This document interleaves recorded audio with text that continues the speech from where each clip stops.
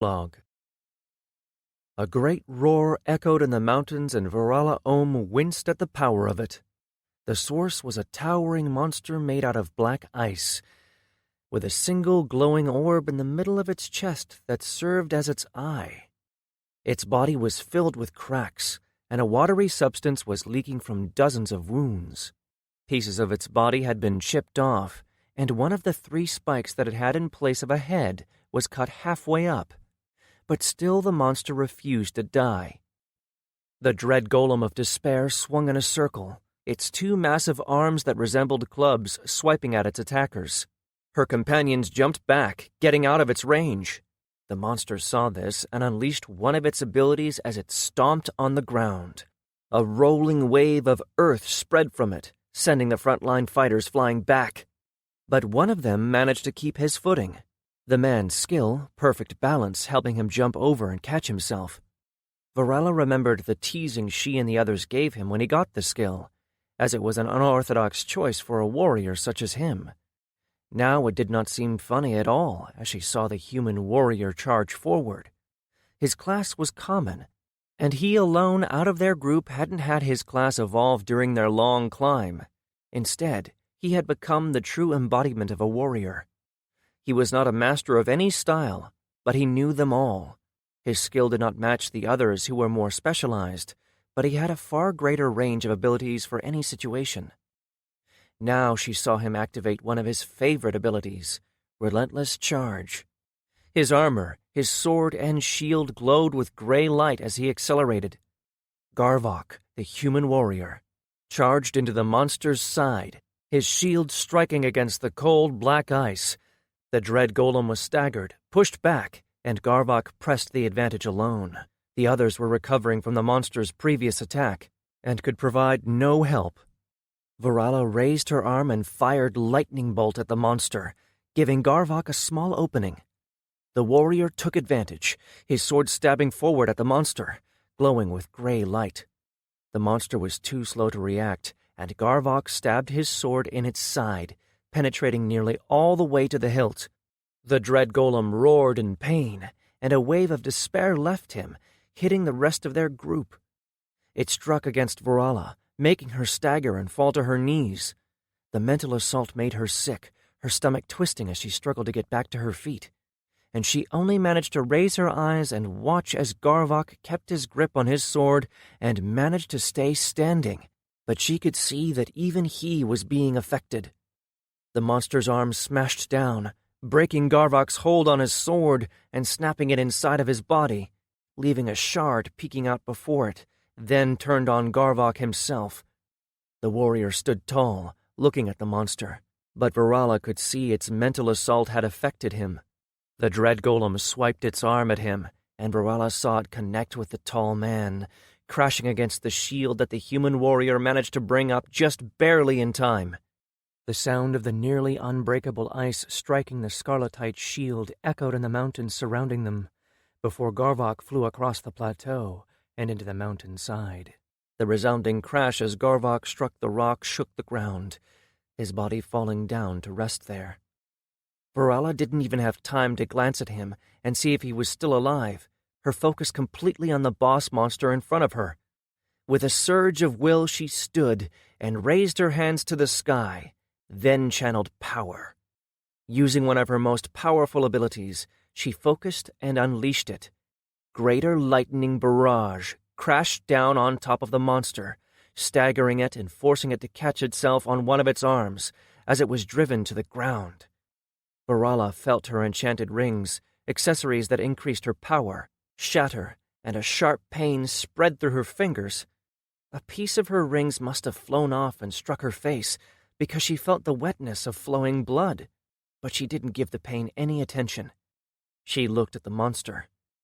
Seeing the cracks in its body widen from her onslaught, she raised her arm to cast again, but then her strength left her, and she stumbled to the ground. She realized immediately that she had burned through the last of her energy with that last attack. That, along with the injuries she had sustained, had sapped the last of her strength. She had nothing else to give. She was helpless, lying on the cold ground, looking at the monster as it righted itself, and its single red eye focused on her. She didn't even have the strength to call out. Then a ball of fire exploded against the monster's side, and her companions descended on the monster. A massive hammer smashed against its side, pushing Garvok's blade deeper into its body. Cracks spread from the impact, and as the monster swiped its arms in retaliation at Owen, the orc berserker ducked beneath, bringing his hammer down on one of the golem's legs. She saw Raynor use his ability, the Crescent Strike, sending 2 arcs from his 2 live curved blades. The 2 crescents, the color of moonlight, reached the golem and struck at its right arm. She saw the attack cut into the golem's body. It was already damaged, and Raynor's attack managed to do more damage this time. The 2 crescents cut the arm clean off the monster's body. More spells fell on the golem. Balls of fire, ice spears, blades of air, each pushing the monster back, each doing more damage than any of their attacks had done previously. Vorala felt her heart beat faster as she watched the pieces of the golem's body flying off in every direction. Then Dorana, their leader and most powerful fighter, flew through the air. Her wings propelled her forward, and her large 2-headed sword pointed forward in front of her as she flew directly at the dread golem. Raynor and Owen jumped in close to the golem and each attacked a leg, Raynor's blades and Owen's hammer each striking at the same time. The sound of ice breaking filled Vorala's ears, and then Dorana was there. The dread golem had only 1 arm left, and as it raised it to block her attack, a vine exploded out of the ground, twirling around the limb and pulling it back. Off balance and without any means to block, the golem could only roar, but this time its mental attack didn't even have the time to form. Dorana slammed into the golem, her sword piercing right through the golem's large red eye with a grinding sound. For a moment, everything was silent, and then the golem toppled backward and crashed against the ground. Vorala watched, her eyes barely believing what she was seeing. Dorana stood on top of the golem, leaning heavily onto her sword that was stabbed halfway through the golem. The only sound on the plateau was the wind and the harsh breathing of the people on it. All of them held their weapons at the ready, not yet believing that the golem was dead. Then Vorala's sight was filled with notifications, and she slowly brought her attention to the first. Congratulations! Quest, the Dark Heart of the Black Mountains Range, complete! By defeating the final boss of the Black Mountains Range floor, you have opened the path forward. Climb to the summit of the Thorn Reach Mountain to leave this floor.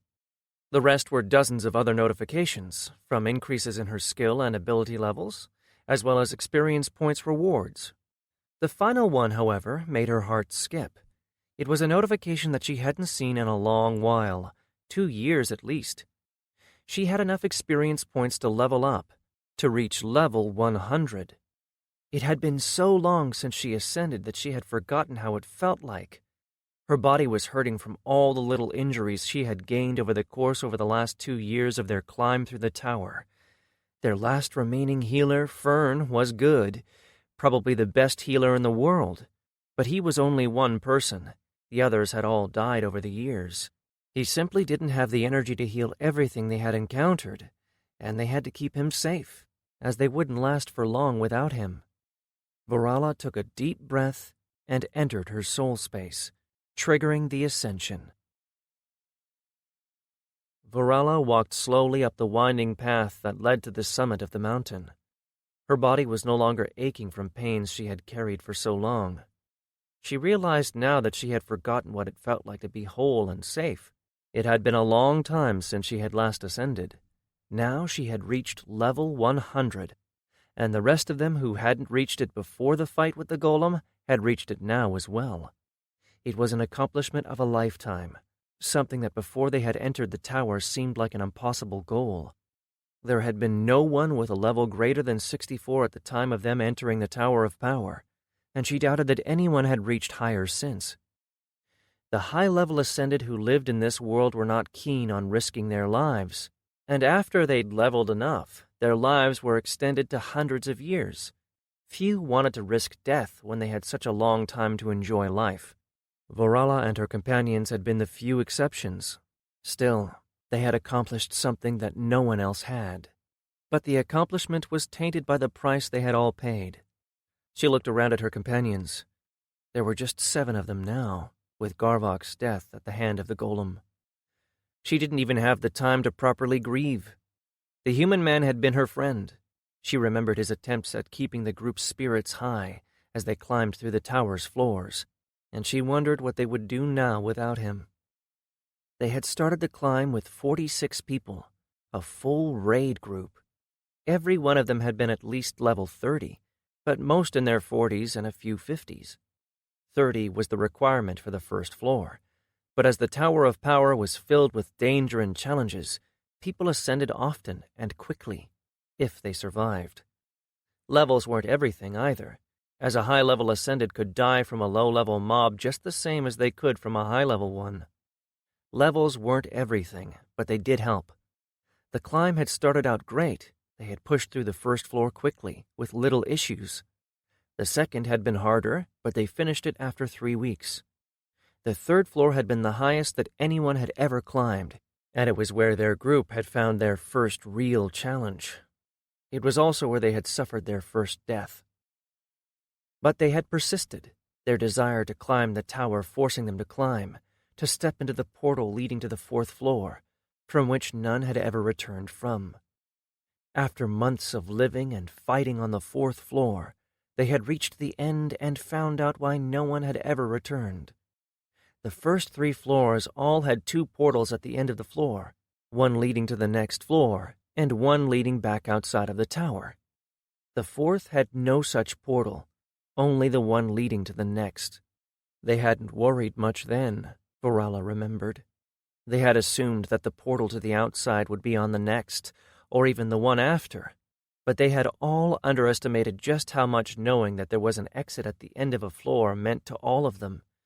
Leaving the tower from any floor would mean they would need to fight back through the ones they had completed should they decide to return to climb. So they had always known they would not be using them. Just the possibility of an exit had been comfort.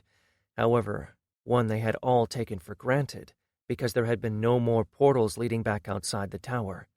And no matter their losses, the horrors and difficulties they had survived, they knew that there was no way out but forward.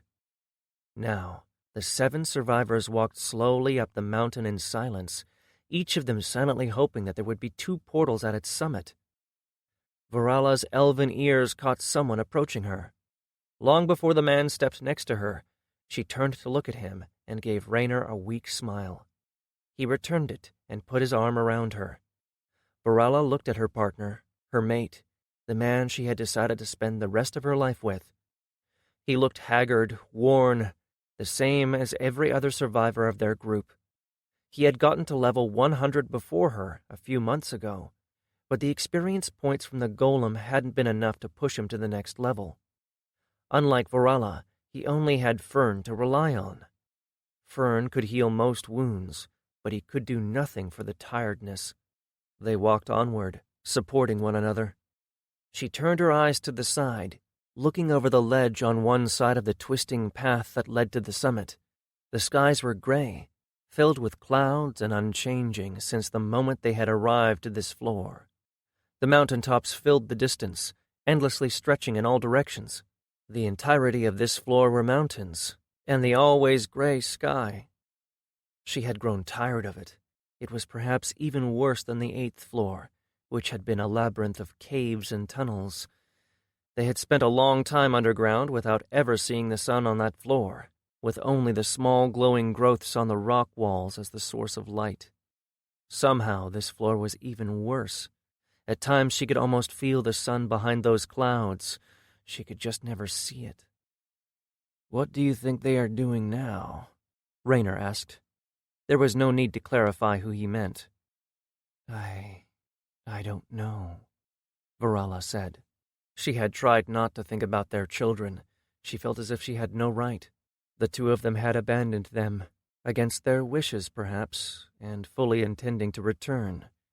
But it had still been a long time. She didn't even know for how long they had been inside the tower. Every floor was different, like this one which was in a state of perpetual grayness. There were no days to count. She thought that it had to have been at least 10 years, but she couldn't be certain as they had lost track a long time ago. "I hope they are happy," Raynor said. "I'm sure that they are," Varala said, but she was only trying to convince herself. For all she knew, her children could have been long dead.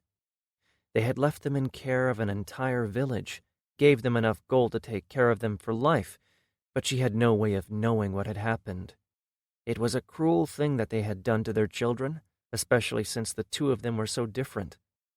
Their home had been a backwater human village, as far away from the real world as possible. They had gone there to hide from their oath and promises, hoping they would be overlooked, forgotten. But their choices had come to collect, and they had no choice but to leave. She didn't really hate those who had forced her to abandon her children, as both she and Raynor knew what the price had been for the help they had gotten. The truth was that she hated herself more for her choices hurting her children.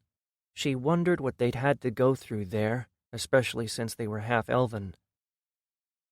"Perhaps we will see them soon," Raynor whispered. Varala didn't answer. For her part, she had abandoned hope that they would ever get out of the tower. The group finally reached the summit, and there, in clear view of everyone, was the portal. "Only one," Raynor said dejectedly. Varala grabbed his hand and squeezed. They gathered before the portal, but didn't walk through. Stepping it would take them to the next floor, and new dangers. "Are we going forth?" Owen asked, his usually loud voice now soft and subdued. Dorana looked at the portal, her wings twitching. She was an elf, and she had gained wings when she had reached level 80, when her class evolved into Sky Master. She turned from the portal and looked around the rest of them. The 7 of them who remained had come this far, and Varala could see that Dorana knew they were willing to go to the end, until they reached the last floor or they died. A few of the others over the years had decided not to keep climbing, instead staying on different floors to make lives for themselves. Each floor was an entire world, one filled with people, and it would be almost too easy to stay and make a new life. But Varala was not like those who had abandoned the climb. She wanted to see her children again. Vestella and Valserim were older now, were probably all grown up, and she wanted to apologize to them, to try and make things right. Seeing their resolve, she nodded her head and turned to the portal.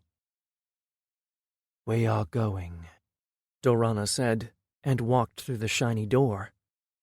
The rest followed her through. Varala and Raynor glanced at each other and clasped their hands, then walked through. Varala hated the feeling of passing through portal. She always had.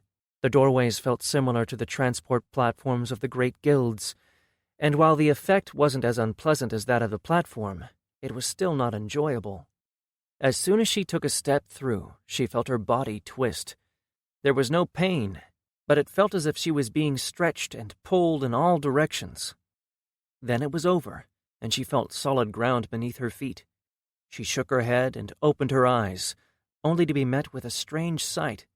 This floor was unlike any of the others.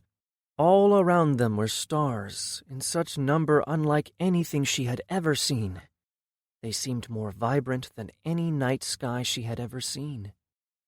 And there was color, red and blue and yellow and white, as if the sky was a painting. The colors mixed and moved, with the stars shining through what appeared to be clouds that stretched beyond their sight. She looked around, seeing her companions as awestruck as her. They were standing on a platform, large and rectangular, but it seemed like it was just there, floating in the sky. "Is this it? Have we reached the top?" someone whispered, and Varala had the same thought. She cast her eyes around and saw 2 shining doorways in the distance, 2 portals, and her heart skipped at the sight. She was about to point the portals out when she noticed something else. A bit in front of the 2 portals was a man. He looked human, dressed in strange black and blue clothing. He sat on the floor with his legs crossed and his eyes closed. Is that the great lord? Owen said, awestruck, as the others noticed the person. He doesn't look anything like his visages in the world, Fern answered. Before they could discuss more, the man opened his eyes and looked at them. He stood up and walked a bit closer. Her group stood frozen, too shocked to do anything other than watch. When he was about a dozen steps away from them, he put his fists together and bowed deeply over them. I greet you, Ascended, and I congratulate you on reaching this floor of the Tower of Power. They were all dumbstruck by the man, but Dorana took a step and spoke. Is this the end? Have we beaten the tower? She asked hopefully. The man shook his head in what appeared to be sadness. Almost. This is the last floor before the end. Behind me are 2 portals. The one on the right will take you back to your world, where you may live out your lives as you see fit. The portal on the left, however, will take you to the Great Lord, and a chance to achieve true greatness. So we must choose? Dorana asked. Varela could already see herself going back home, seeing her children. Yes, the man said. But before you are allowed to make a choice, you need to pass one last test. Dorana and the rest stiffened at the words. Dorana then spoke again. What test? You must get by me, the man said, and a side of his mouth quirked upward. He looked at them as 2 dark tendrils rose from his back, looking as if they were made out of shadow or smoke, and then at their tips 2 massive blades manifested. The blades pointed at the 7, but the man didn't make any other threatening moves. Ready yourselves, Ascended. Your last test begins now. Chapter 1. "Goddamn stupid-ass spiders!" Morgan yelled out as he nearly tripped on a rock. "Shut up and run! This was your plan!" Lucius yelled back from his left. "Next time I have a stupid idea like this, just hit me in the head, please!" Morgan threw back. The 2 of them were running down the twisting cave tunnels, the only source of light the small lightstone that Lucius had fastened to a strap on his shoulder. Morgan glanced behind them, seeing nothing but a mass of shapes in the dark, but he could hear the chattering of many feet hitting the ground. "I hate spiders," Morgan mumbled, too low for Lucius to catch. He wasn't sure how many of them there were, but he knew that they were pissed.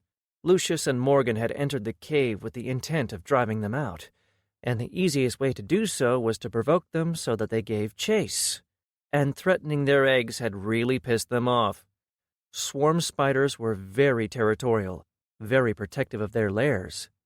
At least Morgan's plan was working so far.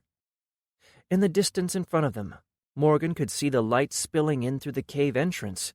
The 2 of them ran out of the cave at full sprint, the swarm spiders following behind. Then, as the spiders stepped into the light, a large net fell on top of them. Morgan turned to look as the black spiders, the size of large dogs, squirmed in the heavy net. It wouldn't hold them forever, but it was enough. They didn't really look much like spiders, really, but more like some kind of ant-spider-scorpion hybrid. They had thick black carapaces, short torsos, and long abdomens which were ringed. They had 8 legs, plus 2 limbs at the front with large pincers. They did have spider-like eyes, at least 6 that Morgan could see, situated above their mouths, which held 2 fangs. At least they don't have stingers, Morgan thought, as he and Lucius crossed the small clearing in front of the cave and reached Clara, who raised her battle staff and cast a spell. Immediately Morgan felt a sheen of power cover him whole, and he could see a slight glowing outline around himself and the others. Valserim jumped from the rock on top of the entrance and knelt near the trapped spiders. He put his metal arm on the oil-soaked net. A spark of fire appeared, and then the net caught fire.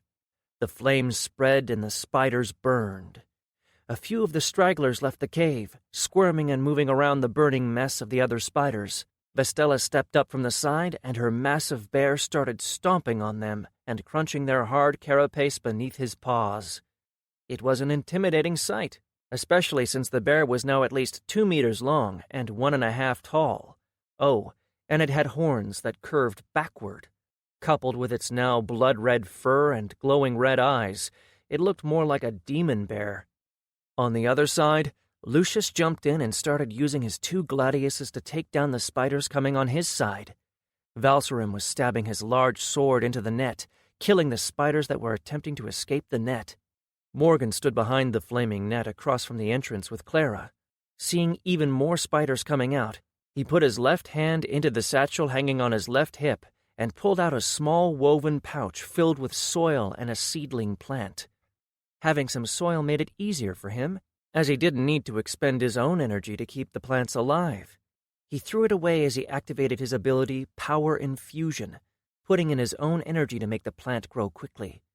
As the pouch landed among the spiders at the entrance, he used his phytokinesis skill to control the growth and the plant itself. It being tied to his nature alignment, which was a discipline alignment, meant that he had to keep his mind relaxed and focused.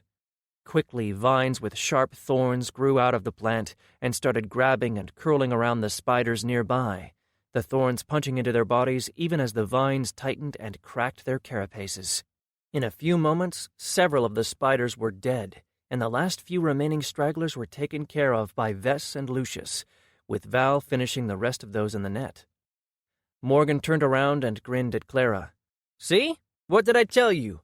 No need for worry, never been easier," Morgan finished in a sing-song voice.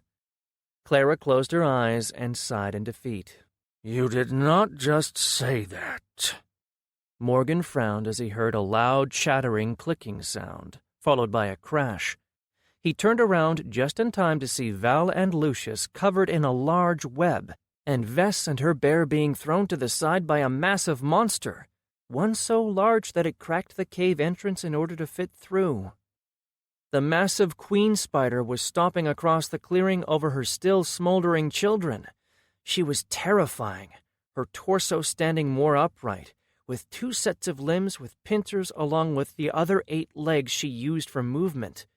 Her carapace was thicker, and her legs looked more armored.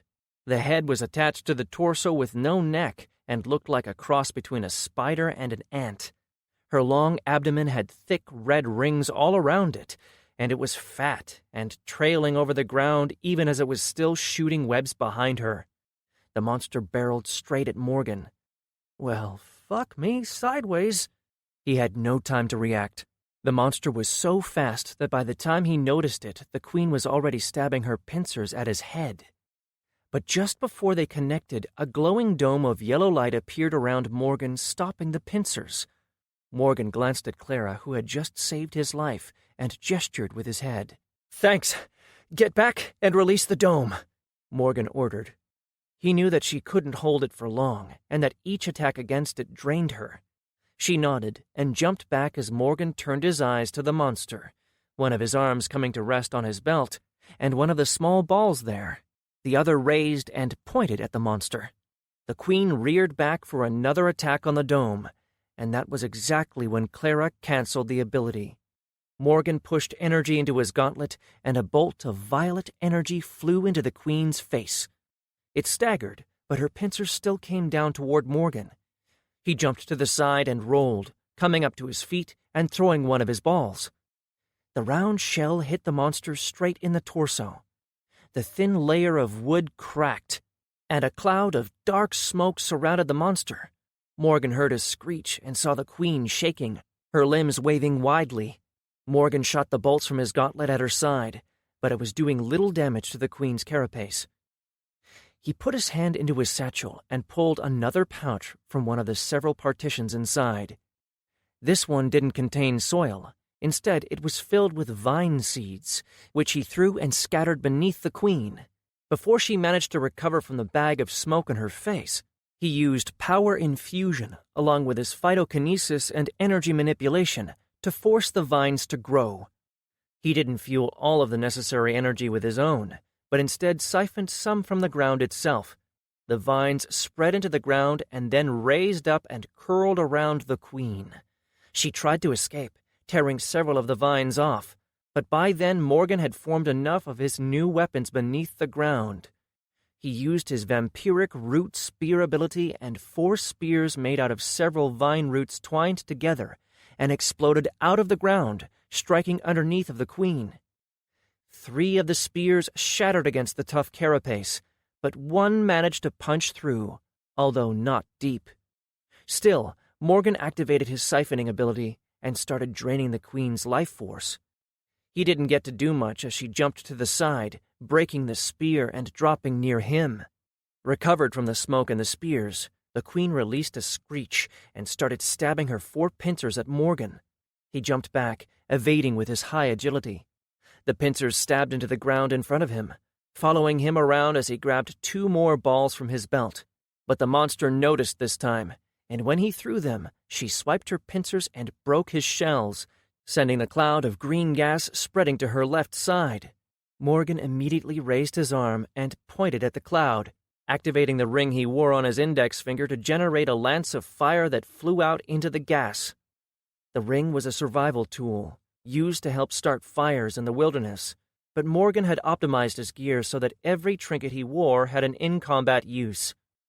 The lance ignited the gas, and a cloud of fire exploded against the queen's side. Her pincers caught fire, and she shrieked. There was a clear note of pain in that sound that it almost made Morgan freeze. The sound that the queen made, it chilled him to the bone. The pain hadn't been just physical. It had been more, a pain of loss and frustration. He didn't have much time to dwell on the thought before the queen recovered. Morgan glanced at his companions, seeing that Val and Lucius were still struggling to get out of the web, while Vess had gotten to her feet and was headed in his direction. The queen had to have somehow noticed, too, because her abdomen swelled and she shot a green liquid toward Vess. Before Morgan could call out a warning, the liquid crossed the distance, but Vess's spirit bear moved into its path. The liquid splattered on its head and sizzled. The bear screamed as the acid ate through its head, and then it shuddered and dissipated, dropping Vess to her knees from the feedback. The queen turned around, attempting to head toward Vess, and Morgan jumped forward, his hand grabbing 2 bundles from his satchel, just as a yellowish light engulfed the ground below the queen. Clara's slowing field. Morgan threw his 2 bundles of vines and channeled energy into them, manipulating them with his phytokinesis to twine around the monster's legs. The queen tripped and dropped to the ground as a few of her legs gave out. Then Morgan was there. He fired his gauntlet as he ran, and the queen screeched at him, turning and snapping at him far faster than he anticipated. He tried to evade, but he was too slow. One of the pincers caught him and she raised him up, her other limbs following and getting ready to smash him to pieces. Morgan's eyes widened, and as she brought them down, he activated his phase shift ability. And then he knew nothing. He couldn't see, nor could he hear or feel anything. He waited like that, suspended in the air for a bit, waiting for the queen's pincers to close through his midsection and her other limb to smash through him while he was unaffected. His old ability, Arcane Shift, had evolved. Now he could use it for longer, and he was no longer affected by nearly anything while using it. It was why he was still floating there in the air, and why he couldn't see, hear, or feel anything. Nothing could affect him, not even light or sound, but he was still visible to others. He waited while in his mind he imagined the queen bringing her body and face closer. He was still there. He just couldn't interact with anything. And then as Morgan felt it was time, he activated his strongest ability. He allowed his emotion to carry him as he reached out to his second domination alignment. The gravitic stomp activated around him, and he felt nearly half of his energy slip away. The space surrounding him in a circle of 2 meters across would be changed in an instant as the gravity increased. He knew that it would be enough that the queen's legs would be snapped. She would be flattened to the ground, the earth cracking in a circle around her, and the grass flattened as the queen's carapace groaned under the strain. But the effect would not last for long. Morgan only had enough energy to use it once, twice if he was fully rested, and even then only for a split second. The second drawback of the gravitic stomp was that the ability affected him as well, and since he was nowhere near strong enough to survive for even a split second, he could only use it while he had his phase shift ability activated, which kept the gravity from affecting him. As soon as his ability ran its course, he disabled his phase shift and dropped to the ground. The queen was disoriented and probably hurt, but she had no time to recover as Morgan activated his energy blade and stabbed the spider queen through the head, then stabbed her a few more times for good measure. Then, finally, a notification awarding him experience pinged in the corner of his HUD. It wasn't nearly enough to get him to the next level, but it was a sizable sum. Morgan looked around, seeing the broken and burned corpses of the swarm spiders all over the clearing. The swarm spiders were beast-type monsters, meaning that their bodies remained after death. They would earn a lot of coin from this nest, both from the bounties on the spiders and the materials they would harvest. He turned around and grinned at Clara, who was behind him. "See? Piece of cake," Morgan said. "What? There is no cake, Morgan," Clara said, confused. Morgan raised his eyes to the sky and took a deep, calming breath. God damn it, Clara. Can't you just, go with it? Just once?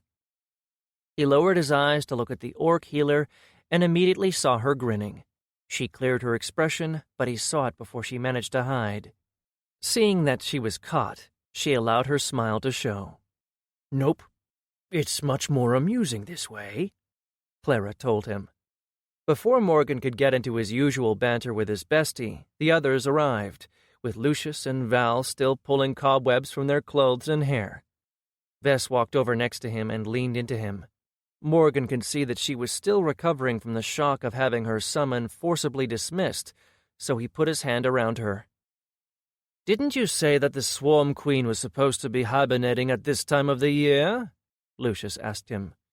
Morgan looked at the corpse of the queen, frowning. "That is the information in the bestiary I got from the Adventurers Guild, so either the book is wrong, or there was something out of the ordinary about this nest."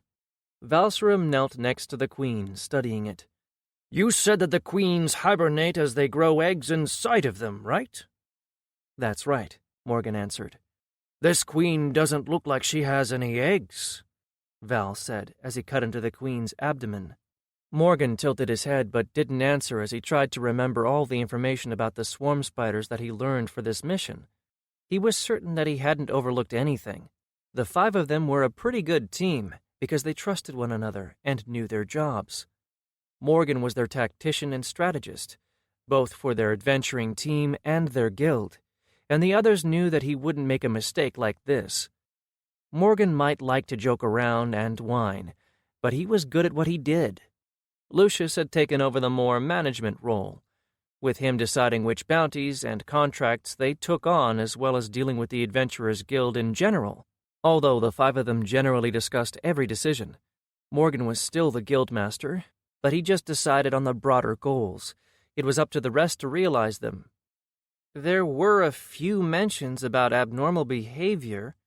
The queens might lay eggs out of season if there was a threat to the nest in the surrounding area, Morgan said. The others looked around thoughtfully. There had been reports about a few adventurers going missing in the mountains, Bastella said. Morgan remembered as well when she mentioned it. Right. Didn't they find some non-ascended dead below the cliffs? "They did, but the Adventurers Guild's stance on that was that they fell to their deaths," Clara added. "Doesn't matter now," Lucius added. "What does matter is that if we are right, then there is a nest filled with eggs down there." Morgan saw him point at the cave and immediately shuddered. "Please don't tell me that we are going back down there." Lucius gave him a shrug and then asked Vess and Val to help him gather the corpses so that he could put them in his bag of holding. They would cut off the fangs as proof for the bounty, and the rest of the bodies they would harvest for materials to sell. Lucius possessed a ring of holding that was probably their team's most valuable possession, a holding space that didn't have a limit on the number of items, but a high-quality one that had about 2 cubic meters worth of space for them to keep stuff in. It was a life-saving item for the adventurers like them. Morgan remained where he was, grimacing as he thought about going back down the dark, wet, and web-filled tunnels. Clara slapped his shoulder and grinned. "Cheer up, buddy. Think of all the gold we will earn from those eggs. Or better yet, you can use them for your crazy experiments." Morgan looked at her and immediately brightened. That does make it better, he thought to himself. He hadn't tried using the swarm spider eggs in any of his alchemy experiments. Properly cheered up, he grabbed his toolkit from his bag of holding and settled next to the queen's body, getting to work. There were quite a lot of materials worth taking from such a monster. He started cutting into the spider, his skinning and monster lore skills allowing him to quickly get through the body and take the useful and valuable parts. By now he had gotten very good at it, and it took him barely a few minutes to reduce the monster's body to only its unusable parts. Finally, he stood up and crossed over to the others who were standing next to a massive pile of swarm spider bodies. They were all piled on top of each other and pushed as close together as possible. Lucius waved a hand over them, and the bodies disappeared into his ring. Morgan knew that the amount of corpses would fill his holding space to the brim.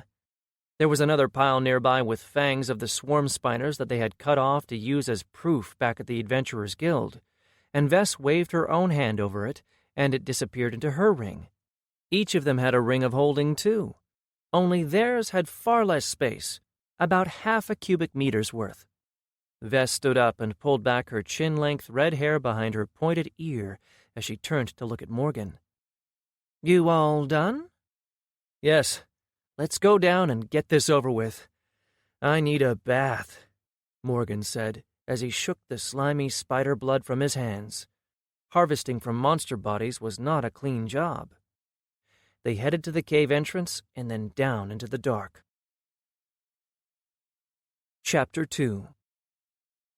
A few hours and a lot of egg-smashing later, they reached their home base, the town of Irus. Calling it a town was a bit misleading, however. The towns that were in Morgan's guild, Skyreach, territory were backwater villages compared to this one. Morgan would better call Irus a full-blown city, but according to the other guilds it was considered a small outpost town, which only put in perspective the entire valley that Morgan's guild ruled over. Ever since Morgan had arrived on this world, he had been told that the small valley that had become his home was a backwater not even worth taking over by the guilds that lived beyond it, and he had never truly understood that. Not until he had ventured past the mountains and into the rest of the continent proper. It had been almost 2.5 years since his guild survived the goblin horde, and since his guild had come to rule over the entire valley. Since then they had trained more ascended, expanded their guild hold, and advanced. Then he and the others had decided it was time for them to leave the valley and spread beyond it.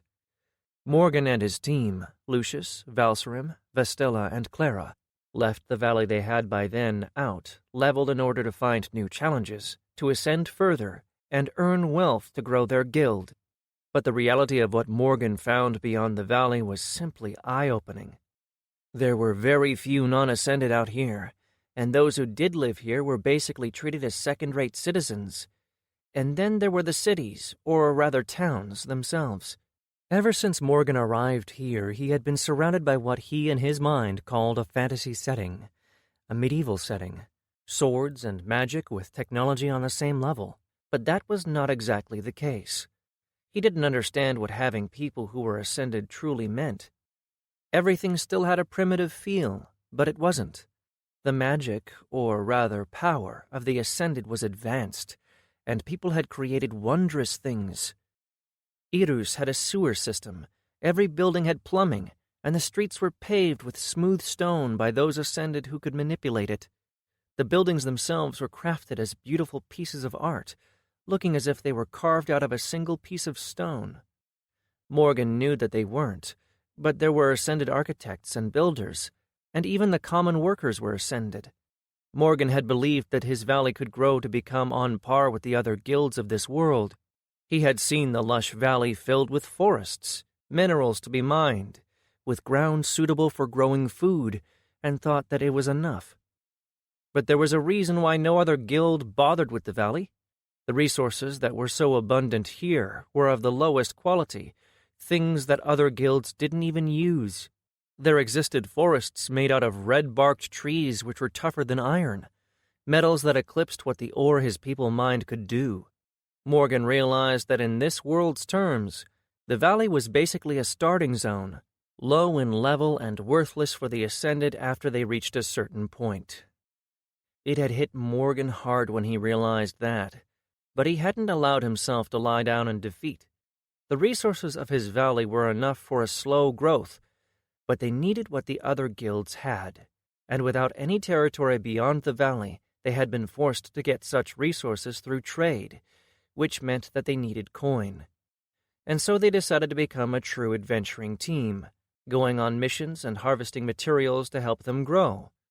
They were in the process of training up other Ascended teams to start adventuring on their own. As they reached the gates of Irus, Morgan studied the smooth, round walls.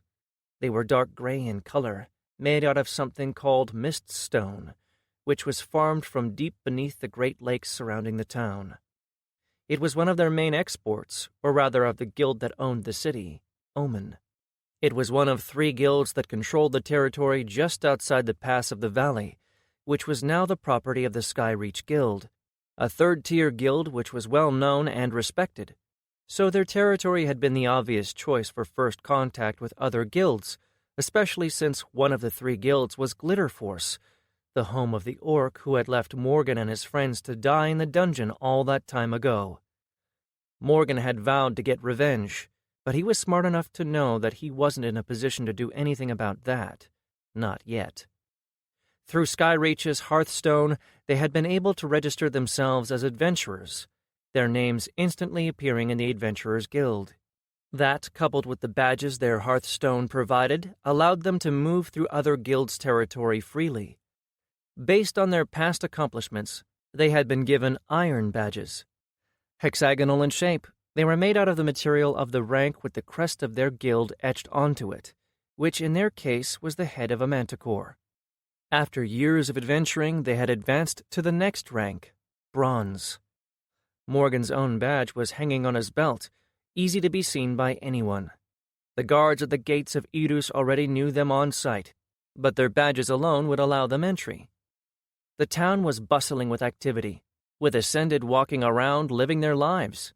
Most of them were part of the Omen Guild, working for it in various roles, from construction to mining and even sanitation. Most of the people here were over level 15, relying on their guild in order to survive. Ascended needed Ascension crystals in order to survive, and depending on one's level, one needed stronger crystals in order to get more time to live. As long as they consumed crystals, Ascended were virtually immortal. In practice, however, it was not so simple. One couldn't use the same crystals forever. They lost effectiveness over time, meaning that Ascended were forced to kill monsters in order to continue living, even if the guilds had somewhat changed that. The guilds had many adventuring teams that hunted and supported the rest of the guild, while the guild supported their adventuring. But that meant that Ascended that weren't going out and adventuring had to prove their worth in whichever field they worked in that would make it worth to the guild to spend crystals on them. Morgan's guild didn't have to worry a lot about that, at least not yet. They didn't have that many Ascended, and what they could loot in their valley coupled with what their adventuring team earned was enough to sustain them for now. But he and Lucius had plans for the future. Inside the walls, Irus looked strange to Morgan. The streets were orderly, set in a grid pattern. The buildings were short, 2 or 3 stories at the most, with flat roofs, all with smooth walls decorated with what he could only describe as graffiti. It made the town look lively and colorful, contrasting the monotone walls that surrounded it. The 5 of them headed straight to the Adventurers' Hall near the center plaza of the city. Here they could see more adventurers of all shapes and sizes. Morgan saw humans, elves, dwarfs, although they hated being called that and preferred instead dwarvar, as well as people who looked like 2-legged werewolves, which Morgan now knew were called Ulfrir. The Omen Guild was led by mostly Ulfrir, but this area of their territory was mostly occupied by humans. They entered the Adventurer's Hall and headed straight to one of 5 front desks, taking the first one that was free. Lucius stopped in front of an old-looking human, which was a rarity in these parts, as people stopped aging after they ascended, and put his badge on the counter. "We are here to turn in bounties and a contract," Lucius told the receptionist. The old man glanced at the badge, his eyes flickering for a moment as he probably used his inspect ability to verify the badge's authenticity. Then he nodded and turned to look at Lucius. "Team name?" "Skyforce," Lucius said. Morgan was actually very proud that he had managed to convince the others to go for the name, especially since it contained the theme of their guild. The old man turned to look at a round piece of glass, pressing his hand on it. The orb glowed to life, and something resembling a screen appeared above it. The first time Morgan had seen something like that, he had immediately thought about magical computers, but alas, they were far simpler, although still complicated and useful. The recording orbs were a way of storing and viewing information, which he figured was pretty much the same as a primitive computer, but sadly they didn't have games. Morgan's disappointment had been immeasurable and his day ruined when he found out. The receptionist read through the data pertaining to their team, then turned his eyes back on them.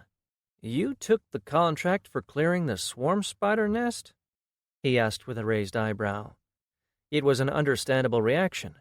The swarm spiders were classified as a silver-class threat, meaning that it was recommended for a team of at least silver rank to take on, and we were a bronze-ranked team. There were no real requirements, and Ascended could do whatever they wanted. An iron team could have attempted to take on the contract, but they would have probably died. Morgan's team had high enough levels, but the amount of swarm spiders could overwhelm nearly any team. Thanks to their preparations and planning, they had been able to neutralize their numbers quickly and with little risk. Morgan was quite proud of their achievement. "Yes, and we have proof," Lucius said, and placed his hand over the counter. A pair of spider fangs appeared on it a moment later. "There is more from where that came from." The old man nodded, impressed, then grabbing the recording orb and standing up. "We shall need a room, then?" Lucius nodded, and the 5 of them were escorted into a back room where the bulkier bounties were being processed. Once inside, Lucius dumped out all of the fangs they had gathered on an enchanted plate that then transported it to the Adventurers Guild's storage. The man whistled when a recording orb next to the plate showed the number of fangs that they had brought. 106 pairs. Impressive, the man said. Lucius smiled.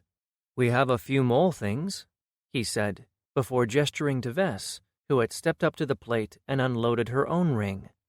Smaller than Lucius's, but bigger than Morgan's, it had afforded enough space to hold the spider eggs they had smashed in the cave. The eggs ranged from the size of a golf ball to a football, but there were a few of those. The spider eggs were released in clusters, and then they grew slowly alongside the spider inside. They weren't really eggs, more like membranes that were somewhat tough. The man's eyes widened when he saw them. "Eggs? At this season?" "Yes," Morgan answered. "We assume that it was an abnormal behavior, though we don't know why. But we have these as well."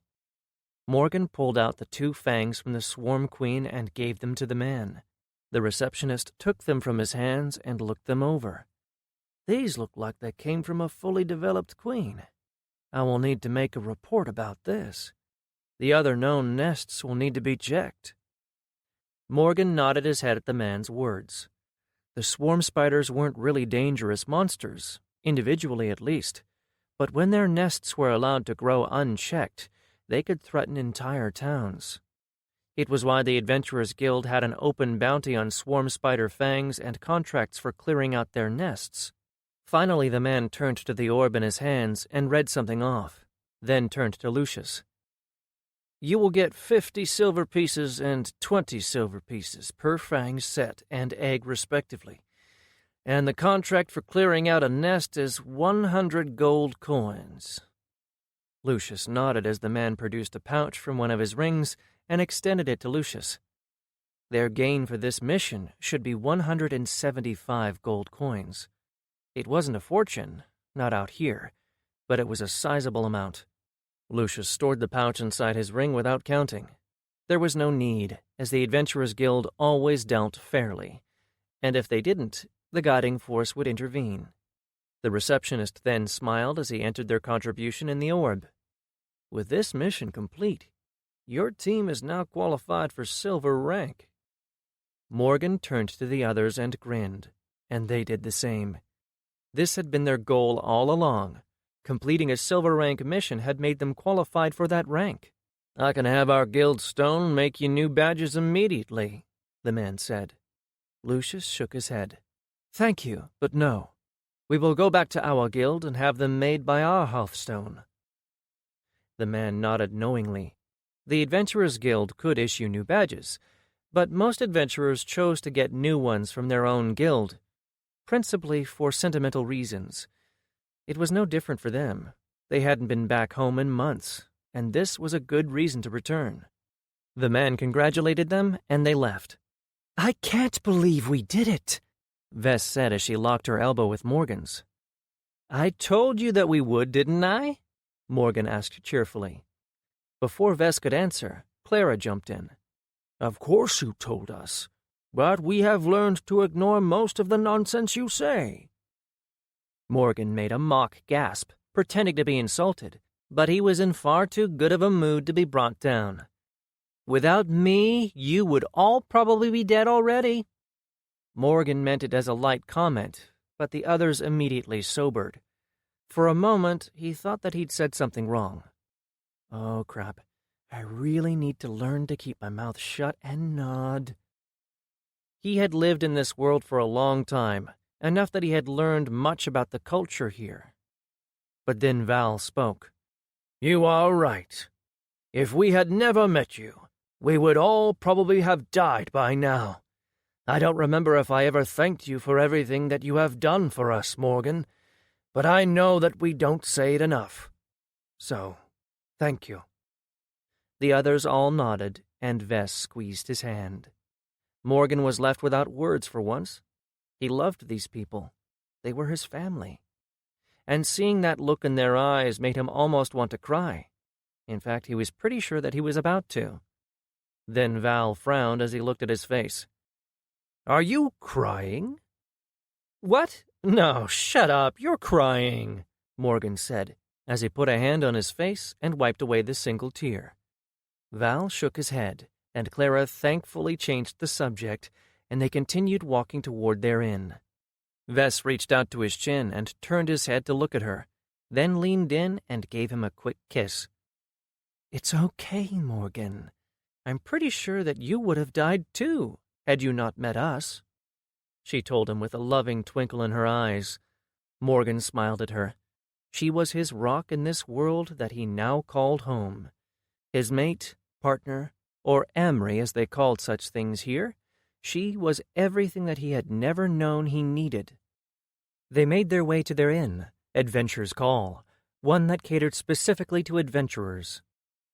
They got inside and entered the large common room filled with tables and people drinking and eating. They started making their way to the back of the room and the doors that led to the suites. Before they got even halfway through the room, though, someone yelled out at them. "Skyforce! Morgan!" A tall and loud human with a truly impressive beard and hair that was pulled back into a topknot screamed, successfully grabbing their attention. Morgan smiled even as he heard Clara groan audibly. The man made way to them before reaching Morgan and slapping his shoulder hard. "Ha! Morgan, my friend! Where have you been? We have missed you on game night!" Morgan mirrored the man's move, slapping his shoulder too.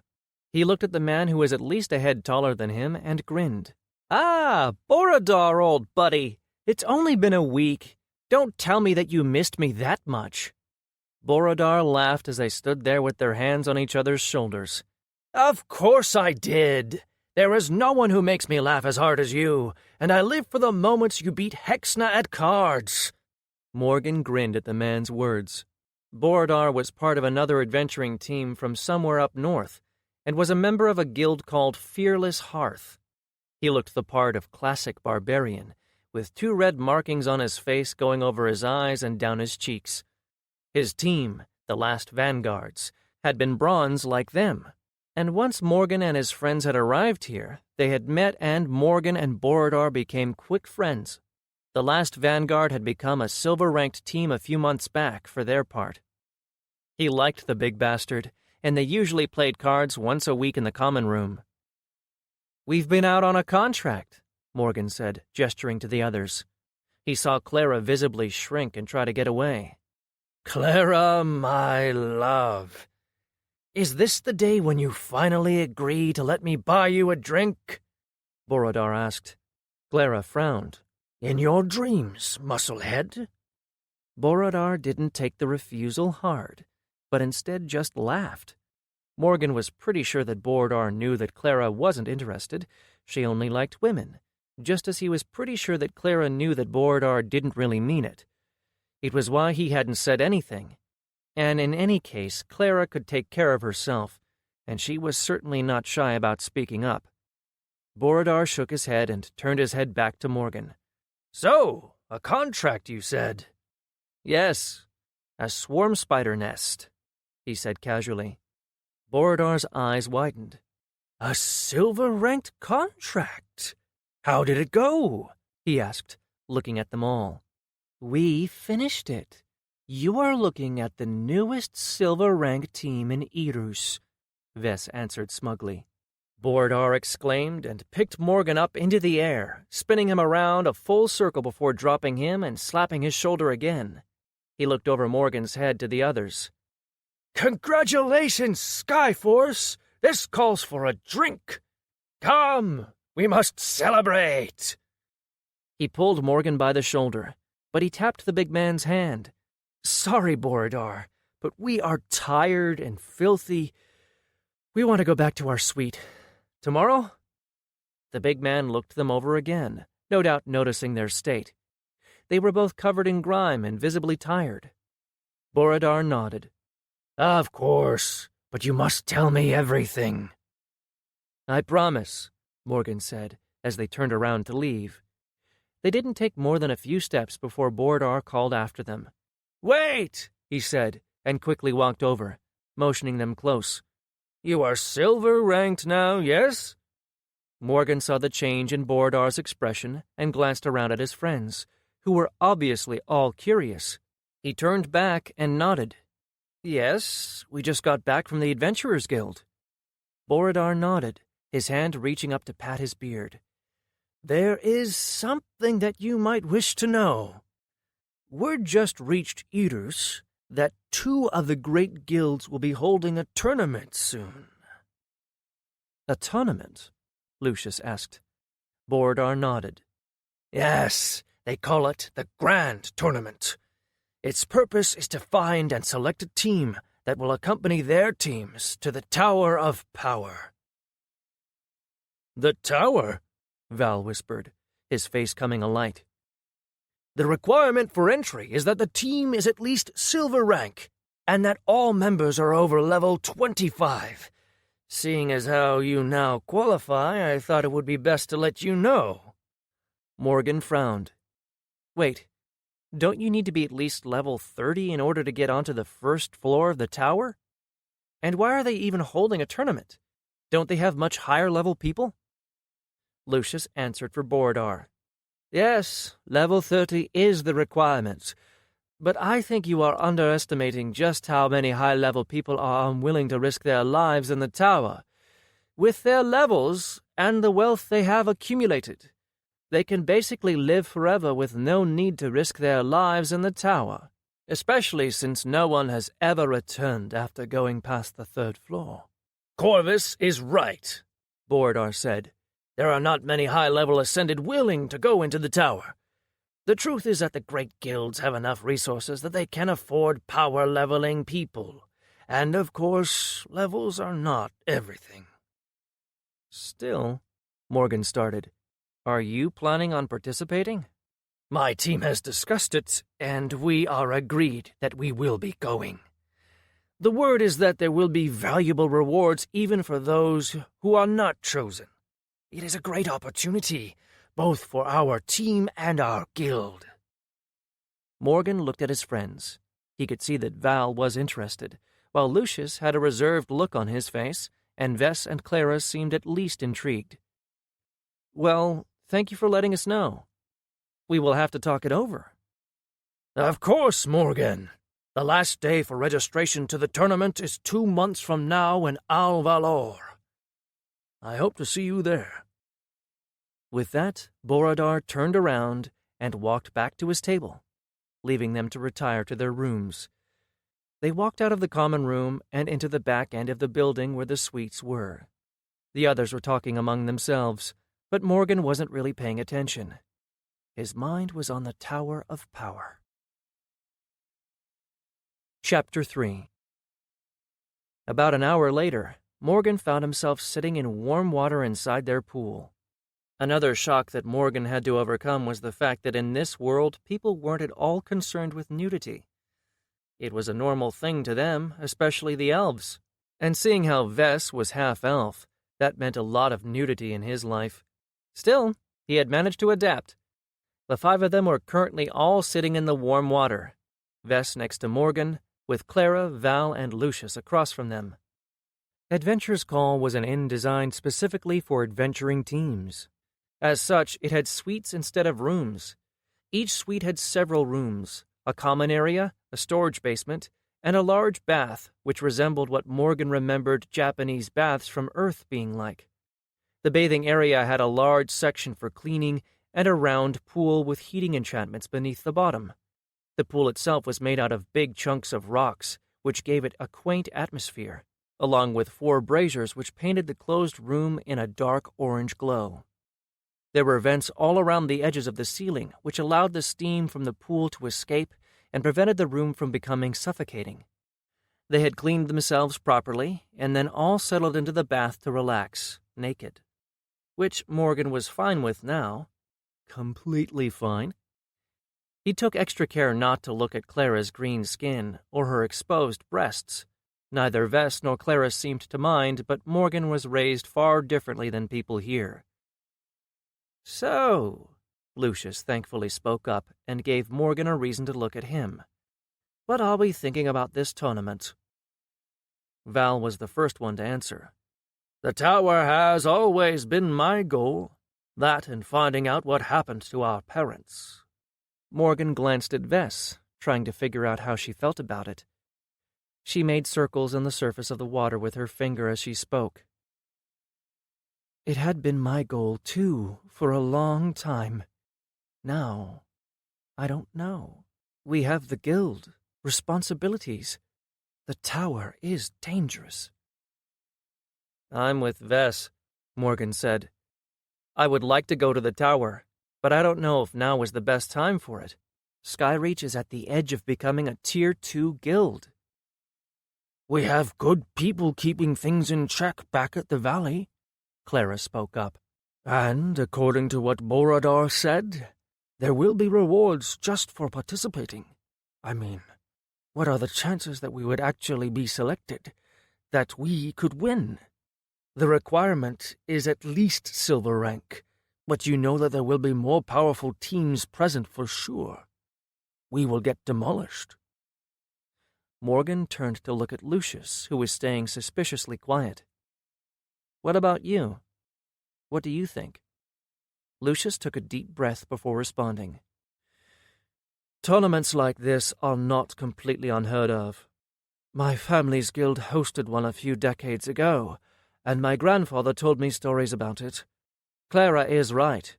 The great guilds will provide rewards to those who prove themselves even if they don't win, and the scraps from the great guilds are treasures beyond measure for guilds like ours. If we manage to get even one of these rewards, it would help Skyreach greatly.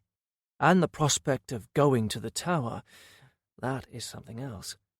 The only reason the great guilds would host a tournament like this is because they don't plan on just clearing or farming the first 3 floors, but going further. Few are willing to do that. They probably can't find enough high-ranking teams to make up the raid group, so they are looking for the lesser teams, hoping to find promising people that they could boost enough to be of use during the climb. I don't really understand that, Morgan said. What do you mean they can't find enough people?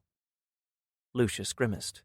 He had spoken much with Morgan over the years about what he remembered about his life in a great guild, and Morgan had always felt his reluctance along with something bordering on distaste in his words. We have spent, 2 years out here among the other guilds? Lucius asked, looking back at him. About that, yes, Morgan said. In that time you have seen and learned much. Tell me, what do you think about the way things work here? Morgan tilted his head thoughtfully. He knew what Lucius meant by that. He had mentioned it to him a few times. The way things worked here were, in a single word, exploitative. Those with more resources and greater levels have more power, and those who don't are being used. Morgan had seen people working crazy hours, doing tough work, all so that they could live. If you weren't prepared to go out and hunt monsters on your own, you were forced to basically be a slave.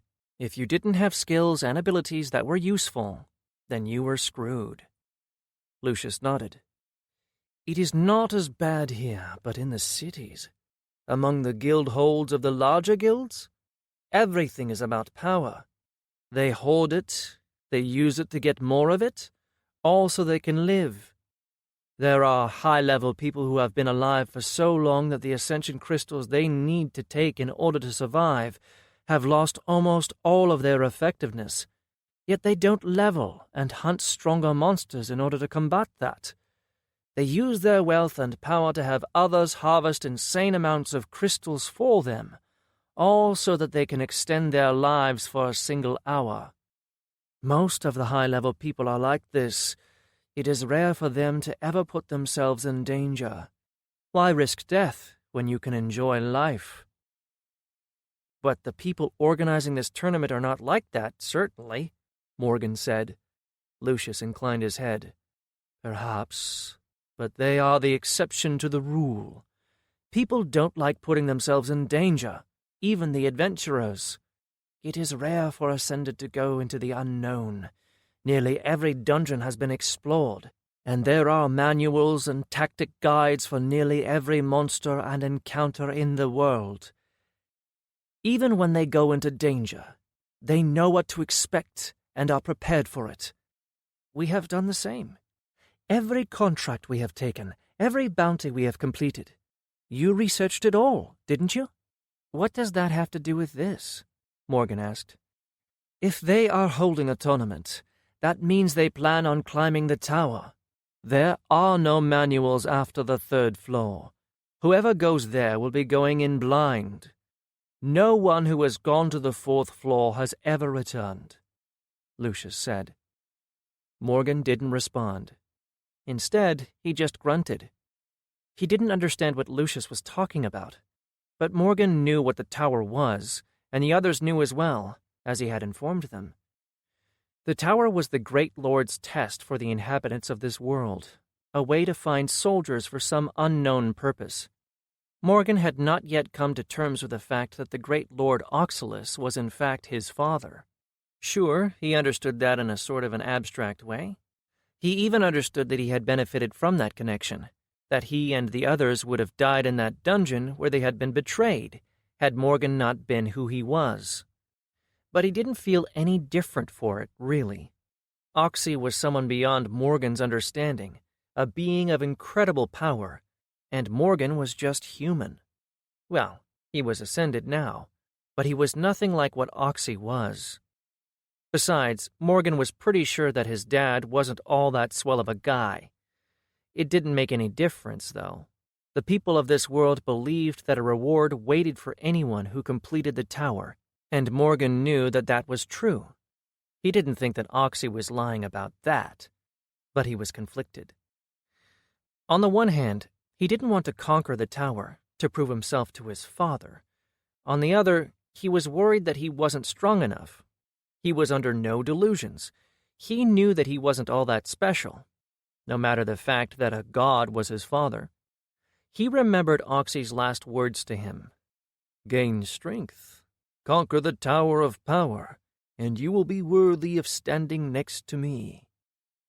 I only have a need for the strong." He was just not sure that he could become strong enough to be worthy of standing next to a god. "I know that we spoke about it, that we agreed that we would climb the tower." Morgan looked around, meeting eyes with all of them. "The only question is, do we want to do it now?" The others didn't respond immediately, for which Morgan was thankful, as he himself was still unsure. All of them had grown much stronger in the past 2 years. They were all over level 27 now. Morgan and Vess were 29, and Lucius and Val being 28 and Clara 27. Each of their classes had evolved at level 20, and they had gained much power compared to who they used to be. Lucius was now a sword lord, a class focused on fast-paced, dual-wielding combat. He had specialized in quick and deadly techniques and abilities. Valsarum's class had evolved into a blazing juggernaut, enhancing his previous style of two-handed combat. Clara's Aegis class had evolved into the Aegis of Restoration class. It had originally been supposed to be a combat support class, but Clara had used it more for healing, and it had evolved in that direction. She now utilized shields and health regeneration buffs to help their team.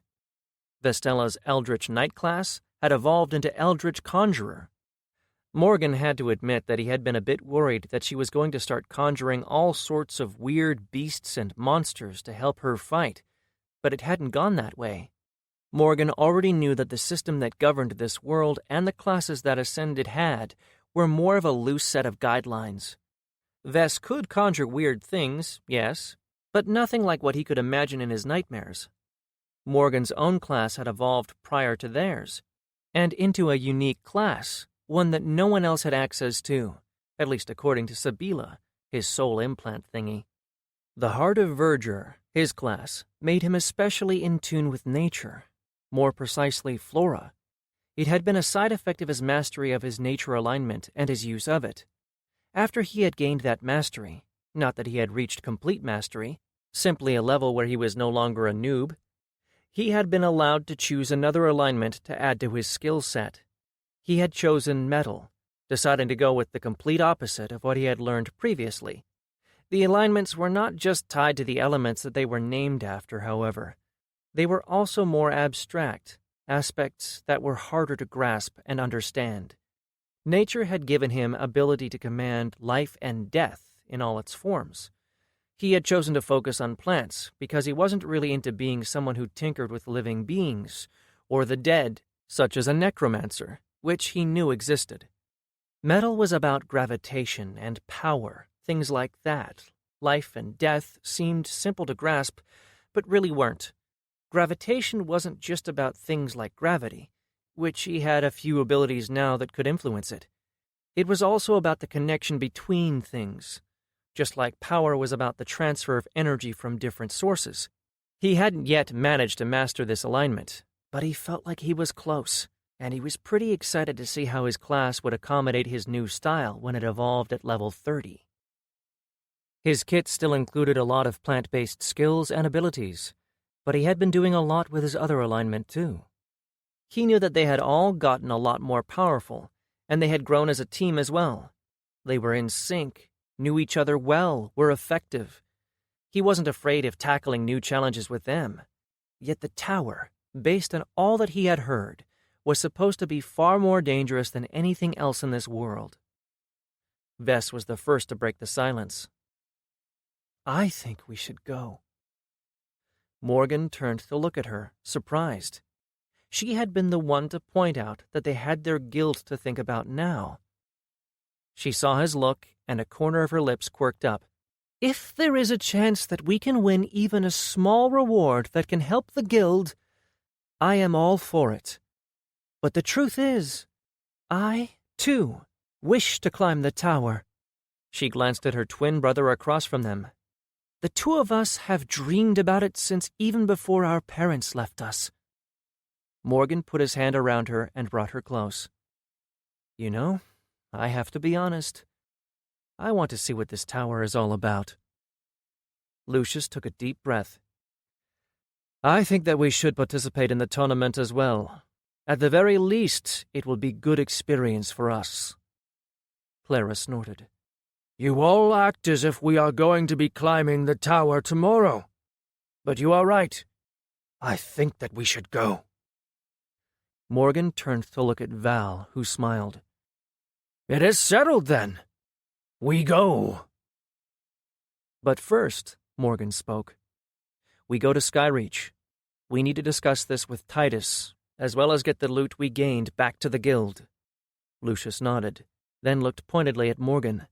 Agreed, but we need to use the teleporters. We can't get to Skyreach and then to Al-Valor in time on foot. Morgan grimaced, both because the teleporters were expensive and their guild wasn't that far, and because he hated the damn things. The sensation of teleporting was creepy as hell. Fine, he said finally. You should probably make plans to go to talk to Azil, she told him softly. Morgan winced. He hadn't wanted to think about that monster. You are the one who sought him out, and you did ask me to remind you to keep your side of the bargain. Vess chided him lightly. I know. I just don't know what in hell's name I was thinking. Clara snorted. I think your exact words were, Oh my gosh, Clara, don't be stupid. He is going to be my very own Mr. Miyagi. Everybody needs a Mr. Miyagi. Whatever that meant. It is your own fault. Lucius tried to warn you. Morgan growled at her, and she just laughed. Lucius, he noticed, looked smug. Sure, Morgan had ignored the man's advice, but he hadn't realized just what kind of a taskmaster Azil was. You laugh, but while he might be an undisputed asshole, he knows his shit. I bet you are all just jealous he didn't agree to take you on as well, Morgan said, as he showed Clara his tongue. She pretended to be offended before splashing water in his direction. And soon enough, their relaxing time devolved into a full-blown splash fest. Chapter 4. The Skyforce team was walking down the streets of Irus, heading to the teleportation building. Owned and operated by the city, it belonged to the Omen Guild, much like everything else. They had rented a cart as they had no way of carrying all the loot they had acquired in the last few months of their adventuring by themselves. Even with the cart filled to the brim, they still had to fill their own rings of holding as well as the few bags of holding they still had. And that was after they had sold all the stuff that they didn't need. Adventuring was a lucrative business if one managed to stay alive. They had had a few tough encounters over the years, and Morgan had come to realize just how dangerous being an adventuring ascended truly was. Still, as they made their way across town, Morgan couldn't help but feel a growing sense of trepidation. He hated the teleporters, a thing that the others didn't understand. They thought that it was the uncomfortable sensation, but they were wrong. He hated it because it scared him, because he didn't know how they worked. He'd had nightmares when he first used it, as he nearly convinced himself that they worked by breaking down his body, and then recreating an exact copy on the other end, basically killing the original and creating a new him. Those fears had been allayed somewhat by Azil, but he still couldn't get that nightmare out of his mind.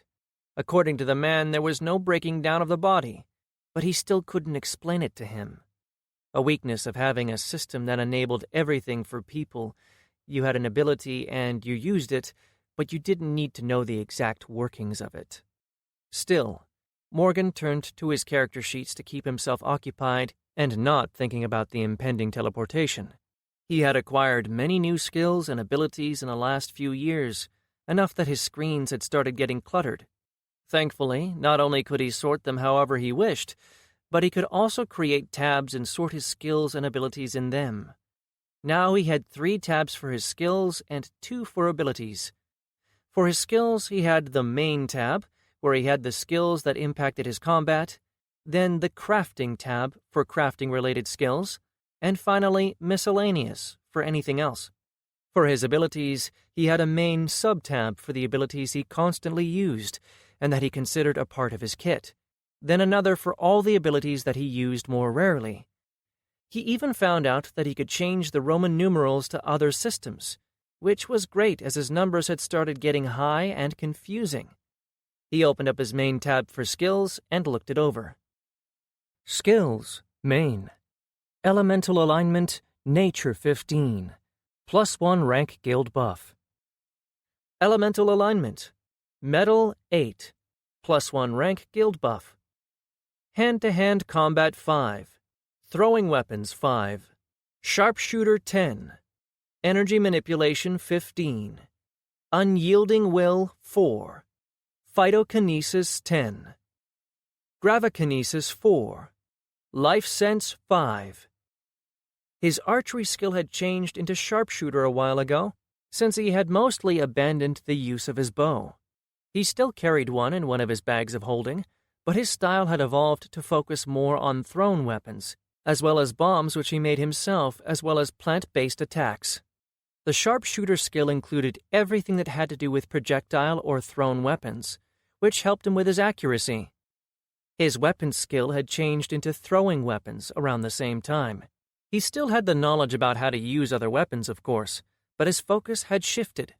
Morgan had paid a lot of attention on how skills impacted progression in this world, and he had found out that with each level he gained in his skill, he gained just a bit more knowledge about the topic the skill represented. For example, his throwing weapons skill made him instinctively know how to throw all kinds of different weapons.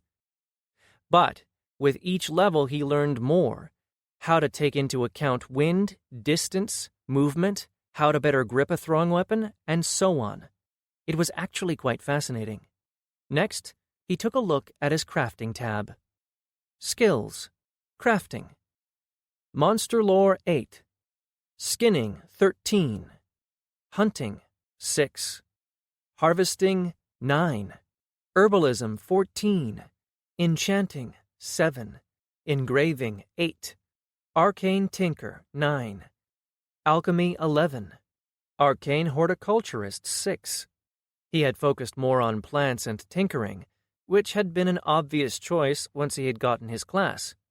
With his phytokinesis, he could even manipulate plants to mutate while they grew, and with his power infusion, he had managed to get some really interesting new plants. Still, he didn't have time to spend on leveling his crafting skills as much as he wanted. Finally, he looked at his miscellaneous tab. Skills, miscellaneous.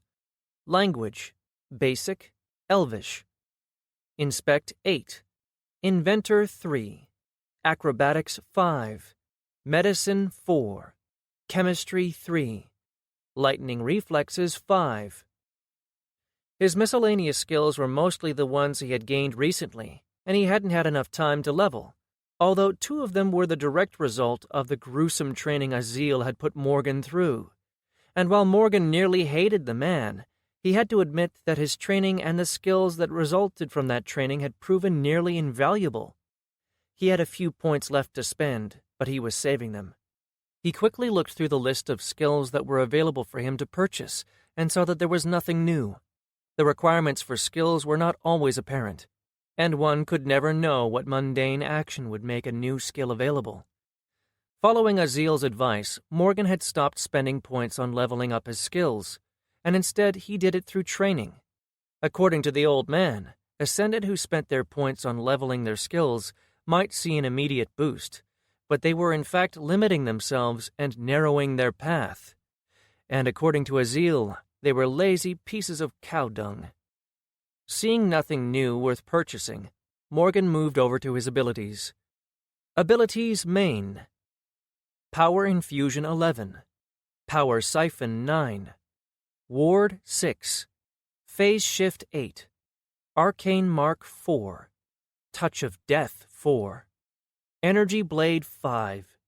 Vampiric Root Spear 7. Binding Roots 4. Iron Skin 3. Mass Transfer 4. Gravitic Stomp 5. Momentum Shift 3. He had some really powerful abilities that he had received from experimenting with his new alignment, but he hadn't had as much time to practice and level them. That was partially because most of them were close to mid-range abilities, while he, if everything was going perfectly, rarely got close to the fight.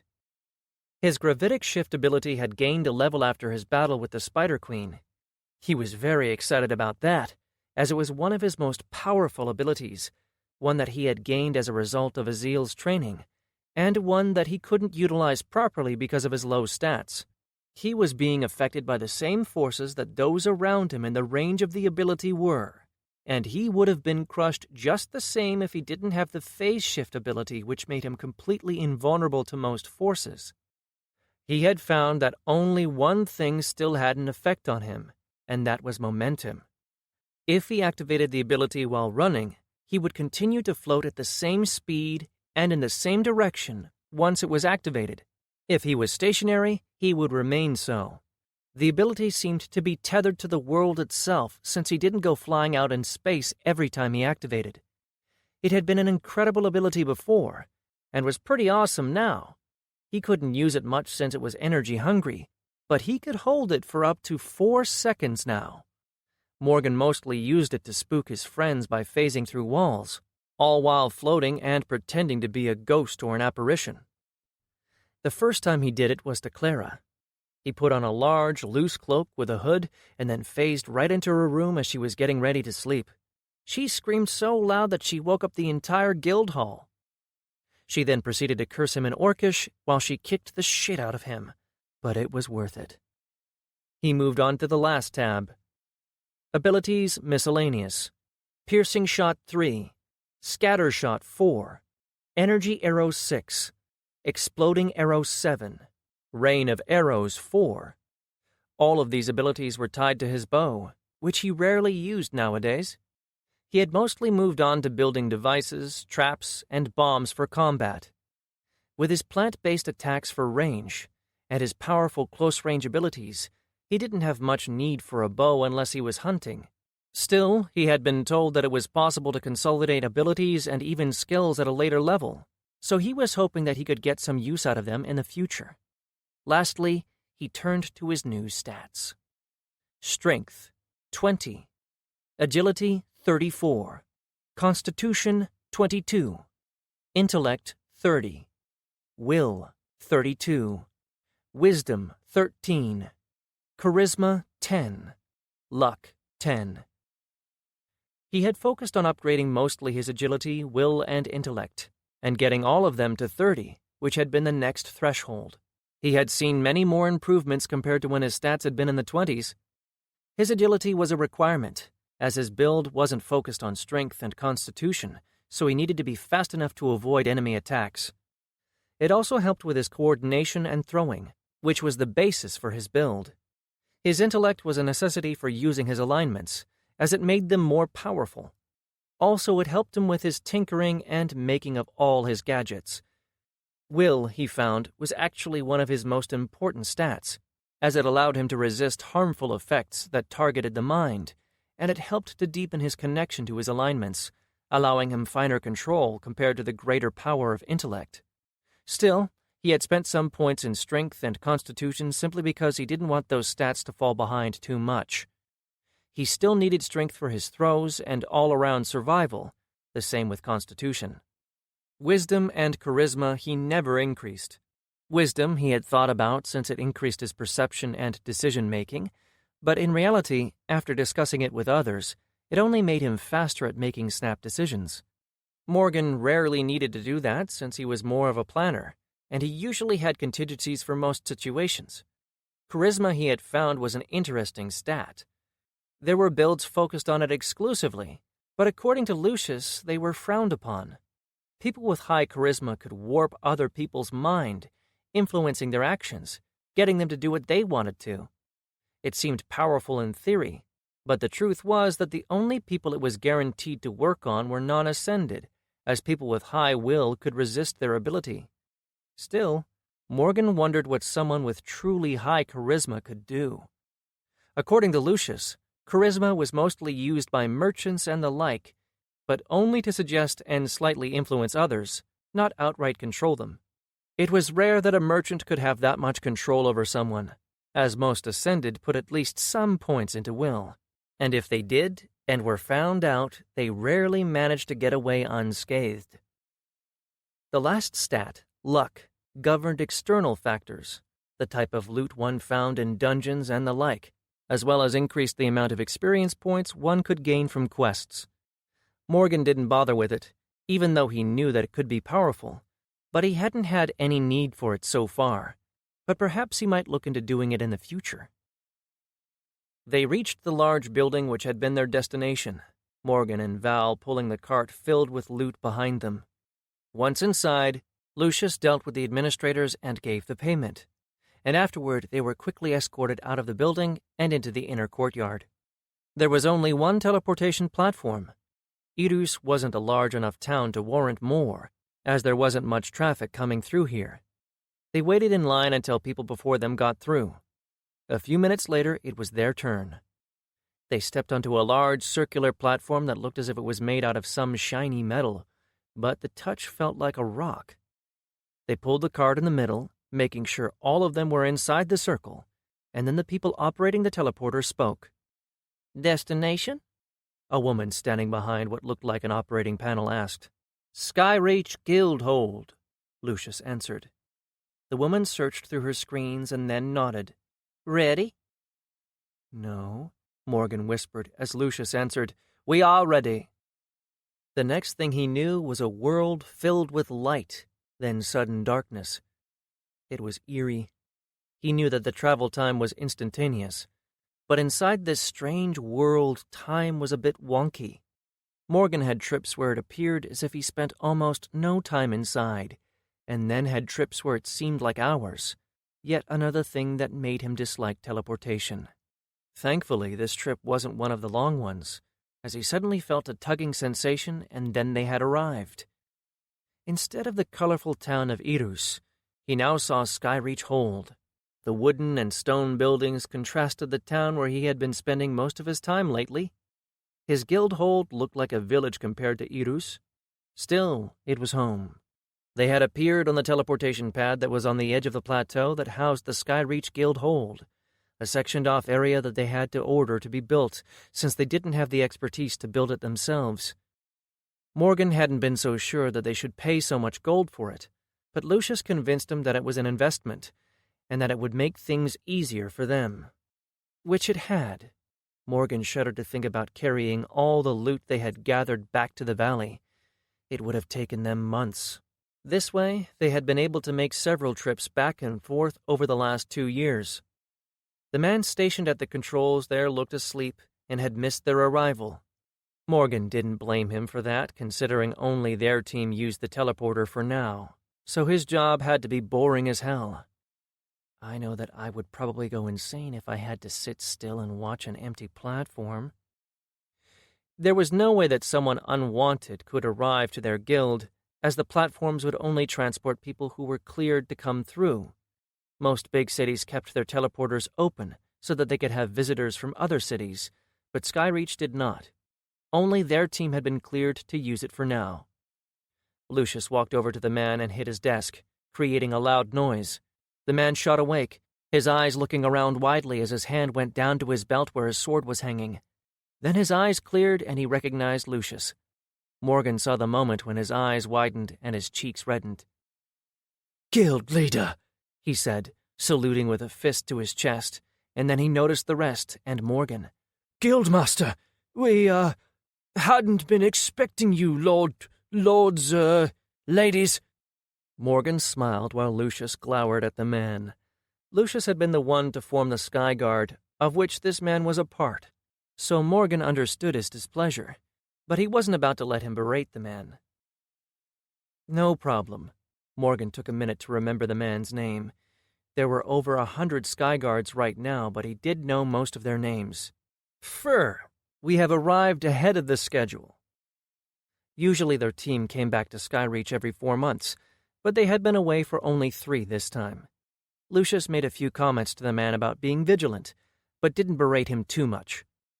Val and Morgan, meanwhile, pulled the cart off the platform. Morgan looked over the plateau, seeing the entirety of his guild hold. The plateau was a few hundred meters across altogether, only it was elongated. All in all, it was about 20 acres of surface. Still, one could see everything from one side of the plateau to the other. Closest to them was the Sky Guard's training ground, along with the 2-story building that was their headquarters.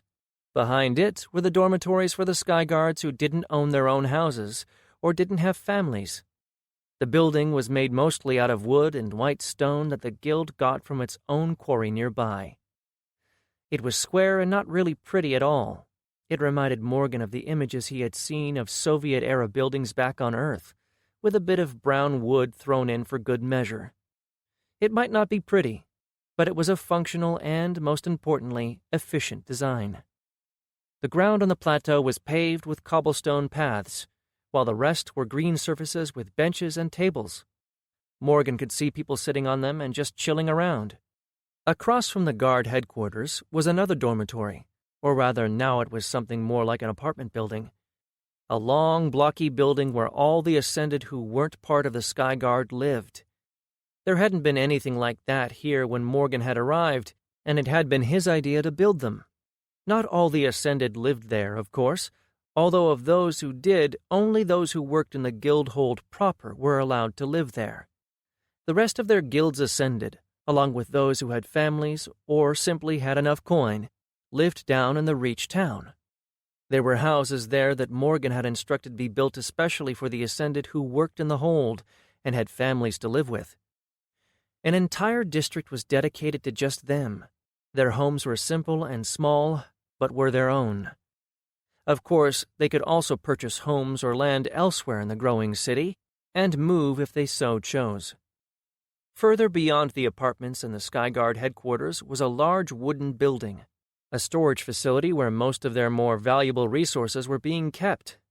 They had more such buildings down in the city, but there was where they kept the more mundane resources such as logs, stone, and similar things. On the other side of the plateau, Morgan saw the mountainside and the large cavern hollowed out into it. A tall stone wall covered most of the cavern's entrance, but there was an open area that showed inside. Behind the mountain, Morgan could see a cloud of black smoke moving with the wind, coming from the vents of the Skyreach forges. Even here, all the way across the plateau, Morgan could hear the rhythmic hammer hits of the smiths. And there, just a bit in front of the forges, and to the right was the guild hall. The Hall of Myths looked much like Meduseld from the Lord of the Rings movies back on Earth, built with dark brown and golden wood along with white stone, resembled a long Viking mead hall. At least it had looked like that in the beginning. Now it looked more like a castle. The original long building had an extra floor above it now, with a slanted roof and a large balcony overlooking the plateau. There were several adjacent support buildings connected to the main hall from both sides and the back.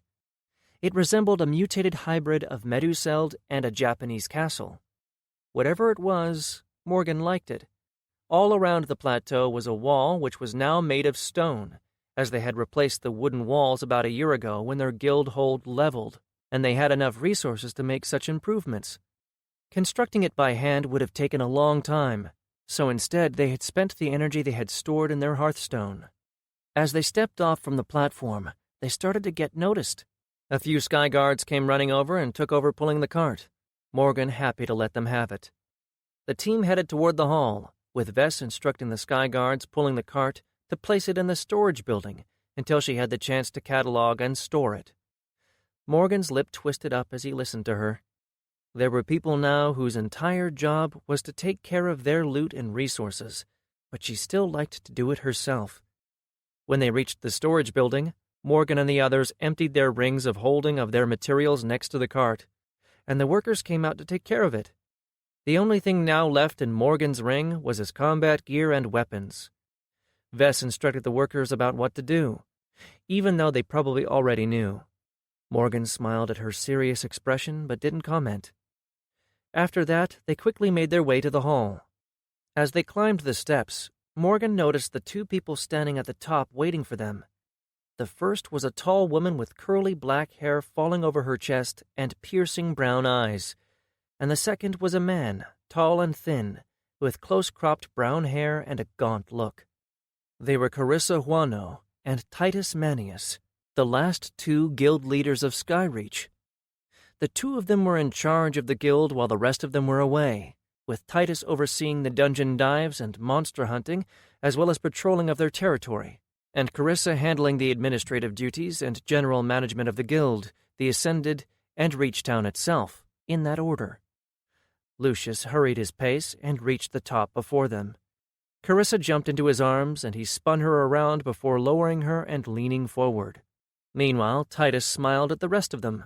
"Morgan, we didn't expect you for another month at the very least," he said as he offered his hand. Morgan grabbed his forearm and grinned. "We have news," Morgan said. Titus raised an eyebrow, but when Morgan didn't respond, he looked at the others. Vess took pity on him and answered, "We reached silver. We have come for our new badges." Titus's grin turned into a wide smile. "Congratulations! This is cause for celebration. We will feast tonight." "Silver?" Carissa asked as she and Lucius joined them. She looked at Lucius, who had his arm around her with just a bit of fear in her eyes. Carissa had ascended a while ago, but she hadn't been one of the Ascended who went out and faced monsters. Her class was still just the two of her beginner classes, Scout and Wizard. She had elected not to take a class stone to upgrade, since she didn't really need to. She mostly used her points to increase her wisdom and intellect, which helped her in her duties. She had a few skills that helped her too, as well as a few abilities, but she wasn't a combatant. Morgan knew that she was afraid for Lucius. The two of them had gotten along well in the days after the fight with the goblin horde, and the attraction was obvious. A few months later they had gotten together and had stayed that way since. Morgan was happy for Lucius. His friend deserved someone like Carissa. Lucius hugged her closer and tried to reassure her. "Don't worry. We would never bite off more than we can handle. Morgan wouldn't let us." Morgan gave the Roman a droll look, but didn't comment considering he was right. Ever since the fight with the goblin horde, Morgan had been much more careful about their encounters. The time for risk-taking had passed. They had gambled and won a lot, but now Morgan knew that a single mistake could mean their deaths. "It is great news," Titus said, breaking the dourness. "With them being silver, they will be able to gain access to better merchants, get better deals with the Adventurers Guild, access to silver-only contracts and bounties. It will help our guild tremendously." "That is not the only news we have," Val added, eliciting curious looks from the two. Before he could say it, Morgan interrupted. "We have more to tell, but I think that it would be best if we waited until this evening." Val saw Morgan's look, and then him shaking his head in the direction of the people standing at the bottom of the steps. He didn't want the news about the tournament to spread before they had the chance to discuss it with Titus and Carissa. The two caught the exchange, but didn't comment. "Well then, we shall speak more tonight," Carissa said. "You should get settled while Titus and I go and organize the feast." Morgan nodded, and they were agreed. A few moments later, they all separated in groups and went their own way. Chapter 5. Morgan and Vess finally reached their room at the top of the hall. It was a new section of the building, and their room was far larger than it used to be. The other guild leaders all had their own rooms in the tower above the hall, but theirs was on top. The room itself had a comfy atmosphere, courtesy of Vess's furnishing. She hadn't allowed Morgan to do much once he suggested they put a stuffed manticore head over their bed, which he still thought would be cool, but what did he know? The room had a few smaller cabinets and chests on the one side. A large hanging brazier that looked more like a bowl suspended from the ceiling occupied the middle of the room and was already lit, probably by one of the servants once their arrival had been noticed. While it wasn't yet winter, the nights on the mountain did get a bit cold. The walls were covered in colorful cloths, and the king-sized bed was situated at the end of the room. Fur carpets covered the floor, and on their left were the large glass windows and doors that led to the balcony. Vess jumped on the bed, then splayed herself out and groaned. "Oh, I missed our bed," she mumbled as she stretched her arms over her head. Morgan smiled and jumped next to her, eliciting a small squeak as she had her eyes closed and hadn't expected him to follow suit. "Me too," Morgan said as he mimicked her movements and pushed his elbow over her head. She tried to push it off, but he always pushed it back over her. "Stop," she said, giggling. She then grabbed his arm and pulled it up before using it to roll on top of him while keeping his hand pinned to the bed. "You are so annoying," she said, and then leaned down to give him a kiss. He pulled her closer, and she pulled back and grinned at him. "Sorry, I have to get down to storage and get to work if I want to be finished before the feast," Vess said, wiggling out of his arms. "Oh, come on," Morgan complained. He raised himself on his elbows as he was suddenly left all alone on the bed while she walked over to their closet, swinging her hips. She stopped at the doors leading to the closet and looked back at him with a twinkle in her eye. "You might want to do something productive, too. Don't want you becoming lazy," she said before disappearing inside. Morgan groaned and let himself fall down on the bed, looking at the ceiling for a long minute, cooling off. Soon he rolled off the bed and fell to the floor with a thump. He gathered himself slowly and stood up before going over to the balcony. Looking over its railing, he could see the entire plateau beneath him, and beyond the walls surrounding it he saw Reachtown at the base of the mountain. Stretching from the winding path leading up to Skyreach Hold to about several hundred meters beyond, Reachtown was a bustling semicircle that hugged the base of the mountain. The walls were wooden, but Morgan knew that would change once they had the resources and time. Most of the buildings were wood as well, with stone reinforcements. Still, the town had grown much, and he could see the distinct districts when watching from above. To the right from his vantage point, hugging the wall on that side, were the orderly rows of houses that had been built by the guild itself for their ascended. Next to it, and in the center of the town, all the way to the road that led up to the guild hold, lay wide, straight streets with all kind of different buildings on either side, the shops of merchants and various crafters. The main square was a round clearing which was now filled with stalls and large wagons of various merchants, including those that traveled from other towns or even from beyond the pass from other guilds. There weren't many merchants from other guilds yet, but their number was increasing. The square had a street that led directly to the gate of the town, and on its right was another district. The houses there weren't all that big, and there were actually some tents and open areas. It was the Orc district, where the tribes that had agreed to join the guild had settled. The Orcs still didn't ascend, or at least not many of them did. There was only one more Orc ascended in Skyreach aside from Clara, as was the Orc custom to have only one ascended per tribe and generation. There were 3 tribes that had settled in Reachtown, and while they didn't contribute as ascended, they did in other ways. Their hunters, as well as farmers, fed the city, and there were also Orc laborers. The last district was the smallest, and it was where the human non-ascended lived, those who had come from other towns but didn't want to ascend. They had the smallest numbers in the town, but they did contribute in many ways. Non-ascended were not allowed up in the guild hold, however. As they weren't ascended, they were not bound by the rules of the system that governed this world, and because of that they could never truly be trusted. An ascended that was a part of a guild could never betray it, while a non-ascended could. Still, Morgan and Carissa had made sure that they didn't have anything like the discrimination against the non-ascended which existed outside of the valley. Reachtown was both smaller and lesser when compared to Irus, even from a distance. Everything in Irus was better, the materials the cities were made out of constituting the likely most obvious difference. Irus was colorful, while Reachtown was bleak-looking, squat with small ugly buildings. Where everything in Irus was made with great skill and care, Reachtown looked like everything had come from the same assembly line.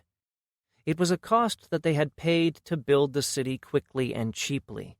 Still, Morgan loved the town, because it was his. Beyond the town was the forest. Starting a few hundred meters away from the town walls, it had been cut down to allow for clear view in all directions. The lush green trees billowed on the wind and hid the road that led through them.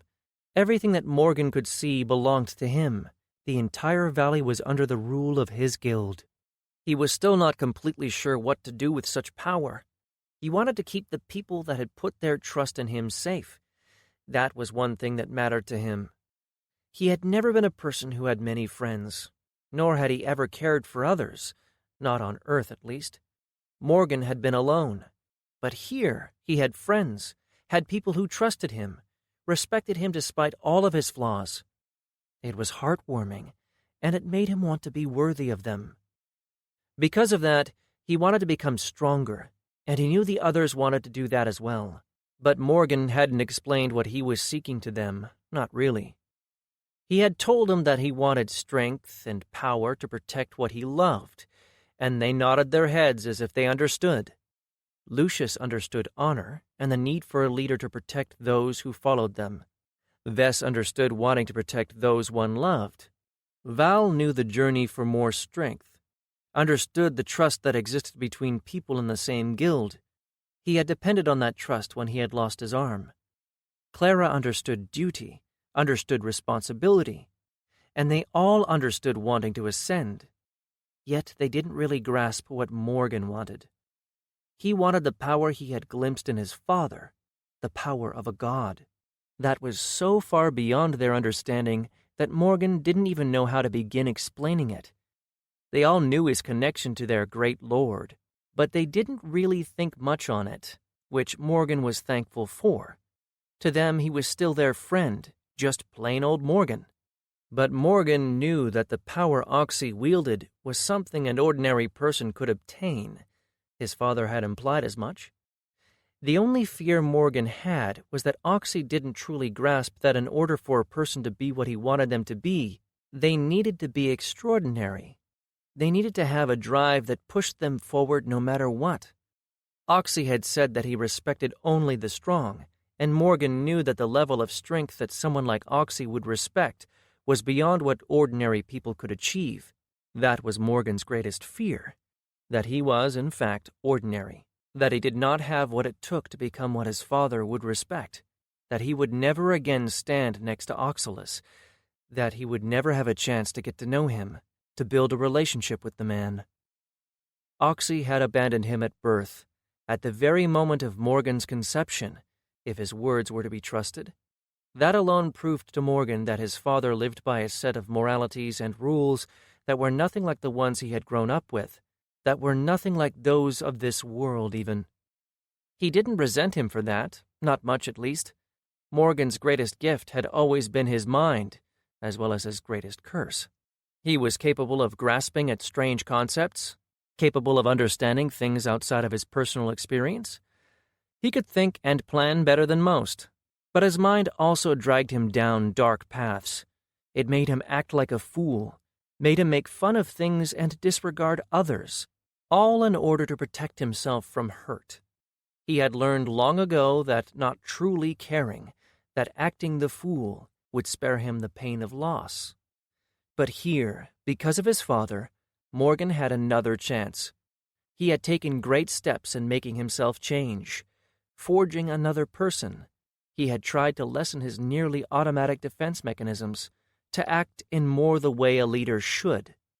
It was a process, but he was getting there. He had people who he cared about here. He had people who he was responsible for.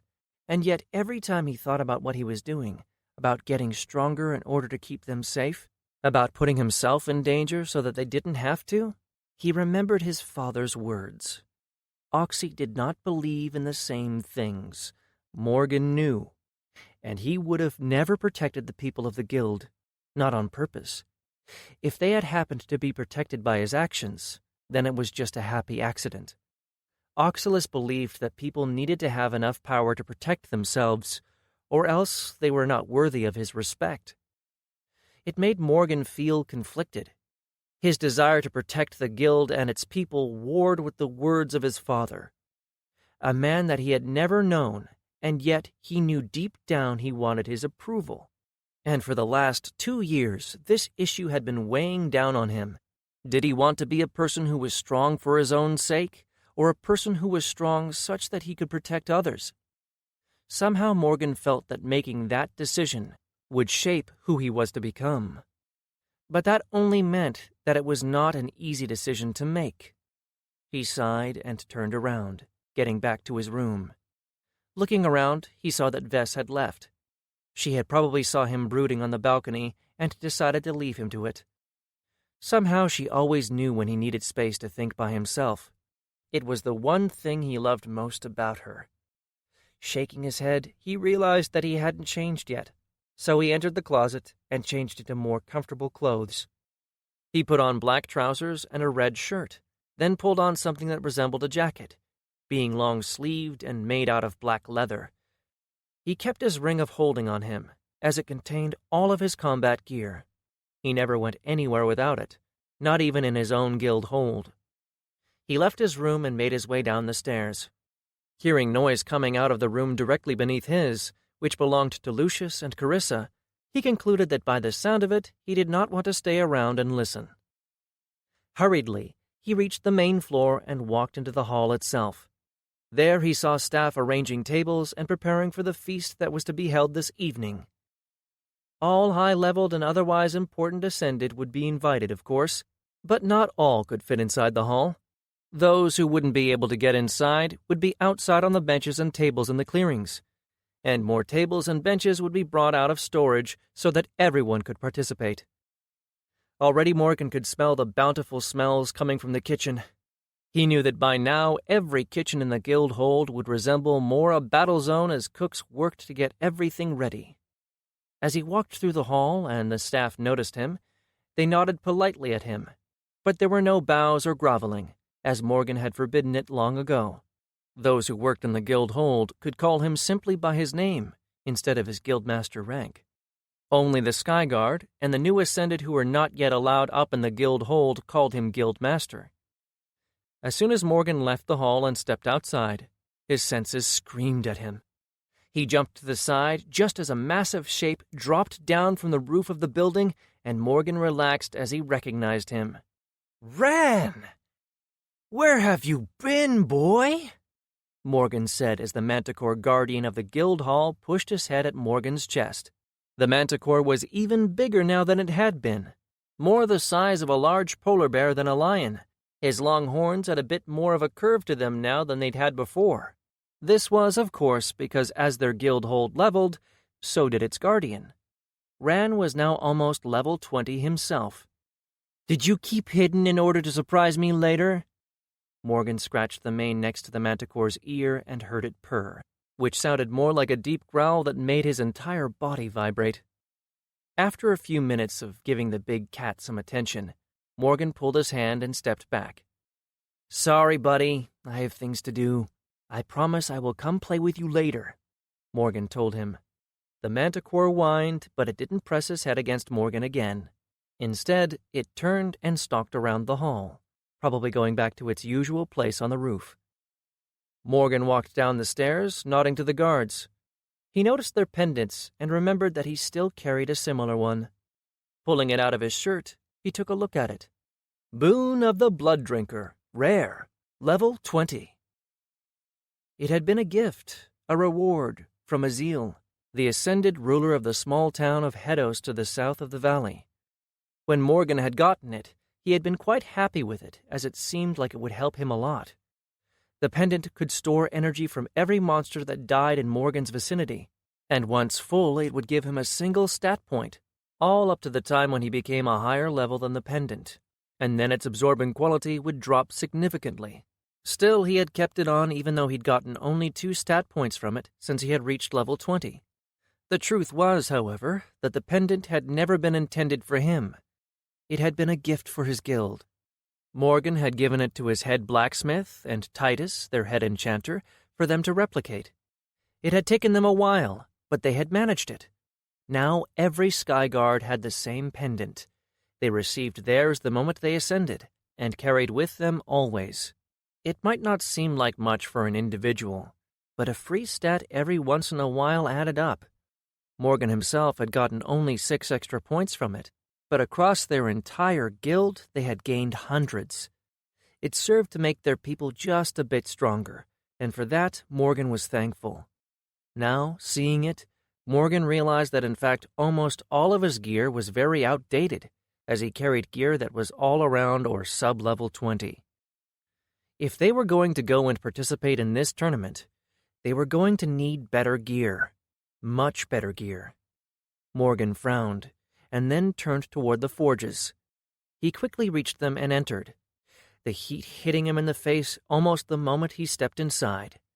The cavern was segmented into 6 parts, each a separate forge operated by a head blacksmith and their apprentices. But the one he headed for was in the center, which was also the largest. Once he reached it, he paused at the entrance and waited. The apprentices noticed him and waved, but didn't disturb their master as he worked. Morgan waited patiently.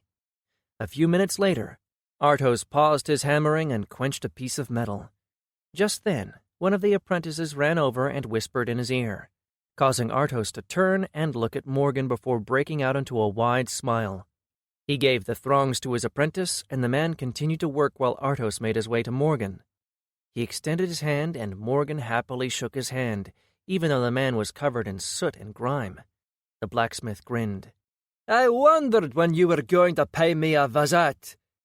It doesn't take you long every time you come back, Artos said in a deep voice. Morgan couldn't help but return the man's grin. He liked the short man quite a lot. He had been one of the first to decide to follow him and become ascended. His smithing skill had helped Skyreach immeasurably. Yes, sorry to bother you, but I need to talk with you, Morgan said in a low voice. Artos's eyebrow quirked up and he looked around, realizing that whatever Morgan wanted to say should remain private. He gestured and led Morgan to a small office in the back of his forge. The long table was covered in schematics and pieces of metal ore, but Morgan didn't pay much attention to it. Once Artos closed the door, his expression turned curious. What is it? Artos asked. The team has made a decision that I don't want widely known, not yet. There is a tournament held by 2 of the great guilds. They are going to be giving out rewards for those who make a good showing there, but they will also be choosing a team to join theirs in climbing of the tower. Artos whistled at that. The tower? That is big stuff. Morgan nodded seriously. It is. Since we are going to be participating, I want us to make the best possible showing. We will be representing our guild, and this is the first time that we will be putting ourselves in full view of the other guilds. Because of that, I think we will be needing some new gear. All 5 of us. Artos was nodding as Morgan was talking, his expression thoughtful. Yes, of course. I have been making some plans for a while now, based on what I know about Skyforce's needs, but there hasn't ever been a time for me to really sink my teeth into it. I must also warn you that we don't have enough high-quality resources, not enough for full sets of gear for all of you. Morgan nodded his understanding. He had anticipated that. All the highest quality resources they had went into upgrading their infrastructure, buildings, the hall, and other things that they needed for growth. We have brought another load of loot from Irus.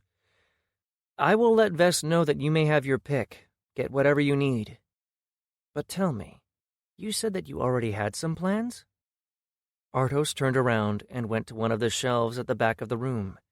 There he rummaged through rolled pieces of paper, looking at the strange symbols on them Morgan didn't understand, then hummed and dropped to his knees before opening a drawer and finding 5 rolls bound together.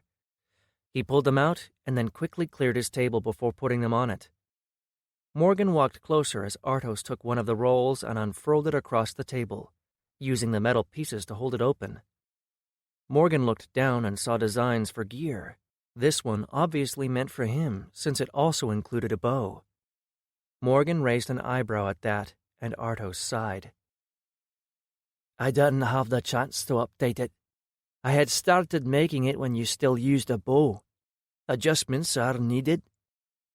From what Morgan could see, It looked like a good set of gear, but he could already see where he could improve upon Artos's design. Not in make, of course, but there were things that Morgan needed that Artos hadn't considered. It's good, but it will need a lot of adjustments. We should take a few hours to talk it over. Probably a good idea, Artos acknowledged. We should probably get the others in on it too. They should have some input into their gear as well. How long do I have? Artos asked. Morgan grimaced. 2 months, he answered. Artos cursed. That's not much time, not if you want high quality and high level gear. I will need to stop working on other projects. I'll need to get the other smiths to pick up my orders for the guild. I'll make sure Carissa knows. If there are any delays, they won't be a problem. Well then, I guess I will be extremely busy for a while, Artos said. Morgan clasped the man on the shoulder and looked him straight in the eyes.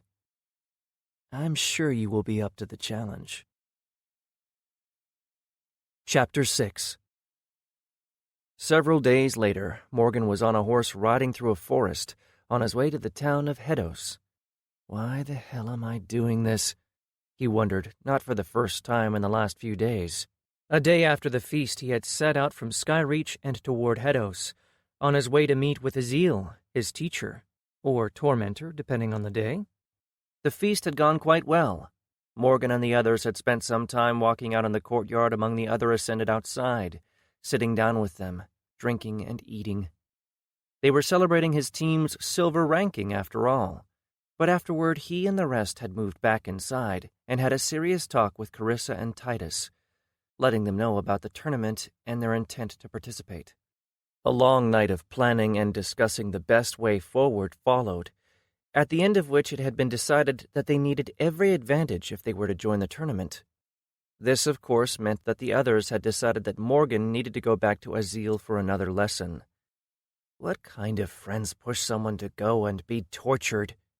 Morgan knew that he was being a bit melodramatic, but Azil's training did seem like torture most of the time.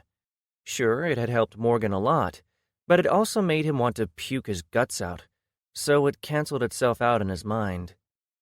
Azil was a high-level Ascended.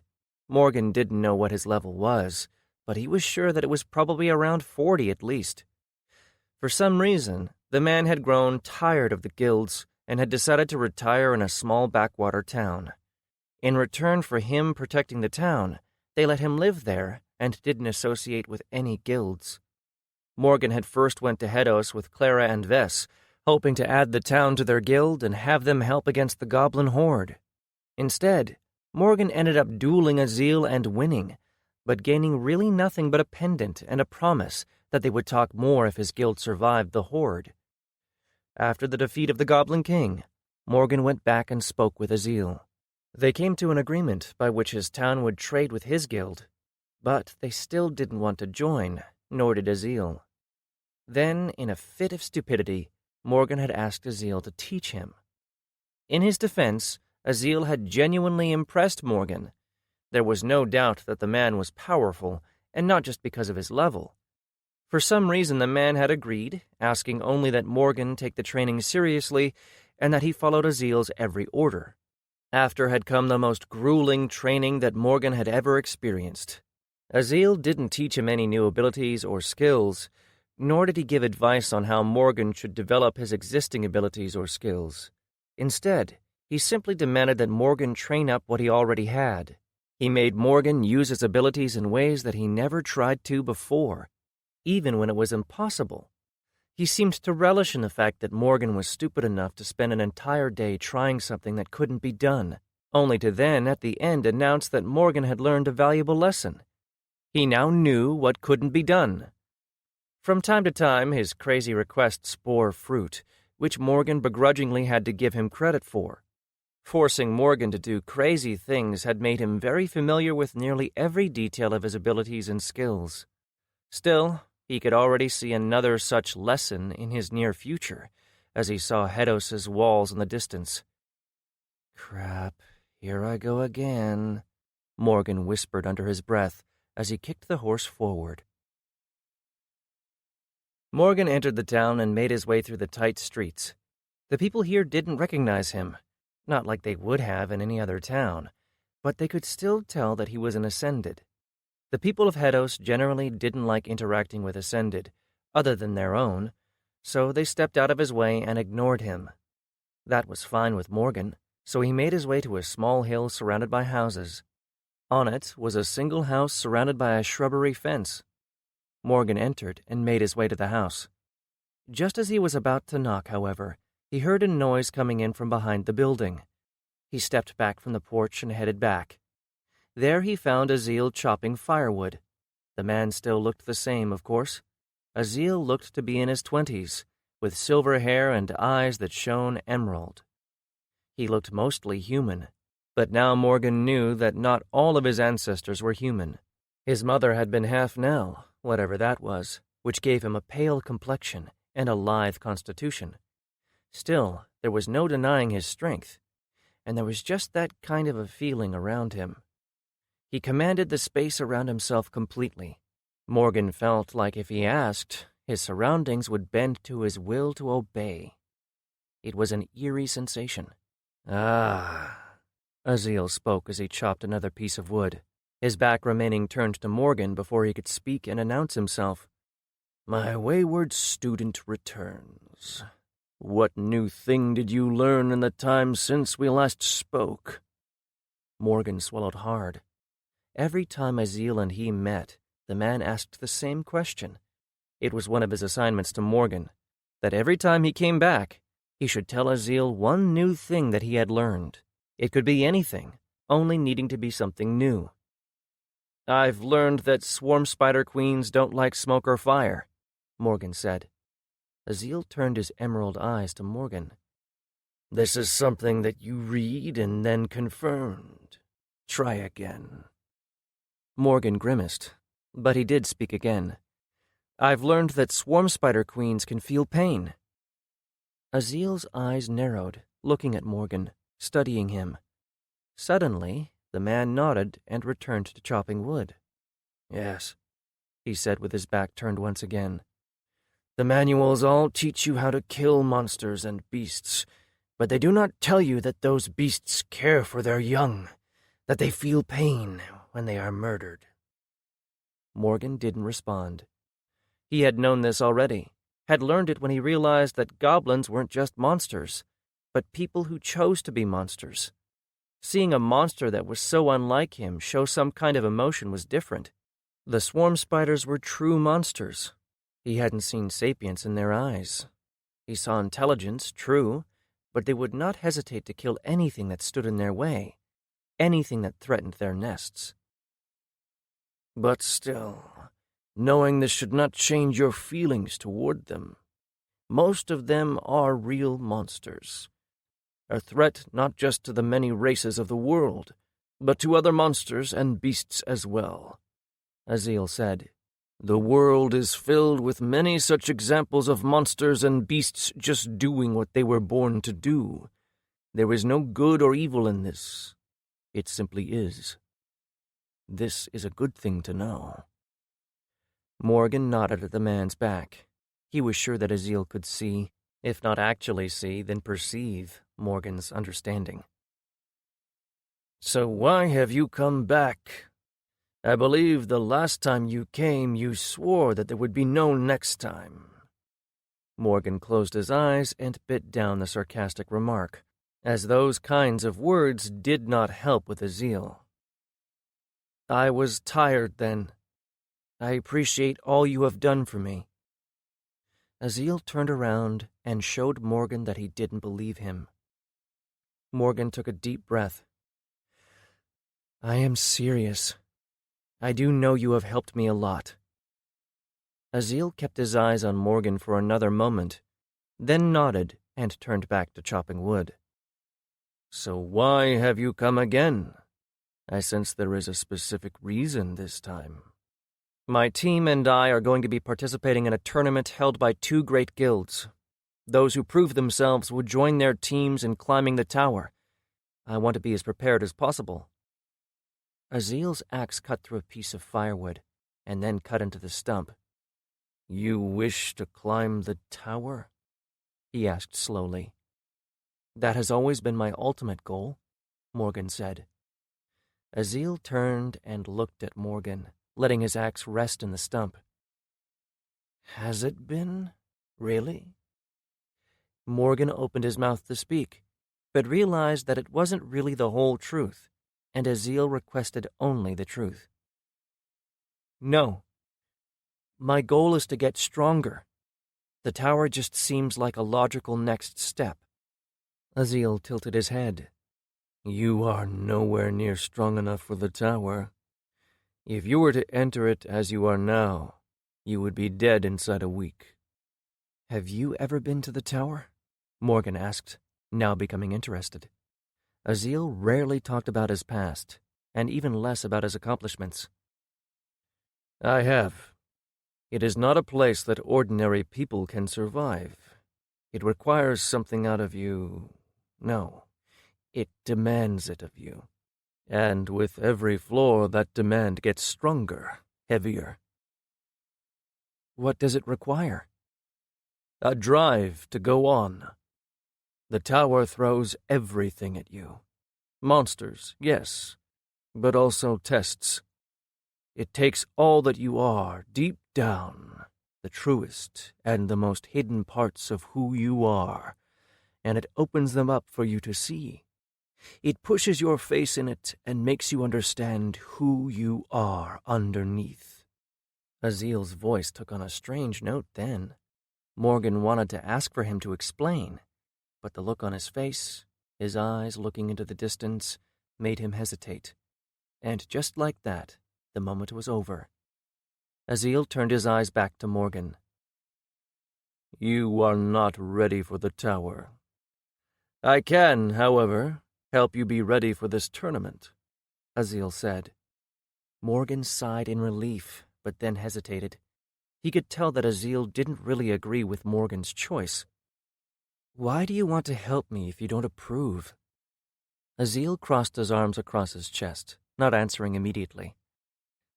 I see myself in you, not in the way you act, but in the things that you want to accomplish. I have been that naive once, too. Perhaps if I had someone to teach me, to be hard on me, I might have prevailed. I might have ended up looking in the mirror and liking what I see. Morgan wanted to ask more, but Azil raised his hand. Enough of that. We shall eat, and then we will train. I assume you don't have much time? When Morgan nodded, Azil continued speaking.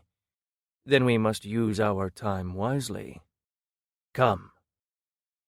He led him back to his house, and Morgan could admit that he was looking forward to a meal. He hadn't had anything warm since the feast. A few hours later, Morgan was sitting with his legs crossed across from Azil, on the grass behind the man's house. For the first time since he had started teaching Morgan, he had asked that Morgan explain all the skills, abilities, and access to resources that he had. Then he asked that Morgan explained what exactly his vision for his future, his class, and combat style was. Morgan had only ever discussed this with his friends, and they hadn't really understood.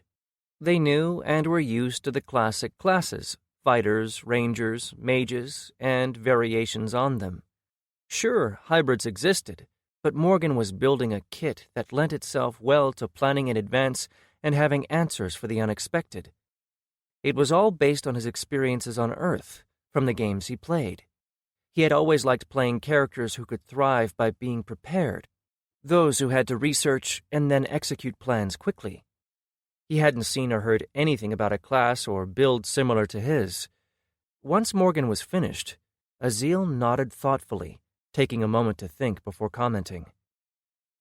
Builds such as yours are rare for several different reasons.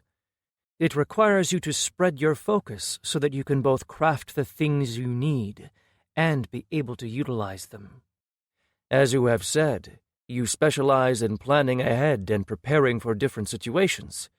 This gives you adaptability, but because of it, you will never be as good as someone whose focus was completely on a single discipline. Morgan nodded, but he didn't agree. While Azil was stronger, and in many ways more knowledgeable than Morgan, he did not understand the system by which he lived. To him, it was only natural, a part of nature itself, a facet of the world given to them by their god. Morgan, though, knew the truth behind the system, and understood that the system was just a means of streamlining and encouraging growth, that it was meant to merely emulate something that already existed in nature.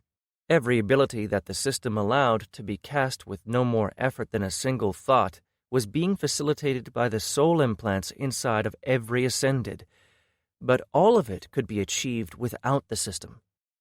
Morgan was bound to the system for now, but he was certain that should he ever reach the end of the tower, it would not be the same. It might not be able to do much now, but as he continued to evolve his class, he was sure that abilities and skills would become available to him that would make his build easier for him to use. The system was designed for it, to help Ascended get power. It was its purpose. If his class and chosen build didn't have the potential to reach the strength that Oxalis needed from the people of this world, then Morgan was certain that he would not have been able to go down this path. The system and the guiding force that oversaw it allowed many liberties, but Morgan had seen the restrictions. They were there if one knew to look, the ways that everything in this world pushed people to fight and gain strength, enticing rewards, ascension crystals that could extend life, and even the act of ascending to a new level restored a person's body. It healed them, made them feel powerful. Morgan had realized that the feeling was at least in part addictive, that it made people crave getting stronger. "Nevertheless," Azil continued, "it is not a bad path. Your mastery of the nature alignment and your focus on plants is a good offensive and defensive tool. Your metal alignment, while not as developed, gives you a few different tools to augment your already developed skills.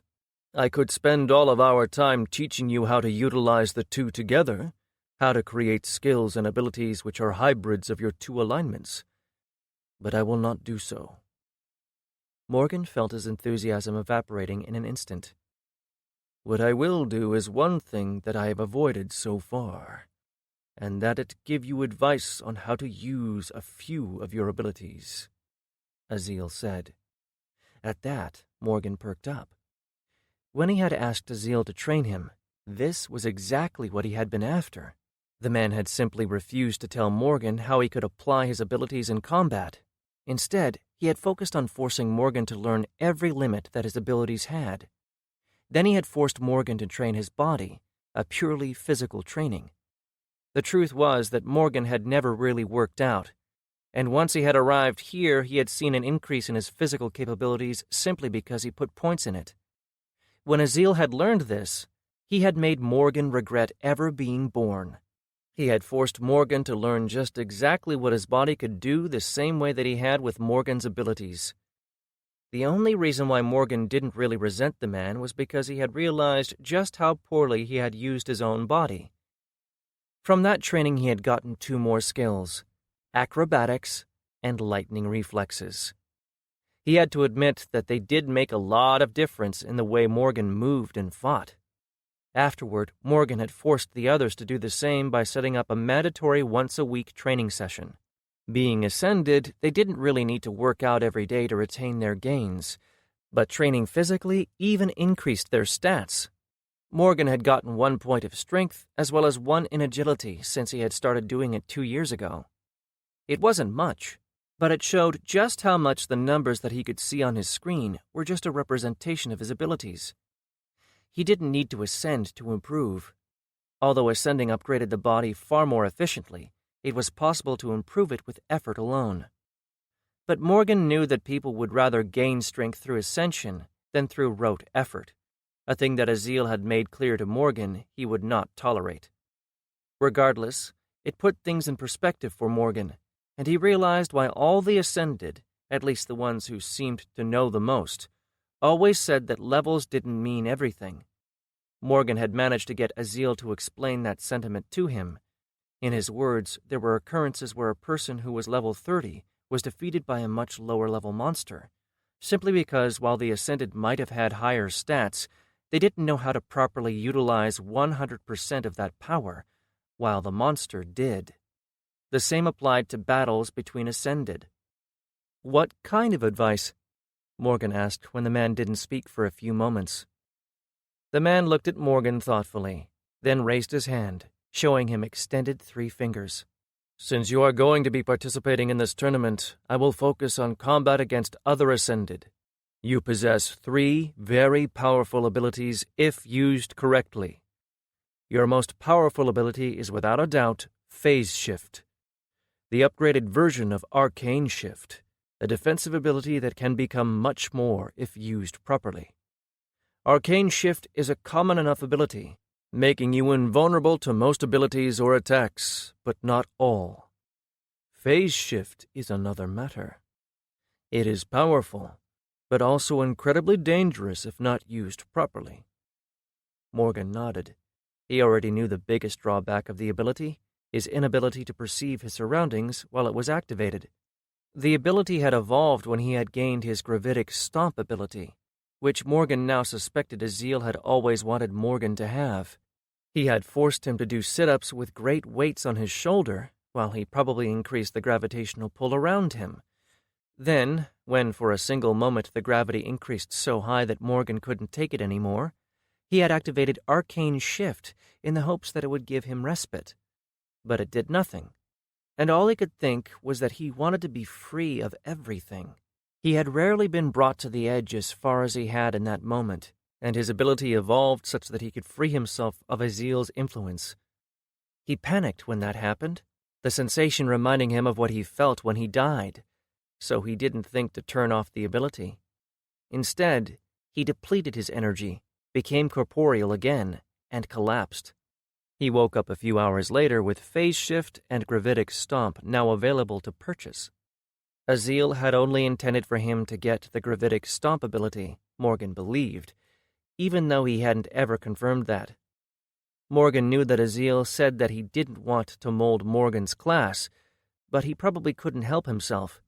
Still, that had been the moment when Morgan had confirmed that Azil had the metal alignment. He was certain that he had more, at least one more, like Morgan. He knew little of Azil's abilities, but he did know that the man could somehow bend space, that he could make at least short-range teleports, and could just make objects disappear, as he had done during their duel. Morgan again assumed that he had just warped space and sent his arrows elsewhere. Later, when Morgan had realized what Azil was doing, and after a few of their talks where the man talked about using several alignments together, did Morgan get the idea that Azil's ability might be a result of using several alignments in combination. He just wasn't sure which ones. Morgan had tried to experiment with combining his alignments. He knew that it was possible, and he could feel the power of both alignments inside of himself, inside his core. There was a swirling mass of green combined with black that was nature, and a much smaller mass of silver, or at least that was how it appeared to his inner sight. He had little success in his attempts. Azil was right. His ability was powerful, especially since it retained the momentum he previously had and could theoretically keep it on forever. It was an energy-hungry ability, but it didn't have a limit like Arcane Shift did. As long as he could power, it would remain intangible. He could also make other things intangible, like his clothes, but that took energy as well. The further away something was from his body, the more energy it required. Keeping his clothes on himself and making them intangible took very little energy in comparison to something that was even just an arm's length away from him. While Morgan could see many applications of Phase Shift, he was a bit hesitant to use it as he couldn't use it for long. He was too weak. "It could help you avoid any strike, make you invulnerable to the most powerful of abilities. But the danger is your opponent realizing what ability it is," Azil said. "How so?" Morgan asked. "I doubt that it will be much of a problem for you in the near future, not unless you face a truly formidable opponent who knows of this ability. People who don't know about it could infer what it does based on what they see, however. Imagine you dodging your enemy's most powerful abilities with this ability, but then they realize what it does, and that you can't keep it on forever. Because your body remains visible, they will simply use an area of effect attack. Imagine you using phase shift, dodging an attack that was a feint designed to get you to activate the ability. Since you can no longer perceive what is happening around you, your opponent needs only to fill the area around you with, for example, fire. You will become tangible again inside of it. I can't come out inside of anything that has substance. It is all expelled outward around my body, Morgan said. He had worried about getting stuck inside a wall, but it wasn't really an issue. If the thing had less mass than him, it was expelled out of his body. If it had more mass than him, he was expelled out of it. Simple. It won't matter. You will still be surrounded by fire, Azil said. Morgan could see how that could be a problem. Sure, he could activate the ability again, but if he was exhausted, if he didn't have any more energy, he would be screwed. What do you suggest? Subterfuge, of course. This is what your build is all about. Misdirection, tricks, and drawing enemies into traps. Azil grinned. First, you should never reveal that you possess this ability, and when you are forced to, you should always try to make it seem like it was the inferior version. I can understand making it look like it is the inferior version, but you want me to hide it entirely? Morgan asked. A trump card is only a trump card if no one knows about it. You are not a famous ascended. People will not know your abilities. I will not tell you how you can use this ability to the best of its potential. You are smart enough to do so yourself. I am only giving you advice, Azil said. Then he curled down one finger, leaving two. Next is your mass transfer ability. Another rare ability, and one that I have only heard about. Utilizing it properly could make you a very difficult opponent to deal with. Tell me, what have you been using it for since our last training session? Morgan grimaced. That ability had been a true pain to grasp. He could, for a short while at least, shift mass from one object to another, including himself. He could make himself less dense and transfer that mass to something else, and the other way around. He didn't see many ways that it would be useful. Sure, he could increase his strength and make himself harder to move, provided he had something heavy on hand. Alternatively, he could make himself lighter if he had something into which he could transfer the mass. He didn't like using it on himself. It felt weird. For other people on this world, it was just another ability that did something that they took for granted, like the teleporters. But Morgan knew that he was basically somehow transforming his matter into another kind and adding it to something else, or doing the reverse. The most he could get the ability to work for was several minutes, since he expended a small amount of energy to keep the mass exchanged. And as soon as he stopped providing energy, the mass snapped back into its rightful place. It still didn't make it feel any better. He had gained the ability as a result of his experiments with plants and using his metal affinity. With his herbalism skill, he had learned much about plants and ways to cultivate them. He had tried to use his phytokinesis to force them to mutate and get different kinds of plants with different kinds of uses. He tried using his energy manipulation to exchange the properties of one plant for those of another. He failed, but somehow he had unlocked the ability. The fact that it was a temporary thing made it less useful for his needs, but he hoped that if he used it enough, he would get a skill that would allow him to do the same on a more permanent basis. Not for much, really, Morgan admitted. This is a mistake.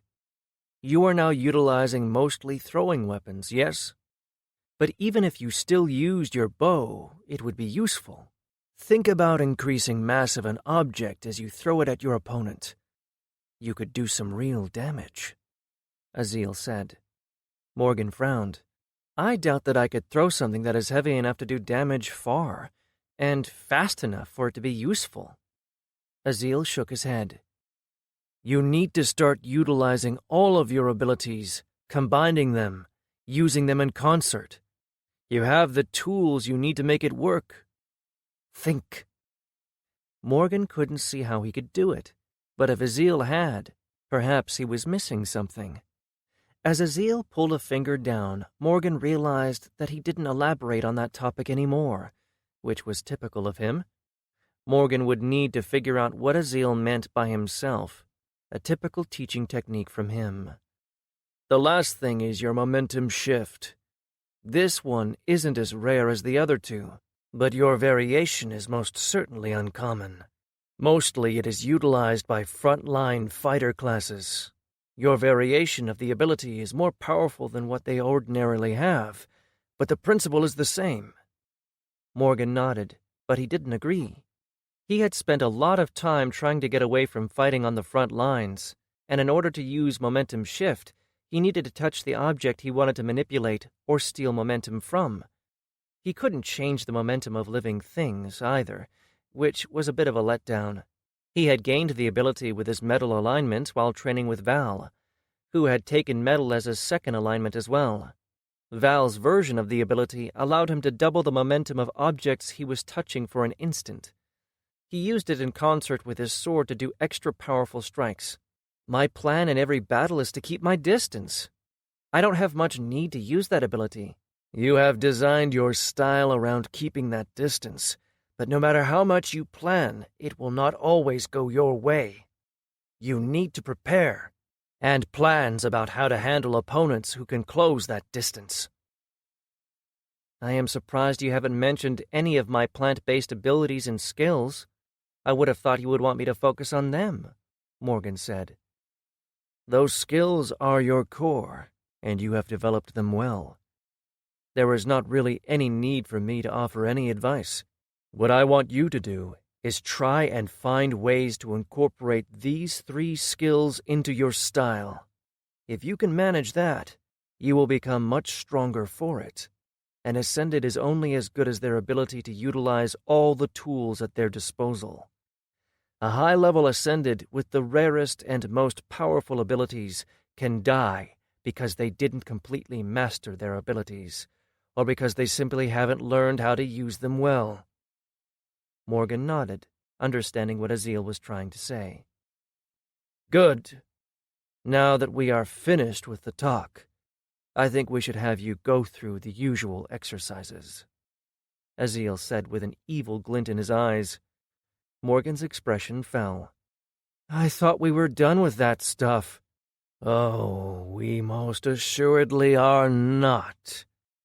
You are still barely utilizing your Ascended body, Azil said and stood up, slowly making his way toward Morgan. Well, fuck me. Now I remember why I hate him, Morgan grumbled inwardly as he resigned himself to another training session in hell. Chapter 7. Nearly 2 months later, Morgan was sequestered in his private lab, which was attached to the back of the guild hall. It was an oversized oval shack with a small greenhouse attached to it. At the moment, he was sitting in the dirt, his hands covered in it and placed over a small mound. The dirt was filled with fertilizer, and there was a water irrigation system built beneath it. It made it easier for Morgan to experiment, as he didn't need to put too much of his own energy into plants for them to grow. Instead, he could just gather it from the soil. There were few plants in the small greenhouse, contrary to what one might think. He didn't need to cultivate and grow plants over several months, after all. If he needed something, he could just put the seed in the ground and force it to grow in a matter of minutes at most. But now he was not attempting to grow something ordinary. He was attempting a mutation of a mutation. He had spent months combining and altering plants, hoping to get a perfect plant for his needs. It hadn't gone as he had hoped, however, as evidenced by the fact that he still had not managed to get what he wanted. He hoped that this last attempt would be more successful. His nature, life, energy flowed from his hands down into the soil, into the several seeds he had planted. He visibly shook from the exertion of manipulating that energy in the form he wanted, as well as by pushing the energy of his other alignment into it. His phytokinesis allowed him finer control of the plant, while his life sense showed him the flow of life energy. He was attempting to bond his other alignment into the plant. He knew that it was possible. He might not have been some great student, but he had taken a few classes in biology. The botany portion hadn't been all that interesting or long, but he remembered being taught about hyperaccumulators, plants that could extract metals from the soil and use it in their structure. He knew that because he remembered thinking how that was completely and absolutely metal. I crack myself up sometimes. He shook his head and concentrated. The soil was rich with such metals. He had put them there for his experiments. He was sure that what he was imagining was not possible on Earth, at least not without some space-age technology. But here on this world, where there was magic, he was hopeful. His herbalism skill gave him knowledge about a lot of plants, and some of them had properties that he had utilized in creating this new species. This world had some strange plant life, from plants that could literally move themselves and that had acted more like monsters, to things like vines that had restorative properties. Morgan had spent much of his private wealth on buying samples and eaters for him to experiment on afterward. He had used his skills and abilities to merge them into a monster plant, and now it only needed one small thing. Suddenly he could feel something click into place, and a small sapling rose from the ground. With his senses, Morgan could feel that the plant had extracted the metals in the soil available to it. Morgan stopped its growth, and then refocused. Ever since he had realized that he could feed a plant with his life energy substituting food, he had wondered if he could do similar things with his other alignment. He couldn't create something out of nothing. That was one rule this world that Morgan had found was absolute. He could substitute many things with his own energy, however, so he tried to feed the plant only pure metal energy. The plant started to grow. He could feel it letting its roots spread into the ground and all around him, and the plant extended upward, a single stem which quickly turned from pale green to a dark green color. Several smaller branches extended from the stem, sprouting leaves. Morgan stopped its growth and looked at it. He could tell that it could grow more, that this wasn't its full growth, that there was more that would change within it. He had put many plants together, picked attributes for the best combat utility. There was no need for it to grow more, however. He could see that he had succeeded. The plant resembled something between a cactus and a root. The stem was about as thick as Morgan's thigh, round, with 4 protrusions at equal distances from each other, going from the bottom to top, where they met in what looked like a deadly spike. These protrusions looked more like wires inside the plant that stuck out, and were black in color. The rest of the plant was dark green, with a strange metallic sheen to it. The 3 branches were extending to the side, and he could see the same black structure as the protrusions lining the pointed leaves that grew directly out of the branches, looking like they were spikes that were being peeled back. Inside of the mass of leaves, Morgan could see an underdeveloped bundle of white matter that resembled a flower, but Morgan knew it wasn't. He sat back and looked at it. I did it. He couldn't believe he had managed it. He reached out with his hand and touched it, feeling the surface. The dark green part seemed tough, not really like it was made out of metal, but a very tough plant matter. Through his senses, he could tell that there was metal in its structure, but the protrusions were completely metallic. He didn't know what kind. He had provided only his energy, but it seemed like it had somehow copied the metals that he had put into the soil, which was mostly nickel, but also dark iron, probably what gave it the black coloring. The edges were sharp, almost blade-like, and the leaves likewise. The leaves looked like knives' edges, and a tap on them with his fingers produced a sharp pain and a swelling of blood on his finger. He could sense underdeveloped parts of the plant, things he had picked and chosen from other plants and added to this one. Magic is cool as all shit, Morgan had to conclude. Months of work had finally paid off. He was certain that what he had done wouldn't have been possible otherwise. He looked at his ugly creation, and then he started to laugh aloud somewhat hysterically. He was so lost in his amusement and joy that he hadn't noticed that someone had entered his lair. "What's wrong with you, Morgan?" He heard Clara's voice and turned around to look at her with an evil glint in his eyes. She took a step back and frowned. "Why are you laughing like a maniac? And why do you have the look of an evil person?" "Because, dear bestie mine, I have finally done it. Behold my greatest achievement yet, the Chimera plant," Morgan exclaimed, and pointed at his newest achievement with pride. "An ugly weed is your greatest achievement?" Clara asked, unimpressed. "What? Can't you see the greatness?" Morgan said, as he looked back at the plant. On the second look, it didn't really look all that impressive. It was somewhat bland, but that was only because it wasn't fully grown. Before he could defend his creation, Clara shook her head. "Whatever, Morgan. I just came to let you know that we are leaving for Alvalor in 2 hours. You better be ready." "Wait, that was today?" Morgan asked. "That should be days from now." "Morgan, I literally came down here 3 hours ago to remind you," Clara said exasperatedly. I don't remember that." Morgan scratched at his head. "The registration for the tournament is closing tomorrow, and we have agreed to go a day early to get settled in. You remember that, right?" Doesn't matter. Just get ready. Oh, and Artos finished our gear yesterday. Vess took yours to your room if you wanted to go and take a look." She looked him over with distaste. "And go clean yourself, please. You stink." With that, Clara turned around and left him alone in the glass house. Morgan scratched his head. He had been spending days at a time in his lab, working on so many projects that he had lost track of the time. That his gear was finished was great, and he knew that he should go and check it out before they headed out, but he trusted Artos that everything is in order. It wasn't like he hadn't seen what he had been crafting. Artos had called them all for fittings and measurements, as well as for smaller adjustments. This was just the final product. He walked back to his plant and put some life energy into it, manipulating the plant to produce seeds, which he needed. He filled a few pouches with them and then walked back to his lab proper. There were several tables there.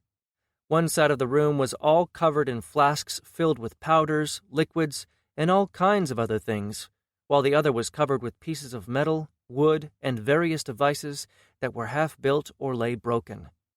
Morgan grimaced at the mess, but he quickly moved to a large chest on his left. Inside were 2 large boxes, each filled to the brim with things that could most appropriately be described as stuff. One of the crates held his small throwing canisters, or as he liked to call them, orbs of mischief, fire, and death. The orb-like canisters were made out of wood simply because it was easy for Morgan to create them. All he needed was a piece of wood, and he could use his skills to form a thin and relatively brittle shell that would crack on impact. With his experiments, he had managed to create mutated plants that had all kinds of properties. In doing so, he had managed to make something that could hold all kinds of dangerous stuff. The other box had various assortments of things, from a forearm-mounted slingshot to bags with seeds and woven plant pouches. Morgan reached to a pouch on his back and pulled out a ring of holding. Over the last 2 months, as they had prepared, they had made a few purchases for things that they had thought would come in handy. Lucius had gone back to Irus and gotten a few more rings of holding for all of them. The one Morgan now put on his finger had enough room inside of it for the 2 boxes and a bit more. So he went around his lab and gathered anything and everything that he thought might be useful. Finally finished, he walked out of the lab and into the guild hall, heading straight for the bath, taking Clara's advice. About half an hour later, now clean and refreshed, Morgan walked into his room at the top of the hall. Vess was nowhere to be seen, but he could see that she had set out his gear for him on the bed. Morgan grinned and walked over, getting undressed and putting the cloth garments on first. A glance with his inspect skill told him the item's levels. Garments of the Night Stalker, level 24, 4 set. When the entire set is worn, The wearer becomes just a bit harder to be noticed in the dark. It wasn't much, but it was a good thing to have. Guild clothiers had made him simple but tough black pants and a long-sleeved shirt, along with knee-high boots that fastened tight around his calves. After he put them on, he fastened a green sash around his waist, tightening the tucked-in shirt. Then came the thin cloth vambraces to complete the look. After that, he grabbed a wide black leather belt, filled with slots for him to attach his pouches and mounts for his orbs, and put it around his waist and tightened it. It was the same level as the garments, a solid, high-quality piece of gear that wouldn't tear or break that easily. Lastly, he turned to the gear Artos had made for him. There wasn't much, as Morgan's style didn't really require much armor, but there were some pieces present nonetheless. Morgan reached down and pulled up a shoulder piece and a sleeve gauntlet made out of light silver metal. They were simple things, but he knew that could be deceptive. He used Inspect on them. Mithril Spalder of Fire Resistance, level 28.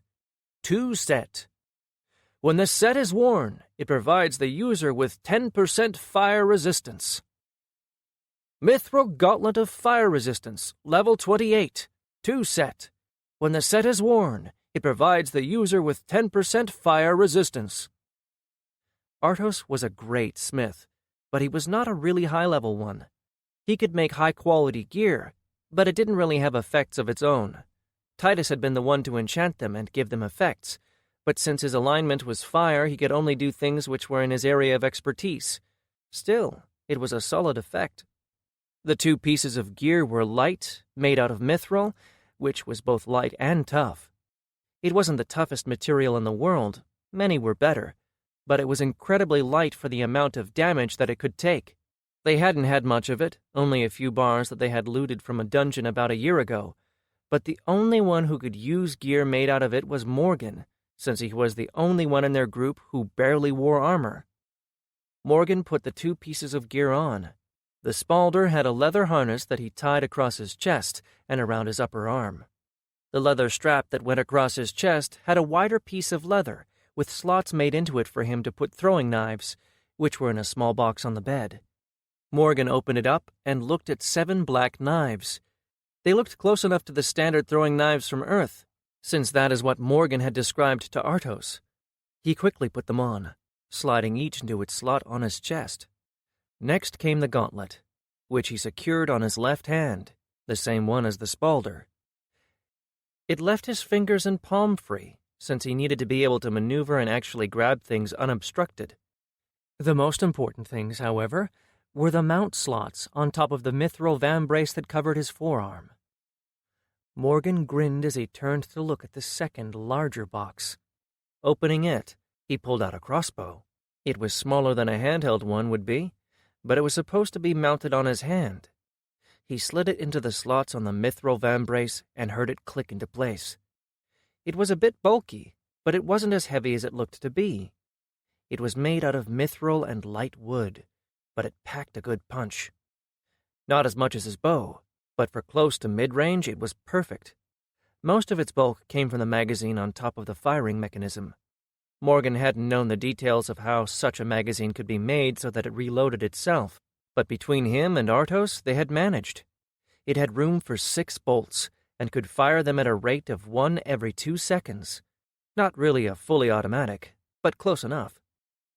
He had gained another ability as well, Energy Projectile, and his previous ability, Energy Arrow, had been consolidated into this new ability, carrying over its levels. That meant that he could even fire energy bolts with the crossbow. Still, he needed the physical bolt, as it was not wise to always spend energy. He used his Inspect skill on the crossbow to see if Titus had managed to give it any cool effects. Heart Piercer, level 27, +2 to agility. Morgan sighed.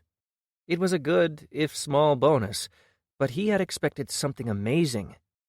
He shouldn't have been surprised. His guild had good people, but they were not high-level craftsmen, not yet. He shook his head and then removed the crossbow, putting it back in its box and then putting that box in his ring of holding.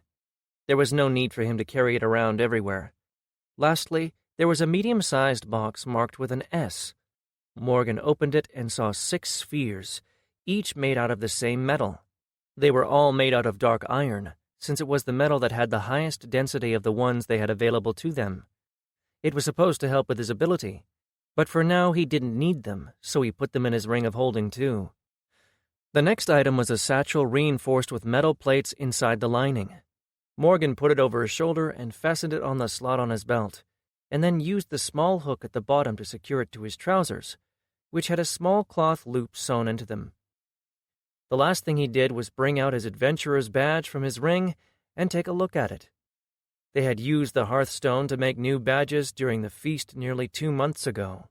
It looked the same as the last one, a hexagonal plate with a manticore head etched on the surface, an exact replica of the mark on the back of his hand, the crest of their guild. Only this badge was made out of silver. He fastened it to the slot on his belt, and then nodded to himself. With everything finished, he turned around and left the room, intending to find the others. He didn't need to look for long, as all of them were assembled in front of the hall and waiting for him. "Finally," Clara exclaimed. "You took your damn time getting ready. You're worse than Vess." Vess scowled at the tiny orc woman and slapped her shoulder. "Hey," Vess said. Clara showed Vess her tongue and jumped back out of range. Morgan chuckled as he walked down, taking a moment to look at them all suited up in their gear. Clara had a long brown battle dress on. It came down to below her knees, but it was cut in front and to the sides, allowing her a full range of movements. She had boots similar to Morgan's, only brown, of course. On her arms, she had heavy dark iron gauntlets, and he could see same-colored greaves on her shins. On her back was a kettle helmet with chainmail dangling off of it, suspended by a strap attached to her shoulder.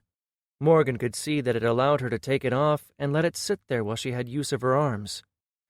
Her upper torso was covered again in dark iron plate, which was covering her chest. She wore a bit more armor than Morgan, but her class also required it. She was their healer and support, but she did engage in combat, and by the look of her new war staff, she could do some decent damage. The staff was made out of dark wood with metal reinforcements and what looked like smaller mace heads on each end. But while Clara had some armor, Vess made her look nearly naked. Vestella's armor was made out of scale mail. On her chest was a plate covered with scales, the same for her shoulders, and below her waist she had something that resembled a skirt. As he took a few more looks, he realized that her armor resembled that of a samurai from Earth. There were a few differences, but close enough. A large difference was that her helmet didn't have the horns that he associated with the look. Val wore what was basically a half-plate. He had protections on his forearm, greaves, and chest, with one shoulder plate, but little else. The rest was covered in his dark garments. On his side he carried his big sword, a 1.5-hander as they called them. It wasn't as long as the one he'd used before he lost his arm, but it was long enough. His metal arm looked by itself like a black gauntlet. Val had been using hands made by Morgan for nearly a year before they managed to earn enough gold to have a special one made for him in Irus. And lastly, there was Lucius. His armor was almost the exact copy of his previous set, and if Morgan didn't know that Artos had built him a new one, he wouldn't be able to tell.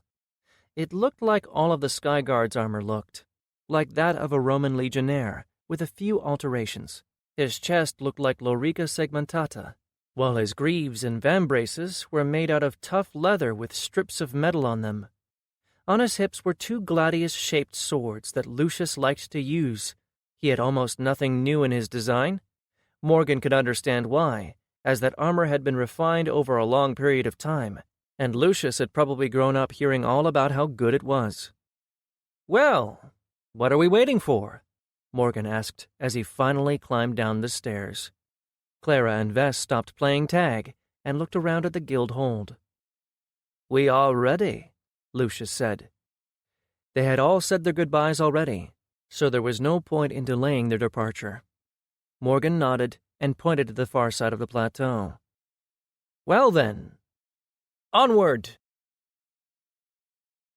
Chapter 8. Morgan shook his head as he stepped off the teleporter platform. "God, I hate these things." The Skyforce adventuring team walked out of the teleportation building and into the street of a new city. Immediately, all of them, aside from Lucius, were struck by the sights now before them. For once, even Morgan was speechless. The city of Alvalor was, in a single word, grand. The buildings, like those of Irus, looked to be made out of a single piece, but here they looked as if they had all been chiseled by hand. The entire city looked like it had been carved out from one big piece of rock, from a large mountain, maybe. Buildings were connected one to another, and the few that stood alone had large courtyards around them filled with nature, green trees reaching up and twisting in strange shapes around the buildings. There was so much green that Morgan nearly thought that they were inside a forest. The trees seemed to grow into the buildings, and the buildings seemed to flow around them. Everything looked organic, from the streets that looked like a calm surface of a river that was made out of stone, to the walls of the buildings, which looked like the gently swaying oceans. It was warmer than Irus as well. They were in the western part of the continent relative to Irus, which was in the south. And the towers, they were soaring above their heads the size of skyscrapers back on Earth. There were not many of them, a dozen maybe, but the base of each was as large as any castle, narrowing up as they went to touch the sky. But there were plants that grew along their tall walls, and high above them, where crossways connected the towers, Morgan could see trees growing. The crossway bridges were wide as the towers themselves, and from what he could see, it looked as if there were parks on them, or something similar. And the people, that was another shock. Morgan had known that there were many different races on this world. The strangest ones he had seen had been the Ulfrir, the wolf people.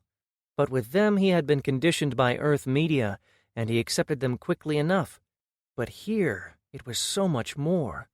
Someone or something walked in front of Morgan, a being that looked like a cross between an insect and a slug.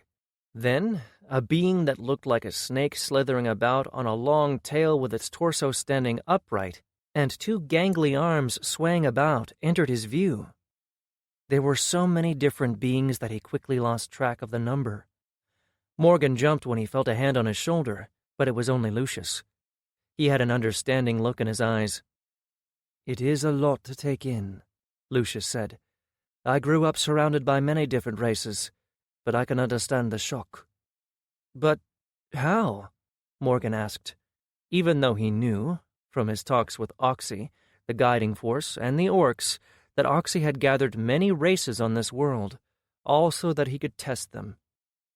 "Human-dominated guilds are more numerous in the south. That is why we haven't encountered that many of members of other races. But Alvalor is in the northwest, and it, while it is not one of the great guild-hold cities, it is close enough not to matter. The Silent Forest Guild owns it. It is their headquarters, and they are a guild that mostly focuses on trade. This is why there are so many other races. Many guilds come here to sell or buy wares," Lucius explained, misunderstanding what Morgan was asking, but he'd still given an answer. Morgan's eyes fell on what looked to be a pale human, except that there was something trailing behind him that he was very sure was a tail. The tail snapped to the side, and Morgan did a double-take at how fast it moved. The man, at least I hope it is a man, noticed him looking and caught his eyes. Morgan blinked as he saw what appeared to be multiple pupils moving around the man's eyes. Then he blinked again, and the multiple pupils were gone. The man didn't pause and quickly walked away. "A Nell," Lucius said. "They are rarely seen this far north. Their guilds are mostly in the east. He is probably here for the tournament. They are one of several cousin species, like humans, orcs, and elves." "Uh-huh," Morgan said, his mind barely able to keep up with all the new things he was seeing. "Nell, like a seal. I wonder why he doesn't have a tail." Thankfully, he didn't need to struggle for much longer as a loud and bombastic voice came to his rescue. "Skyforce, my friends!" Bordar's voice boomed as he walked up to the steps of the teleportation hub and snapped all of them out of their trances. Borodar! Morgan greeted the man as they shook hands. They had arranged with Borodar to meet them here and guide them through the city, as he had been here for almost a month. He had also arranged for their lodgings, which was very kind of him. The others all greeted him, even Clara, who looked a bit shell-shocked from everything she was seeing. Morgan could imagine what it was like for her. She had grown up in her small tribe with little contact with the outsiders until her brother had died and she became the one chosen to become ascended. I am so glad that you came. There are so many teams here, but none of them are as fun as you guys, Borodar stated, and then laughed. Sure, Clara said, not really looking at him. So, are you going to the inn first, or do you want to register? Borodar asked. Let's register first, and then we can go to the inn, Morgan said. The others nodded, but didn't otherwise acknowledge his words. Borodar started leading them through the city, pointing out things of interest to see. It was a true city. Morgan could see it was far larger than Irus, and as they walked, he even saw what looked like flying boats taking people around. There weren't many of them, but it still showed just how developed Al-Valor, or rather, the Silent Forest Guild, was. As Borodar led the way, Morgan stepped back, letting Lucius stay with the man while Morgan moved over to Vess. So, what do you think? Morgan asked. It is amazing, Vess said. Mom and Dad used to tell me stories of Amantor, the city in the shadow of the tower. In her stories there were so many amazing things that I didn't really believe that it was real, you know? There just wasn't anything like it in the small village I grew up in. I understand, Morgan said. I still don't understand why they settled in the valley, in a small village filled with humans. If they had lived here, among such wonders, why would they ever go somewhere like that? Vess asked. Morgan didn't have a good answer to that question, so instead of answering, he just kept quiet. Vess would be more appreciative of his silent support over any attempt of his to make her feel better. Val came in step with them. We will find out what happened to them, Vess. I promise. Morgan looked at Vess's twin brother, remembering a time when he hadn't believed they would ever learn the fate of their parents. But he had changed his belief since then, had found hope. And I will help, Morgan said. Vess smiled at them both, and then she shook her head, dismissing the somber expression from her face. They walked for a long while, heading to the outskirts of the city until they reached what seemed like a large arena.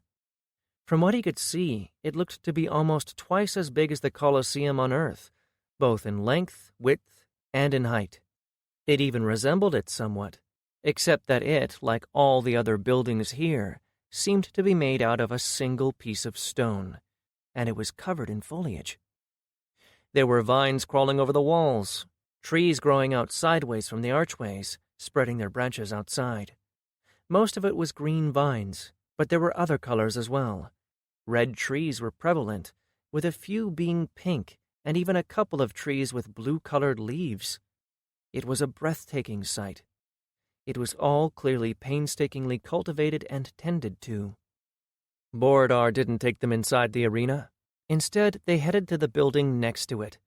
There were no markings on it to indicate its purpose, and Morgan asked Borodar what it was. Oh, it is just space for rent. The Al-Valor Arena is often used by the guilds, so the city built support buildings for use by the organizers. The Silent Force Guild isn't one of the great guilds that is organizing this tournament. They just rent out the arena for the other two. Borodar answered. Oh, which guilds are doing it then? Lucius asked.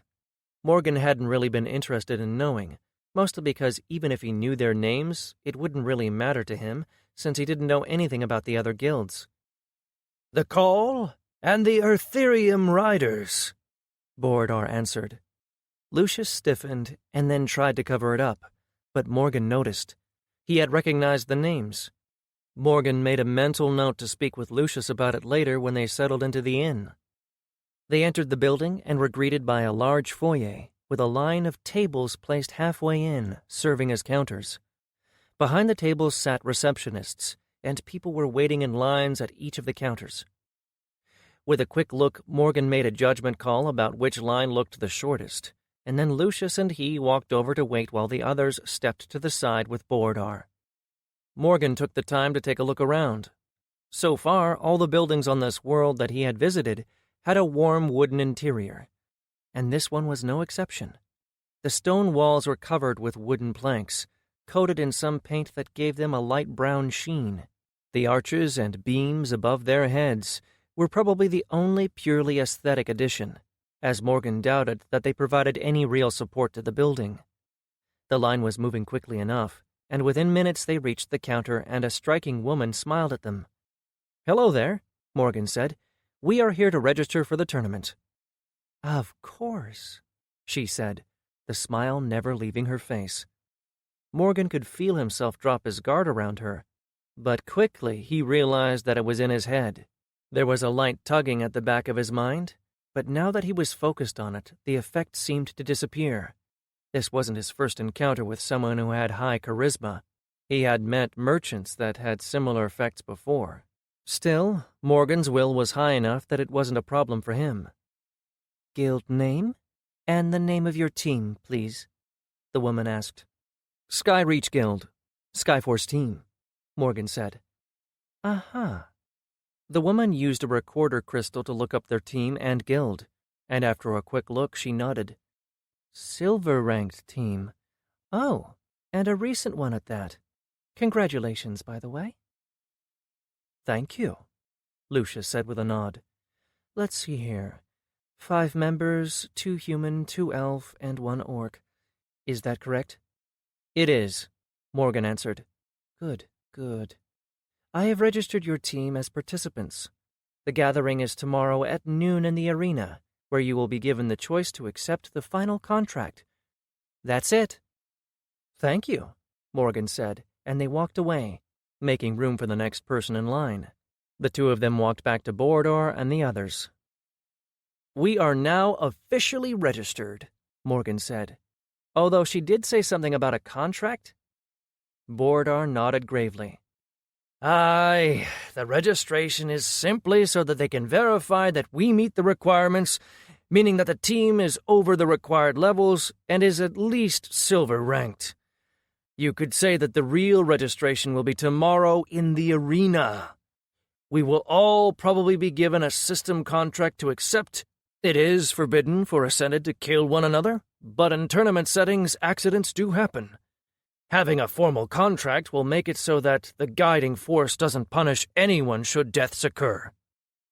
Lucius nodded. "Yes, my grandfather spoke of this to me.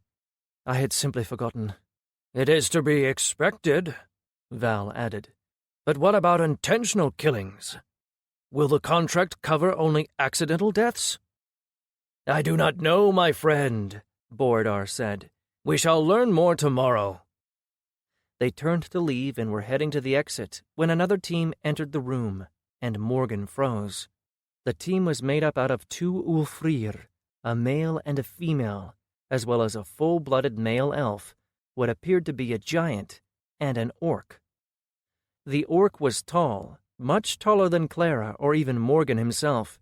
She had brown skin instead of the green that he had seen on most of the orcs in the valley. Her tusks were longer than Clara's as well. The woman's protruded out of her lower jaw so that they almost reached her nose's level, while Clara's barely peeked out. Her black hair was pulled from the top to the right side and pulled into several braids ranging from thin and short to long and thick, while the left side of her head was completely shaved. She had a tattoo on that side of her head, a tribal symbol of some kind. That hadn't been there before, Morgan noted as his eyes narrowed. Vess noticed him standing there and stepped in front of him. "Morgan? What is wrong?" When he didn't respond, she looked over to where he was looking. "Oh, no," Vess said. "What is it?" Clara asked. "We need to get out of here, right now," Vess whispered. "Morgan, come. We don't want to start anything here," Vess told him. Clara and Bordar looked confused, unsure what was going on, while Lucius was gripping his 2 swords so hard that his fingers had turned white, and Val had an angry expression on his face. The woman was walking toward them, her gray plate armor looking almost the same as the last time he had seen her. She wore a plate on her torso and a brown padded dress beneath it. She wasn't carrying her weapon, but Morgan figured it was in a bag or ring of holding.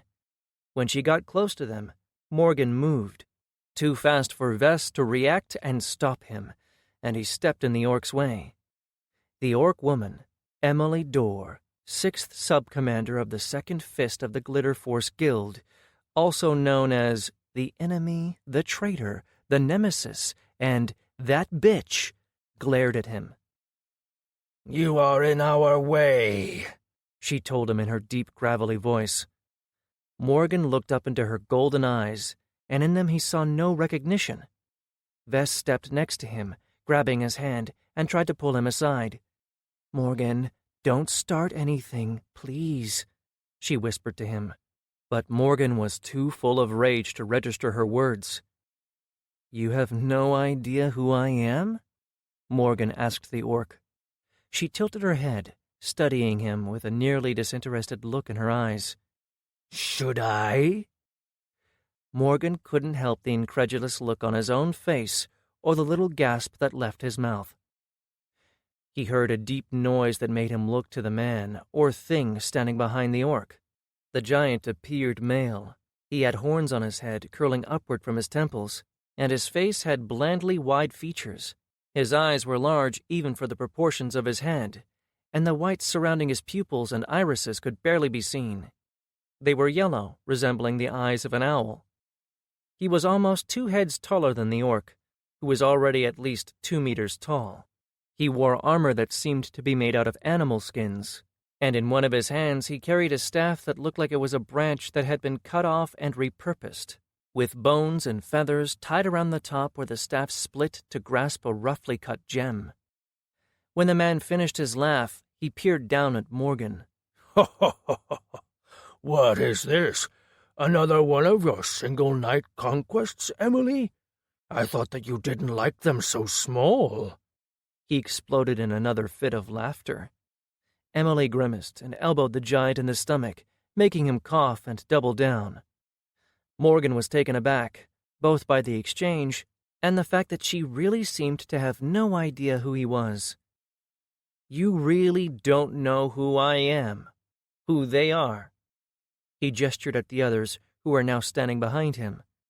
The orc looked them over, but there was no recognition in her eyes. True, they had changed a lot in the years since she had stolen their loot and trapped them in the dungeon, leaving them to starve to death or be killed by the final boss. Perhaps not in appearance, but certainly in how they carried themselves, the gear they wore. They might as well be completely new people. "You abandoned us in the Mountain's Heart dungeon. You stole our loot, and you left us there to die," Morgan said through gritted teeth. The orc tilted her head again, a glimmer of recognition appearing. "Oh, and what proof of this do you have? Accusing another Ascended of attempted murder is not a thing to be taken lightly. I and my team might take offense." She dares to ask for proof? Morgan couldn't believe it. True, he had no proof besides his word and that of his team. The rules of the world system forbade murder between Ascended. If one Ascended killed another directly, the guiding force would give them a red glow, marking them as a murderer, and killing murderers had no consequences. They rarely survived for long as a result, especially as killing them gave 1 experience point, as well as every possession they had on them. But as was typical with such rules, loopholes existed. Killing someone indirectly didn't break the rule, like leaving people to die in a dungeon. Of course, those were the rules of the guiding force. But every guild had its own laws inside their own territory, and most took issue with even indirect attempts at murder. But since these laws weren't enforced by what was basically a god, there was the need for proof, which Morgan didn't have. He glared at the orc while Vess tugged on his sleeve to try and get him to move. He didn't want to. He was angry. Because of her, Morgan had nearly died. That moment had been his first wake-up call, his first realization that he could in fact die. Emily looked at him with an innocent expression, but he knew her true face, and he could see the smugness hidden in her eyes. "Perhaps you have mistaken me for someone else," Emily said finally, her voice rising up so that it could be heard by everyone. "I know how you humans sometimes have trouble telling other races and people apart. If so, I understand. Being betrayed like that, it is a horrible thing. But you have survived, and have learned a valuable lesson about trust." Morgan nearly summoned his energy blade and rammed it through her smug little mouth. The only thing that kept him from doing it was Vessa's hand on his elbow. He could see that the orc knew it, her lip curving slightly upward as she saw him struggle. Before Morgan could speak again, Lucius and Val stepped next to him, grabbing his shoulder. "Apologies," Lucius said smoothly. "My friend is tired and has mistaken you for someone else. We will step out of your way." By now Morgan had realized that they were making a commotion. People were standing around them, looking at a disturbance. He took a look at Emily's companions, seeing the giant looking at him with amusement on his brutish face. The elf was sneering with barely concealed disgust. The two Ulfrir watched him intently with looks that made him think they wanted to eat his liver. Without saying anything else, Morgan allowed himself to step aside. Emily and her team stepped by them without even a second glance. Morgan was too angry to even speak as the others urged him to get outside. "Morgan," Vess said, trying to get him to snap out of it. After a few seconds, he managed, the anger leaving him, and he started to laugh. First chuckle softly, and then he was shaking with laughter so much that people around them looked at him as if he was crazy. What did I think, really? That when I found her again I was going to challenge her to a duel? That I would kill her and get revenge? Foolish. He chided himself. Morgan had dreams about what he was going to do to her once he found her again. In his head, he had built her up like this big nemesis, the overarching villain of the story, someone who he would encounter eventually and then do battle with. But this was not a world like his own, was not like the worlds of his games. He would have never been able to fight her, not without being marked as a murderer. And as much as she had been present inside of his own head, for her, Morgan was nothing. She hadn't even remembered him. He was sure that even now she didn't.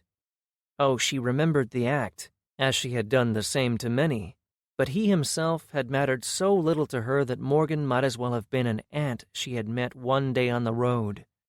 To her, an ascended from a guild, a person who had power, Morgan and his friends, back then not even level 10, had been utterly insignificant. The others were looking at him, but Morgan could tell that they were upset as well. They stood there in an awkward silence. Morgan could see Borodar wanting to speak, probably to ask what that was about. Then Clara was the one who broke the silence. "So, that was her, huh? The big bad?" Clara asked, looking at Morgan. He nodded his head. Clara nodded in return, and then she got angry herself before slapping him across the arm. Shocked, he jumped back and stared at her in confusion. "What the hell was that for? This is who you confused me with? She doesn't look anything like me!" Clara exclaimed, and slapped him again. "Ow! Hey, stop that! What the hell are you talking about?" She punched him in the shoulder. "Don't you remember the first time we met?" Morgan started to remember. She had come with Titus and another to their guild hold, and had been kept captive by Ran. When the rest of them arrived, he had confused her with Emily. But in his defense, Clara was only the second orc he had ever seen, so it was not like he had much experience with telling them apart. Clara narrowed her eyes at him. "She is brown, and I am green. And she is taller than me." Okay, I'm sorry," Morgan said, as he evaded her next strike. "Really, I am." She stopped running after him and simply glared at him. "We should go to the inn." Val said when the silence started stretching again. Morgan nodded somberly, looking up at the still confused Borodar. Yeah, let's. Chapter 9. That is completely evil, Vrashar, Borodar's teammate, exclaimed. The two teams were now in the Cold Night Inn, where many of the teams that were participating in the tournament were. They had returned and checked into their suite, and afterward they had met with Borodar's team in the common room. The two teams had pulled up 2 tables, and the 10 of them were now sitting and drinking together. Morgan had just finished explaining to the last vanguards what exactly Emily had done to them. Morgan nodded at Vrashar, and then Noel put his hands in the air, splashing some of the ale he had. I understand perfectly why you wanted to fight, he added. Morgan had come to like the Noel. Once he had gotten past the fact that he was talking to what looked like an upright hyena, he learned that they were quite alike. It might be understandable, but this is not really out of the norm for some Ascended, Hexna, a human, said. Morgan liked her fine enough, but only when she wasn't near him. She gave him the creeps, probably because she was some type of warlock. He didn't know exactly what she did. Adventurers kept their classes and capabilities private, so he knew only the generalities and not what she specialized in. He wasn't really surprised by her words. She seemed like the downer of the group. I have always thought the same, Lucius added. But I had not believed that an Ascended that experienced would actually take advantage of beginners. It is unfortunate, but it is the reality of the world, Jalara said. She was a Sasakra, which essentially meant lizard folk, but their people did not like that term.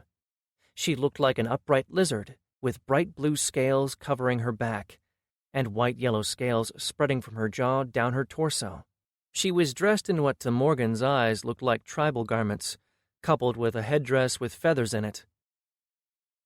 It might be the reality, but it was also a dick move, Morgan added. Ha! A loud voice boomed, followed by a clash of a tankard on the wooden table, spilling ale all over. Gravo the Dwarvar laughed at Morgan's choice of words. Ha ha! Dick move! Ha! I'll remember that! The Dwarvar was most certainly drunk, but perhaps not as much as Morgan thought.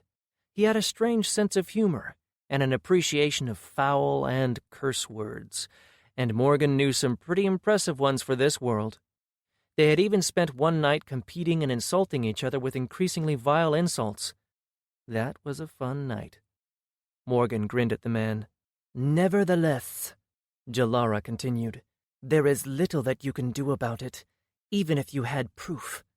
The valley where it happened hadn't been claimed by any guild at the time, and so no laws applied to it. They were free to do whatever they wanted as long as they didn't break the guiding force's rules. The others around the table all nodded in acceptance. Which is complete bullshit. She had killed who knows how many people using the same method, Morgan exclaimed angrily. The others just shrugged, which was what Morgan had come to expect. That was the way this world worked. To them, there was no point getting worked up by it. Vest took his hand and squeezed it. He shook his head and stood up. I need to clear my head. He left the table and went for a walk. He wandered out of the building and into the street.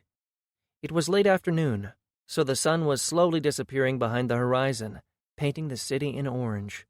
He looked up into the sky and tried to forget where he was. In that moment, looking at the sky with the exclusion of everything else, he could almost imagine that he was back on Earth. It wasn't like he missed his previous life, but there were just so many things that he knew he would never be able to experience again. He would never step foot on his world again, he knew, even if he managed to climb the tower and find Oxy once more. He had promised him that if he did so, he could send him back to Earth, and Morgan believed him. But the truth was that no matter how much he might miss Earth in a few rare moments, he would never want to go back there. On Earth, he had been a nobody, his future bleak. But this world, with all of its flaws, was more of a home for Morgan. He liked this world, even with the dangers and the near-constant threat of death. It was beautiful, harsh, but also rewarding. "Are you all right?" a voice said, and Morgan turned to see Clara standing behind him. "Sure," Morgan said, shaking his head. "I know that they don't understand, but I do," Clara said. "They had all grown up knowing about the Ascended, about the rules, and the ways that everything worked. It is just the way things are for them. But you and I are different. I grew up in the tribe, and my kind don't concern themselves with the Ascended. Only the one chosen for ascension does. And you, well, your crazy world is, what are the words you use? Completely bonkers?" Morgan chuckled. "Yeah, that's it. Come, let us get back to the inn. We should get some rest for tomorrow," she said, locking her arm through his. "Yeah." The next morning, both teams walked out of the inn together and made their way to the arena. There was little talk on the way. All of them were nervous since they didn't know exactly what to expect, but soon enough they would find out. Once they arrived, they found that there were already people there forming lines near the entrance. Quickly they reached the entrance and stopped in front of a tall human man who wore white armor with red lines crisscrossing them. His adventurer's badge was clipped to his shoulder, and Morgan recognized the mark as that of the Ethereum Riders Guild. The badge itself was made out of platinum, making the man both high-level and a great adventurer. "Team name?" the man asked. "Skyforce," Morgan answered. He checked something on a list in his hands and then looked over them before nodding and letting them through. Once they got past him, they waited for a moment for Borodar and his team to get through, and then all of them walked inside together. The first shock was the number of people. Even before they exited the tunnel that led to the interior, Morgan could tell that there were hundreds of people there. But then they were inside and saw the arena. It was massive, larger than the biggest stadiums he had seen on Earth. Tall, with empty spectator seats all around them, it was the arena floor that was filled with people. By his rough count, there were at least 500, if not 1,000 adventurers there. They were all standing talking with one another in front of a raised platform in the middle. Morgan and the others headed that way and fought through the crowd before reaching the base of the platform, and Morgan saw that there was a woman standing there. She, like all Ascended, looked young, but in her eyes Morgan saw that she was far older than she looked. She was a human, with bright blue hair that was pulled back in a tail at the back of her head. She wore a dress and her fingers were adorned with rings.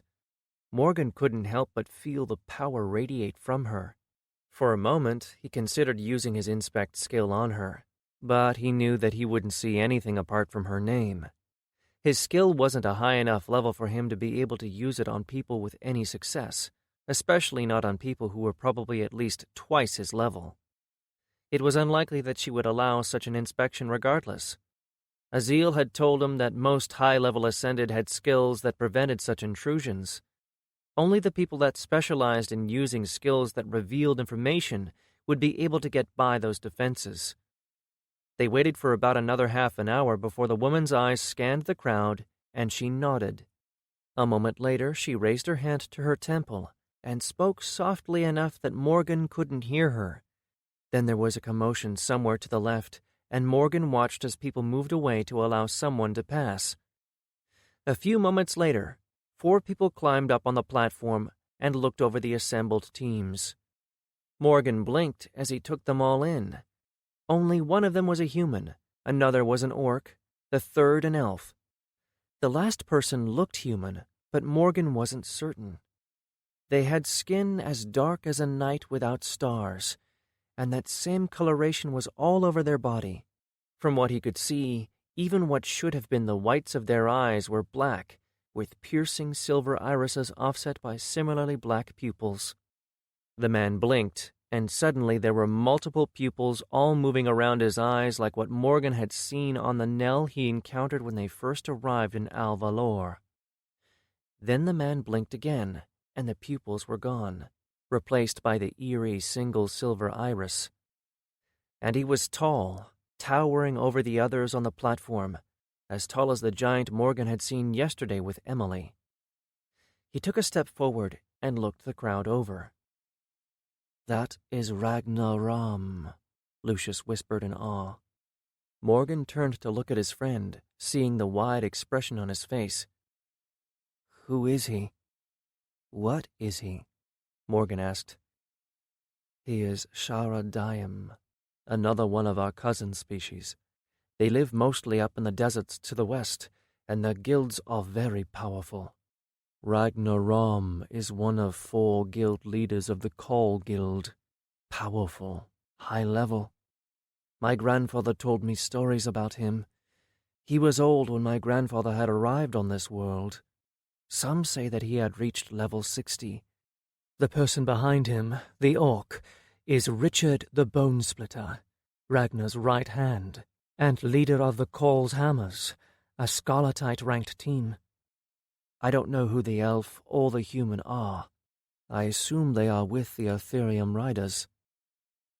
Morgan nodded. He had noticed the same white with red lines theme of their clothes. "And the woman?"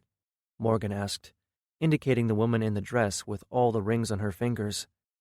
"I have no idea," Lucius admitted.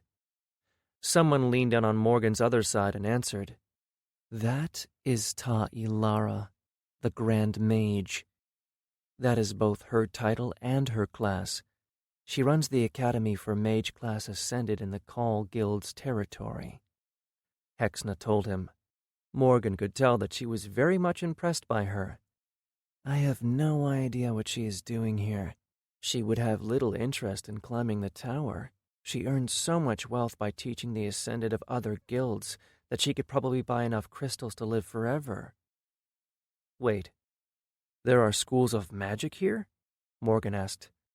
Hexna nodded. "A person can learn skills and abilities by themselves, or buy them if they have enough points, but they can also be taught. Most agree that being taught not only saves you points, but it also makes your utilization of newly learned skill or ability better."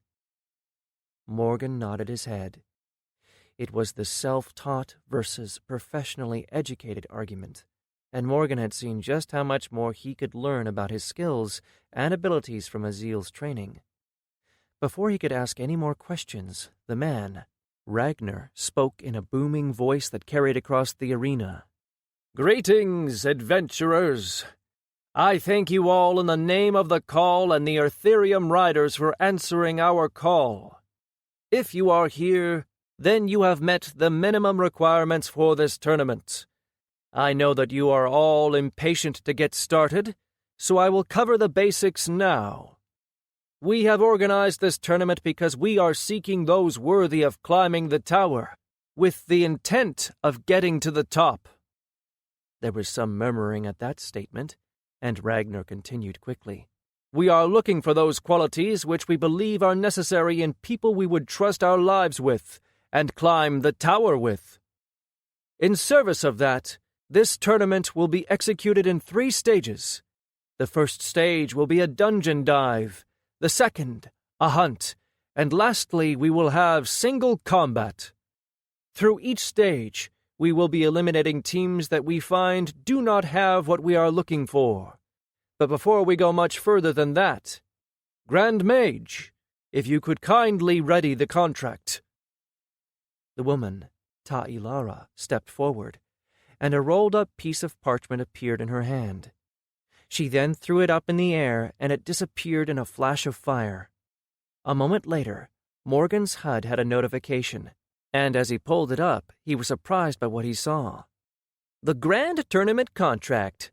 By agreeing to this contract, the user acknowledges the risks and accepts the rules written out in the contract itself. Y/N." After that was the text of the contract itself. He hadn't expected anything like this. Morgan could see that everyone around him was looking in their HUDs, and he turned his eyes back to the contract. It was written in very simple language that left little to the imagination, with little room for mistakes. From what he read, it didn't really have much in the way of rules. It just basically said what they already knew, that people accepting it agreed to follow the rules set by the tournament organizers. It covered the topic of accidental deaths briefly, stating that such deaths would not be punished. From what he could see, it was almost the same to the rules already in place that were enforced by the guiding force, but there were added rules that forbade anyone from intentionally sabotaging another team, meaning poisoning or the like. Morgan turned to the others, and they quickly consulted with them, and afterward they all accepted the contract. "You have now entered into the grand tournament. Good luck, and may you prevail over your peers. The Tower of Power awaits." Morgan nodded, and he looked around. A few minutes later, the woman on the platform nodded, and Ragnar started speaking again. "With all of that out of the way, it is time for me to explain how this is all going to work. Firstly, that which I know you are all most curious about, the rewards." A small cheer started around the arena, but was quickly stopped when Ragnar raised his arm. "As I said, there will be 3 stages to the tournament. Each team will compete for itself, and each stage will be rated and rewarded separately. At the end of the first stage, only 60 teams will be allowed to proceed to the second stage. At the end of the second stage, only 20 teams will proceed to the third. At the end of each stage, the top-ranked teams will be given rewards, ranging from gear to ability and skill stones from our guild's vaults." That caused a bit of a stir among the crowd. Morgan, too, raised his eyebrow. That would mean that they would have 3 chances to get a reward. "Of course, we will be evaluating your progress during all 3 stages. The grand winners will be chosen at the end. We are looking for potential as well as skill." Again, the murmurs started. Morgan saw Val and Borodar discussing something in whispers. "Now, before we start, I will explain the way in which we will follow your progress through the first stage. Grand Mage, if you would explain," Ragnar said, and gestured for Ta'ilara to step forward. The woman walked to the edge and looked over the crowd, then raised a hand, causing an orb of white light to appear and rise into the air. "Most of you know what this is, an orb of farsight. Each of your teams will be followed by one of these, watching your progress. Ordinarily, only the caster of the orb can watch through it, but recently new abilities and skills have been developed that allow others to see as well." Next, she raised her other hand and brought out a glass sphere, one which looked like a crystal ball about the size of a soccer ball, with some metal straps surrounding it. A closer look told Morgan that the metal straps were engraved, and from what he could see, the work was far beyond what he could manage. Then the crystal ball flashed, and inside of it Morgan could see a crowd of people. It took him a moment to realize that he was in fact looking at the people in the arena. "We have found a way to not only show what the farsight orbs see on these viewing crystals, but we have also found a way to record the sights later for viewing. We call these viewing crystals Farsight Vision, or FV for short. Several teams of my students and teachers will be overseeing the recording of your dungeon runs so that the guild leaders here can review it later." She nodded at Ragnar then, and stepped back, the orb and the viewing crystal both disappearing. "Oh my God, they have TVs!" Morgan exclaimed. Clara scowled at him. "She said that it was called FV." "What? That's not what I—" "You know what? I'm not even going to try and explain." Before Clara could respond, Ragnar spoke again. "With that out of the way, we may begin. Behind us you will find boards that contain every one of your guild's names, as well as a dungeon that you will need to conquer. Of course, since there are more of you than there are available dungeons in the vicinity, those of you who have the same dungeon will be entering them at different times. Next to your guild names is the day when you will have your slot. The next thing that you need to know is that you have been given a dungeon and a slot based on your capabilities, your level, and team rank. The stronger teams will have less time to prepare, and the weaker will have more. You only have one chance, so prepare accordingly. The Al-Valor Adventurers Guild is at your disposal. We will be evaluating you based on many different factors and adding your scores up to form a final number. With that said, may the grand tournament begin." There was silence for a long moment, but then sound returned as people started moving around the platform to the boards placed on the other side of the arena. Morgan and the others followed, and quickly enough they found the boards. It took a while for them to get close enough, but they managed. When they did, Morgan found their name and read the information. "Here we are, Skyforce. Palace of the Eternal Watch Dungeon. 5 days from now," he read. He didn't know anything about the dungeon, which was to be expected since this was a new area of the world that he had almost no knowledge about. "Night Cavern, 4 days from now," Bordar said, identifying his own team's challenge. Morgan nodded. It looked like they had been given quite some time to prepare. They walked away from the boards and found a small alcove where they all gathered. "So, what's the plan?" Vrashar asked. Morgan spoke up. "I think that he gestured to his team, "will probably go to the Adventurers Guild to see what info they have on the dungeon." The Adventurers Guild usually had information on every dungeon in its vicinity, but they of course charged gold for that information. "We'll do the same, I think," Bordar said. "Are you going right away?" Morgan glanced at the others and saw them all nod. Since there was nothing else to discuss, they all headed to the Adventurers Guild.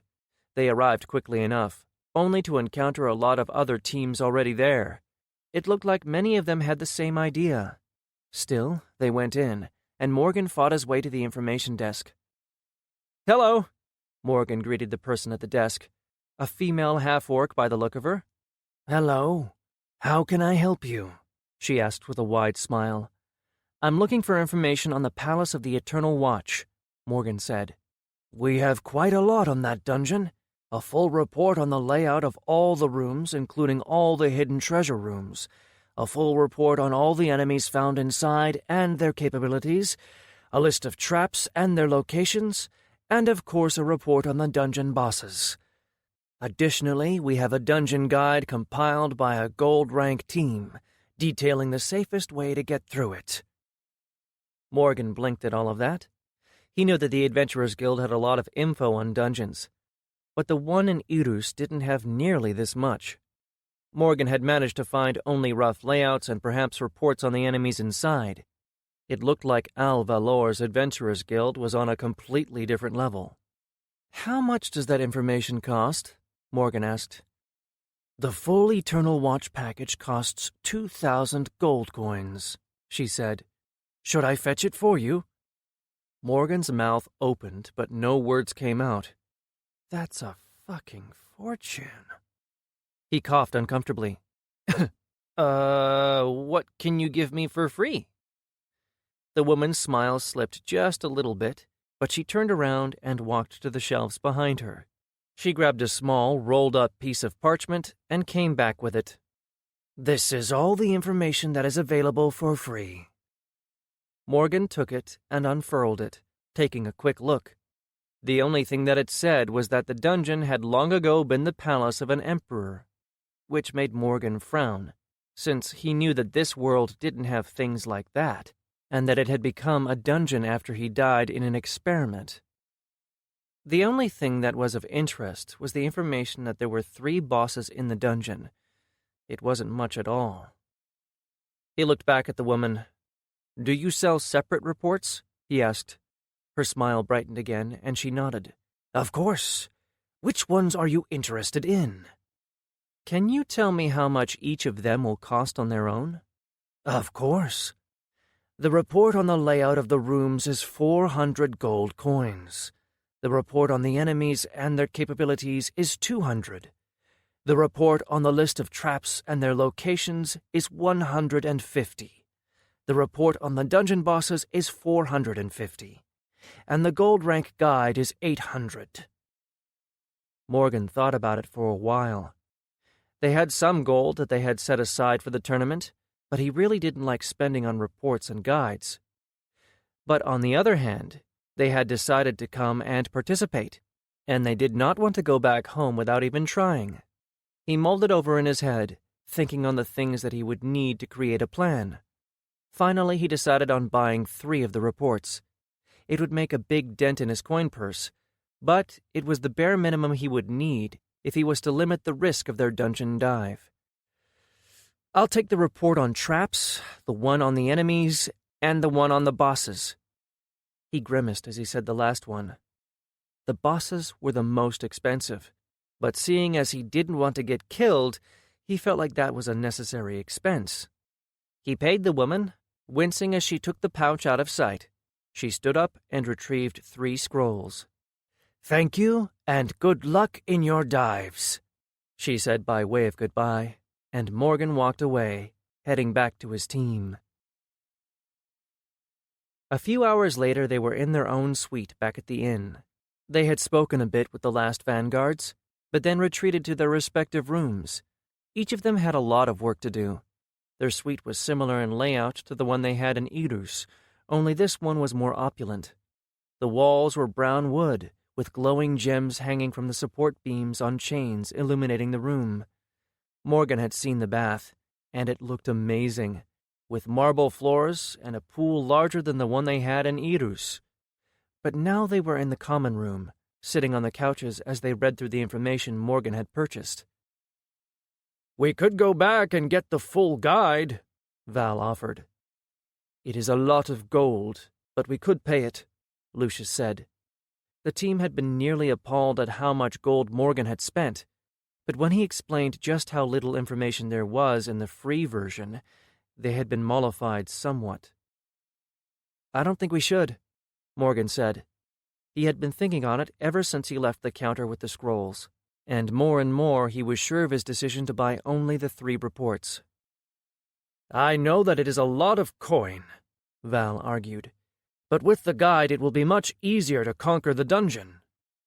Clara and Vess remained quiet as they looked over the scrolls unfurled on the table in front of them.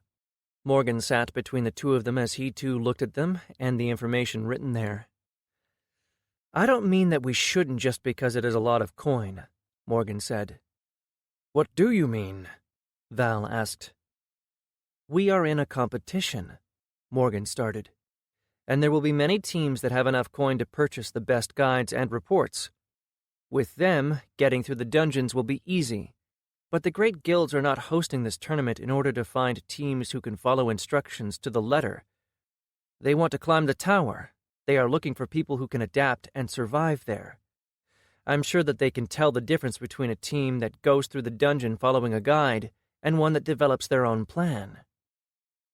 The others looked at him without commenting for a moment. "You are right," Lucius said, sighing. "I should have seen it. Even this is a test. They will be evaluating everything that we do, won't they?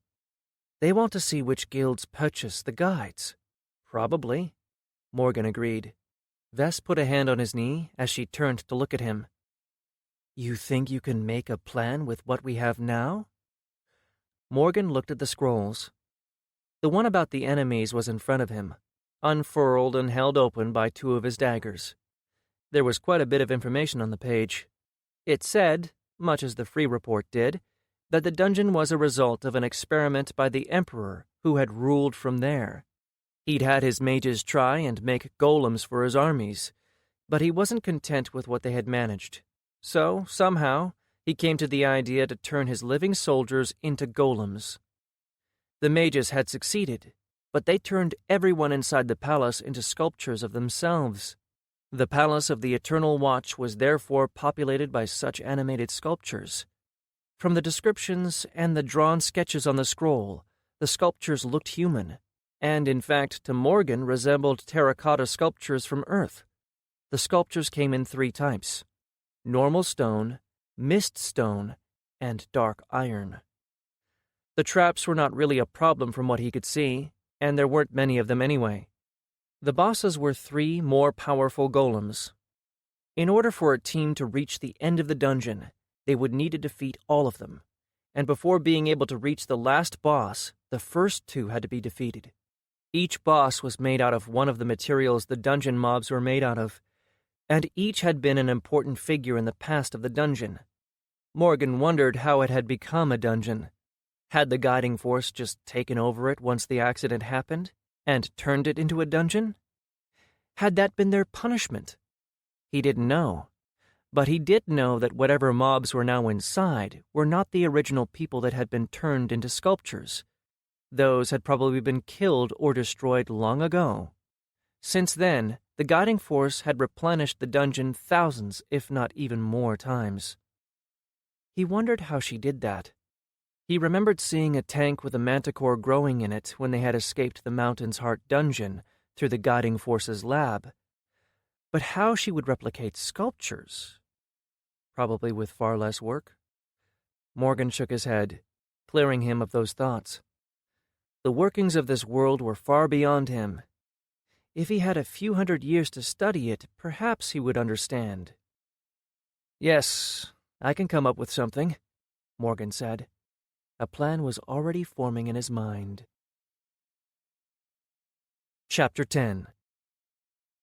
5 days later, the Skyforce team arrived at the entrance to the dungeon. Morgan had spent all that time planning as well as discussing the gear that they were going to bring for the fight. Most of them fought with swords, which weren't really all that effective against this type of enemy. So they had Vess and Val switch to blunt weapons, a 2-handed hammer for Val and a mace for Vess. They were the only adventurers whose style wasn't tied to swords, and they had trained with such weapons before. Morgan had left his daggers back at the inn, as there was no point in taking them when they would do little against such opponents.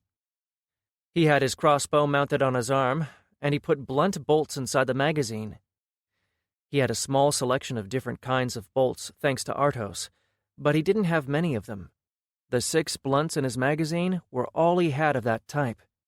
His belt was filled with his orb canisters. 6 were black and 4 brown, and he had many more in his ring of holding. He could theoretically just use them directly from the ring of holding, but he needed to concentrate in order to pull something out, and he didn't want to risk not managing it in battle. On his other side was his satchel filled with all kinds of plants ready for battle. Lucius and Clara carried their old weapons, Lucius because his class revolved around swords, and he couldn't use anything else with his abilities, and Clara because she already had a weapon perfect for dealing with this type of opponent. As they reached the dungeon, Morgan could see it stretching before him. It was really a palace, set into the mountain. There was a tall wall at the base and stairs that led up to a building that was above the walls and set into the mountain itself. It was an impressive structure, but even from far away, he could tell that it was run down. As they grew closer, they realized that there was a man there waiting for them.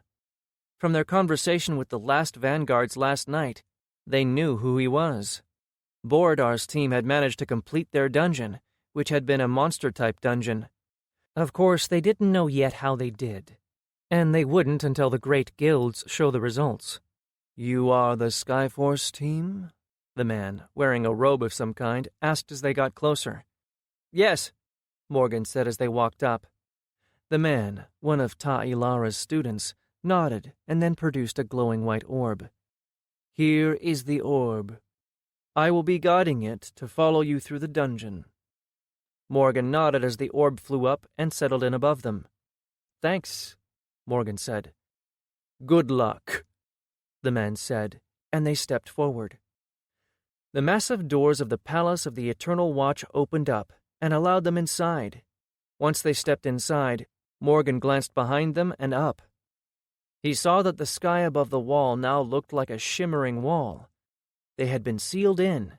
Since it was a dungeon open to the sky, there seemed to be some kind of a dome shield that prevented them from leaving by air. Not that they were capable of that, but Morgan had seen races with wings. Finally, he turned to the dungeon itself. They were now in a large courtyard, one which led to a broken fountain, and then to 3 sets of stairs, 2 leading to the sides, and the middle one up into the large building that dominated the view. It was, in a single word, a castle, but Morgan could see the massive doors leading into it, and they were closed. He knew that in order to open them, they would need to defeat the other two bosses first. The paths to them led through the other two sets of stairs, and the two buildings to the sides. But the other thing of interest in the yard were the enemies. The first of the terracotta soldiers were close to the entrance, standing at attention with their spears held upright. There were 12 of them in that group, but they hadn't reacted when they came into the dungeon. From what Morgan could figure out from the reports, they would react once threats came near them or entered the area that they considered theirs to protect. Morgan didn't know exactly where those areas were, so they were going to proceed carefully. "All right, people, let's get this show started," Morgan said with a grin, while the others had grim expressions on their faces. "Val, Vess, you are front and center. Lucius, you are on finishing duty. Clara, buffs up and help Lucius. I'm ranged support, just like we planned. Ready?" "Ready," Val and Vess said at the same time and stepped forward. Vess summoned her demon bear thingy and readied her shield and mace, while Val raised his hammer, which ignited with red flame. "Let's go," Morgan said. As they started moving slowly forward, he scanned the ground beneath their feet, searching for any plants beneath the stone paving of the courtyard. Finding plenty, he immediately used phytokinesis to encourage them to grow. Taking the food from the soil around them, he put his hand in his satchel and pulled out a woven pouch with the seedling of a special plant. As they came within 50 meters of the terracotta soldiers, they came to life, stone grinding as they leveled their spears and charged them together. Morgan threw his plant, which flew over Vess and Val's heads before falling in the terracotta's path, then used power infusion to put his energy inside of it. As the terracottas reached the plant, it exploded with growth, for a moment appearing like a mass of thin tentacles flailing around before the 24 or so vines shot toward the terracottas guided by Morgan's phytokinesis. Even as a part of it stabbed into the cracks of the stone floor to find purchase and ground the plant. They attacked the first 4 enemies, the vines of a steel wire plant grabbing their spears, their limbs, and their legs, tripping them and pulling them to the ground. The vines tightened around the terracottas, not allowing them to move. Clara threw up an armor spell over Vess and Val. They glowed slightly white, and then a sheen that looked like it was made out of a thin layer of light enveloped them. Then Vess and Val were jumping over the felled terracotta and heading straight for the second line. Vess's bear hit her side first, smashing into one of the terracotta and sending it flying into another. The clash of cracking stone echoing into the mountains as pieces of the terracotta went flying. Vess snapped her scaled shield forward, sending a blast of air forward that struck the second terracotta and staggered it enough that she could evade its spear and smash its head with her mace. Val was a glowing monster of fire as he pushed into the other side, swinging his hammer and smashing 2 terracottas at once, sending pieces of stone flying. His fire attacks weren't all that effective against the terracottas, but his metal alignment was. He used his momentum ability, and Morgan saw his hammer blur for a moment before it smashed into a third terracotta from above, pulverizing the upper half of its body in an instant. The remaining part, a bit of waist and legs, fell down without moving. The 2 other terracottas were still active, extremely damaged, but still moving. They could take a lot of damage, as demonstrated by their appearance. One was missing its head, while the other had only one arm. Morgan raised his hand and fired his crossbow as the 2 terracottas moved toward Val's back. His bolt hit the one closest to Val with a resounding thud, cracking its torso and making it stagger. Val turned around and swiped with his hammer, hitting the headless terracotta in the chest and breaking it apart. The terracotta's remains fell to the ground, inactive, as its core had been destroyed. Every terracotta had a core where their heart was supposed to be, and if it was destroyed, they would stop working, which was why Lucius and Clara had moved forward to the terracottas that Morgan was holding trapped against the ground and taking them out. Clara would smash her staff on their backs, cracking their stone skin, and then Lucius would stab his sword through the cracks to destroy the cores. While they were doing that, Vess was dealing with 3 terracottas. One attacked her with a spear, which she deflected with her shield before smashing her mace on its shoulder, cracking it. Another terracotta tried to take advantage of her attacking move and stab her through the chest, but Morgan pushed the plants beneath the ground that he had been growing. They grew between the cracks in the stone and upward, tangling the terracotta's legs. The plants were mostly grass, with some weeds, so while they weren't all that tough, they did their job and slowed down the terracotta. And Vess's bear was there, smashing into the terracotta and taking it to the ground, where the huge bear proceeded to pounce on it until its chest was pulverized.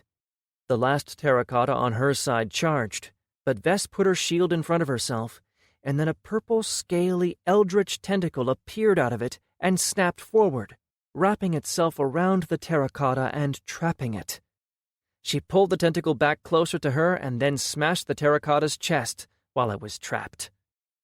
Val was fighting another 2 of them and needed backup. Morgan pulled out one of his brown orbs from his belt and then knelt next to one of the destroyed terracottas, putting his hand against the biggest piece. He activated mass transfer to shift mass from the piece of terracotta to the orb. His brown orbs were just made out of wood, completely filled up. They were basically just throwing balls. As the orb started to get heavy, he stood up. He had enough strength to be able to keep it in one hand, but he would have trouble throwing it far. So then he prepared for his next experiment. He waited for a moment for the opportunity, and when Val jumped back out of range of one terracotta and engaged the other, Morgan saw his chance. He pulled back, aimed, and began his throw just as he activated his phase shift ability. He had been experimenting with the ability a lot since Azil gave him advice, and he'd figured out a few things.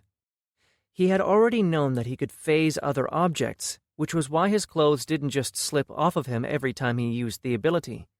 He had learned that he could phase other objects outside of himself entirely. That had been interesting. He could, for example, phase a chair next to him. He didn't have a large enough range to phase something that was far away from him, nor could he phase something that was in close proximity of another living thing for whatever reason. He could phase something and then someone else could come and put their hand through it, no problem. But if they were close to it when he tried to use it, it wouldn't work. It made his dreams of just dropping clothes from people's bodies remain just a dream. Still, phasing objects left him unable to interact with them, just as anybody else, unless he was phased as well. In that experimentation, he had gained the ability to phase just parts of his body, which had been one of the greatest discoveries he had made about the ability. It was difficult to accomplish, and so far he could only do certain parts of his body without much precision, but it made for an interesting possibility. As his ability activated, both his hand and the orb in his palm became phased.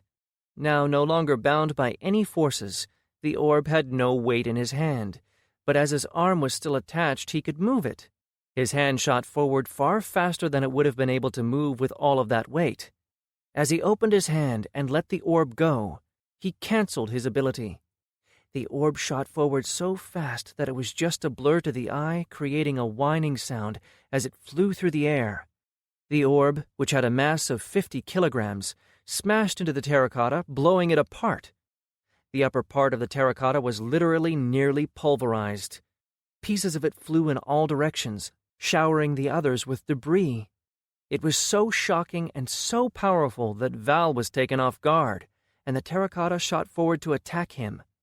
Before Morgan could warn him, the spear hit him in the shoulder and slid off him, going flying to the side as a sheen of light that had enveloped Val shattered. Val snapped back to it and swiped with his hammer, taking off the terracotta's leg and sending it to the ground. Then he raised his hammer up and smashed it down on its back, cracking it to pieces. Suddenly there was silence, and everyone turned to look at him. "What?" Morgan asked sheepishly. He hadn't expected that. He had practiced throwing things while they were phased, but never at full strength, and not with added mass. The others looked at the pulverized terracotta, and then further beyond at the stairs that led into the courtyard proper that now had a small crater in them, and then back at him. You are insane, Val whispered. You could have killed me. Don't be a baby, that was nowhere near you, Morgan said, even though he felt just a bit guilty. Val could have been hurt if it hadn't been for Clara's armor spell, which protected the target from a single strike and then shattered. What? I could feel it as it flew by. What the hell was that? Val asked angrily. Before Morgan could respond, Lucius reached Val and whispered something. Val looked at the orb flying above their heads, then back at Morgan with narrowed eyes. Warn me next time you want to try something crazy like that, please. He ground out through his teeth. Yeah, right, yeah, of course, will do. From now on, for sure, no problem. Morgan rattled off. He had forgotten that they were being watched, and their performance evaluated. He was just a bit shocked with the result, although he knew that he shouldn't be. I went to school for how many years? And the fuck did I learn there? Moron. He had seen some really impressive stuff on this world, people who had abilities that could level buildings in a few minutes. He should have known that as he grew stronger and understood how to use his abilities together, he would gain a similar strength. He had seen Val smash through a wall with his momentum ability and a hammer while they trained, yet somehow his own skills seemed far less destructive. He shook his head and walked over to the others. Sorry about that. I didn't expect it to be, well, that, Morgan whispered. He didn't know if the orb could transmit sound, but better safe than sorry. He didn't want the evaluators to know that his team hadn't communicated as best as they could. They knew one another's skills and abilities very well, knew what each of them could do, but with all the hurry and commotion in the last 2 months, Morgan hadn't had the time to show them what he had practiced with. He had actually practiced late at night when he took a break from his plant experiments, while the others practiced in the mornings. It's fine, Morgan, Val said as he released a deep breath. I just wasn't expecting it, that's all. Right, Morgan said, clearing his throat. I guess it is time for us to go forward. The others nodded in agreement, and they started walking forward, heading toward the stairs leading into the courtyard. Chapter 11. Once they climbed the now nearly demolished steps, they stepped in the courtyard proper. The courtyard was circular and large, maybe the size of a football field. There was a fountain in the middle of the cobbled yard, a massive thing that had probably once been a thing of beauty, but was now just a broken-down piece of rubble. There were 3 sets of stairs, and now that Morgan was closer, he could see just how large they were. All 3 sets of stairs were identical, wide and made out of white stone. They made a path over the sides of the mountain to the small plateaus on each side. In front of each stairway was a pack of terracotta mobs. Each pack was of a different kind, depending in front of which stairway they were placed. The ones on the left were like the group that they had already defeated, having a gray, almost white color to them, with simple armor, and were made out of stone. They all carried spears, just like the previous ones. The ones on the right were made out of mist stone, dark gray in color, with an almost imperceptible misting around them. They had swords and mist stone guard dogs. The last grouping was made out of dark iron, nearly black in color, with parts of them rusting. They carried polearms that resembled Chinese guandao, a tall staff with a blade mounted on top. They looked the most menacing with their ornamental lamellar armor. Each set of stairs led to a different part of the dungeon and a different boss. They had already decided the route that they were going to take, so they turned toward the left side and the stone terracottas. There was a lot of distance between the 3 packs, and according to the report, the others wouldn't react to combat unless one entered into their range. Their plan was to clear them quickly and keep them contained to their side of the stairs.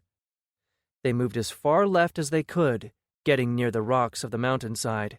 They were still out of the range of where the terracottas would activate, but now they were as far away as they could get from the other 2 packs.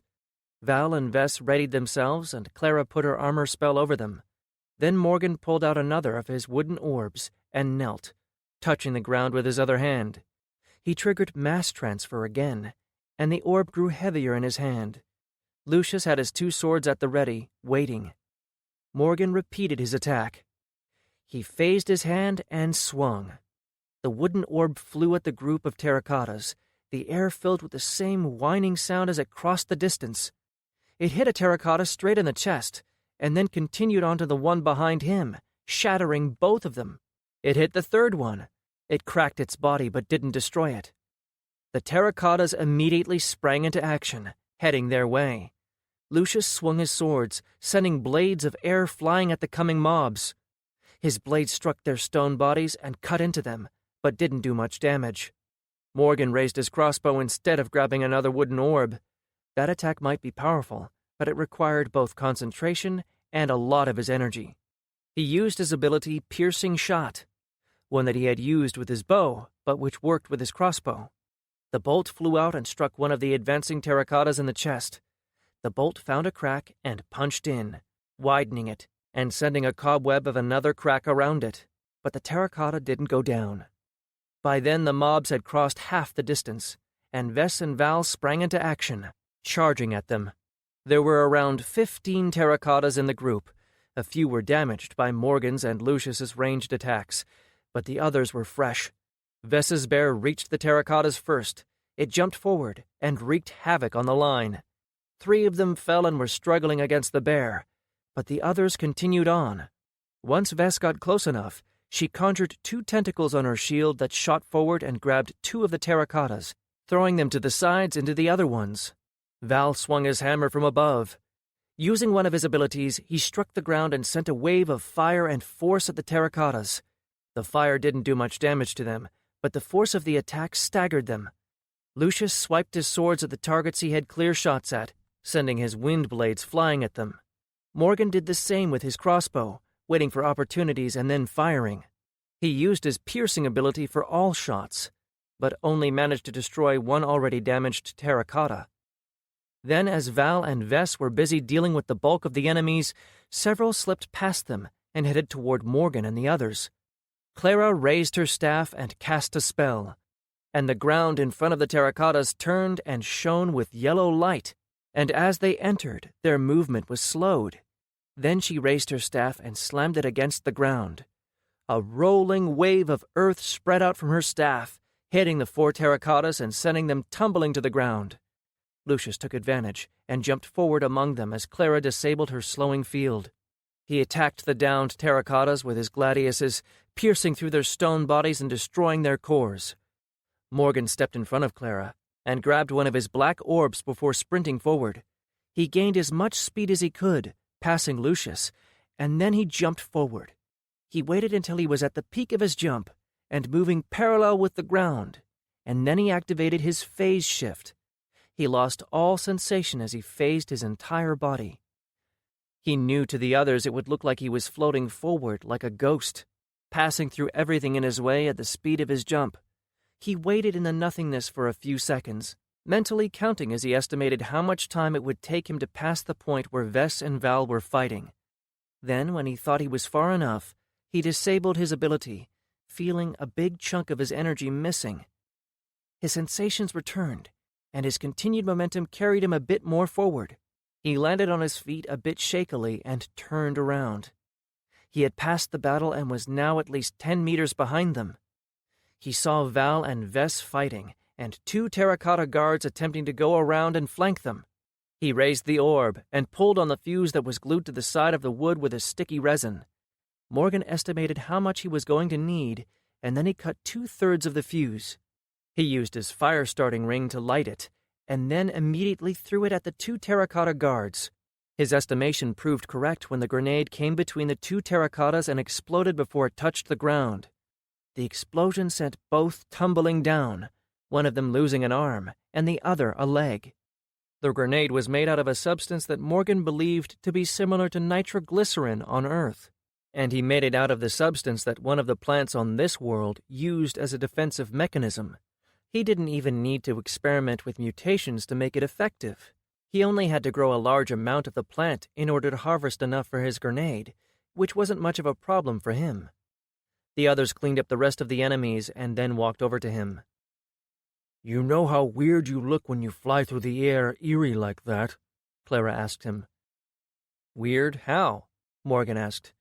Your eyes do this thing where you are looking forward, but you clearly can't see anything. It's spooky, Clara said. Morgan opened his mouth to respond, but he caught sight of the floating orb above them. Deciding to table that for later, he turned to Lucius. You remember the next part of the plan? Morgan asked. Of course, Lucius said. Morgan nodded and then moved over to the stairs.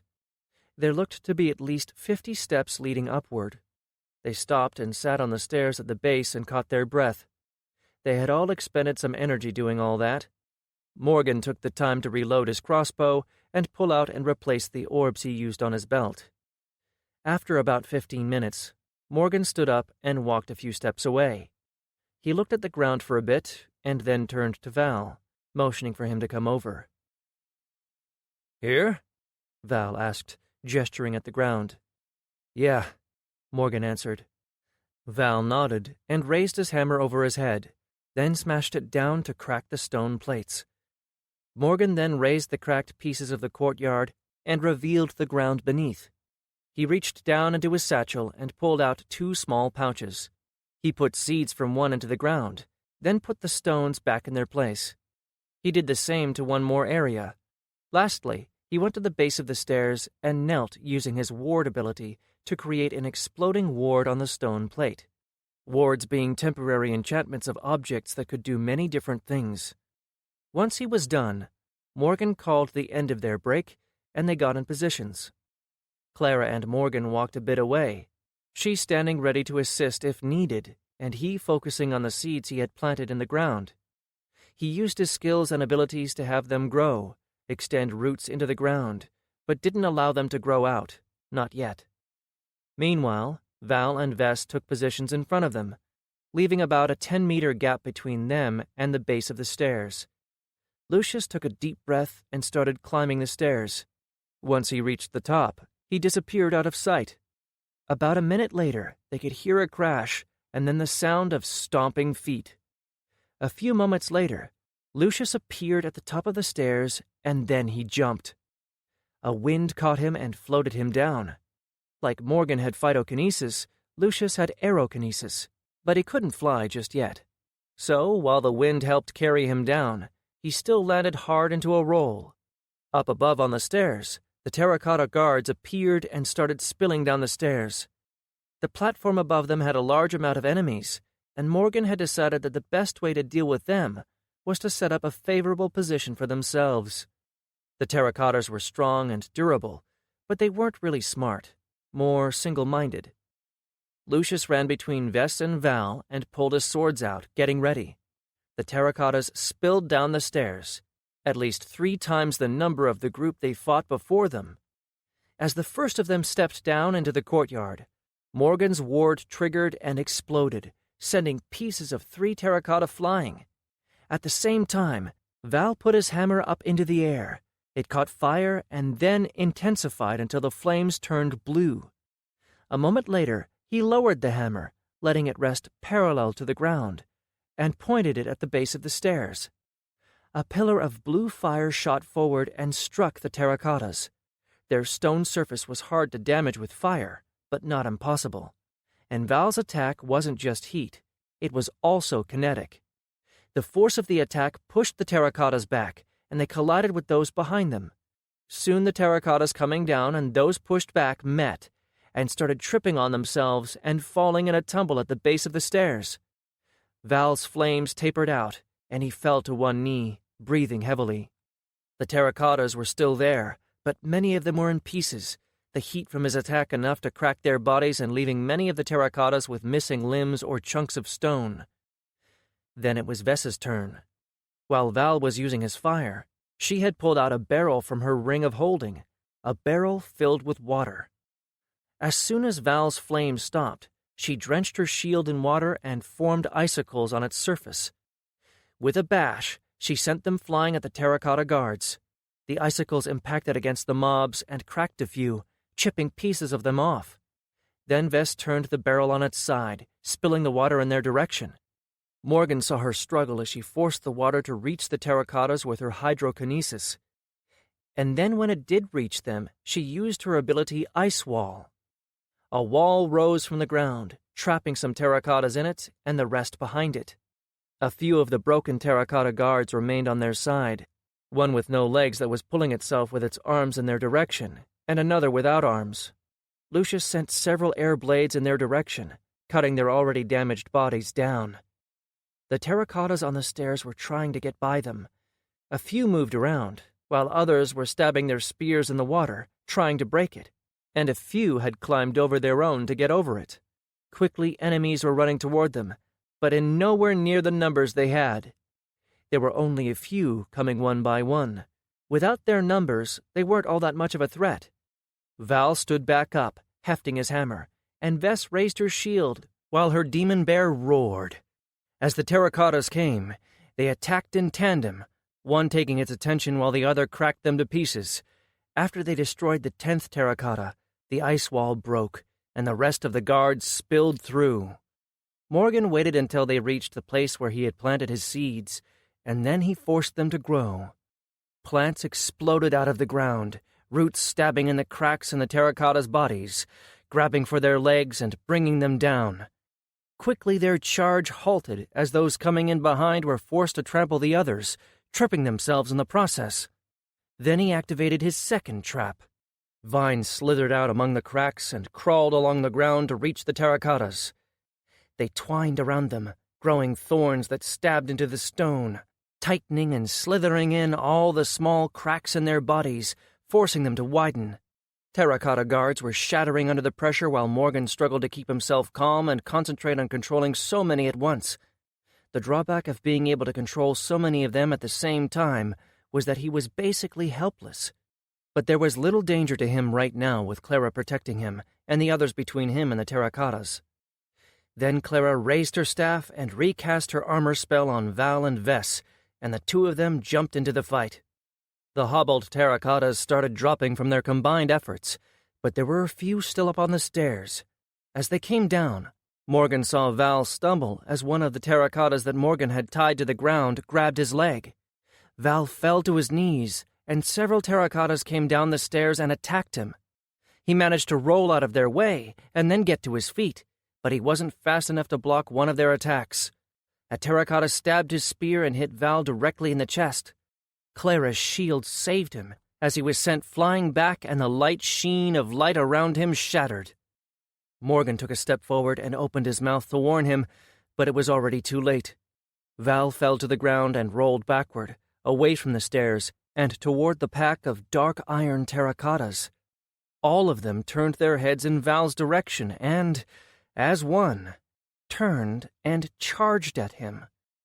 Val was still not recovered from the fall and hadn't even noticed them.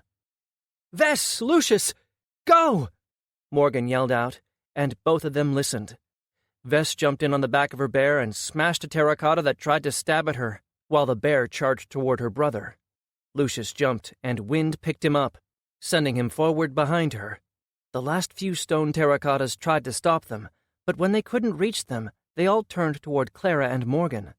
The vines and roots he had used had mostly been ripped and trampled now. He couldn't use them to stop them. "Clara, up front," Morgan said, as he quickly thought about his options.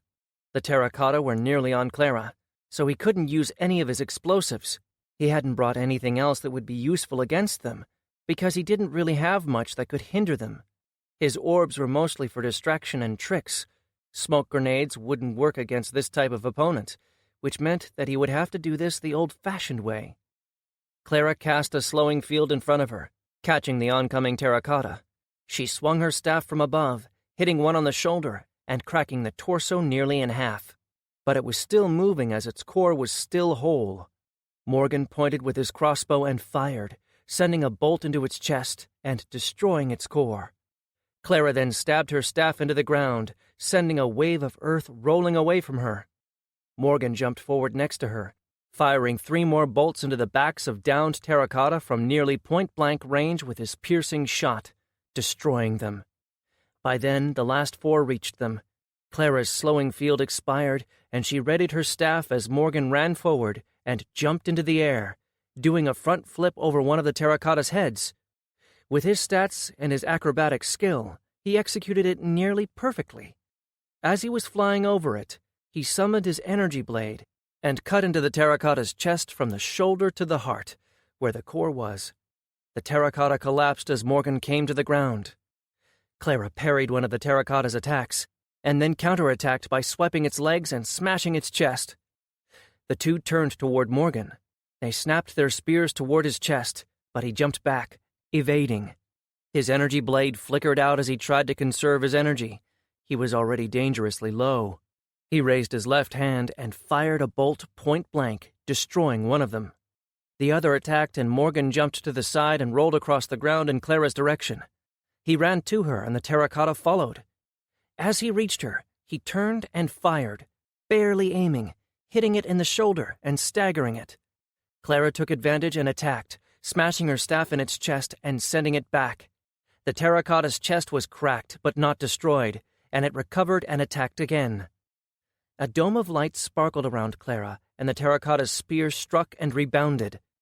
Morgan took advantage of it being off balance and grabbed its spear with one hand while he snapped out with his leg, hitting the knee and breaking it. The terracotta fell to the ground, its spear wrenched from its hands by Morgan. He then raised the spear and stabbed it into its chest. Clara cleared her dome and swiped the sweat from her brow. Morgan turned his eyes to the battle on the other side of the yard. It was immediately obvious that the three were having problems. The dark iron terracottas were slower, but far more durable than the stone ones. Morgan and Clara both immediately started running toward them. As they came close, Morgan could see that Val was bleeding from his leg, and Vess and her bear were barely holding on. A few of the terracottas were lying down on the ground, but there were many still active. Lucius was distracting them, but his blades couldn't do much damage. All he could do was keep them from surrounding Vess and Val. Morgan put his hand into his satchel and brought out a woven pouch, pulling out a plant. Looking around, he saw that the side of the mountain next to them had some patches of grass and dirt in the rock, so he threw the pouch at one of them. The plant fell close enough, and then Morgan sat on the ground with his legs crossed. "Clara, keep me safe," he said, and then made his mind calm. Using both domination and discipline alignments in combat at the same time was possible, as he had learned from Azil, but he was not yet sufficiently proficient at swapping his mind states in an instant. He used phytokinesis and forced the plant to grow out of the pouch and into the ground that was in the mountainside. There was not much food there for it, so he had to supply his own energy, which was already dangerously low. Quickly, roots spread and grew, tying themselves around rocks and grounding the plant, making for a strong foundation before the stem quickly grew to become a trunk. It grew out of the mountainside and curled upward, dark red in color and thickening, getting about as thick as Morgan's torso in a matter of seconds. He was expending a lot of energy to get it to grow that fast, but quickly it reached the stage he needed it to. The tip split into 3 separate branches, and on the end of each blossomed a flower, and from it extended a wide, straw-looking bud. Morgan released a deep breath as he stopped feeding the plant, and then turned to control. "Clara," Morgan whispered, not wanting to break his concentration. She understood what he wanted immediately, and so she yelled out, "Get back!" The others heard her, but didn't respond or acknowledge her. Instead, a few moments later, Vess screamed and activated one of her more powerful abilities. She put her hand on her bear and triggered Eldritch Abomination before turning around and running, grabbing Val on the way. Her bear transformed, tendrils growing from its neck, its limbs elongating, and its jaws unhinging and expanding. It roared and started smashing the terracottas around. Lucius disengaged and wind carried him back. The bear fought for a few moments, a terrifying foe, but it was only one. Terracotta polearms slashed and stabbed into it, and it collapsed, then dispersed. Vess cried out and collapsed, but Val held her up. The terracottas didn't even pause as they simply continued after them. Then Morgan used his plant. The 3 buds opened up, and streams of liquid exploded outward at high pressure, splashing across their front line. Immediately, a sizzling sound filled the courtyard as smoke rose from the impact points, and acid ate into them.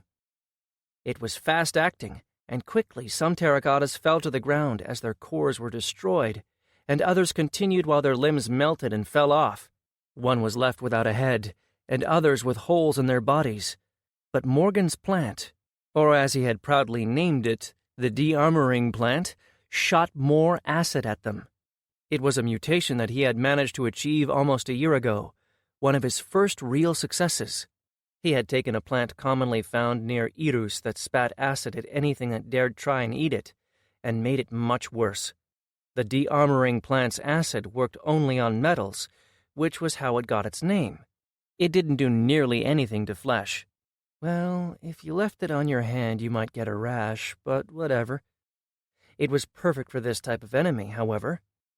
As the terracottas fell, and his plant stopped shooting, as it emptied its reserves, Morgan having too little energy to replenish it, Lucius and Val stepped in and dealt with the last few survivors. Val would use his momentum ability to smash his hammer into the dark iron terracottas, denting and cracking them, and Lucius would dart forward and stab through to destroy their cores. "That went well," Morgan said once they were all finished.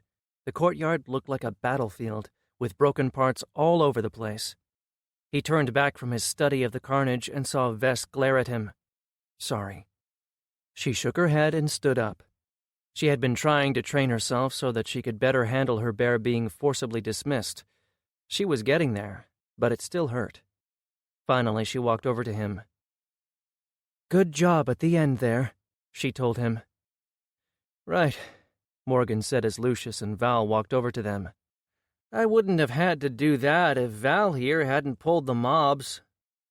Val Sarim grunted. "It's not my fault. I tripped," he said, as Clara stepped up to him and put her hand over the wound on his leg, healing him. "I'm joking. It happens. If I had a coin for every time I pulled some mobs, I would be rich." Morgan laughed. The others frowned. "I don't remember you doing something like this. Not if it wasn't planned," Lucius said. "I mean back home," Morgan said, reminding them of his world. He had spoken with them at length about the video games on Earth. "Ah, I forgot," Lucius said. "We should take some time to rest," Morgan said. He was feeling quite drained. He glanced to the sky, seeing that the sun hadn't really moved since they entered. He wondered if they were perhaps inside some kind of a pocket dimension or something, but he dismissed the thought. It doesn't really matter. They moved to the stairs and sat down, pulling out some food and drinks from their inventories. They spent about an hour recovering, the orb of Farsight hovering above them the whole time. They knew that they were being evaluated, but they didn't know much about the observer's criteria. Still, their plan prior to getting in was to treat this as any of their previous dungeon dives. They went slowly, taking time to rest and heal up between fights. There was no point entering a dungeon if they were going to risk death out of pride. After they rested enough, they walked up the stairs. The platform was now cleared of any mobs, so they walked over to the large, two-sided doors. Once they entered, they would be heading toward the boss chamber. They did last-minute checks, made sure that all of their equipment was ready, and then opened the doors. They fought 3 more groups of terracotta guards in a wide hallway. There were several adjacent rooms that had some loot, but they left that for later. They fought slowly, taking the time to minimize the risk, as well as to avoid the few traps. Once they finished clearing them all, they reached the boss chamber. It was a round chamber, illuminated by glowing orbs on the ceiling. It was mostly empty. Whatever used to be there had long since been broken, with pieces of wood scattered across the room. In the center was a large terracotta guard, looking the same as the others, except that this one was almost twice the size. The guard stood with the spear in one hand, waiting. The boss's name was simply Stone Guard Commander. Morgan and the others had familiarized themselves with its abilities and manner of combat. Morgan had, of course, devised a plan for it as well. He looked at the others and nodded. Morgan took one of his wooden orbs and put his hand on the wall next to him. As soon as the orb gained enough weight, he threw it, activating his phasing ability and shooting it forward. The orb smashed the terracotta boss in the chest and staggered it back, but the impact left barely a crack. Immediately, Clara cast her armor spell on top of Vess, and she stepped forward, summoning her bear again, and then they advanced on the boss. As soon as she got near, it immediately focused on them. She ran forward as the boss raised his spear and swiped at her. She put her shield up and blocked, but it sent her staggering to the side. Her bear attacked, swiping at the legs of the boss while it was out of position. When it turned to attack the bear, it jumped back out of the way, and Vess was there to smash her shield into the boss, staggering it. "Go!" Morgan said as Vess had its attention. Val jumped forward and, using his momentum ability, swung his hammer at the boss. Halfway through the swing, it suddenly blurred as its momentum doubled. His hammer smashed into the boss's hip, sending a web of thin cracks spreading from it. The boss turned and swiped with his hand at him, but a dome of light appeared and shielded him as Clara cast her spell. Val jumped out of range, and Vess took the boss's attention again. Then Lucius swiped with both of his swords crossed, sending a wave of air at the terracotta. The wave hit and made it take a step back, which Val took advantage of again to smash his hammer, this time at the knee. The boss took the hit, but it did little. So they danced around, Vess keeping the boss's attention while Lucius and Val took shots at it, and Clara protected them when they couldn't get out of range fast enough. Meanwhile, Morgan reached in his satchel and pulled out 3 of his woven plant pouches. There was not really any soil in this room, but the room was set deep inside the mountain, which meant that there was soil behind the walls. He looked for cracks in the walls and found them easily, as the entire dungeon was a run-down palace. He removed the plants from the soil in the pouches. He only used soil so that he didn't need to keep the plants constantly alive, and placed the tiny sapling and its tiny roots into the crack. Then he pushed energy into it and made it grow. Leaving it there to do its thing, he did the same with the 2 other plants. Then he turned around to look at the battle as his plants grew. Vess had taunted the boss to the other side of the large chamber, and the 4 of them were following the plan with them slowly chipping away at it. Morgan saw Lucius jump high in the air and send a wave of air at the boss from above, making it stumble and hit the wall with its head. It didn't do much damage to it, but it allowed Val to hit it several times, sending more cracks spreading from every impact point. Then Vess's bear smashed into the boss, making it stagger. Vess took the moment to pull out another smaller barrel of water from her ring and use it to send ice forward, freezing the boss's legs. Unable to move, it lashed out with its spear all around itself when anyone came near, and when it had the opportunity, it stabbed into the ice, trying to free itself. Val smashed his hammer against its shoulder, and it retaliated faster than Val expected. He blocked the strike, but was still sent flying across the room. Clara quickly ran to him, while Vess tried to get his attention again. The boss freed itself and then stomped, quaking the ground and sending the others stumbling away from it. By then, though, Morgan felt that his plants had grown enough behind the walls and called out. "Vess!" he yelled, and she immediately moved in his direction, and the boss followed. She led the terracotta to the wall where he had been standing just a moment before, and as soon as he was in range, Morgan activated 2 abilities. Without the need for his guidance, Binding Roots and Vampiric Roots spears exploded out of the wall, sending stone flying. Binding Roots struck at the terracotta's limbs, tying them up and pulling it toward the wall, while Vampiric Root spears stabbed at the already damaged areas, trying to punch through. A few of the spears managed to drill into the boss, but it wasn't nearly enough to take it down. The boss itself was struggling, ripping roots from the walls and breaking them apart. Morgan pushed his energy into the last plant, forcing his standard vines to grow. They slithered out of the wall and tied up the terracotta, attempting to pull it to the wall. It was still refusing to move. His plants and the boss were in a stalemate. But Val was there, and he struck the boss with his hammer, sending it stumbling into the wall. And that was the opening Morgan needed. His plants twirled around it tightly and pulled it against the wall. His roots were finding any cracks, and they were pushing in, trying to break the boss apart. With his roots, he managed to rip off an arm, just as Val swung and hit the boss over the heart, sending cracks spreading in all directions. Then Lucius walked up the wall on the other side of the room, getting almost 2 meters up before he pushed off. The air in the room suddenly came to life as wind whistled and Lucius flew at the boss, his swords extended in front of him. He struck the boss over the heart, his swords punching through the cracks and into its core. The struggling boss stopped moving and was still.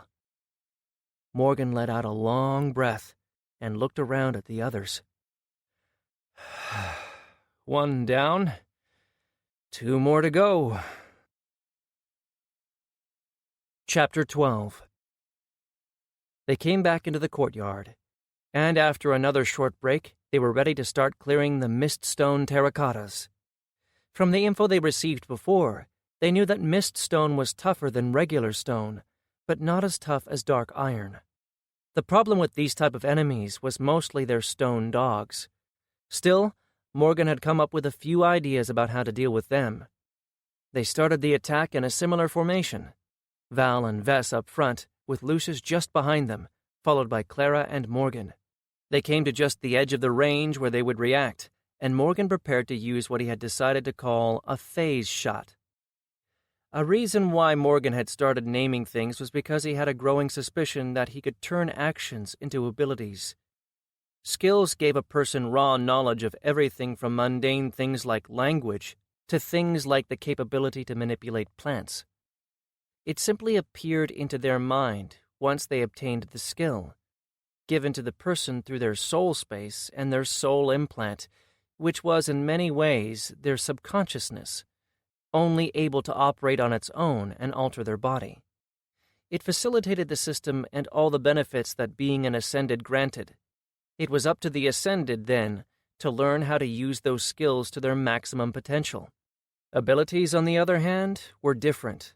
Activating an ability caused an action to take place, but it wasn't really the Ascended who carried it out, but rather their unconscious self. Morgan could utilize some of his abilities without activating them, simply by focusing and expending effort and energy. Some he didn't know how to replicate, as he didn't have the knowledge required, but his unconsciousness did, and by training and studying his abilities, he could gain more insight into them and learn new ways on how to use them. But using an ability was both far faster than him attempting it himself and more cost-efficient, as it didn't require as much energy to be spent. Morgan suspected that this was because Sabila, his soul implant, had the requisite knowledge on how to execute an action with no wasted movement or energy. He hoped that by achieving that level of skill with an action at least once, that he would unlock that action as an ability. This phase shot, for example, was a complicated ability that he had to concentrate hard on in order to achieve. He was utilizing 2 other abilities along with making sure that he had the timing right, as well as trying to hit a target.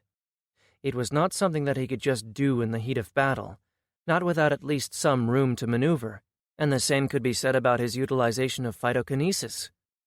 He could use his vampiric root spear ability easily. It required some variable setup.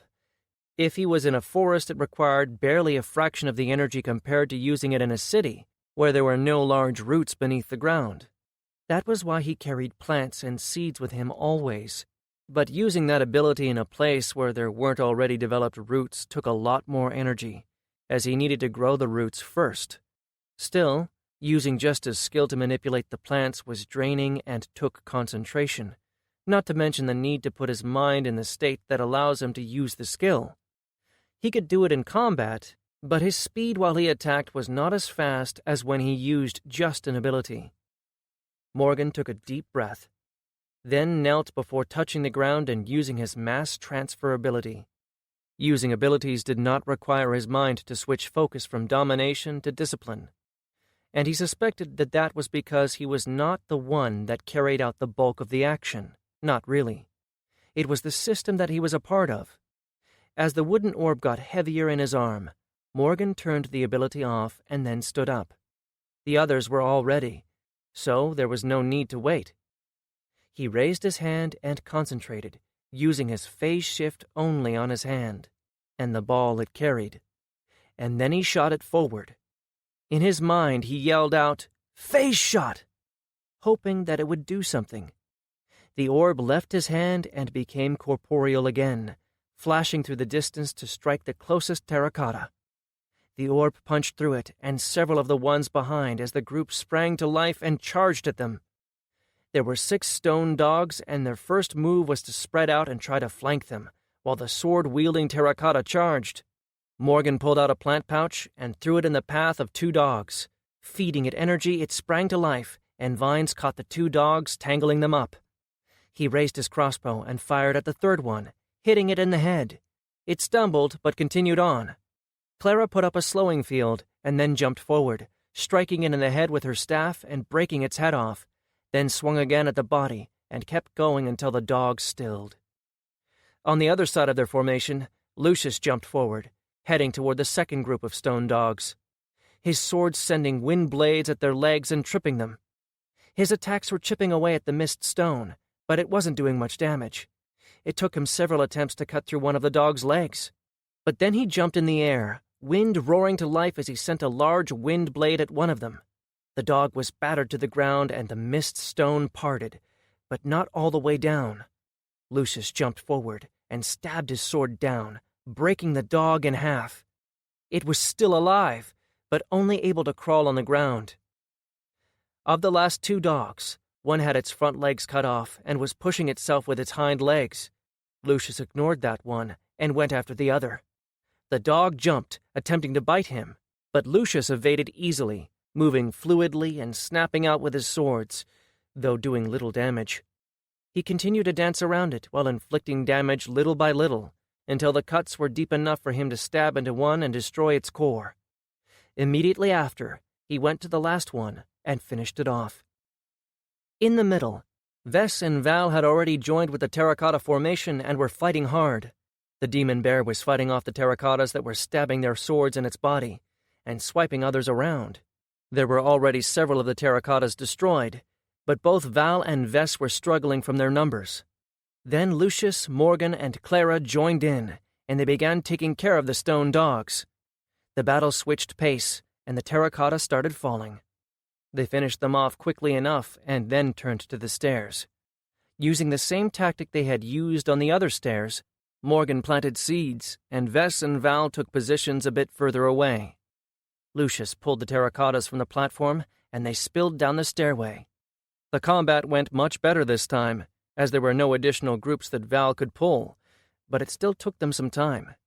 The dogs didn't really have the chance to flank them as Morgan's plants and Vess's ice wall made a choke point where they died before they could become too much of a danger.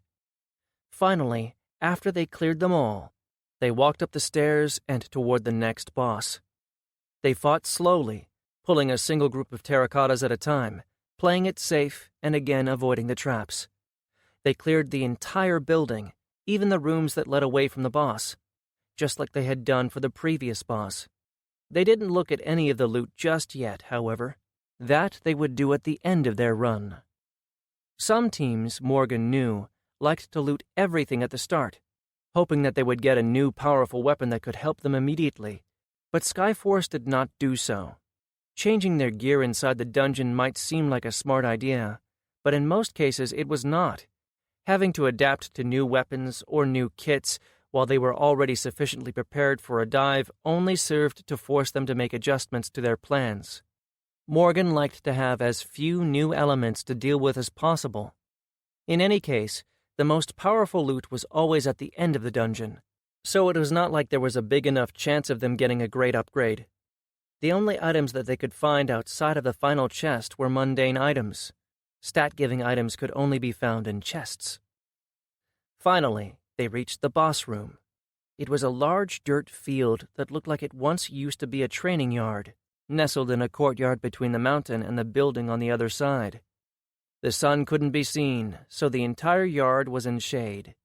The boss was on the other side of the yard, the same size as the last boss, with a sword and a shield in his hands.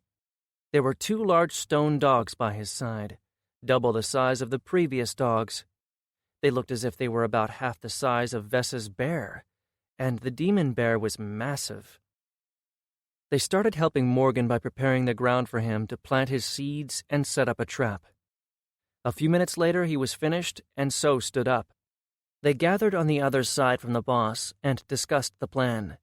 "You should hit one of the dogs first," Val said. "Why?"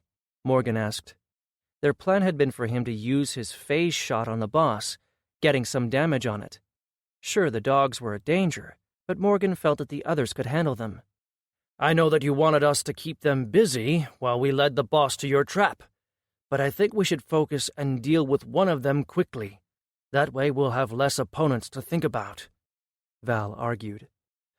Morgan could see his point, and he had in fact had a plan that was similar, although before they entered the dungeon, when he hadn't known just how destructive his phase shot was. He thought about it and realized that Val was right. They could adjust their plans. "All right, we'll do that," Morgan said. They moved into position, Val, Vess, and her bear up front, Lucius behind them, and Clara and Morgan behind him. Clara cast her armor spell on Val and Vess. She didn't use it on the rest of them, since it was a bit energy-consuming, and they needed her to be as fresh as possible, even if her healing abilities were never needed. Vess summoned another barrel of water, her second to last, and pulled the water inside over her body, creating ice armor over her regular armor. Then Morgan walked over to the entrance and found a block of stone to put his hand on and siphon mass. As soon as he had enough, he walked back, then raised his arm and threw another phase shot. The orb flew straight at the dog on the left, hitting it in the chest. It made a crater and sent cracks flying in all directions as its front leg cracked off, causing it to stumble. The boss and the other dog reacted instantly, charging them. Vess jumped forward at the boss, while her bear took the other dog, while Val headed toward the injured one. Vess clashed with the mist-stone terracotta boss, her shield coming up to block a sword swing. Her bear smashed into the stone dog, and they started fighting to the side. Val reached the injured mist-stone dog and attacked. The stone dog jumped out of the way of his swing on its 3 remaining legs and tried to get in close for a bite, but Val blocked it by letting it bite down on his metal arm. It tried to wrench it away, but Val raised his hammer with his other hand and smashed it down on its body, cracking its back and dislodging the dog. He then jumped back and swung a wide attack in an arc, hitting the dog in the head and breaking most of its jaw off. The dog tried to jump at him and hit him with its head, but he moved out of the way and then attacked from below, using his momentum ability. His strike took the dog in the chest and raised it into the air as it cracked its torso open and destroyed the core. On the other side, Vess was fighting with the boss, slowly leading it back toward where Morgan and Clara were standing and where their trap was. Clara was watching the battle intently, ready to cast her shield dome spell if it was needed. Morgan raised his hand as Vess jumped back out of the boss's range to evade a sword stab, and he fired. A bolt struck the boss in the shoulder, chipping the stone just a tiny bit. He quickly realized that it wasn't worth wasting his bolts on it, as the damage it caused was negligible. Instead, he focused on his plants, which were growing beneath the ground and waiting to strike.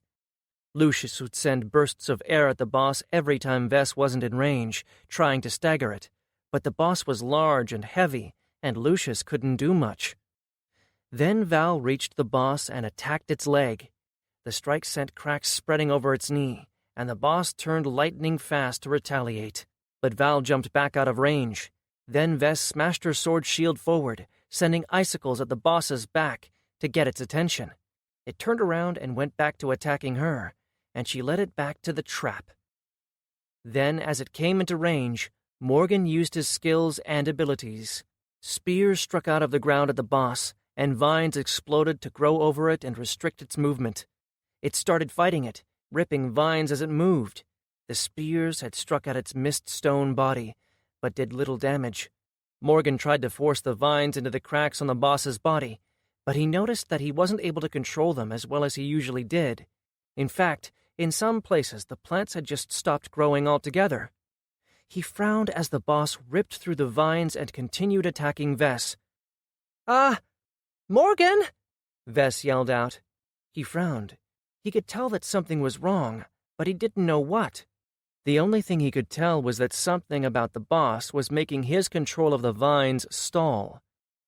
The only thing he could think of was that somehow the mist stone had properties that made it hard for his power to interact with it.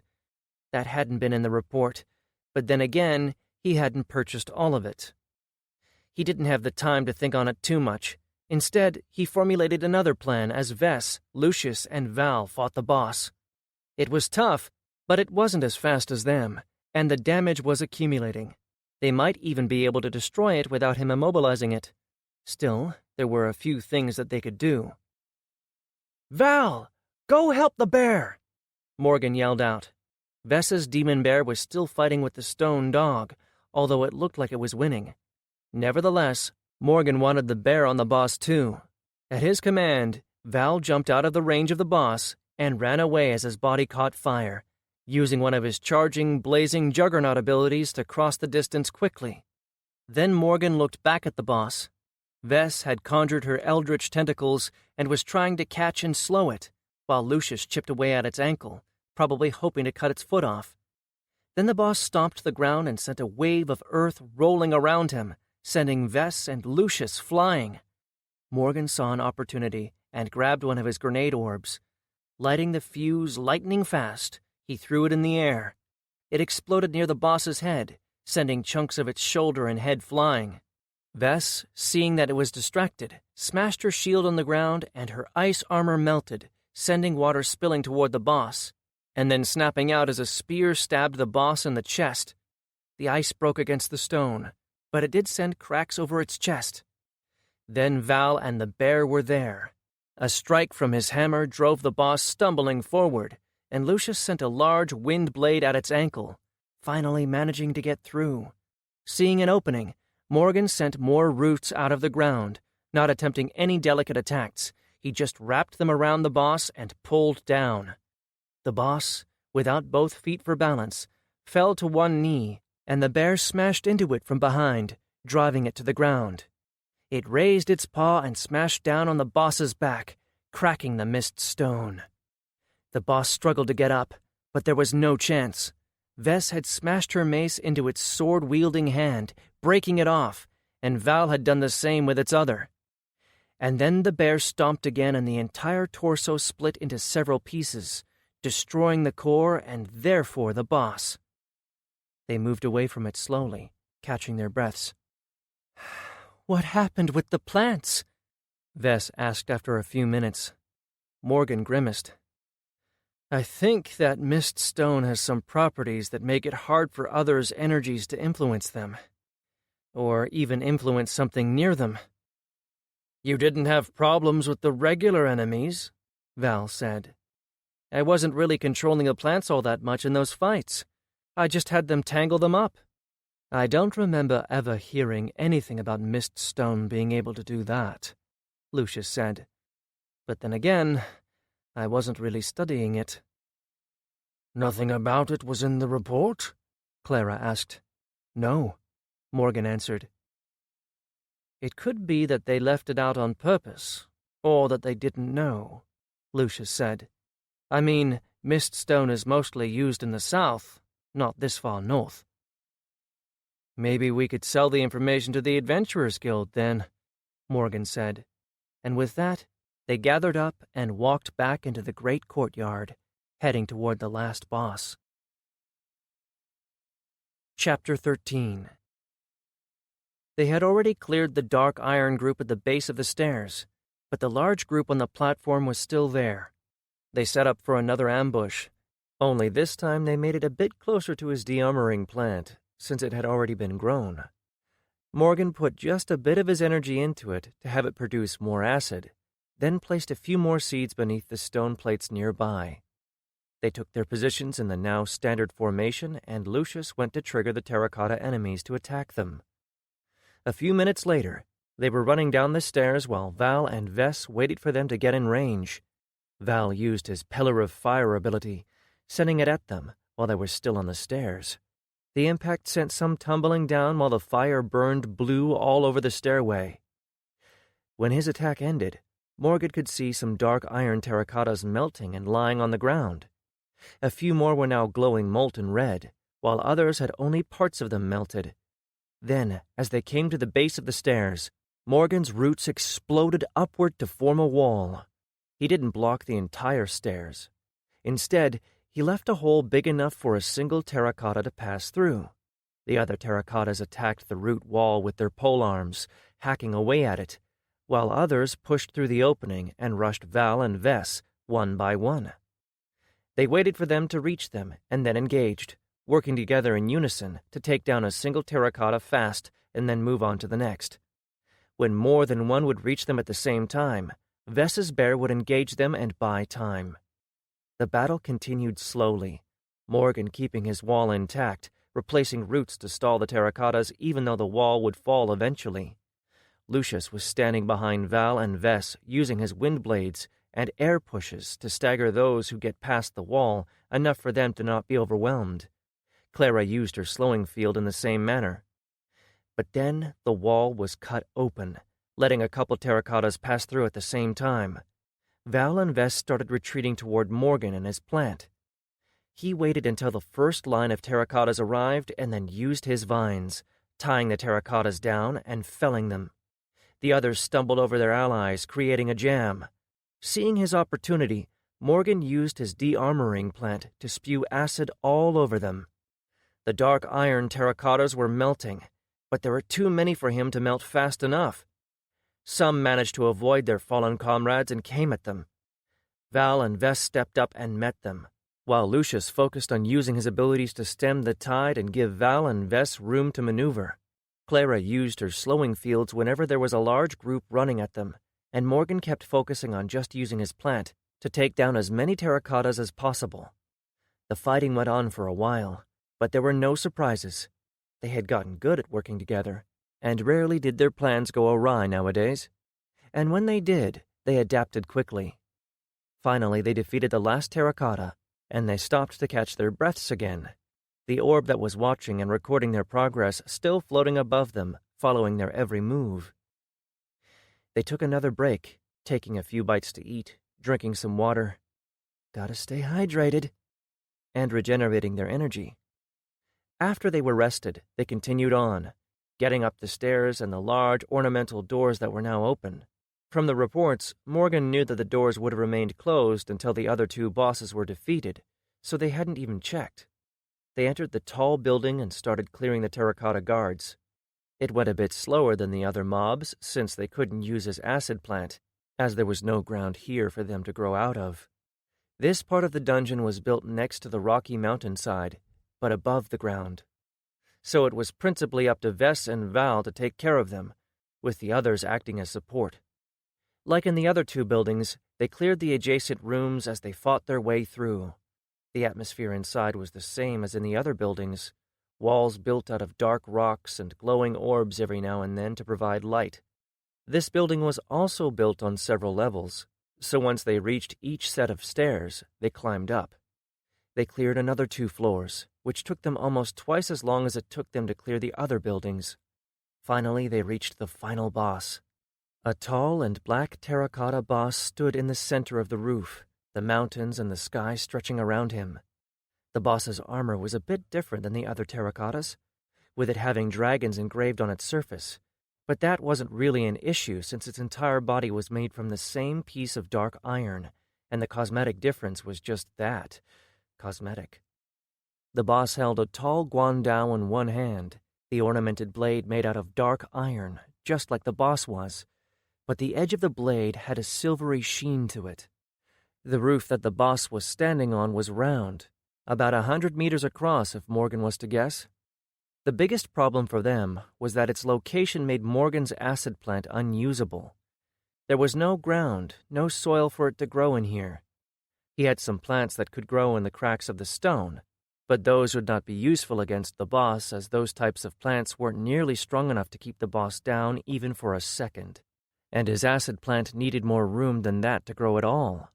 Unfortunately, he had found no way of actually harvesting the acid to create bombs. It might melt metals incredibly well, but that did not mean that it didn't do anything for other materials. It might take a bit more time, but it would eat through other things. He had tried putting it in different types of containers, but had failed to make any that didn't risk it bursting on his waist. He even attempted putting it in his ring of holding, but that had proven to be a disaster. He couldn't really pull it out effectively. That meant that they were without their greatest weapon against this type of enemy. Still, it would go down like all the other terracottas, if its core could be destroyed. They only had to get through to it without dying. No problem, really. This boss was also a bit different, as the last boss in the dungeon was naturally quite a bit harder than the rest. The terracotta guards had all been level 29. The other bosses had been level 30, but this one was level 32, and it also had special abilities.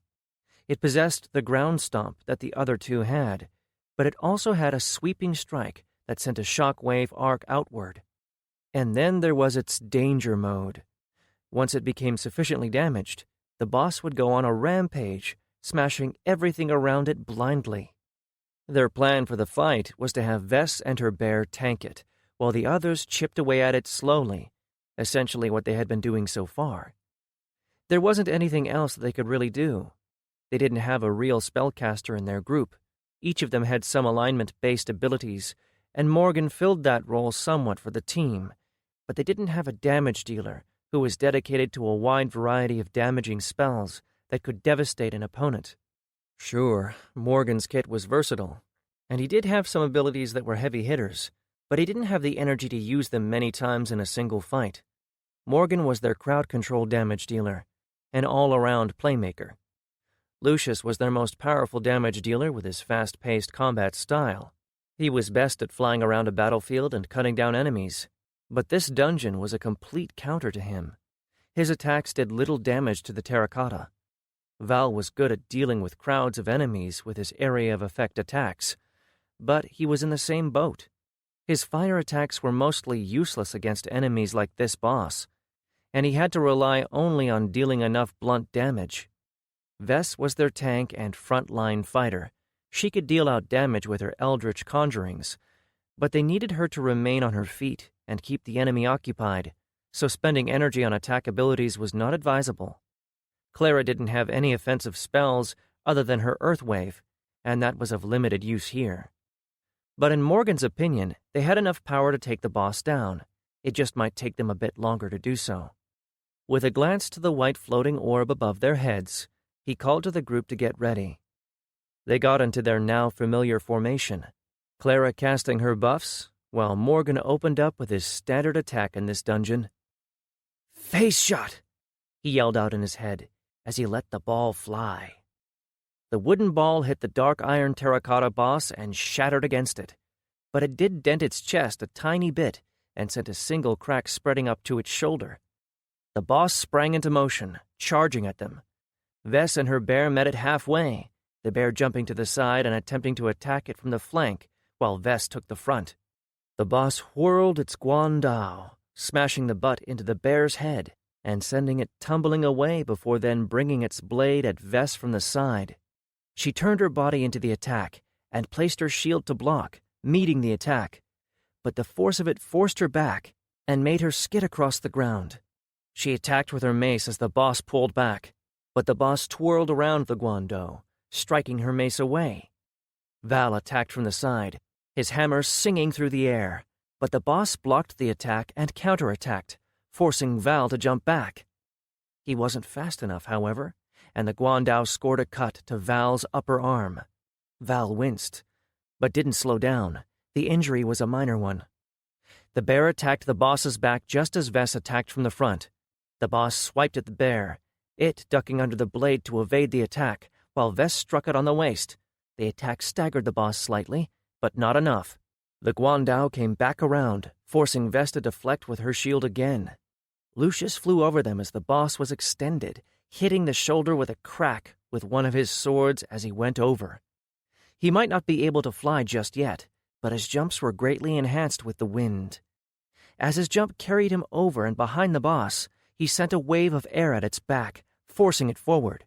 Vess struck its knee as it was imbalanced, and it gave way. Then Val was there, hitting it in the head and sending it to the side, forcing the boss to catch himself on its hands. Morgan raised his crossbow and put his hand over it, enchanting the loaded bolt with an exploding ward just like he used with his arrows. He fired a piercing shot into the crack on its shoulder that was now exposed. The bolt struck and got stuck inside, then exploded, widening the crack all the way to its chest. Vess's bear attacked its back, forcing the boss to the ground. Morgan felt like they were close to the win when the ground shook, sending them all tumbling to the ground. The boss rose and steam started rising off of its body, with the dark iron turning red, as if it were molten. It moved faster than before and struck at Vess, who only had just gotten to her feet. Her eyes widened as she raised her shield and blocked. The strike sent her flying back across the roof, falling and rolling around. Clara immediately dropped a slowing field around the boss and ran toward Vess. Val, now back on his feet, charged, using an overhead attack while engaging his momentum ability. His hammer entered the field and slowed, but with his ability it was still going fast. Striking the boss, he forced it back a few steps. Morgan reached to one of his grenades and lit the fuse, throwing it at the boss's feet as Val jumped back. The explosion made the boss stagger again, but then Clara's field ran its course and it began moving fast once more. Lucius was sending bursts of air at it from a distance, but it didn't seem like it was doing much. On the other side of the roof, Morgan could see that Vess was on her feet. Her bear was with her. She put her hand on it, and Morgan could see that she had activated her Eldritch Abomination ability. The bear's form shifted, changed, and the resultant horror charged at the boss.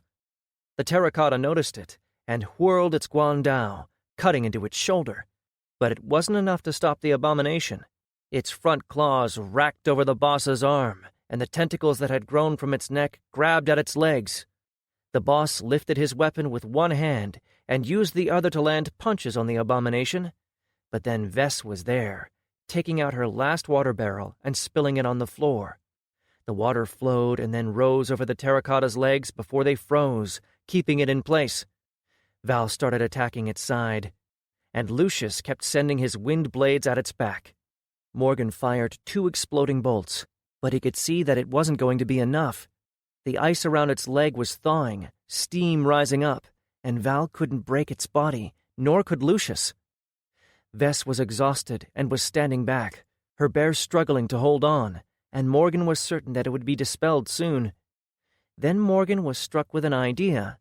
It was something that he hadn't attempted before, and he wasn't sure that it would work, but he needed to get to the boss's core quickly. He ran over to Lucius. "I need you to use your aerokinesis to guide me," Morgan said. "To guide you? What are you talking about?" Lucius asked. Morgan heard a crack of ice and a whine from the monstrous abomination, and he knew that they didn't have much time. "No time! Just aim me at its shoulder, all right?" Before Lucius could answer, Morgan ran closer to the boss, making sure to remain behind it at all times and approach as stealthily as possible. For a moment he considered attacking its back, but the boss was moving too quickly, its weapon now free and whirling around. If he missed, it could go bad quickly. Instead, he knelt and started using mass transfer, putting an enormous amount of mass into his orb that he held in hand but pressed to the ground. He heard the floor below the orb groan as the concentrated weight cracked the stone above the orb, and then Morgan was done. He activated his phasing on his arm and pulled the orb into the air. For a moment, he was tempted to throw it. With this much weight, it would do an insane amount of damage, but he could miss, or worse, do so much damage that the debris could injure his team. He resigned himself to his stupid plan. He activated his Iron Skin ability, and his skin took on a darker sheen, too, as it was suddenly covered with a layer of iron. Morgan rarely used the ability, simply because it was defensive in nature, and he rarely got close enough to danger to need it. He took a deep breath and then jumped, activating a full-body phase as soon as he did so. He was back in the world of no sensation, but he knew that outside he would be moving up into the air, almost like flying. He didn't want to get far into the air. If he went too far, he could kill himself as he fell. He used his mass transfer and pulled the mass from the orb and into himself. The weird sensation assaulted him immediately, and he felt as if his body was crawling, as if he was being filled up from the inside. But he didn't stop until all that he had put into the orb was now in him. Some he put into the new layer of his skin, but most went directly into his body. When he estimated that he was far enough into the air, he disabled his phasing. "Now, Lucius!" Morgan screamed as he started to fall. He caught the look of absolute disbelief on Lucius's face and on the faces of the others as Morgan started falling down toward the ground only a bit off target. But then the wind around him picked up and he moved ever so slightly, getting on target. He saw Lucius's face turn red from exertion, and he dropped to his knees, but he had managed it. Morgan fell on top of the boss as it stabbed its weapon into the abomination. His leg hit the terracotta's shoulder first, and Morgan felt a sharp pain as his bone cracked. His other leg bent and his knee fell into the terracotta's arm. The boss was driven to the ground by the impact and the weight. Morgan raised his arm slowly, the extra weight making it harder for him to move even with his stats. His energy blade sprung to life, and as the terracotta started to move and try to reach up to him, Morgan stabbed through the crack in its shoulder down toward the heart. He felt his energy leave him in a massive stream as he pushed the blade deeper. Energy blade could cut through nearly anything, but the harder the thing it was being pushed through, the more energy it needed. For a moment, Morgan thought that perhaps he had overestimated his own supplies, as he nearly reached his limit, and the terracotta was still moving. But then he felt something give, and the terracotta froze. And then, a moment later, it collapsed. Morgan sighed as his mass transferability ran out, and the mass snapped back to its rightful place, leaving him feeling somehow empty. Everyone was slumping over. Lucius was sitting on the floor, breathing heavily, and Clara was tending to Val's arm. Morgan tried to walk toward them, but the pain in his leg made him stumble and fall over. He rolled to his back and glared at the white orb that was floating above him. Clara noticed and came over. "What did you do?" Clara said as she sent tendrils of her life-sensing energy into him. "Pretty sure I broke my leg," Morgan said. Clara tisked, but her eyes remained focused on his leg. He felt heat spread into his body and concentrate on his lower body. "You didn't break it. Thank the great Lord. You did crack it, though." Morgan sighed in relief. The last time he had broken a bone, she had been forced to mend it with her power, and that had not been a nice and painless experience that he had been conditioned to believe from his games. There, a healer only needed to wave a hand and boom, health restored. But it was not so here.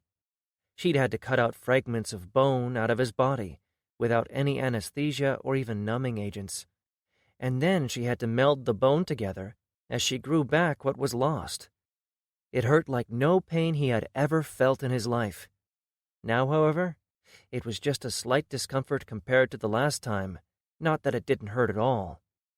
Then Vess appeared in his eyesight. Morgan smiled up at her. "Hey there."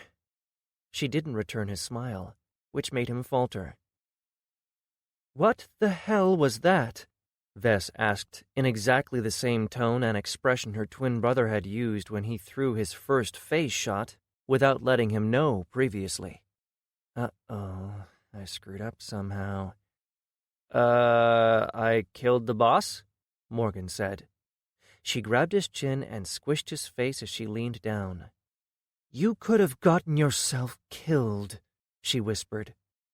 He didn't respond, both because she was keeping his face tightly in her hands, and because she had a crazy look in her eyes that he recognized, and he knew it would be best if he kept quiet.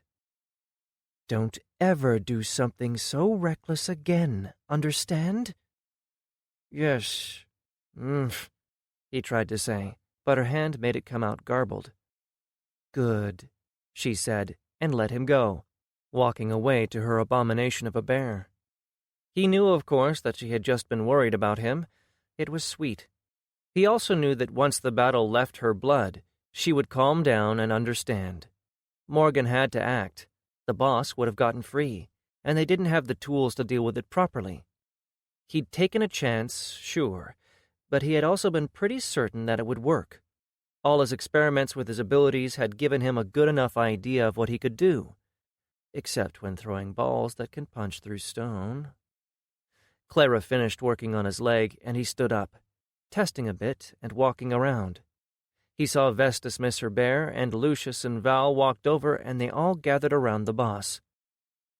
"And now, loot," Val said with a glint in his eyes.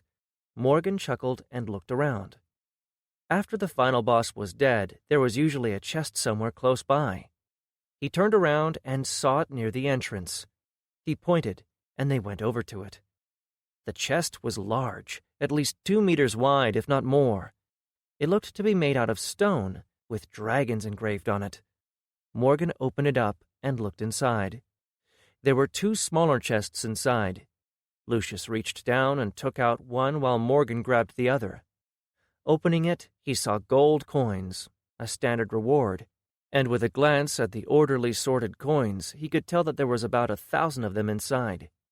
He showed the others and then looked at Lucius's chest. There were 4 small stones inside, 2 ability stones and 2 class stones.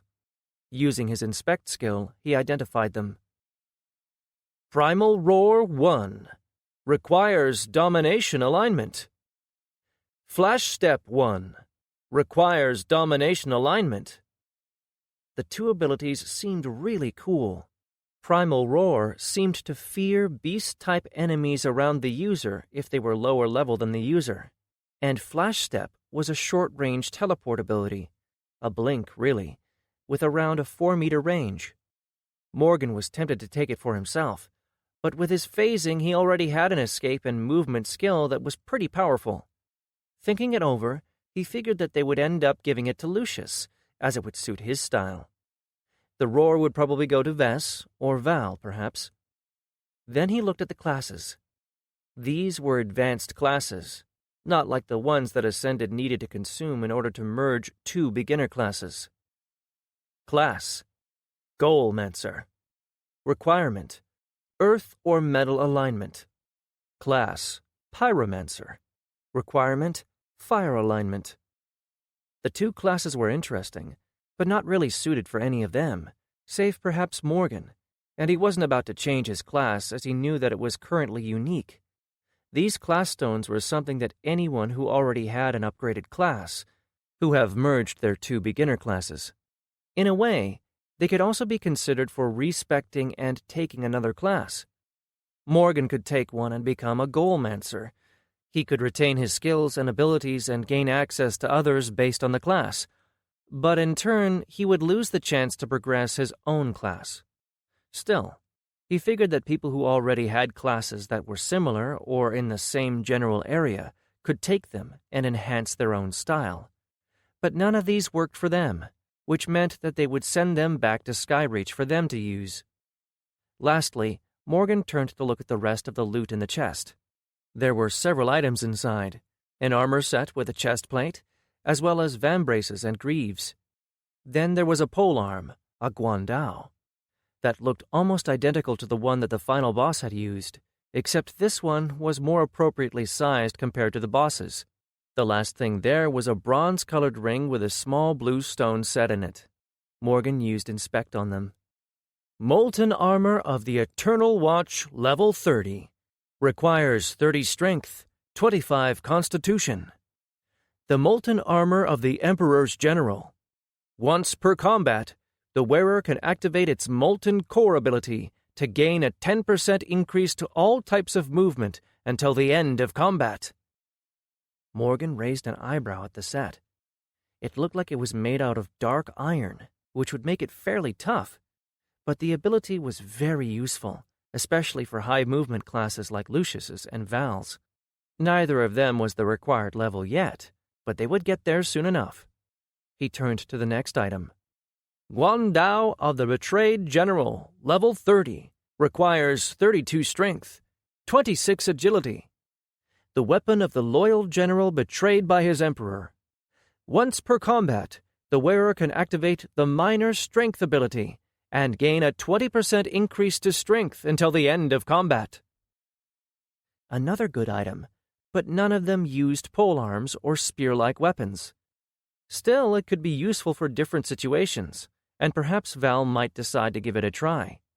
He had the great weapon mastery skill and wasn't tied to swords like Lucius was. He then took a look at the last item. Ring of Broken Promises, level 30.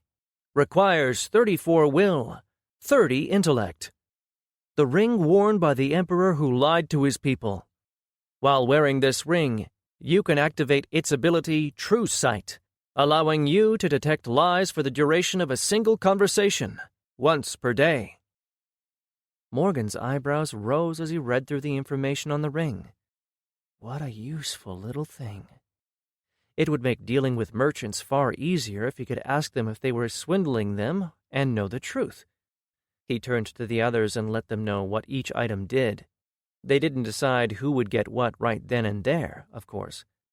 They would do that once they got back to the inn. With the chest looted and the items stored in their inventories, they started looting the rest of the dungeon, even taking pieces off the terracottas, since they were literally made of valuable material, but only the dark iron and mist stone, of course. They cleared everything relatively quickly, even spending a bit of time trying to find any hidden rooms, since Morgan remembered there being treasure rooms hidden somewhere, but they were unsuccessful. At the end, they found only a few more weapons: a Zweihander's sword, a throwing axe, and a dagger, all without effects, but well made. After they filled their inventories, they went back to the entrance and left the dungeon. They stepped into night. Morgan blinked, the shock from going from day to night not really connecting in his brain.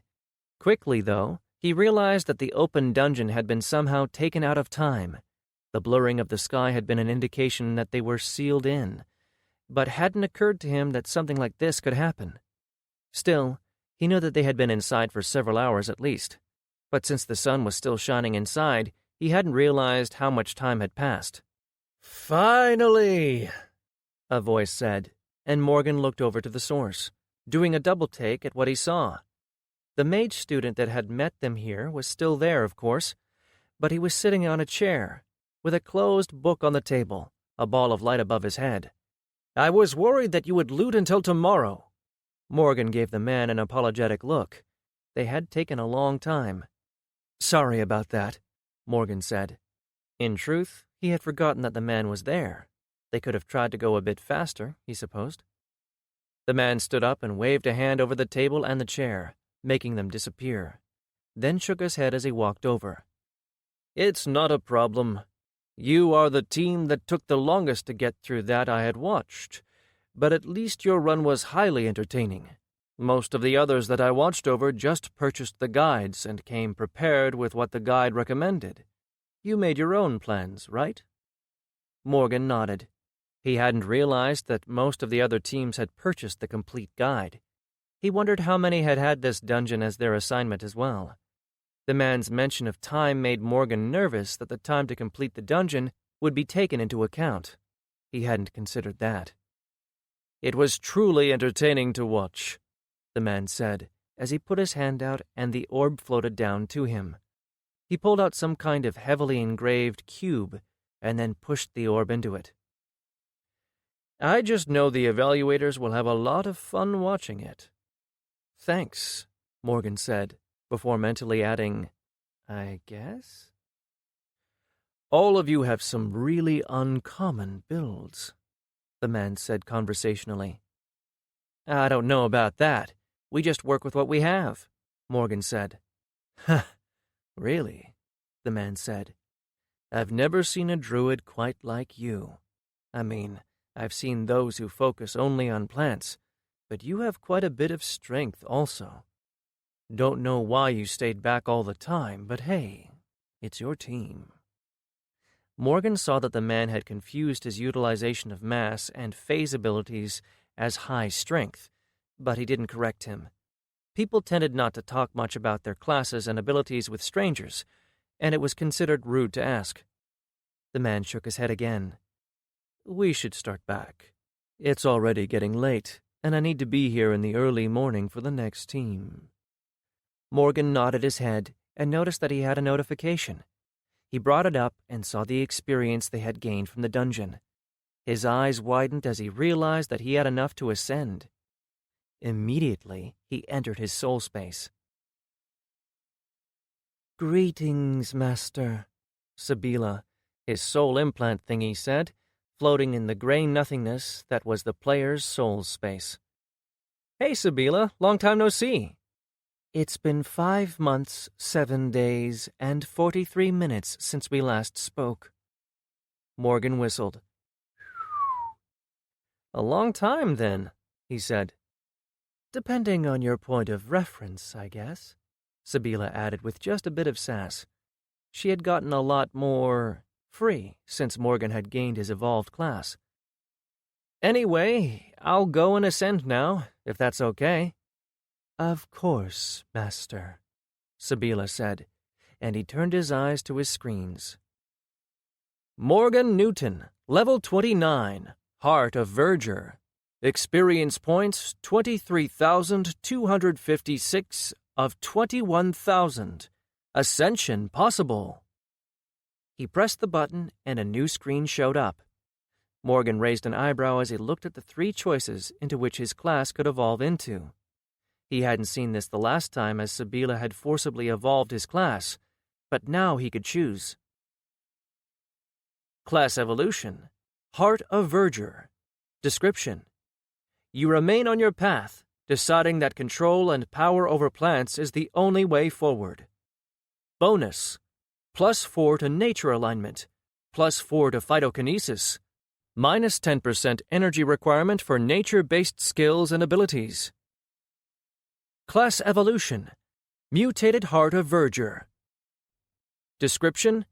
You choose the path of experimentation and mutation, knowing that in creating new life forms, you will find strength. Bonus. +2 to nature alignment, +2 to phytokinesis, minus 10% energy requirement for nature-based skills and abilities. Perk.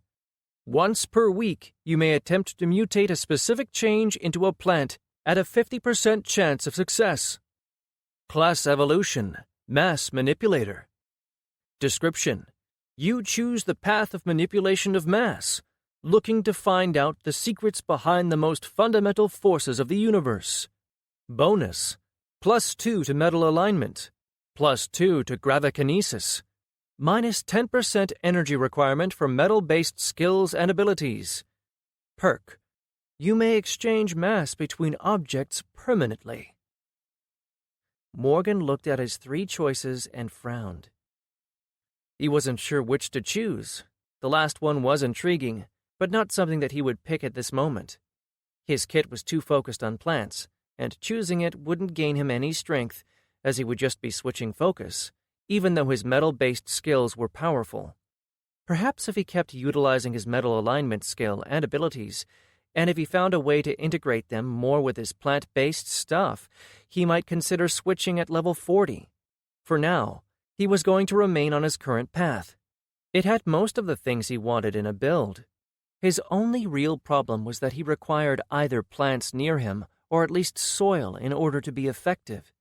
But he had been having some ideas about how to get around that, which meant his choice was between staying on his path or going to the more evolved version and focusing on mutating plants.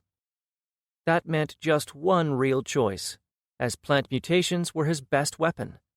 He chose Mutated Heart of Verdure, and felt the ascension pass through him. He looked back at his name again. Morgan Newton, level 30, Mutated Heart of Verdure. Experience points 2,256 of 23,000. Smiling, he noticed that he had a few notifications. He had apparently gained a new skill. Nature Seismic Sense 1, which allowed him to sense vibrations in the ground, but of course only through plants, meaning it would allow him another sense inside a forest, but do little in a city. although he remembered a city like Al-Valor was covered with all kinds of plants, so perhaps it would not be so useless even in an urban setting. The second notification was a new ability, Accelerated Growth 1, which allowed him to grow plants in nearly an instant. He already could do it pretty fast, but this was actually a great ability for him. He always needed to concentrate and use his phytokinesis for that before, and now he could use an ability to both reduce the cost and not need to keep his focus. He would probably need to control the plant after it was grown, but still. The last ability was Root Wall 1, another solid addition. The last few notifications were some skills and abilities that had leveled up. He sorted the new abilities and the skill and looked at his screens. Skills, Main. Elemental Alignment, Nature 18. +1 rank guild buff. Elemental Alignment, Metal 9. +1 rank guild buff. Hand-to-hand combat 5. Throwing weapons 7. Sharpshooter 11. Energy manipulation 16. Unyielding will 4. Phytokinesis 13. Gravikinesis 5. Life sense 5. Nature seismic sense 1. Abilities Main. Power infusion 12. Power siphon 9. Ward 6. Phase shift 9. Arcane mark 4. Touch of death 4. Energy blade 6. Vampiric root spear 8. Binding roots 5. Root wall 1. Mass transfer 6. Gravitic stomp 5. Momentum shift 3. Accelerated growth 1. Iron skin 4. He received a few levels in the skills he had used in the dungeon, which was great, and he had also a few more ability points as well as skill points, though he decided to keep those for later. All abilities could be upgraded for 2 points, but it wasn't really an effective use for them.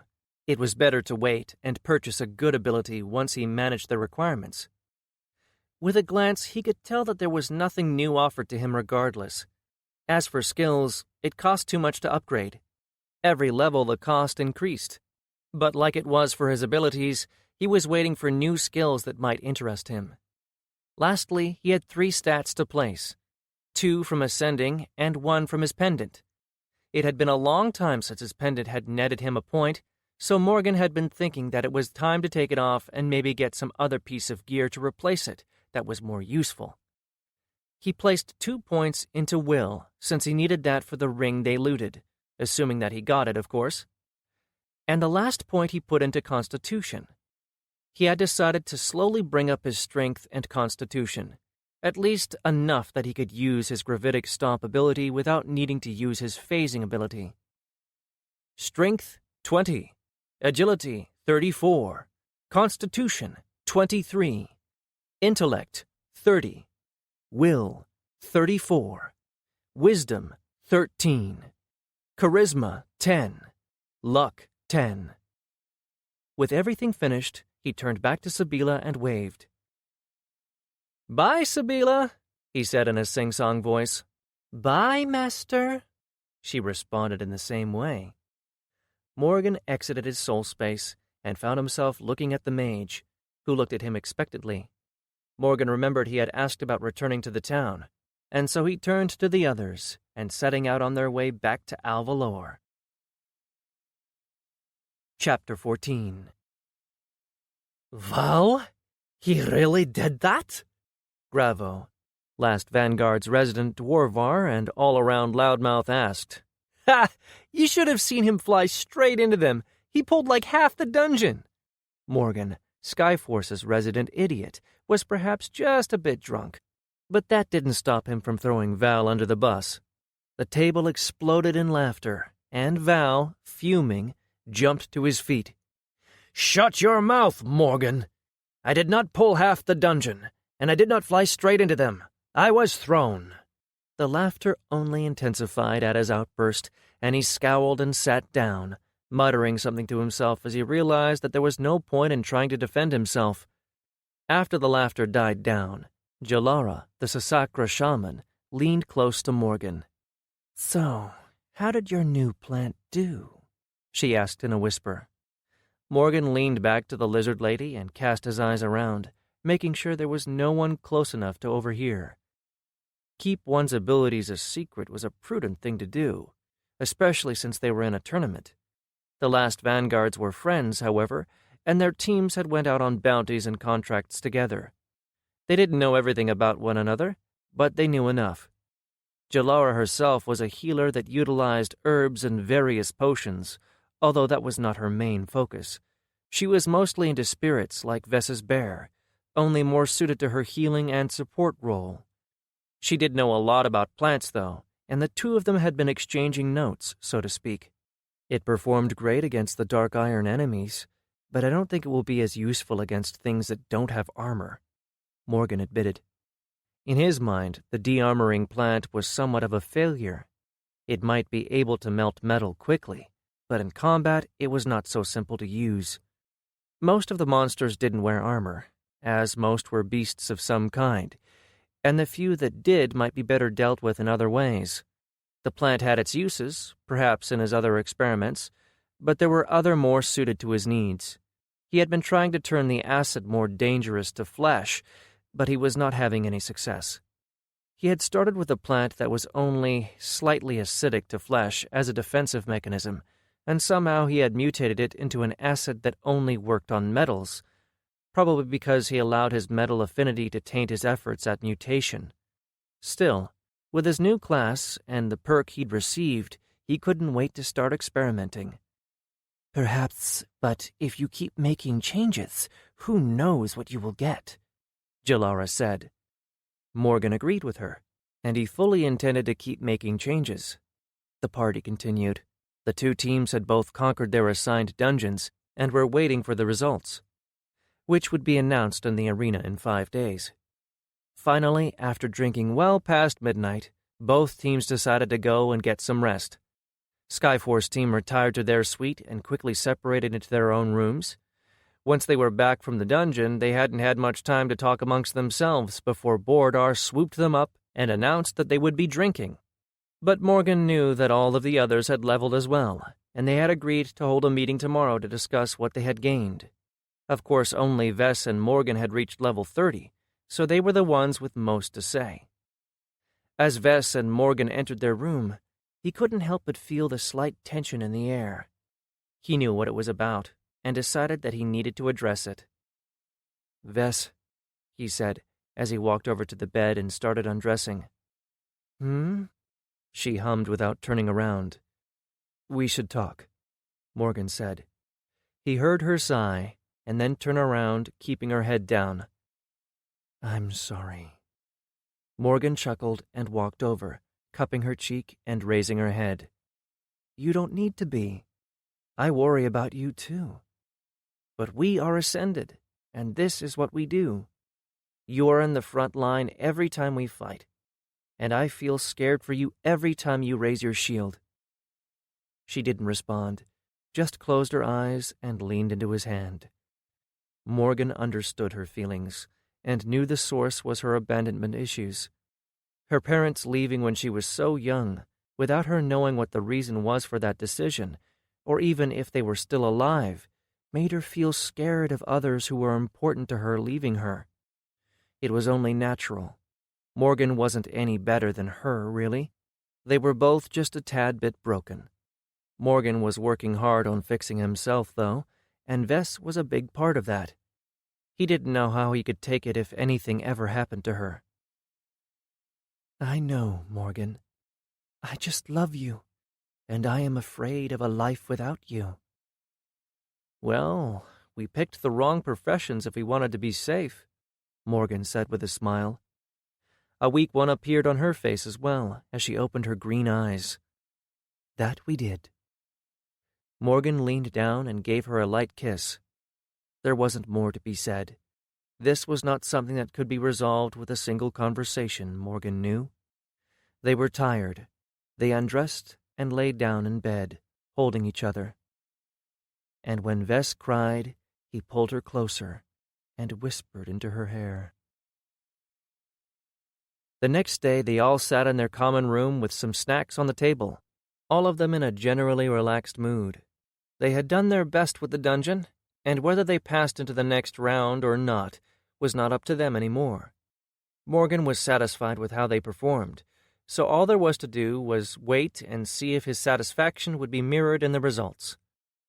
"Lucius, maybe we can start with you?" Morgan asked. The Roman nodded and started speaking. "Nothing really new. I gained a level and I'm about halfway to level 30, he said. Morgan nodded. They had gotten a lot of experience from the Eternal Watch dungeon. "I didn't get any new abilities or skills. I just leveled my already existing ones. My aerokinesis, for example, has increased by 3 levels. That was a good gain. In Morgan's opinion, leveling their kinesis skills was of utmost importance. They were slow and energy-hungry, but they allowed them a lot of freedom to adapt and act in many different ways. Next was Val. He had reached level 29, and like Lucius, had gained a few points in a handful of his abilities and skills. Then it was Clara's turn. She had reached level 28 and gained some points like the others, but she also gained a new ability. "I got the Mend Bones ability," she said proudly. Morgan was especially glad for that. She hadn't gotten the ability when she had repaired his broken bone a while ago, but working on his leg this last time had to have been enough to get her the ability. It was a good thing, too. With an ability, the process would be faster and less energy-consuming, and perhaps even less painful as she leveled it up. When it came to Morgan, he relayed what had happened and which path he had chosen for his class, including his new skills and abilities as well. Finally, it was Vessa's turn.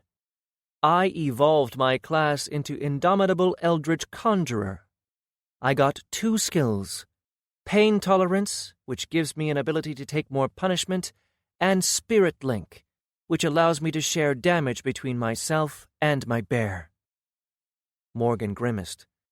He wasn't sure how he felt about her being able to suffer through more pain, as he hated seeing her hurt, but he did understand that that was her role in their team, and that she was good at it. "I also got an ability called Eldritch Shout.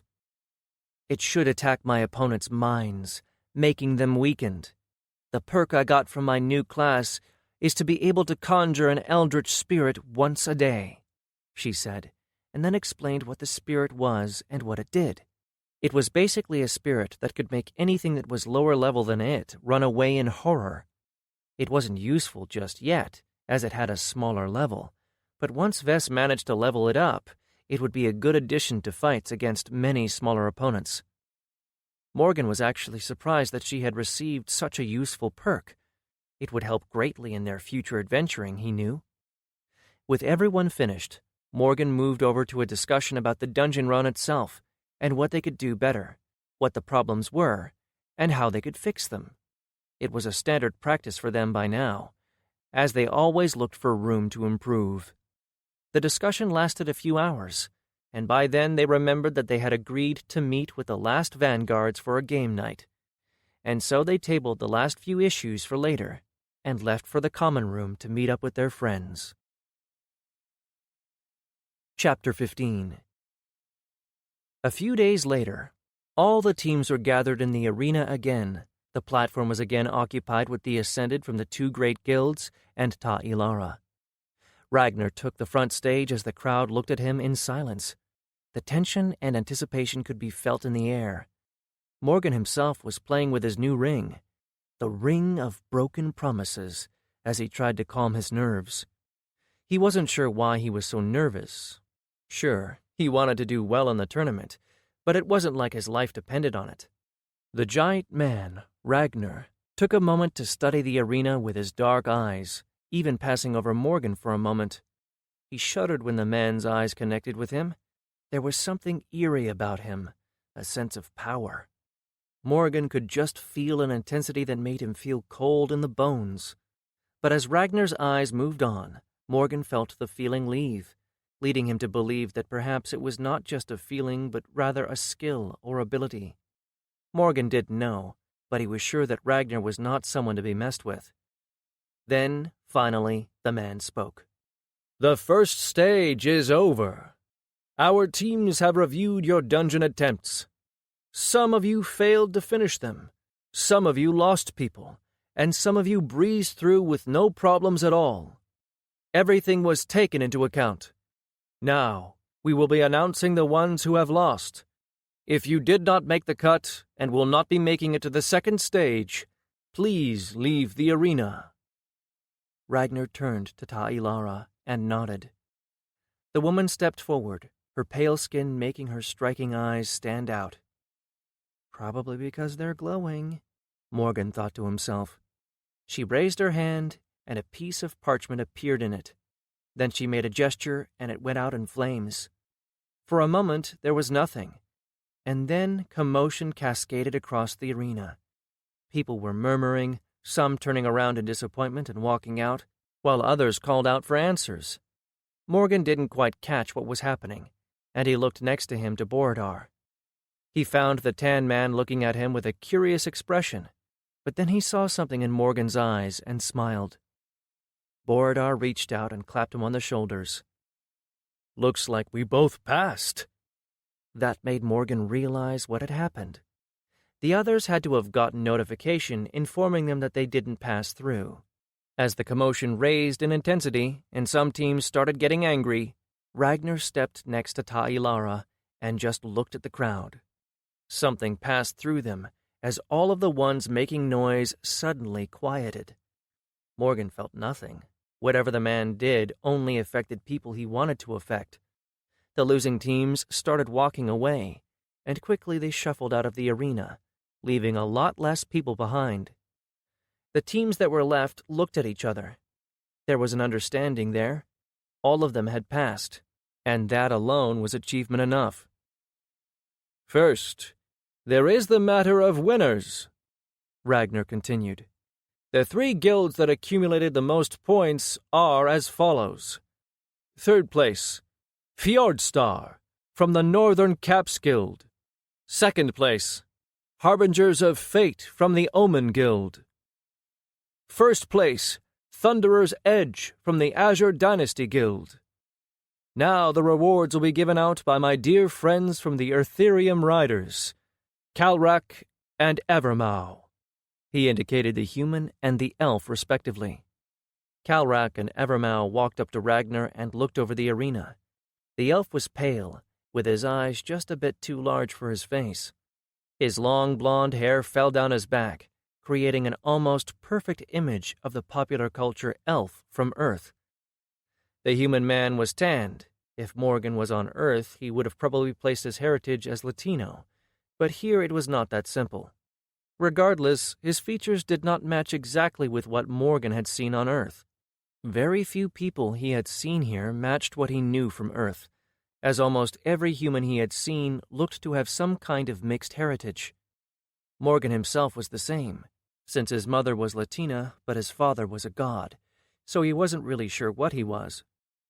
He looked more like Oxy, Morgan thought. His skin tone was tanned but not overly so, and his features looked almost exactly like Oxy's did. The problem was that he had no idea what Oxy could be considered. It didn't really matter.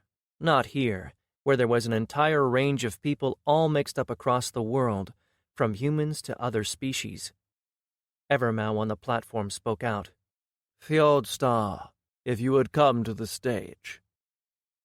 After a bit of shuffling, a group of 5 people came up on the stage. They didn't have any humans in the group.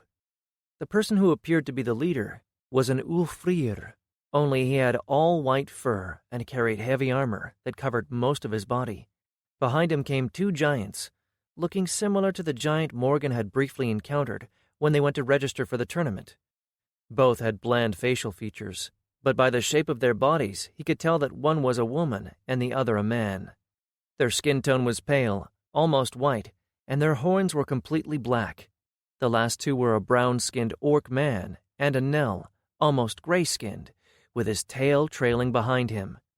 Kalrak opened his hands, and a chest manifested in them. He opened it and showed the team that it was filled with long bars. Platinum, Lucius murmured. That is a fortune. Morgan could tell. He didn't know how much 1 bar was in gold coins, but 1,000 gold coins could be exchanged for a single platinum coin. For a moment, he was surprised that they would show it so publicly, but then he remembered that theft was extremely difficult on this world. You couldn't steal something from a bag or a ring of holding, and they were bound to their owners. The Fjordstar team bowed their heads and put the chest in their inventories, then retreated from the stage. "Harbingers of fate, approach this stage," Evermouse said. Again there was some shuffling, and then a team walked out. Morgan grimaced as he recognized them. It was the team of the orc Emily, and by the look of it, she was the leader. Emily walked in front, with the giant walking just behind her, followed by the 2 Ulfrir and the elf. Kalrak again took out the reward from his inventory. He opened the chest and showed them an ornamental staff. Morgan tried to use his inspect on it. "Staff of Shielding, level 38. Question mark, question mark, question mark. Dash, question mark, question mark, question mark. I guess it's too high a level for me," Morgan thought, but he could tell that it was powerful. The Harbingers took the reward, bowed, and walked back to the crowd. Then Evermow called the winners. Morgan looked at them, his first thought being that they didn't seem like much. Their gear looked well made, but it was used. Clearly it had been damaged before. They had the air of a competent team, but there was nothing really impressive about them. The leader was a short, dark-skinned woman dressed in robes, with the other members being a Sasakra and 3 gnolls. Kalrak offered them a chest, and when he opened it to show the contents, a gasp filled the arena. The Thunderer's Edge team seemed shocked as well. Morgan was confused for a moment. The only thing he saw were 6 small glass bottles filled with liquid, 3 red and 3 blue. "Healing potions," Clara whispered from next to him, and then Morgan understood. What they had offered the winners had almost no price. There were many types of health elixirs and remedies on this world, things that could help you regenerate wounds, but they all worked on the principle of enhancing the injured or sick person's own body and helping them heal. A true healing potion was rare. It was an achievement that only the most powerful alchemists were capable of. A true healing potion was recognizable by its bright red color, and it healed anything. As long as the person was not dead, it would restore them completely, as if they had ascended, but even better. Ascension did not regrow limbs. It did not restore what was no longer there. But a health potion did it all. It restored the person to their most optimal state, and it did it in an instant. It was a reward that was worth a true treasure. Slowly the winning team recovered and accepted the reward. Then, as soon as they had retreated, Ragnar took to the front again. "Now," he said, "it is time for the second stage. As I've revealed before, this stage is a hunt. There are 60 adventuring teams left, and you will be acting in parties of 2 teams each." Morgan raised an eyebrow, looking at Borodar. If they could choose who they could partner with, the last vanguards would be the clear choice. "We have paired you up based on your performances in the dungeons," Ragnar said. "I guess that is a nope, then," Morgan said to himself as he shrugged at Borodar. "We have chosen 30 contracts currently available at the Adventurers Guild and have assigned each to one of the parties. You will have a week to accomplish them, and just like last time, your progress will be recorded, but only while on the hunt. Each team will have one of Ta Ilara's students assigned to them, who will follow them on their hunts to record. The pairings and assignments are posted on the boards behind me." Morgan looked to see people in white and red garb placing the boards at the far side of the arena. "As before, good luck," Ragnar said simply and walked back, the others following him. "Let's go," Morgan said, as they headed toward the boards. There were fewer teams now, so it was easier for them to search, But when they got there, they noticed that there was a separate board that had the rankings for the previous stage. Morgan looked at the scores. Only those who passed were shown, and Skyforce was in the bottom half of the 60 teams that did pass. He looked at the scores they had achieved. They were scored in 5 areas, and given a score from 1 to 10 with a maximum of accumulated points being 50. Morgan winced as he saw how his team scored. "We knew that it could be a problem, but we passed nevertheless," Lucius said. Morgan nodded. There was no point in lamenting what had already transpired. They had a score of 35, with the scores of 2 in speed, 6 in adaptability, 7 in execution, and 10 in both teamwork and potential. It wasn't a bad score at all, but their speed was atrocious. To be fair, Morgan wasn't even sure that they could have gotten any faster. They just weren't strong enough to power through an entire dungeon without rest. Comparatively, the winners had a score of 48, the second place 46, and third place 45. Bordar's team had a slightly better score than them at 37. But they had passed, and there was no need to dwell on that. The scores just told them what areas they had to work on a bit. He was surprised that their adaptability was only 6, as he thought that their classes gave them a wide range of tools to deal with obstacles, but perhaps he was wrong. Finally, they moved to the other boards and found their team's name. Morgan blinked when he read the team they were being paired with. "Well, this is a nice surprise," a voice came from behind him said. Morgan turned and stood face to face with the smiling face of Emily, the person who had left him to die of starvation or by the hand of a manticore. "Yeah," Morgan said with a defeated expression. "This seems about right." Several hours later, the Skyforce team was sitting across from the Harbingers of Fate in silence, glaring at them. Emily simply looked back at Morgan, meeting his glares with a small curving of her lips and an expression that said, "I know what I did, and I am not sorry at all." They were in the inn where the Harbingers were staying, a much more expensive inn by the look of it. It seemed to be completely built out of marble and white wood, with dark tapestries hung all over. Morgan didn't like it, but the Harbingers had rented a small room so they could talk privately. Ahem. The giant cleared his throat, which sounded more like a mountain collapsing. "We should introduce ourselves. I am Ivor. I hail from the far north and have come south to find fortune and fame. I joined the Omen Guild 2 years ago and have been a part of this team since then. If you haven't already noticed, I am a Yorgar, or as most other races call us, a giant." Morgan looked at the giant, trying to study him a bit more.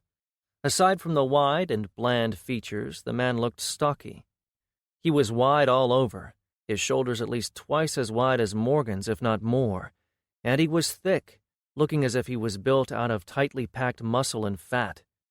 His yellow owl eyes made him seem somewhat predatory, his black horns adding to that image. His hair was brown and straight, pulled back, but it just barely reached his shoulders. In a single word, Morgan would describe him as intimidating.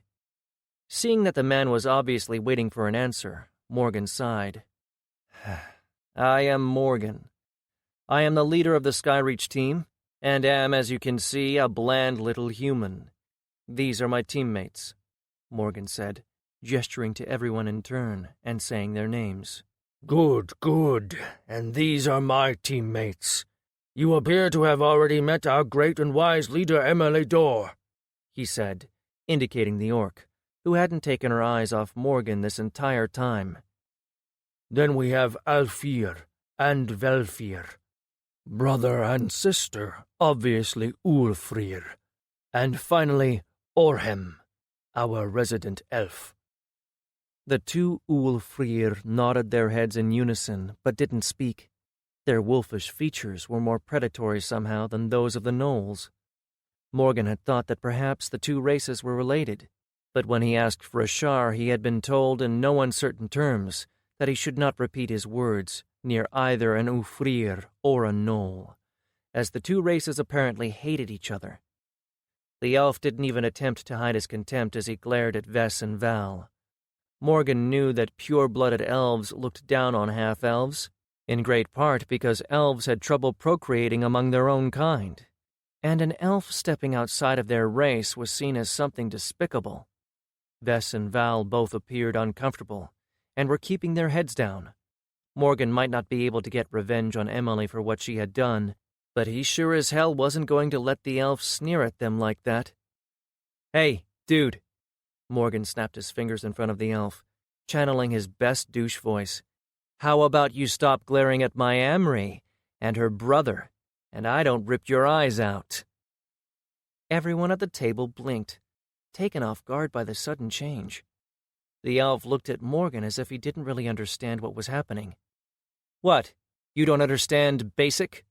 Morgan asked, although he knew that all races on this world did.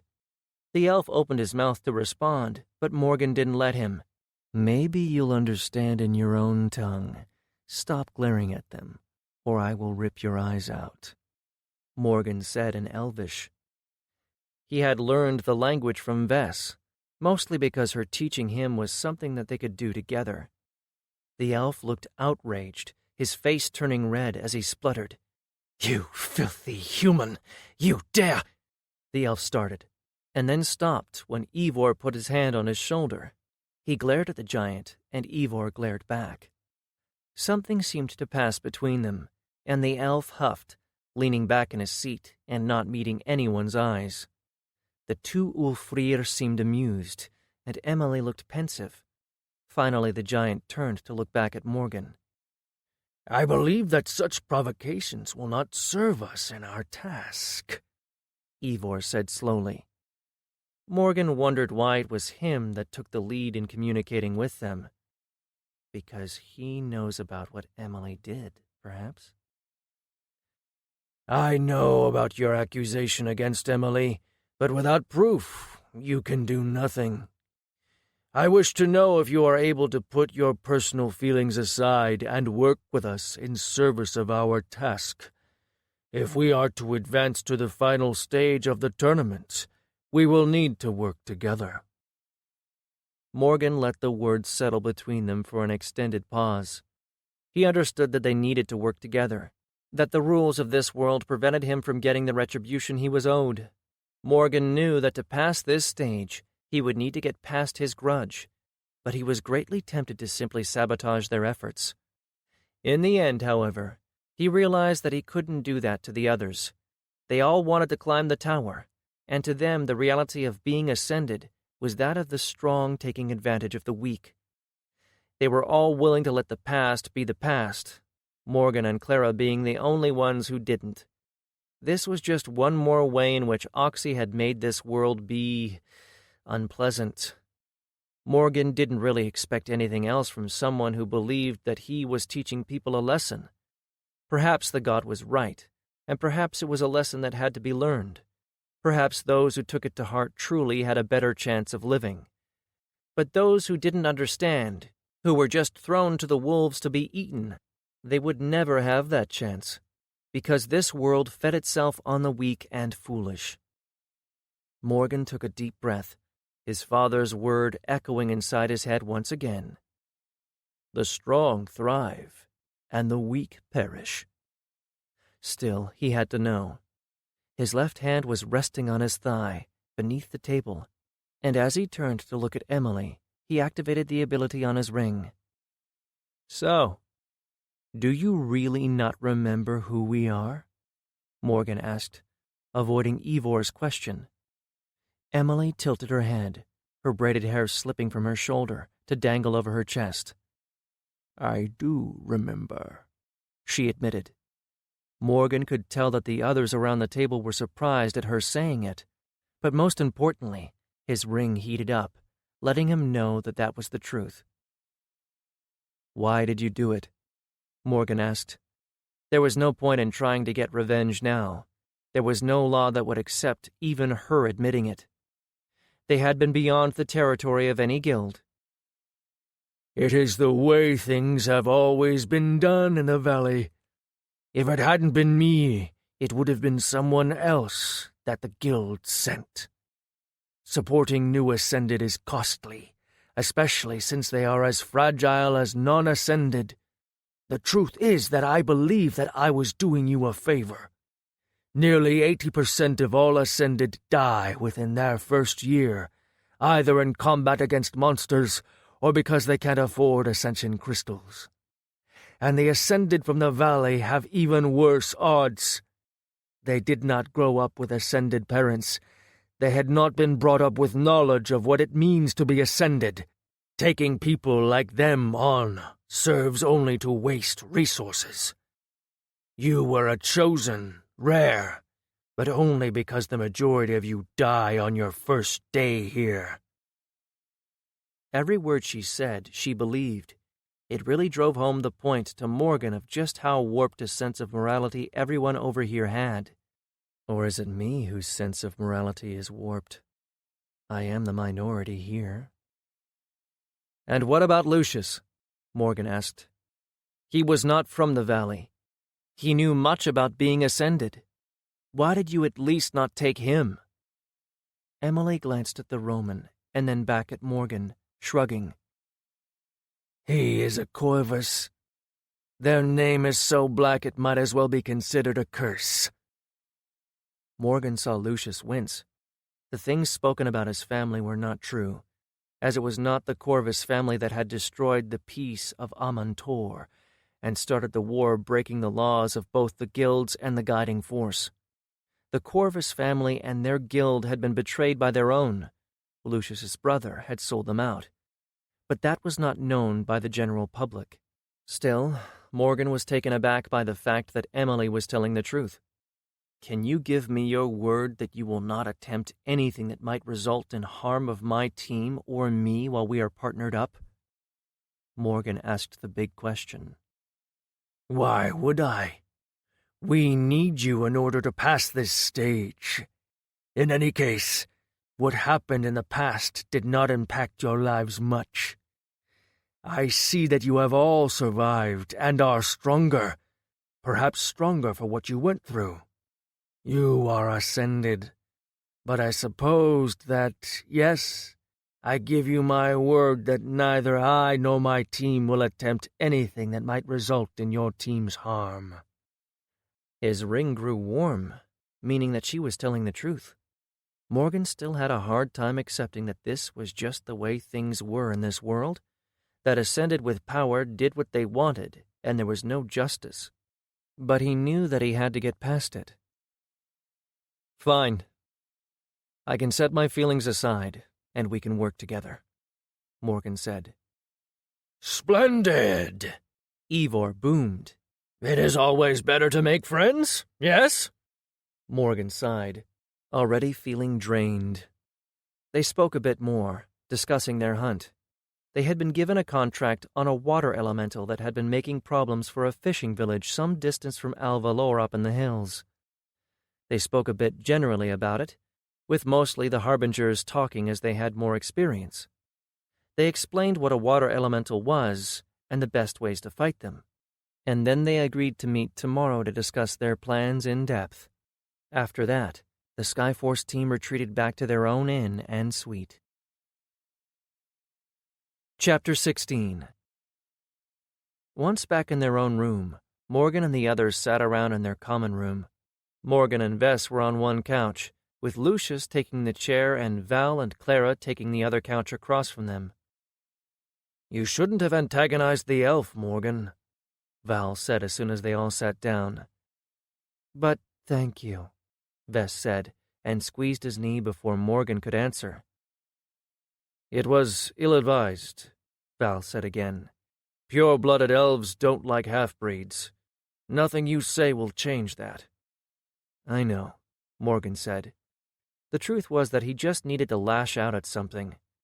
Sitting at the same table as one's nemesis was not an experience Morgan would recommend, especially since he couldn't do anything about it. I wasn't about to let him look down on you two like that. And at the very least, now he will glare at me instead of you two. Vess turned his head and gave him a kiss. Blah, Morgan heard Clara say, and he looked over, breaking the kiss. What? He asked. Keep that in the room, please, Clara said.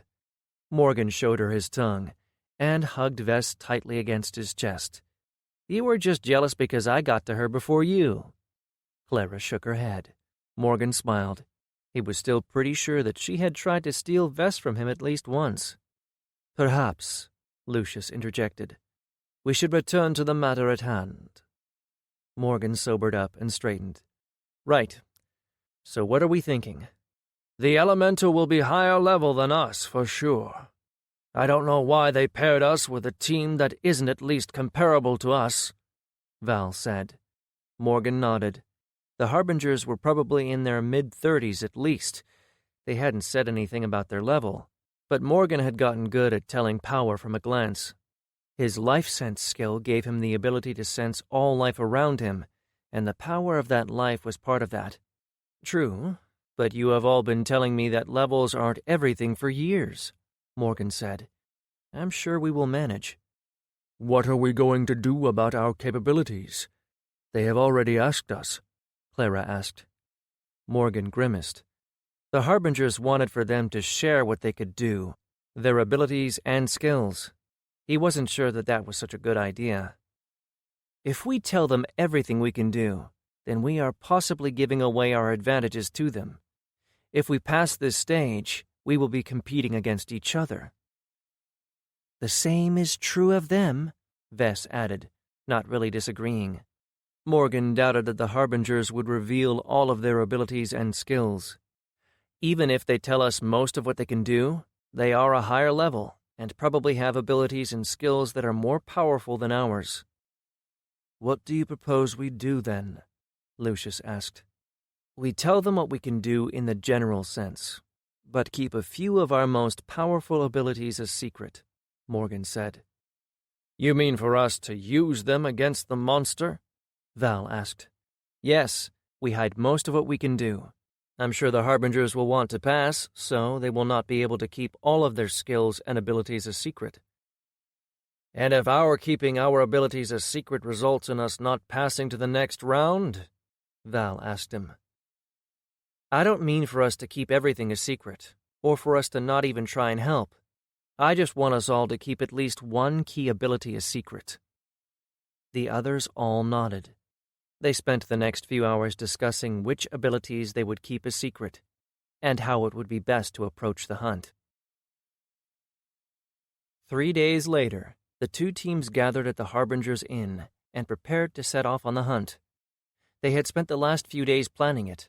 Morgan had wanted to plan for longer, but the Harbingers argued that they should go sooner, to leave time in case they failed. The Harbingers, at least according to them, had only one fire-aligned team member, the elf Orhem, who was a magic-based class. The two teams had shared some, but not much, with each other.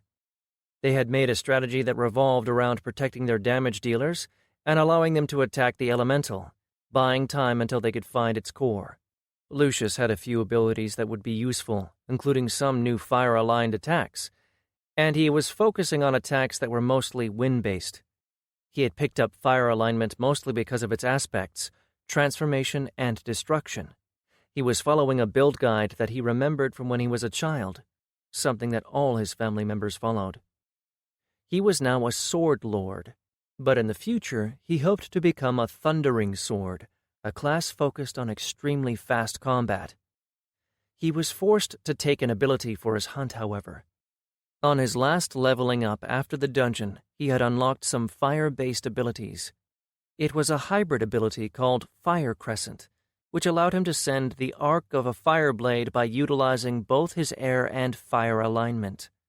Fire attacks would not be super effective, but they would distract the elemental and slowly deplete down its body. But ultimately they would be a distraction. The only way to kill an elemental was to get to their core. As far as the rest were concerned, they would help in any way that they could. Water elemental cores were similar to the terracotta in the dungeon, except that in a water elemental, the core could be anywhere inside its body, and its body was large. Before they headed out, they were met with the student assigned to record their hunt. By happenstance, it was the same one who had recorded their dungeon, and this time he introduced himself, maybe because they had now passed the first stage, or perhaps he just forgot last time. "Oh, it's you guys again. This should be fun. I am Tervas, by the way. We can head out whenever you are ready," he said. And just like that, they were heading off to the hills. The village was about half a day's walk away, and the lake which they used for fishing another hour farther. The walk passed mostly in silence. They were all keeping their heads on the fight, or at least Morgan was. He had no idea what the harbingers of fate were thinking. The uphill trek was long, but Morgan hadn't gotten even a bit tired, a benefit of having a superhuman body. If he didn't expend his energy, he rarely got tired nowadays. As they walked in silence, Morgan reviewed his gear. He had brought his orbs, but only his exploding ones. The fully wooden orbs wouldn't be of much use against something that was made out of water, and using phase shot wouldn't hurt it much, as the orb would just shoot through the water. His throwing knives were all absent as, again, they wouldn't serve a purpose, and his satchel had a few of his plants and seeds. He hadn't known what he should take, really. He didn't have a plant that could fight water, after all, but he had brought seeds and plants that he could use to grow his new root wall, at least as a defensive measure. His crossbow was loaded with exploding bolts. He had spent the entirety of yesterday enchanting them with wards, and he had extra magazines in his inventory. The others had also made some adjustments. Val was carrying the two-handed sword that they had looted in the dungeon. He wasn't yet high enough level for the armor or the polearm, but they were keeping them for him. Vess had traded in her mace for her sword as well, but they didn't think that it was going to matter much. Lucius carried the same thing he had before, and Clara didn't really need to change her kit either. The harbingers now all carried their weapons in full gear. Emily had a large two-handed mace, similar to the one Morgan had seen her use in the Mountain's Heart dungeon all those years ago. She wore plated armor, with a tabard over it, just like before. She was obviously their heavy, and perhaps a tank, as the giant actually turned out to be their support. He carried a staff, and looked to be some kind of druid class, perhaps. He hadn't said, only that he had some healing abilities as well as buffs. The two Ulfrir were classic rogues, each carrying a short sword and a dagger on their hip, and their armor was leather. And then there was the elf. He had been described by Ivor as a support and a damage dealer, supposedly good at putting down crowd control spells as well as dishing out damage. They were going to be seeing about that soon. They were very near the lake when Tervas spoke. "This is as far as I go," he said, as he conjured a white orb and sent it out in the air above them. "Good luck on your hunt." The two teams looked at each other, and then continued forward. Chapter 17. They rounded a hill and saw their destination in the distance.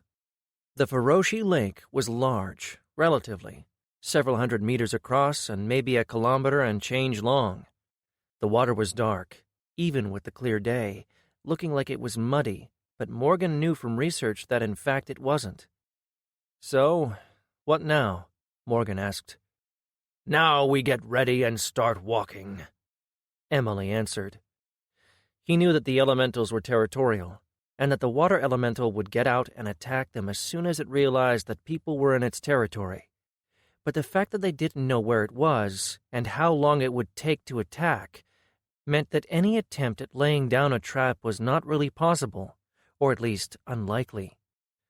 Morgan had argued for them to try anyway, but the Harbingers had managed to annoy him into agreeing with their plan: provoke the elemental, and hope that it doesn't take too long to attack them. They walked down the incline and into the basin where the lake was. There was little vegetation here, only a few bushes and a tree every now and then. The coast was solid ground, with the occasional stone, and was mostly flat. As they reached the coast, Morgan walked over to the edge and took a look over the water. It was calm, no waves or any other type of disturbance. It was a beautiful sight. And then Morgan threw the grenade into it. The explosion sent the water flying upward in a tall geyser before it tumbled down. He wondered if he had just murdered any fish. The others were already around him, waiting. They waited for a minute, then 2. Nothing happened. "Let's move on," Emily said, and they all started walking down the coast, going in a circle. After about a few minutes of walking, she indicated for Morgan to do it again. He reached into his inventory, not using the grenades on his waist, since he could afford to concentrate on what he wanted to pull out of his ring of holding at the moment, and pulled out a grenade. Igniting the fuse, he threw it again. Thankfully, the fuse burned even underwater, as the resin it was soaked with was highly flammable. The grenade exploded, and water surged upward before falling down, sending waves in all directions. Again, nothing happened. They walked more, covering the coast, the others standing a bit further away from the water's edge, watching for any disturbance in the water, waiting to act. They stopped again, and Morgan pulled another grenade. He lit the fuse, looked over the water, and threw it in a long arc. Then, out of nowhere, and in what he was certain was just a split second, the water surged upward as a shape moved. The mass of water was smooth, with no features, just a blob of water still connected to the lake, looking like a thick stream that had suddenly exploded upward. As the grenade arced toward it, a tendril split from its center mass, its tip turning to ice as it struck the grenade, sending it flying back and straight at Morgan. "Fuck me sideways," Morgan exclaimed inside his head as he barely had a chance to react. Different responses flashed through his head, but he knew that he had no time. The fuse had disappeared inside the grenade, and it was flying at him fast. He jumped and phased, heading into the air. He waited for a few moments, estimating when he was out of the blast zone and if the grenade had exploded, and then he unphased. Looking around, he saw that the others had moved away, and that there was a small crater where Morgan had stood. The elemental had reached the water's edge and was rearing up, tendrils separating from its center mass. Morgan was maybe 10 meters in the air, and as he was now unfazed, he slowed and started to fall. He phased again immediately, and as soon as he did, he slowed. Not allowing momentum to build, he descended slowly. He tried to time his next unphasing just before he hit the ground. He had planned on revealing his phasing ability, but so far he doubted that the Harbingers had realized what it was. They had seen him float up and then down. Probably they would assume that he had some levitation skill. His type of phasing was rare, according to Azil, and probably not something that they would assume from just one incident. That was unless he overshot and dropped into the ground, as that would let them know exactly what he had. Thankfully, that didn't happen. He unfazed and dropped the last meter or so to the ground. The sight around him was terrifying to behold. The water elemental was now completely out of the lake, and it was massive, a reservoir of water.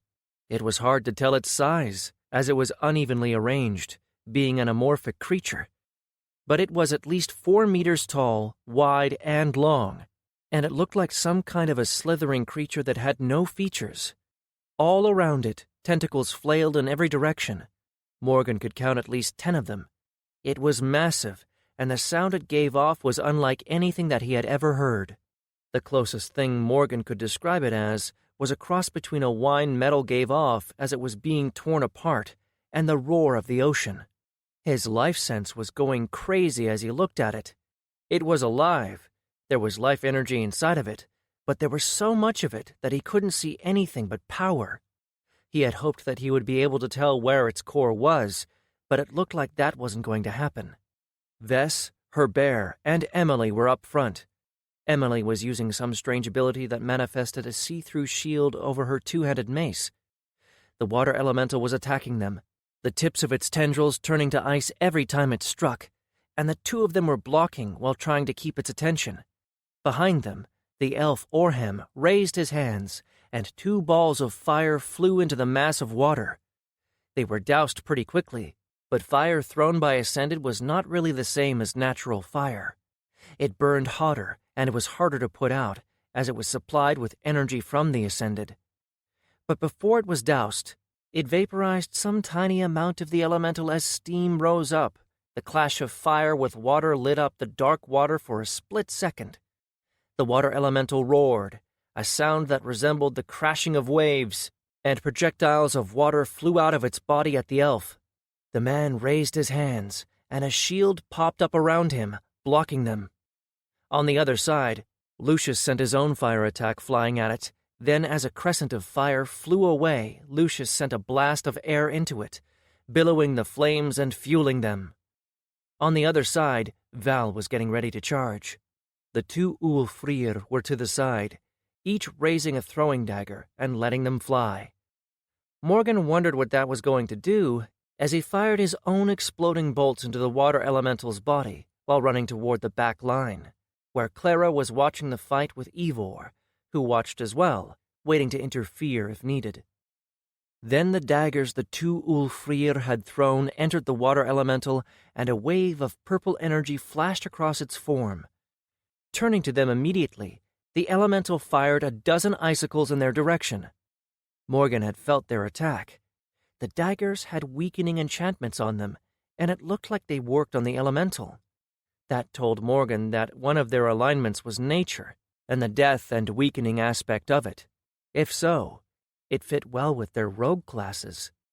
Then his crossbow hit, and the elemental was rocked by a small explosion inside of its body. Water expanded, and then immediately collapsed. The elemental did not like that. It pulled back into a blob of water, pressing against the ground, and then it expanded rapidly, striking both Emily and Vess, and sending them flying away across the ground. Vess's bear came at it from the side, as Lucius's arcs of fire cut into its mass. The bear was clawing at the elemental, and while it didn't look like it was having much effect, it clearly didn't like that, as it smashed the bear away before sending icicles flying toward Lucius. Val smashed into it as it was rearing up, his entire body covered in fire as he used his class's blazing charge, forcing the elemental to move away from the fire. Its tendrils smashed down on him, and he blocked a few with his sword, but some came too fast and scored hits on his upper arms, drawing blood. Then it formed a large scythe and turned it all into ice, smashing down on Val. Morgan fired his crossbow, emptying his magazine into it, trying to stop it, but the explosions didn't even slow it down. Val raised his sword to block, but Morgan could see that he was going to be too late. Then Emily was there, blocking with her mace, or rather the shield that had manifested itself over it. She knocked the scythe away, and Vess attacked from the other side, cutting into the water with her sword, hoping for a lucky strike at its core. The elemental fought, manifesting more scythes and attacking several targets at once, even as it was being attacked from all sides. Lucius was sending fire and air blades into its body, disrupting the water. Orhem was casting fireballs, and Val was swinging with his fiery sword. The two rogues kept back and watched, keeping their eyes on the elemental. Morgan did the same thing, watching for the core, trying to see it in all that water. It was the size of a fist, so it would not be so easy to see, considering the creature's size. They had to be ready to act once they did see it, as it was probably constantly moving. The elemental suddenly pulled back all of its tendrils and collapsed before becoming a wave, which attacked Val. He jumped to the side, leaving fire in his wake, but he wasn't fast enough. But again, Emily was there. She smashed her mace into the ground, and the earth rumbled, rippling upward and smashing the elemental off course. It missed Val and came closer to where Morgan was reloading his crossbow. His eyes widened as the elemental, without stopping, continued raising up and manifesting its tendrils again. Then a wave of force smashed into the elemental, sending it backward before more fire spilled into it. Morgan looked to see Ivor the giant with a raised staff. He had used some kind of a force push attack. Morgan jumped back and out of range as the others attacked the elemental again. Vess's bear was being ineffective, its attacks not doing anything substantial. But the fire seemed to be working at least a little bit. Morgan could swear that the elemental was smaller than it used to be. Then it rippled and turned most of its surface into ice as a large beam of fire came from o'er him. The beam hit the ice, and a wall of steam rose all around them, obscuring the view. Then Vess and her bear both flew out of it and smashed into the ground, rolling a few times before coming to a stop, and the bear disappeared. Clara ran to her immediately while Ivor raised his staff in preparation. A clash rippled the air and sent the steam flying away, revealing Emily struggling against the elemental, which now had two large blade-like appendages smashing against her. It had changed shape, looking more like an anthropoid, except without legs or a head. Its two arms smashing against Emily were thick, and the blades looked sharp. Lucius swooped down, sending a blade of fire to hit the elemental in its center mass. The elemental switched focus, turning on him instead, and Lucius evaded with his quick movements, dancing between the elemental's strikes. It then changed shape again, becoming a twisting coil of water, and releasing balls of iced water at Lucius. His eyes widened, but Emily was there again to save him by standing in front of him and blocking. He heard her grunt as the strikes hit her shield, but she took them, and then stopped, sending earth rolling forward. The elemental curled, moving with the rolling earth, and raised itself to attack again, but Val came in from its side as it tried to attack Lucius. His sword stabbed into its side and burned, sending steam rising from the elemental. It screeched a sound that pierced Morgan's ears and forced him to his knees. Val was struck by a tendril that extended out of the elemental and sent him flying into the lake. Lucius sent an air blade at its arm, cutting it off. The blade fell and stabbed into the ground, then collapsed into water which ran back to the elemental. Emily slashed her mace at it, but it did little. The elemental had turned to Lucius, a new, smaller, and thinner blade forming on one of its tendrils, and it snapped down. Lucius blocked, his swords dancing in front of himself as he cut down the tendril, but then more rose from the main body. Morgan struggled to get back to his feet, raising his crossbow and firing. The explosions made it pause, but not for long. Emily tried to block some of the attack going to Lucius, and the two of them tried to survive. Then the tendrils doubled, and then tripled, and all came down on them. Morgan saw in horror as Emily didn't try to block any of them. Instead, she jumped back, the ground beneath her feet heaving and throwing her out of the elemental's range, leaving Lucius alone. He tried to block and evade, then used Flash Step, the ability that they had agreed he was going to try and keep a secret, but now he had no choice. He flashed across the distance some couple of meters away, but it was not enough. The elemental had thrown itself at him, and tendrils snapped forward at Lucius. Morgan reached for a grenade, igniting it, and throwing it straight at the mass, but it was too late. Lucius parried several attacks, but then he was just a moment too slow, and an ice blade pierced his lower side. He cut into the ice, breaking it in his body, and stumbled back. Another blade cut into his arm as he twisted away, and another stabbed him in the leg. Lucius faltered, falling to his knees. The elemental reared back, preparing to kill him, when Morgan's grenade fell into its form. It exploded, staggering it slightly, or at least taking its attention from Lucius. But in that brief flash, Morgan had seen something, a small orb of black inside the sea that was the elemental's body. He raised his crossbow and fired a piercing shot. The bolt flew straight in, and the elemental screeched, and then the bolt exploded. The elemental rippled, its waves lashing out widely all around itself. A beam of fire smashed into it, releasing an enormous amount of steam all over. Val, standing in the lake up to his knees, had his sword extended and his pillar of fire ability active, the blue fire burning into the elemental. Morgan rushed forward, jumping and phasing, then unphasing a few moments later. Reaching Lucius, he grabbed him as the elemental continued to howl. He lifted him up and heard him groan as balls of fire fell on their enemy. Clara dropped a slowing field in the area where the elemental was, and then ran to Lucius and Morgan, grabbing him and pulling him down to the ground. Vess stumbled next to them and took a guarding position. As Clara started healing Lucius, Morgan looked at the carnage a short distance away. Val had stopped his ability and was breathing heavily in the lake. The elemental had been reduced to almost half of its previous size, and fireballs from Orhem were still falling down on it. Then the Ulfrir, Alfir and Velfir, both threw their daggers into the mass of rampaging water. There was a clinking sound, then a crack, and the water expanded before suddenly collapsing and spilling all over the ground. There, on the rocks, was a black orb with one dagger stabbed in its center, and cracks all over it. The elemental was dead. Val stumbled over to them and then lay on the ground next to Lucius. Clara had closed the wound and was probably healing his insides now. He knew how much that hurt, but Lucius, rather than crying out, was simply grimacing. The Harbingers gathered as well and came close.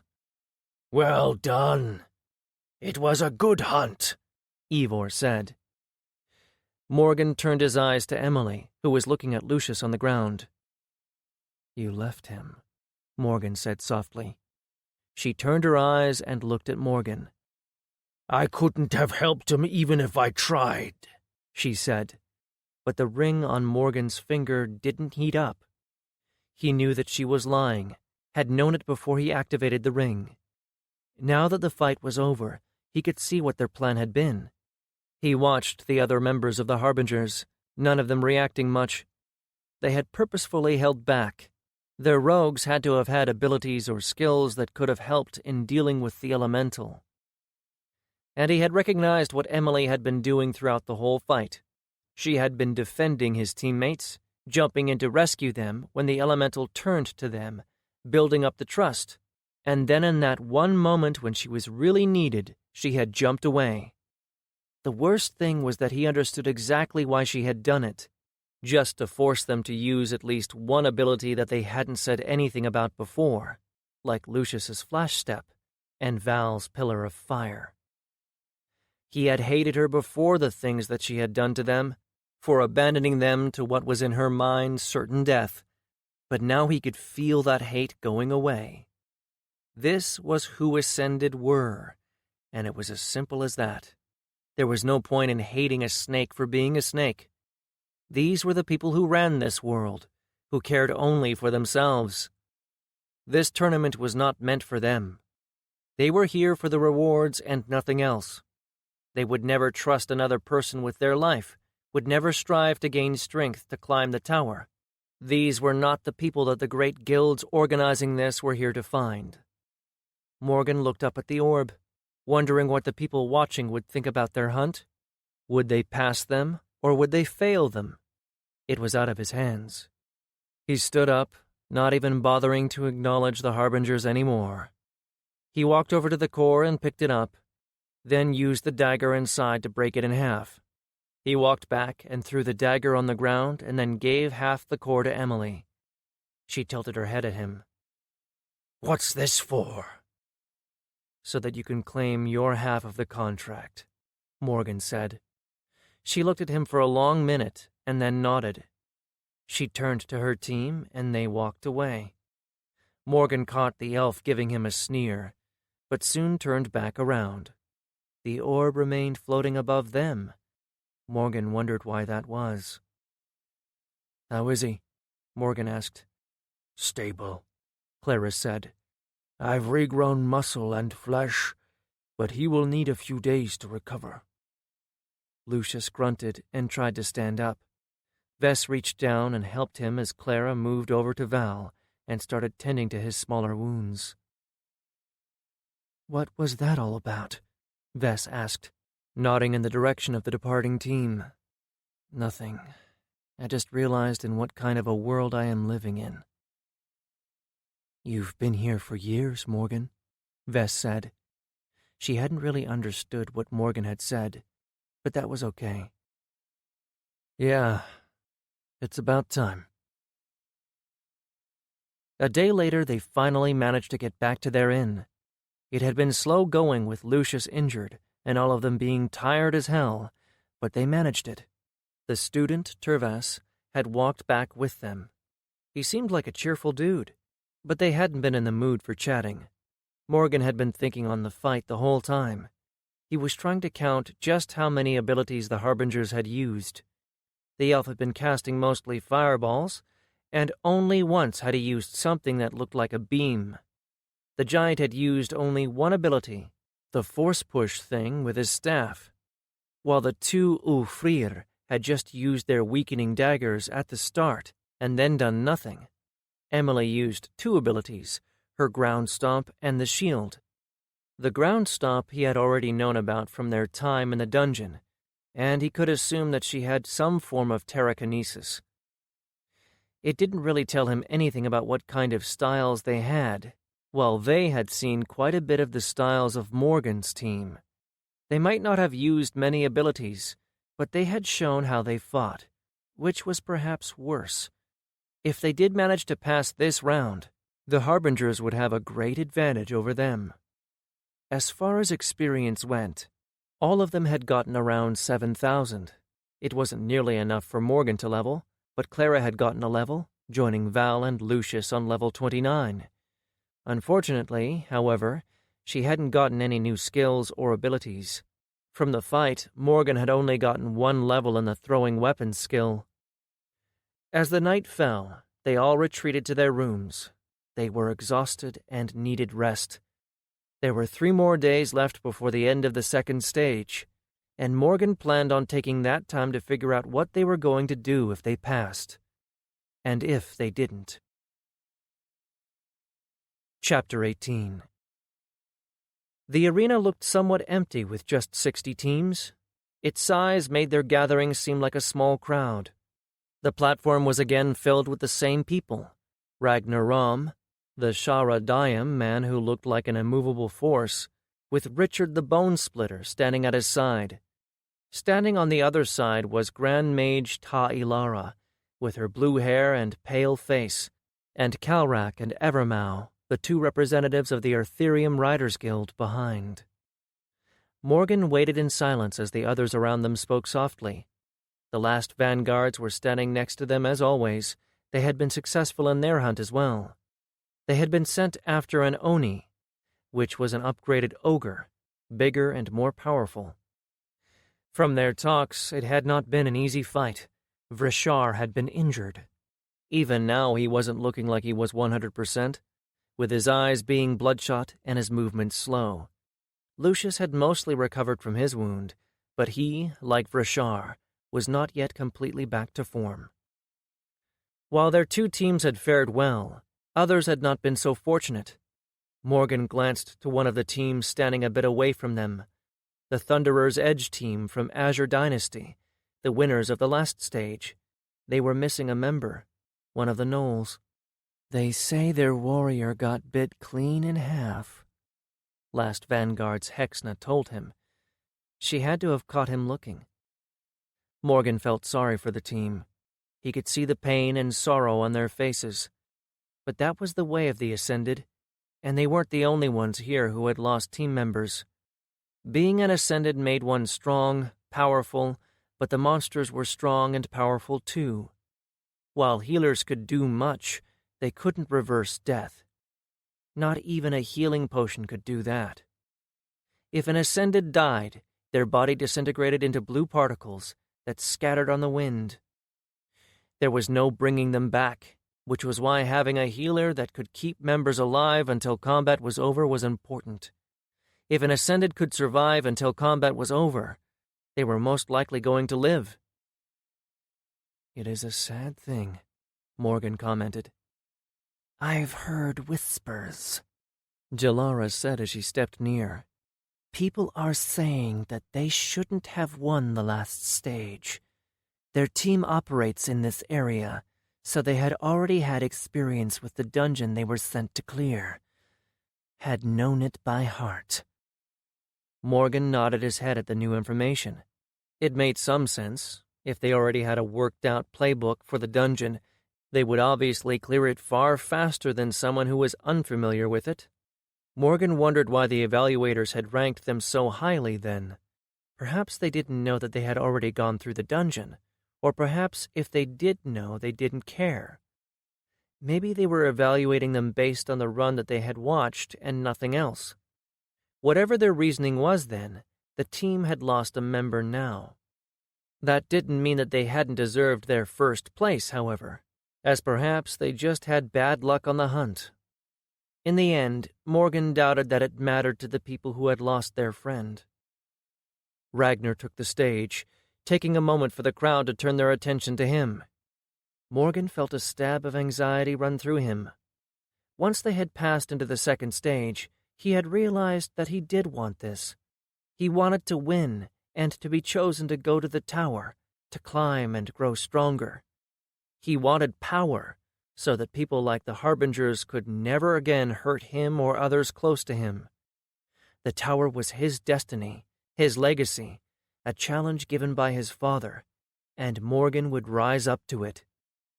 He would look his father in the eyes and tell him that he was wrong, that this world he had created was wrong, and that it didn't need to be this way, that the strong didn't need to exploit the weak, that the lessons he hoped to teach them could be taught another way, that there didn't need to be so much pointless death. Morgan might not know much. He most certainly didn't pretend to understand the things that Oxalis was dealing with, the reasons behind his actions, but Morgan had seen what a group of people working together could do. His guild was small, a refuge for him and his people, a place where all were valued. That is what the world should be. He might not pass into the next round, and even if he did, he might not win, but he would climb the tower. There was no doubt in his mind about that. Ragnar finally decided to speak. The second stage is now over. Many of you have lost people while some have lost none, but you have all reached for more. For that alone, if nothing else, you should be proud. Ta Ilara will now inform those who will not be advancing to the next stage. He gestured, and the woman stepped up. Again, she summoned a scroll and it burst into fire. Morgan waited for the notification to appear, but none did. And then people started walking out of the arena. There were no cries or grumbling this time. The people who walked away did so with their heads bowed in silence. Morgan saw the winners of the last stage, Thunderer's Edge, gathering up their things and walk out. Morgan wondered how he would feel if his team had lost someone and then not even progressed to the next stage. Probably that they had sacrificed for nothing. At least they had the reward from the last stage. As the losers walked out, there were just 20 teams left, around 50 people. Not all teams had 5 members. Some had more, others had less. But only 10 hunting parties had passed. Morgan looked around and found the Harbingers standing some distance away, watching the platform. Morgan waited for his anger to surface, but it remained absent. He had come to the realization that hate and anger would gain him nothing. Emily was a warped person according to Morgan's standards, but as far as Ascended went, she was exactly what Lucius had always spoken to him about. People who have power and want more of it, but are unwilling to risk themselves. They fight monsters only when they must, and then leverage whatever they can find in order to survive. Oxalis had told him that this world had not shown him many results yet, and Morgan knew that was because of the way this world was. People who only wanted to extend their lives were not what he was seeking. They were not the people who would risk themselves in order to reach higher, to climb the tower. Morgan was actually surprised that the Harbingers and his team had passed. He didn't know what criteria they used when they evaluated their actions, to be fair, and he had thought that the fight went well enough. They had fought together until Emily retreated, even if they had kept some abilities a secret. Then Ragnar spoke again. The winners. First place, Fjordstar and Gorn's Swords. Second place, Imaginum and Dark Iron Dwarvar. Third place, Harbinger of Fate and Skyforce. Calrak and Evermau will give out the rewards. Morgan blinked. He hadn't expected them to be anywhere near the top 3. Lucius and others looked at him with disbelief in their eyes. "Congratulations," Jalara said with a smile, or as much as a giant lizard could smile. The other vanguards joined her and congratulated him as well. Borodar slapped him on the shoulders and grinned. "I guess this means we need to get into the top 3 for the next stage. Can't be left behind." Evermouse stepped to the front. "Harbingers of Fate and Skyforce, approach the platform." Morgan snapped to his senses and his team walked to the platform, being met with the Harbingers near the stairs. "Good work," Ivor said with a nod. Morgan nodded instead of answering. There was no point. He had seen who the Harbingers were, and they were not a team that he wanted to be close with. They climbed the stairs and up on the platform. Once there, Morgan was suddenly aware of many eyes being on him, and he glanced at the crowd. Somehow it looked smaller from the platform, but it was also terrifying. He saw races he had never laid his eyes on. Refusing to be overwhelmed, he walked over to Calrac, the human who was to present them with their reward. He stood next to Emily and waited. The man took 2 small chests out of his inventory, holding each in the palm of one hand apiece. The small chests opened up on their own and showed the contents. Morgan was surprised by what he saw. The contents of both chests were identical, and there were 5 items. 2 were potions of healing, small bottles with the red liquid inside, and the last were 3 small stones, each identical, looking more like gems shaped like pebbles. Morgan used his inspect skill on them and frowned when he found that he could see what the stones were. Stone of Ascension, Shard. Can be merged with an object.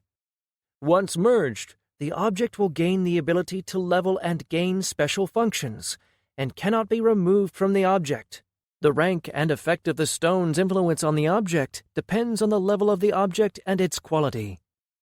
Morgan's eyes widened as all the possibilities occurred to him. Obviously, he could put it into a weapon, getting a tool that could become extremely powerful. As he was thinking, he noticed Emily reach up and take the chest, and he hurried to do the same. He bowed to Calrac and turned around before walking down. He stored the chest in his ring and returned to where the last vanguards were standing. "That is a great reward," Borodar said. Morgan looked into his eyes, trying to see if there were any feelings of jealousy there, but he saw nothing but happiness for them. Morgan had known that the last vanguards were good people, but he also knew that in this world he had to be careful. He was so engrossed in his thoughts that he completely missed the second-place winners come on stage and take their rewards. Turning around, he asked what they got. Hexna told him that they each got a single Stone of Ascension, as well as powerful swords, along with 5 healing potions. Then Morgan turned to look at the winners approach the platforms. The Fjordstar and Gorn's Swords teams walked up proudly. Fjordstar's leader, a white-furred Ulfrir, walked first, followed by an elf that was the leader of the other team. Calrac summoned 2 larger chests, placing both on the floor. Open light shone upward, and the look of shock on the 2 leaders' faces told Morgan that it was something impressive. But because of the size of the chest, they couldn't be tilted to show the crowd what was in them. The 2 leaders bowed and then put the chests in their inventories. After that, they walked off the platform. "What do you think it was?" Hexna asked. "Whatever it was, it surprised them," Lucius answered. Morgan nodded, but he wasn't all that interested in pursuing his curiosity further. He looked instead toward Ragnar, who walked back up to the front of the platform. "With that done, we have our final stage, 1-on-1 tournament combat. The rules will be simple. Combatants fight until one surrenders, or one is incapable of continuing to fight. The winner moves on, and the loser is out. Fights will be team versus team. You will choose one fighter to fight for you from your team, and if you win, that member will not be able to fight again until all other members have fought once. Morgan immediately realized the problem with that. With 20 teams, there would be 5 rounds for some of them, but not all. Some teams had more members and others less as well. It wasn't a fair system, but Morgan could see that even this was a test. The great guilds were not here for fairness. They wanted to put teams in strange situations and see how they react. The tournament will take place in 3 weeks in this very arena, and will be open to the public. Spectators from Al Valor will be watching you. Guilds will be watching you. The Grand Mage and her academy will record your fights, and you will be seen by people all over the world. Even if you do not end up winning, opportunities might present themselves. The matchups will be posted a day before the tournament starts, on the boards in front of the arena. Rest and prepare.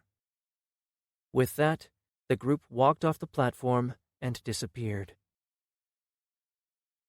Once back in their inn, they were gathered around their table looking at their chest. So, how are we going to distribute this? Val asked with a hungry look in his eyes. Morgan reached down and pulled out the 2 healing potions. These go to Clara. Obviously, she said as he handed them over. As for these... Morgan turned back to the stones, thinking. Having a weapon that could level and gain abilities of its own was very tempting, although the wording said object, and he wasn't exactly sure what that meant. It probably meant that it could be used for armor, rings, pendants, and other things, although it was a bit of a wide term. Morgan didn't like that, as it left a lot to be intuited on its own. He knew why it was the way it was. The guiding force wanted people to explore and use the system that governed the world more like a guideline rather than a funnel. Still, if it could be put into all weapons, that would obviously mean staffs, which were organic, which begged the question of if it could be put into other things. Could you find a pet, a non-ascended animal, and put it in, making it an ascended being? It was an interesting question. He turned his mind to the matter at hand, deciding who should get what. With the team's best interests in mind, Lucius was the obvious choice. They all lacked powerful weapons and items. Their gear was well made, but nothing uncommon. He was their strongest fighter, especially for one-on-one duels. Morgan reached down and pulled 1 stone, handing it off to him. The others all nodded in agreement as he took it. The other 2 are a bit more difficult, Morgan said, looking at the others with a half-smile. I don't think that Clara should have one, as she mostly is in the background, and while it might help her abilities some, I think we need more help for the rest of us. Clara nodded, understanding his decision. That means us 3. Morgan circled his finger around the room. Vess and Val were both looking like they very much wanted one, but as Morgan thought about it more, he realized that there was only one answer. Vess. He turned to her with a sad expression. I'm sorry, love, but you already have your bear. It levels with you and gives you a lot of options for your role. I think that the last 2 should go to Val and me. Vess sighed in disappointment. You are right, but I could have used it on my shield or armor to get even more protection. Perhaps, but you are strong enough already. We just need to get you better gear, Morgan said, then looked at Val, who had a glint in his eyes. Morgan pulled out both stones, putting one in his inventory before giving the other to Val. After the half-elf took it, he looked him in the eyes and spoke. I think you should switch to a polearm weapon, more precisely the guandao that we looted in the dungeon. They hadn't yet decided what to do with it since none of them had been using such a weapon, but they had decided that Val was to take the armor set since it complemented him well. Why? Val asked with an open expression, clearly just wanting Morgan to explain why he thought it was a good idea. Its perk goes extremely well with your stat build. You are taking mostly strength and constitution, and with that 20% strength bonus every time you're in combat, you will be getting even more.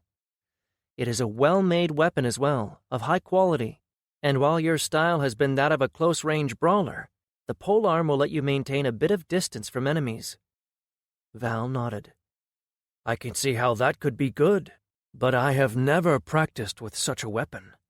You have one more level to ascend before you can even use it. You can train before then, and you have Weapon Master, so you should know the basics. I think that is a good idea too, Lucius added. Val looked around, seeing the others all nod, and then nodded himself. All right, I will try.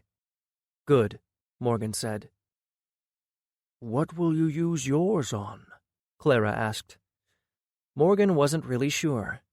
He could use it on his crossbow, but it wasn't the best-made thing in the world, though he could always have Arthos build him another one. He didn't really use many weapons that would benefit from the stone, and placing it on a throwing dagger wasn't going to cut it.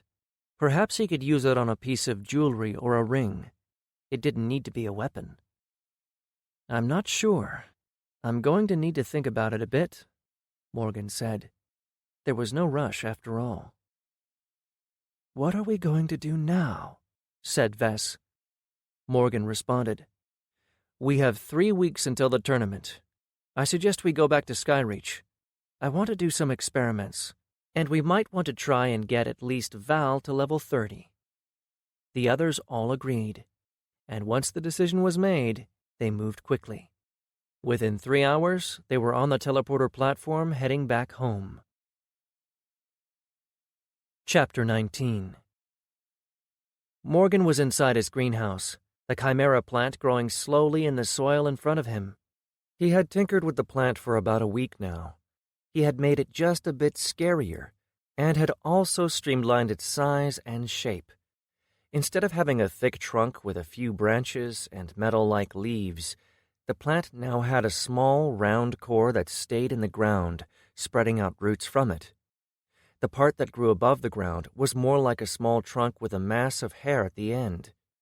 The hair was a mass of thin, vine-like tendrils that had metal incorporated into them. They weren't as tough as the surface of the plant used to be, but they could bend like a whip in all directions, and were stronger than rope, at least, and they could regenerate. There were 3 types of tendrils, one which had their tips covered with razor-sharp leaves, which resembled pineapple leaves the most, only smaller and far sharper. He had used the plant to attack a dummy. The tendrils shredded the wood like it was paper. The second type of tendril had buds from his acid plant on the top. He still hadn't figured out how to make it more dangerous to flesh, but it was a good thing to have against armored enemies. He wasn't sure how it would do against higher quality metals or enchanted ones, however.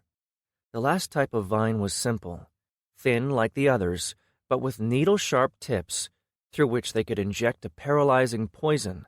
Another gift from the plants of this world, it created a poison that slightly numbed any animal that tried to eat it. Morgan had, of course, taken the plant and mutated it further, creating a poison that, if injected, would paralyze a person for several minutes. The plant wasn't pretty, but it was deadly.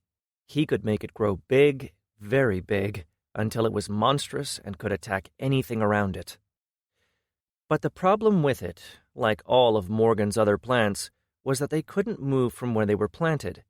He had tried to make them move, to try and control their roots in the ground, but it was too taxing on the mind, having to force the plants to crawl over the ground and also fight something. There were plants on this world that could move, that he knew, but he hadn't acquired any yet. Still, his plan was something far different, which was why he needed it to be smaller. He pulled out the chimera plant out of the soil and looked at it. All bundled up, it looked like it was maybe the size of a soccer ball. The tendrils were curled around the center of the plant, with their max length being around 4 meters. With their wire-thin size, it was easy to compact.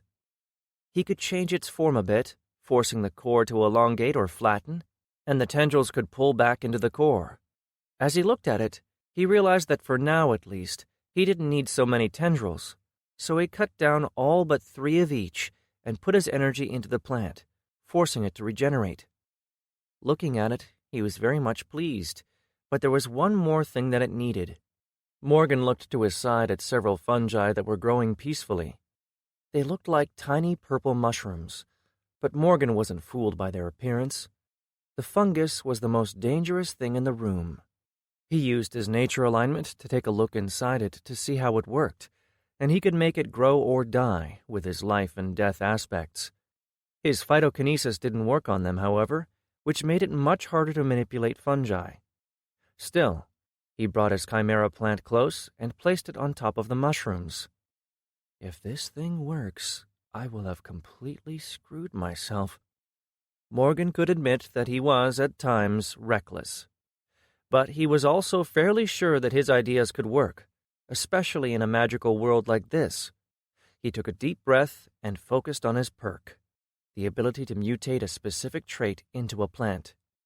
He triggered the trait. For a moment he thought that nothing had happened, and then he saw the chimera plant and the fungi merge together. It was eerie to look at, but it lasted for a second only. Then the fungi were gone, and the chimera plant was there on the ground. Morgan looked into it and saw the result of his tampering. The plant was no longer really a plant. It was a mix between a fungi and a plant, sure, but it didn't look like it was either. It was its own thing. To his life sense, it was clearly alive. He tried to use his phytokinesis on it and found that he, thankfully, still could. He forced it to spread its roots into the ground and stay there. Then he stood up and walked out, heading to find Clara. He was about to attempt something extremely stupid, and he needed his bestie to help him. "You are insane. You know that, right?" Clara said as she sat on a chair in his laboratory surrounded by vials filled with powders, liquids, and decaying plant matter. He was lucky that she was in Skyreach Hold. He had forgotten that she had been helping Val and Lucius level. They were going to various dungeons with Vess and Titus, hoping to have them reach the next level before the tournament.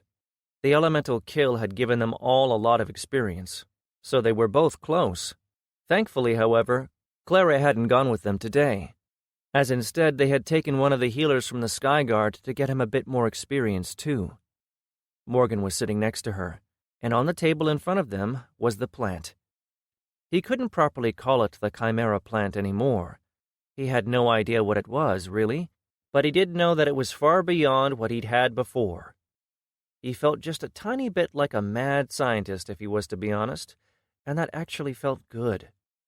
He was doing new things, pushing himself and what was possible. He was sure that he wasn't the only person on this world who had been doing what he had. Azil had suggested as much. But he hoped that he was the first to attempt what he was about to now. "I'm not that crazy. This'll work, trust me," Morgan responded. "I don't know if I want to be here for this," Clara said, looking just a bit sick. "I need you to watch me. While I think it can work, and I am pretty sure I can monitor and guide it with my own power, I don't know how painful it is going to be, or if I will be able to stay awake. I don't want to risk it doing things that I don't want." "Why in the name of the Great Lord would you ever want this?" "I have a very specific kit, Clara. I am good in areas where there are plants, but when I am away from them, I have issues. I need to be able to adapt to every situation, and I need more weapons in my arsenal." "There has to be a better way," Clara protested. "This is not wrong, Clara. There are people out there that do all kinds of things, who augment themselves by removing limbs and putting in artificial ones. Look at Val. His metal hand is arguably better than his real one ever was, and he only has a basic model. What I am doing is no different, if arguably a bit more disgusting to some." He wondered what Vess would think. He had told her what he planned to do, but, well, knowing something and seeing something were different things. "Right," Clara said, swallowing hard as Morgan picked up a knife. "Remember, if it goes out of control and I pass out, cut my arm off." Clara didn't respond verbally. Instead, she just nodded her head, while her eyes looked as if she couldn't believe she had agreed to this. Truthfully, Morgan was a bit worried. But he had the option to experiment. They had 2 healing potions, and he had managed to convince the others to let him use one, only if necessary, so that if things went south, he could regrow his arm, no harm done. "Ready?" Morgan asked. She nodded, and he cut into his palm, making a long incision sideways. Then he put his hand next to the plant and used his phytokinesis to move it. The plant's roots went in first, and he hissed. It was an incredibly unpleasant sensation, but he kept going. Then the core of the plant came. He had already shaped it so that it was flat and elongated. It went in, dragged by the roots that had punched through into his forearm and were pulling the rest of the plant inside by grabbing his bones. "Fuck me sideways," Morgan hissed through his teeth, his life sense blazing in his eyes as he followed the progress of the plant. His forearm was bulging now, skin stretching, and he could see roots wrapping themselves around his bones all the way up to his elbow. The plant's tendrils remained outside of his hand, laying motionlessly on the table. When the core went into his forearm, he ordered the plant to begin to eat. He screamed, and Clara's eyes widened. "Are you all right, Morgan?" she asked. "Stupid-ass question. I am not fucking all right," he shouted inside his mind, but his mouth was too busy screaming. He nodded so that she didn't use the sharp axe next to her to chop his arm off. The plant, the fungi, or whatever it was, started to eat his flesh, his muscles. Morgan could see it do it. He was feeding it energy to do it. The muscles disappeared as the plant changed shape, molding itself to his arm, creating new tissue that replaced his old. He couldn't move his hand. It was completely burning. But then the burning shifted. Instead of his entire arm feeling as though it were on fire, he felt only a slight burning around his elbow, and the rest of his arm was dead, completely cut off from him. He had no sense of touch, no pain, no nothing, as the plant ate and consumed his nerves. Clara watched as well in fascination, with a look of horror on her face. Morgan was no longer screaming, but he was still grunting from time to time. He knew that she was watching what was happening as well. She had the same skills as he did that allowed her to see life. The plant tightened around his bones, pulling itself into place, and he felt his bone crack. Clara raised her arm, and her life energy entered his forearm, healing the damage. Morgan kept his focus on something, anything else. The blood had stopped leaking out of his wound, and instead he could see flesh and plant matter inside. He knew that the plant had fed itself on everything in his arm but the skin and bone, including his blood. The veins that were now ending at his elbow were connected to the plant, and it was using that blood to feed itself. And then Morgan felt sensations snap back into existence. He tried to move his hand, and it obeyed him, albeit a bit sluggishly. But slowly, as time passed, it became stronger and stronger. Morgan saw the plant stop feeding on his blood, and instead create new veins made out of its material that led through his hand. And then it was over. He raised his arm and started moving it around. It felt as if it was his own, but to his life sense, it was obviously not. It was a strange sensation. "I can't believe that worked," Clara whispered. "Honestly, neither can I," Morgan said, as he tried to pull back the tendrils inside. He found immediately that he didn't need to use his phytokinesis for this, but instead they obeyed on their own. He blinked at that. He had some vague sense of them, like they were his limbs, only somehow not, like they were a bit removed. "It's like they are half numb. I can move them, but I am not sure exactly what I am doing. This is going to require some experimenting and training." Suddenly, he noticed that he had a new notification. He pulled it up and read, "New symbiotic organism created. Symbiotic organism detected inside user's body. Symbiotic relationship established." He had also gotten 2 levels in phytokinesis and life sense. And then there was another window which asked him to name the new organism. It looked like he could get the system to recognize his creations, though he wondered what the criteria was. Perhaps because his other mutated plants weren't really viable, they couldn't survive on their own for long. They hadn't been considered new life forms. That seemed like the most plausible explanation to him. He looked his hand over. The slit in his hand was open, the tendrils retracted somewhere inside of his forearm. It looked strange. There was no blood inside or around the wound, and he could only see the dark green surface of the plant, or rather symbiont. He concentrated and forced it to grow some more, and a dark green layer of matter covered the edges of the wound, and then he had to put it down, creating a small, dark green line on his palm, and making it a slit that could open and close. Only then did he think about the name. "So," Morgan said, "any ideas on what I should name this bad boy?" Clara looked at his hand, now more in interest than horror and disgust. "I don't know. Handy?" Morgan blinked at her choice, trying hard not to laugh. "I was thinking more on the lines of, I don't know, Venom, Carnage. Those are stupid names for a hand plant," Clara said. "Bah, what do you know?" He looked back at his arm with his life sense, and could see that the symbiont ended at his elbow. It had also grown a layer over his bones, coating them in its own matter. He shook his head and tried to think of a good name for a symbiotic organism. Finally, when he couldn't think of a good one, he decided to name it after the most obvious one. Clintar, the race of symbiotes from comics he used to read on Earth, albeit a bit shortened. He entered the name Clin and accepted. Then he turned to look at Clara. "Let's try the next part," Morgan said. Clara sighed but didn't say anything. Morgan put his other hand on the table and pulled out an item from his inventory. The Stone of Ascension sat on the table for a minute before he grabbed it and put it in the palm of his new hand. He opened the slit and had the tendrils pull the stone inside. It was a strange sensation, feeling the bulge inside of his hand, but not really unpleasant. Then he focused on the stone and triggered it. "Are you certain that you wish to use the Stone of Ascension? Y/N." Morgan pressed Y, and another window popped up.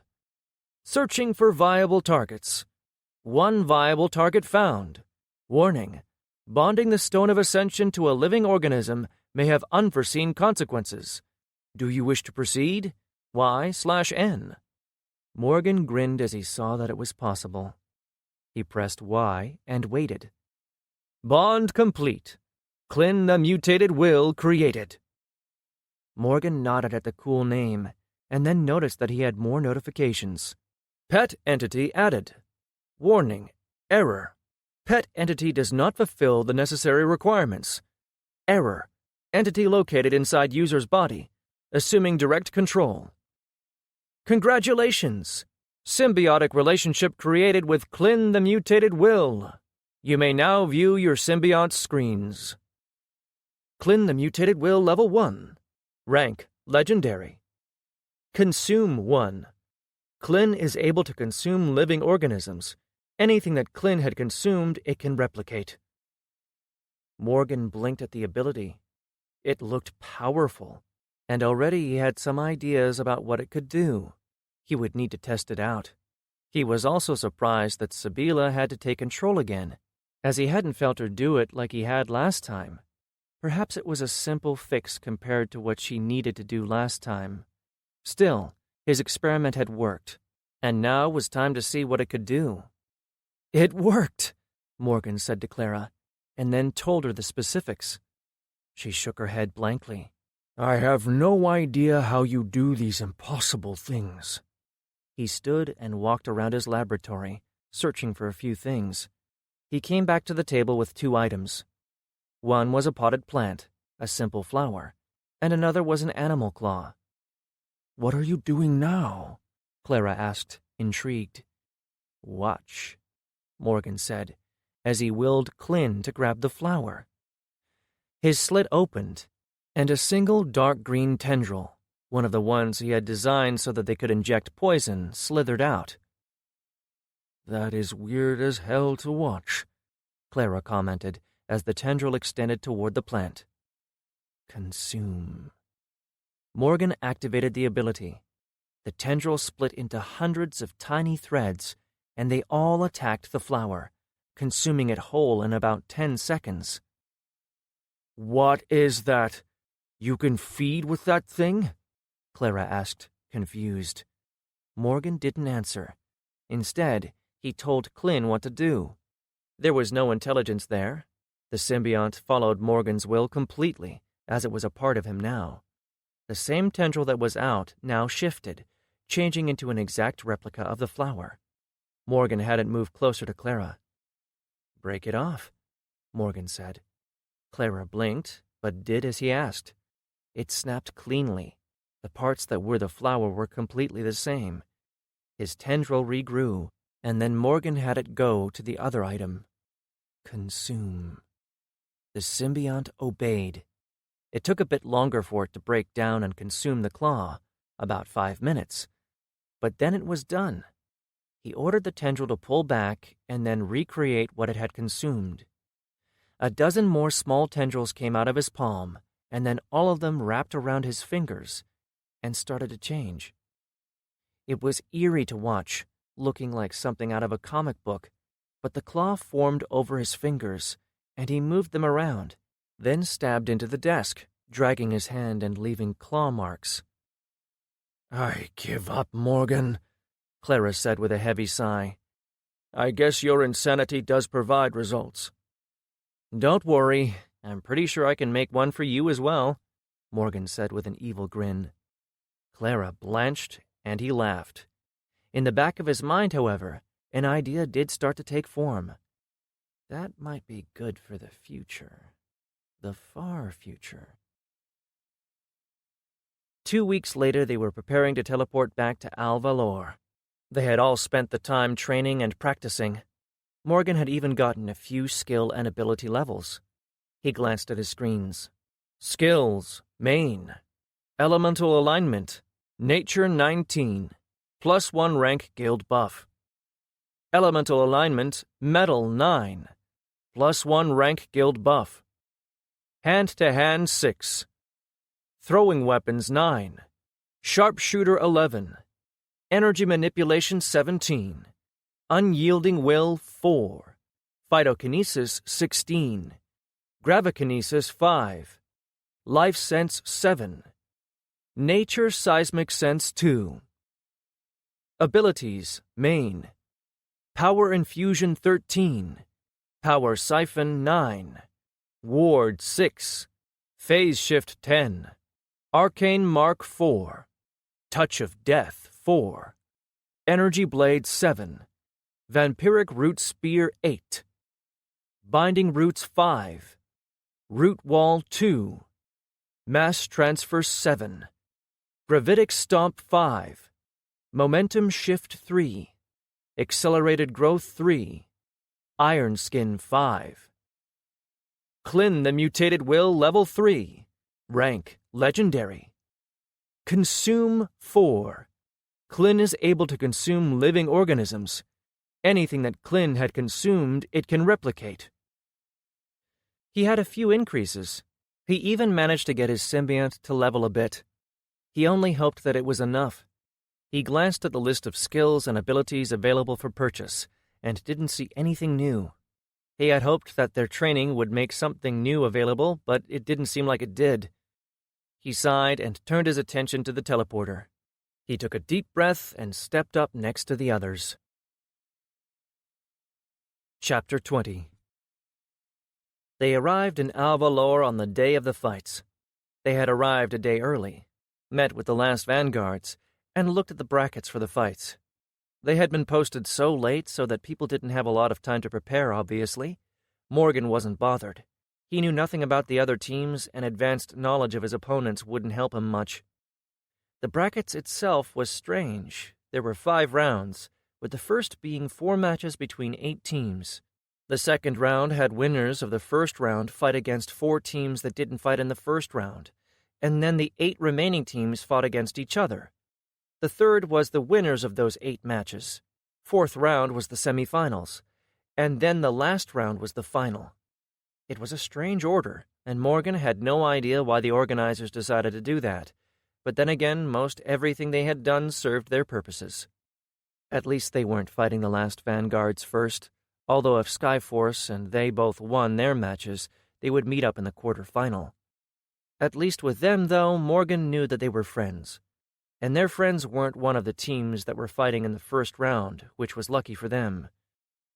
The team that they were fighting first was one that Morgan hadn't heard about before, Everstorm.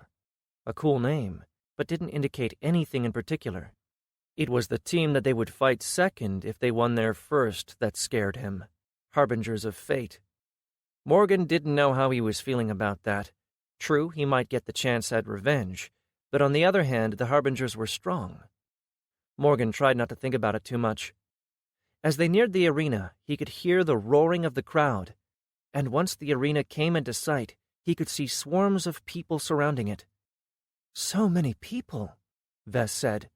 "Yeah," Morgan agreed. "Bah-ha-ha-ha!" came Bordar's laugh. "They have come to witness combat between Ascended. It is a rare thing, and we must all show ourselves in the best of light. The world is watching." "Yeah, no pressure." Morgan shook his head as they headed through the throng. They managed to fight their way through and reach one of the side entrances reserved for the competitors.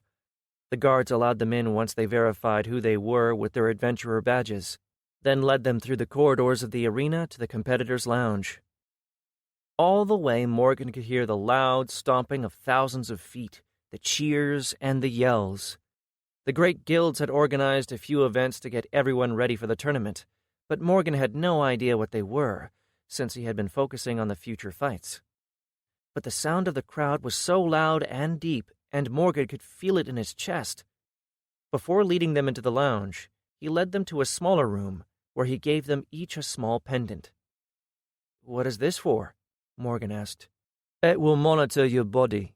If you lose consciousness or are hurt enough to be close to death, this will release a charm that will end the fight and allow the healers to come and get you. We don't want any fatalities, and this is the best way to ensure that," the guard explained. The others all took their pendants and put them over their heads. Afterward, he led them to the lounge, a closed-off and covered area with seats, and they were led to their section. Everything around them was luxurious, with guards standing around and even food prepared.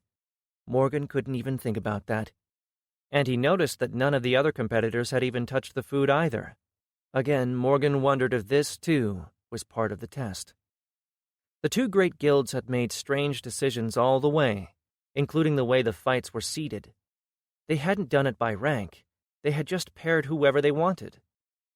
As they neared the end and the opening through which one could look into the arena, Morgan couldn't help but feel small.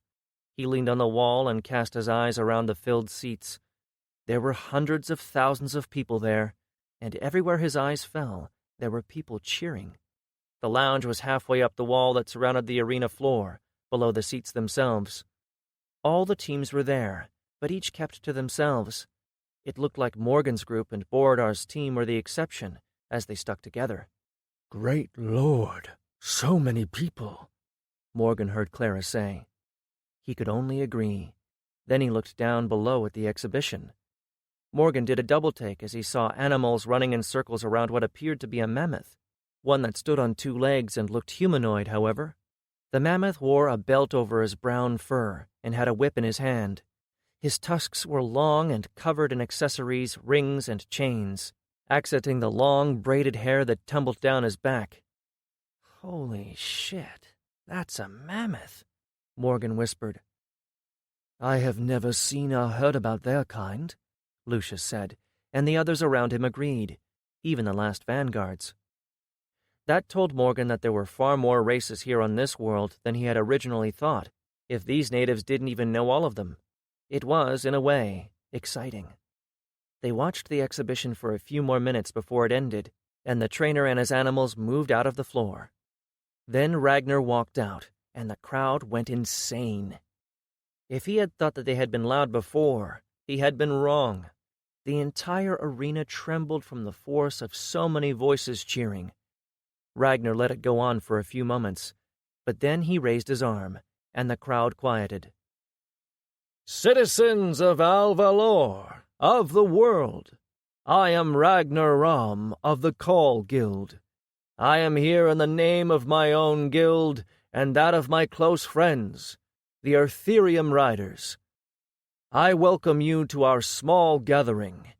We are here today to see Ascended fight, to see them try to reach for that which is within the grasp of us all, the promise of the great Lord, the Tower of Power. The crowd roared. Today, you will see adventuring teams from all over the world. You will see them fight for the prizes that we have promised them, and for the chance to join us on our climb of the tower. Watch these Ascended, see them, know them, for a few of them might one day be the first to conquer the Tower of Power. And now, without further ado, here is our first fight. The Dark Iron Dwarvar versus Fjordstar. The crowd chanted as the two combatants entered the arena, and Ragnar walked to the edge and climbed to a platform above the walls of the arena. Morgan saw that all of the people who had been showing up previously were there. Ta'ilara, Richard, Kalrak, and Evermau, as well as some he was seeing for the first time. Above them were white orbs floating, watching them, but there were even more out over the arena, all recording for later viewing. Morgan turned his eyes away from them and looked down at the combatants. The Fjordstar had chosen one of their giants as their first fighter, and the Dark Iron Dwarvar were all Dwarvar, as per their team name. Morgan wondered just how that fight was going to go. The Dwarvar was tiny compared to the giant. Morgan assumed that that was one of the reasons why the Fjordstar picked a giant for the fight. The Dwarvar was wearing dark armor, full plate. Morgan couldn't see any part of him that was not covered. In his hand, he carried a very long spear, and when he thought about it, it was a perfect weapon for a Dwarvar, who didn't have much of a reach. The giant was covered with a few plates filled in with furred garments, and a helmet on his head that allowed his horns to peek through. In his hands he had a large double-headed axe, as tall as he was, which was over 3 meters for sure. Then Ragnar spoke out. "Fighters, are you ready?" Both of them nodded their heads. "Then, begin!" Ragnar yelled out, and the two sprang into movement. The Dwarvar ran forward, keeping his spear pointed at the giant's heart. The giant took 3 steps and closed the distance quickly. Before the Dwarvar reached him, he swiped his axe from below and sent a wave of ice flying at his opponent. Morgan's eyes widened, as he hadn't seen any source of water near him. That could mean either that his skills and abilities were such a high level that they no longer needed a source, or his axe was enchanted. The Dwarvar jumped out of the way of the wave of ice spikes and rolled.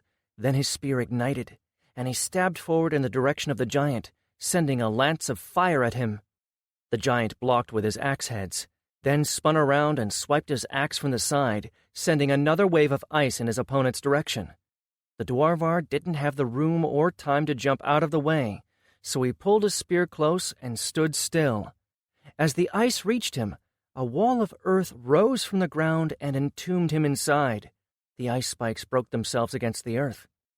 As soon as the Dwarvar had cut off his own line of sight, the giant was moving. Mid-stride, his axe rose to the sky and started to glow. Raising it over his shoulders, he smashed down just as the Dwarvar lowered his wall.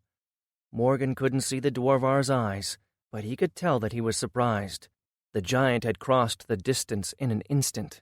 His size had made Morgan think that he was slow, but from the start of the fight, the giant had been the one who moved faster. The Dwarvar had no chance.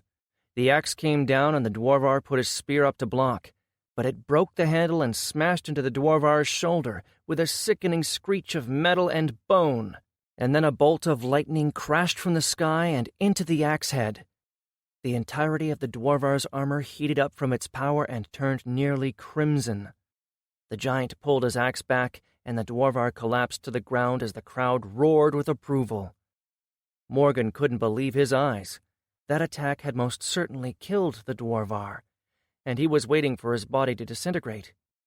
But then a chime was heard, and a moment later, an elf woman with silver hair blinked into existence next to the Dwarvar. She put her hand over him, and an orange field surrounded his body. She reached into her satchel and pulled out a healing potion, then removed the Dwarvar's helmet. The crowd blanched at the sight of pink and nearly melting skin. His beard was on fire, and half of it was gone, along with his hair. But in the orange field, it almost looked like the fire was frozen, as if it wasn't moving at all. Then the woman poured the potion down the Dwarvar's mouth, and in a few moments, the skin started repairing itself. Soon enough, the man was whole, albeit without half of his beard. He didn't wake up, however, and the woman blinked away with him. "The winner! Fjordstar!" Ragnar said, and the crowd responded. Morgan could barely process what had happened. The fight had lasted barely a minute, not even. He had thought that it would be longer. "That was brutal," Clara said, "but effective." Morgan agreed, but he didn't know how to feel about it, though the crowd didn't seem to mind. Morgan wondered how close to death the Dwarvar had come. He had known that they would have healers on hand, but this seemed a bit extreme. The giant stayed on the arena floor for a few moments longer, raising his axe and releasing a roar that nearly drowned out the crowd. "Does anyone have an idea how he used ice without water?" Morgan asked. None of them answered. The next match started almost 15 minutes later, and it was Wizards of the Sacred versus Raven Force. 2 humans, one a warrior with a sword and shield, and the other a caster of some kind, dressed in a robe and carrying 2 wands. None of them knew who their opponents would choose for the fight, and both of them could change who went at any moment, so in a way it was a guessing game. Morgan glanced around, finding the Harbingers secluded in a corner, whispering among themselves, but Emily was looking at him. He wondered what she was thinking about. If Skyforce won their match, they would be matched against her and the Harbingers. He turned away, looking back at the arena. There was no point in thinking about the Harbingers before they even won their own match. Ragnar announced the start of the match, and then the arena exploded into light. The mage leveled his 2 wands, and firebolts flew out of both of them, heading straight into Raven Force's warrior. The man raised his shield and started running, a wall of force surrounding him as he charged. Morgan realized that it was an ability as the firebolts struck the wall of force and were blown away. The warrior picked up speed, smashing forward directly at the caster. The caster had the same realization, and twisted his wands, causing the firebolts to stop. And then he put his fists together and conjured a fire dragon that flew forward, and its maws opened and came down on the warrior. The 2 collided and fire surrounded the warrior, creating a small sphere of rotating flames around him. Then the fire was blown away, and the warrior was revealed, his armor smoking. Some of his clothes were on fire, but still whole. His hands were spread wide, and his head raised up. He roared, and purple light coiled around him, enclosing him in it like a second armor. He gained size. It looked almost as if he had become an avatar of some kind, floating inside purple light that resembled him, only slightly larger. Then he charged again, crossing the distance in an instant. The caster crossed his wands, and a shield blossomed around him, similar to the dome that Clara could use, only slightly silver in color. The warrior's sword, encased in purple light, slammed across the shield.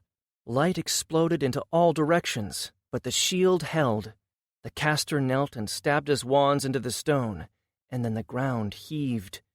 It buckled forward, and fire blossomed near the caster's wands before entering the earth, and the wave of rock became a roiling wave of fire and stone. It rose to the height of the avatar and smashed into him. The warrior raised his shield, but he was still thrown back as the rolling wave picked him up and chewed him up, rolling him in the chaos of stone and fire. The warrior struggled to get free, but the caster was not idle. He raised his wands and sent 2 coiling dragons flying to the sides, around the wave, and then had them smash into the warrior. The purple light broke against the onslaught, and immediately a chime sounded. There was no blinking in this time by the healers. Instead, 2 humans entered the arena and gathered up the unresponsive warrior. I guess that the pendant can also tell if their status is critical or not, Morgan mused. The winners! Wizards of the Sacred! Ragnar announced. Amidst the cheers of the arena, a guard approached them, and Morgan knew that it was their turn. Good luck, Bordar told them as their team gathered to go. I hope that we meet each other on the arena floor. Thanks. I hope so too, Morgan said as they walked out, following the guard to the preparation area. Chapter 21. They had their own preparation room. It was small, maybe 4 by 4, and had a few couches and nothing much else. They had 15 minutes to send someone out. They had already decided who it was going to be. They knew nothing about the Everstorm team, even though they had tried to find out without success. They only knew that they were from the Far East, from a small guild just like them. Are you ready? Morgan asked. Val jumped a few times and shook his entire body, warming up. I am. Their dungeon dives had been fruitful. Both he and Lucius had hit level 30 and had evolved their classes. Val was now a blazing dragoon, and he wore the molten armor of the Eternal Watch set as he carried the Guandao of the betrayed general. He hadn't had as much time as Morgan would have liked to train with his Guandao, but he had gotten good nevertheless. The nature of skills made it easier to pick up things. The armor looked good on him, all black, looking like traditional Chinese armor, with gold accents. It had small plates all over, and a long skirt that came down below his knees. The Guandao was the same color, mostly black, with a bit of gold thrown in. Val had used his stone on the weapon, turning it into a weapon that could level. It gained him an extra ability aside from the strength buff it already had. The Tempest of Fire ability, which you could activate to whirl his Guandao in order to create a sphere of twisting flames around him. You remember what we discussed? Morgan asked him again. Of course I do, Val said, annoyed. Morgan knew that he shouldn't be pestering him, but it was his own nerves. They had discussed strategies based on the types of opponents he could face, from tanks to casters. After Morgan had successfully created Klin, all of them had trained together daily, fighting mock one-on-one battles.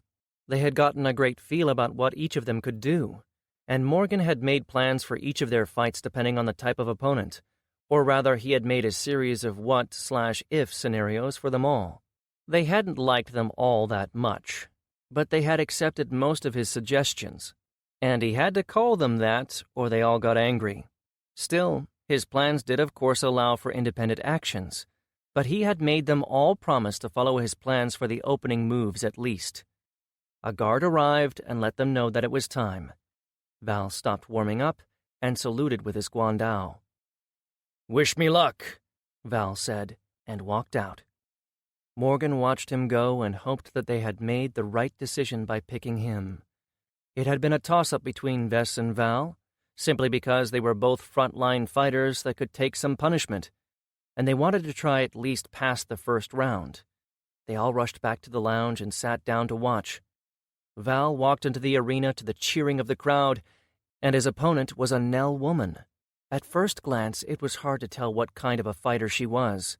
She had very little armor on her body, a piece of metal lay on her shoulders, and she had one gauntlet, like Morgan wore, and a thin gambeson everywhere else.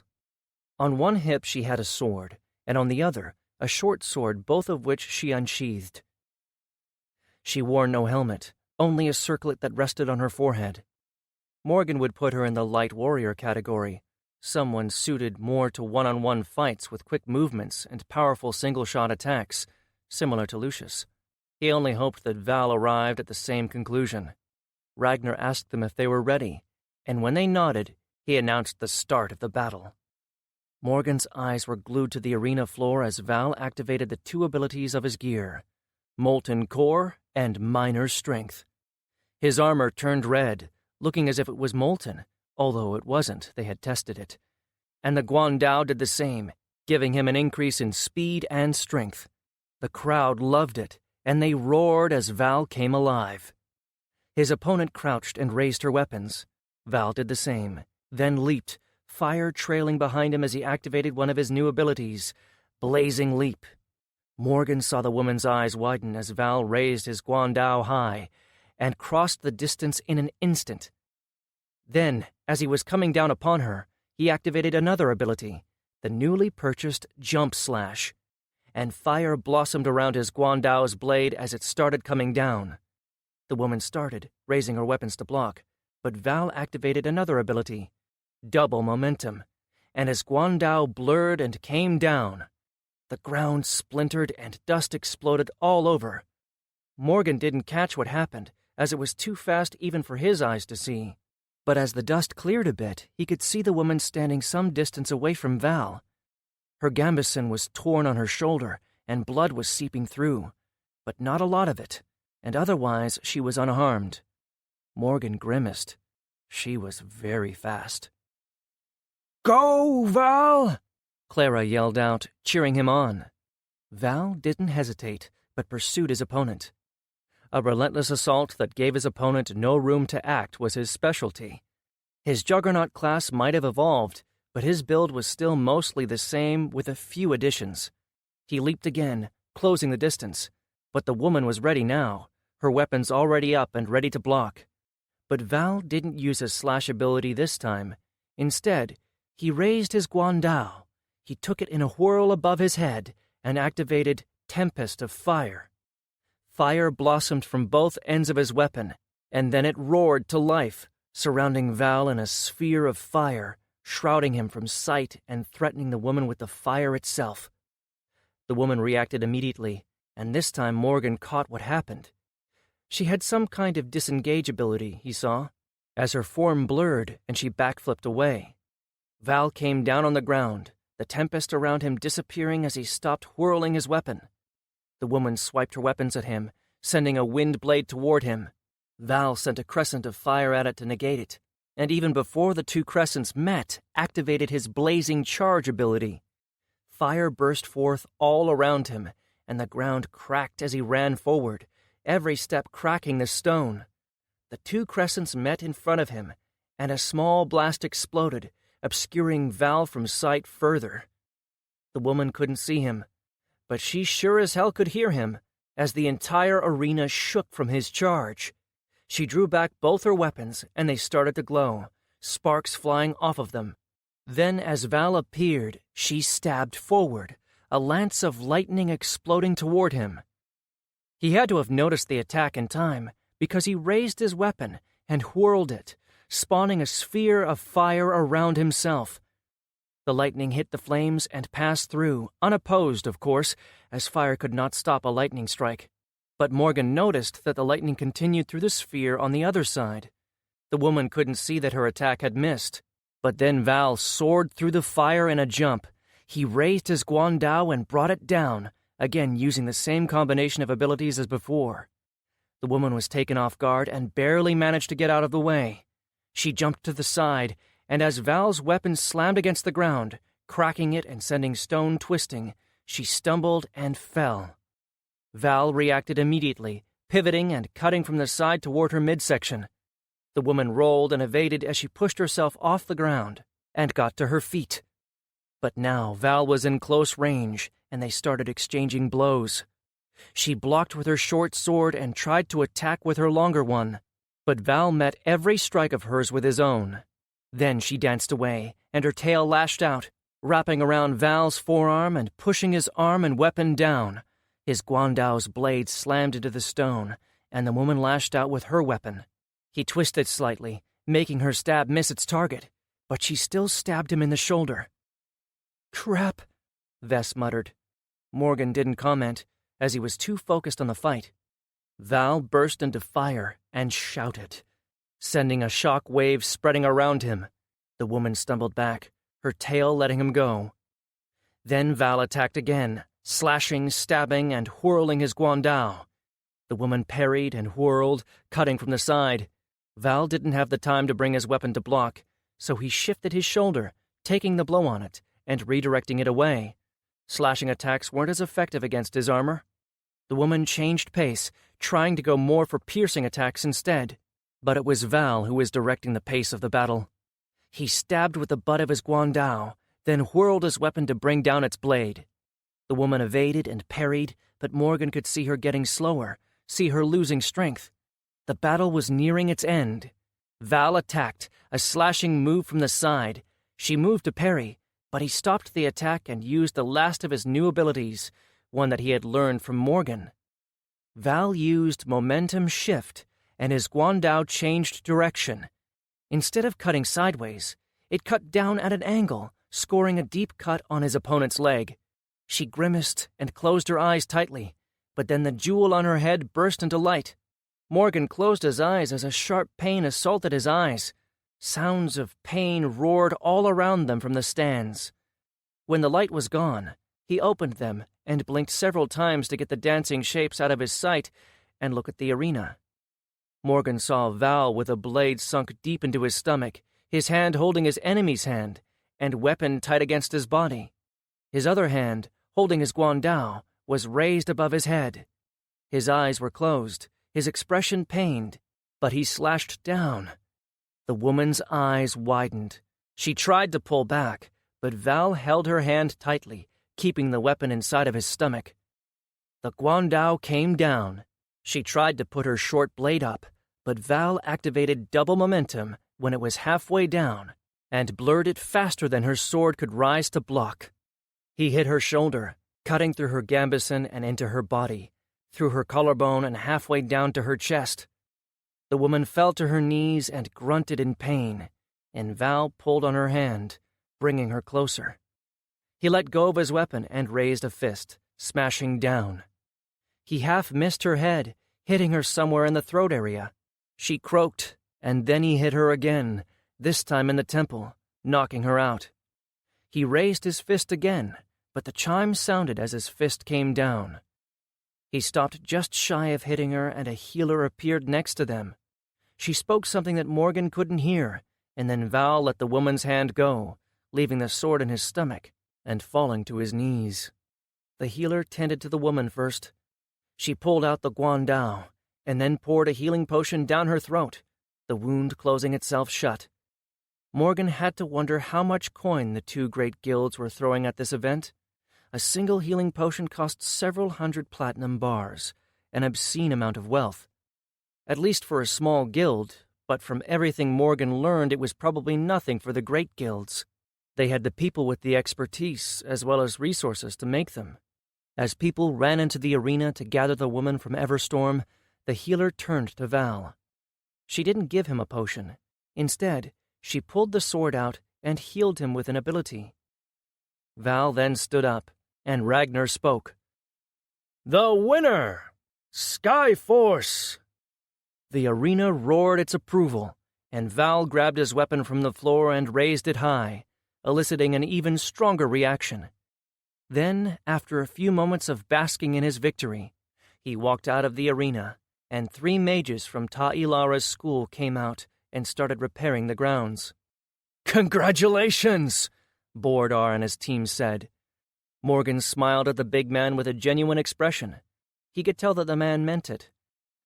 "Now it's your turn to win," Morgan told him. Their team sobered up, but nodded seriously. Morgan and the others walked out of the lounge to meet up with Val as the last vanguards went to the preparation area. They found Val in the tunnels leading up to the lounge. Vess ran up to him and caught him in a hug, and Val laughed as he picked her up. The rest of them walked up and congratulated him. "Well done, Val," Morgan said as he clapped his shoulder. "It was a tough fight. She was very fast," Val said. "You were great," Lucius told him. "Yeah. If you could have just managed not to get stabbed through the stomach, it would have been perfect," Clara said as she pushed Vess out of the way and bent down to look at him. "Well, in my defense, I was blind at the moment," Val said as he scratched his cheek. Whoa, Clara said. This is some good work. I can barely tell you were injured at all. Yeah, there wasn't even any pain, unlike when a certain someone heals me. Val mock glared at her. The tiny orc woman huffed, but kept looking at his stomach with her senses. We should get back up. The vanguards are fighting next, and we don't want to miss their fight, Lucius said. They all nodded and started walking up, hearing the crowd cheer louder, probably meaning that the fighters had entered the arena. As they walked into the lounge, they heard Ragnar announce the start of the fight, and they hurried over to the edge to watch. Before they reached it, however, the chimes sounded. The crowd gasped. Morgan looked at the others, and then ran up to the other members of the vanguards, who looked at the arena proudly. Morgan cast his eyes and saw a crater in the middle of the arena and green fire burning around it. Hexna stood at its edge, and at the bottom was a form who was so battered and twisted that he couldn't tell what it was. The healer stood next to her opponent, her orange ability covering the body. She put the healing potion in their mouth and then blinked away. The crowd was stunned silent. There was no sound coming from them as Ragnar announced the winner. Winner! Last vanguards! Hexna started walking away from the arena floor as the crowd woke up and erupted. Morgan turned to look at Borodar, who had a somewhat sheepish look on his face. She has issues with holding back, he said with a shrug. Morgan looked back at the crater. Right, I can see that, Morgan said, as he wondered just how well he knew his friends. Chapter 22. The next few matches passed with fewer surprises, and if Morgan could be so immodest, with a lot less skill and entertainment value. The first 4 matches had all been quick, true, but each had showed off a lot from the teams that fought. Even Hexna's display was entertaining in the sense that it was not something that was seen often, but as matches progressed, Morgan felt a bit of anxiety seep in, because soon it would be his team's match against the Harbingers of Fate. They hadn't decided who was going to fight, the Harbingers hadn't yet fought any matches, and this one would be their first. It meant that they had all of their people free to choose from, and Morgan's team only couldn't pick Val. Morgan had caught Emily looking at him a few times, a strange look on her face. Morgan assumed that she was trying to rattle him, and didn't respond or even acknowledge her or her team. Then the guard arrived, and both they and the Harbingers walked to their preparation rooms. Once in the room, they looked at each other, all of them thinking about the same thing. So, who will it be? Val asked. Morgan wasn't sure how to even pick. The choices weren't really all that simple. If they planned to go further, he knew that they had to pick strategically. He didn't know if they could get to the final, but if they could, then they would be at a disadvantage. They had 5 members and 5 rounds to go through. That meant Clara would have to fight, and if they spent all of their fighters now, then it would be she who was left at the end. But if they used her early, when many other teams still had their fighters available, they might lose and be out of the tournament. Morgan didn't think that the Harbingers would pick their supporter, even though he was certain that Ivor had some fight in him. They wouldn't risk losing on their first match, and that meant someone stronger. On the other hand, ideally Morgan would want to keep Lucius for as late as possible, since he was their strongest fighter, and that meant that the choices were between him and Vess. Either Vess or me, Morgan told them with a sigh.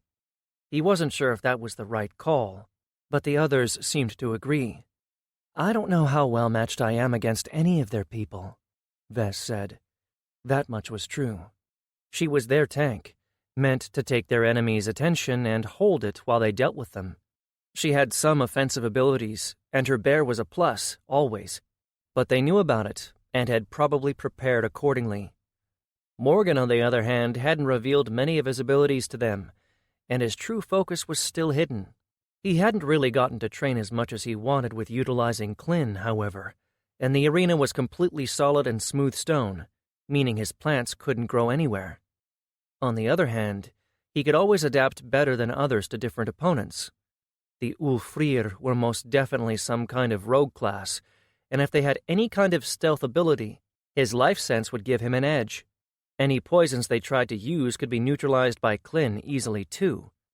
The elf, or him, might be a problem if he had far more abilities than he showed, but Morgan thought he could deal with him. And then there was Emily.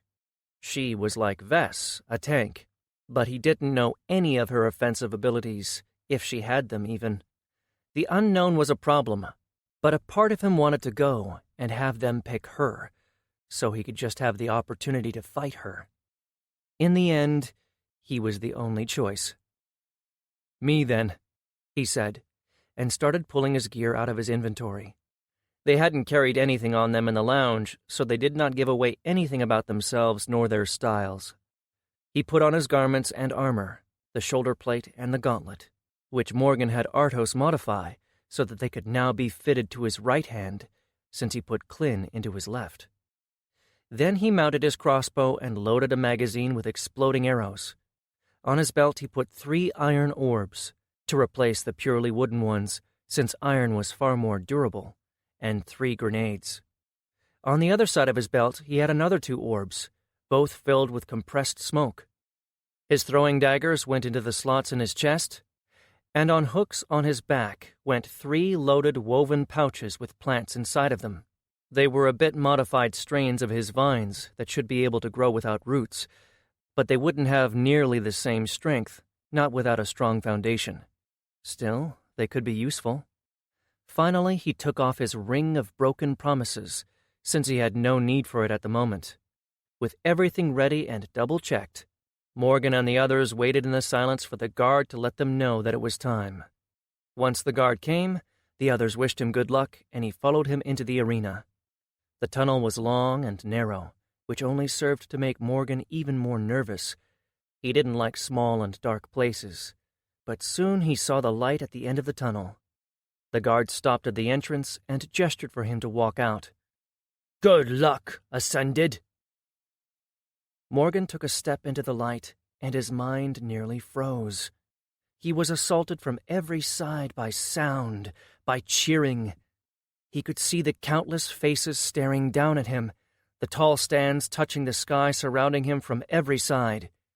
And then there were the white orbs floating above, moving like fireflies, recording everything. In a moment he forgot about his fears and nervousness, and he took everything in.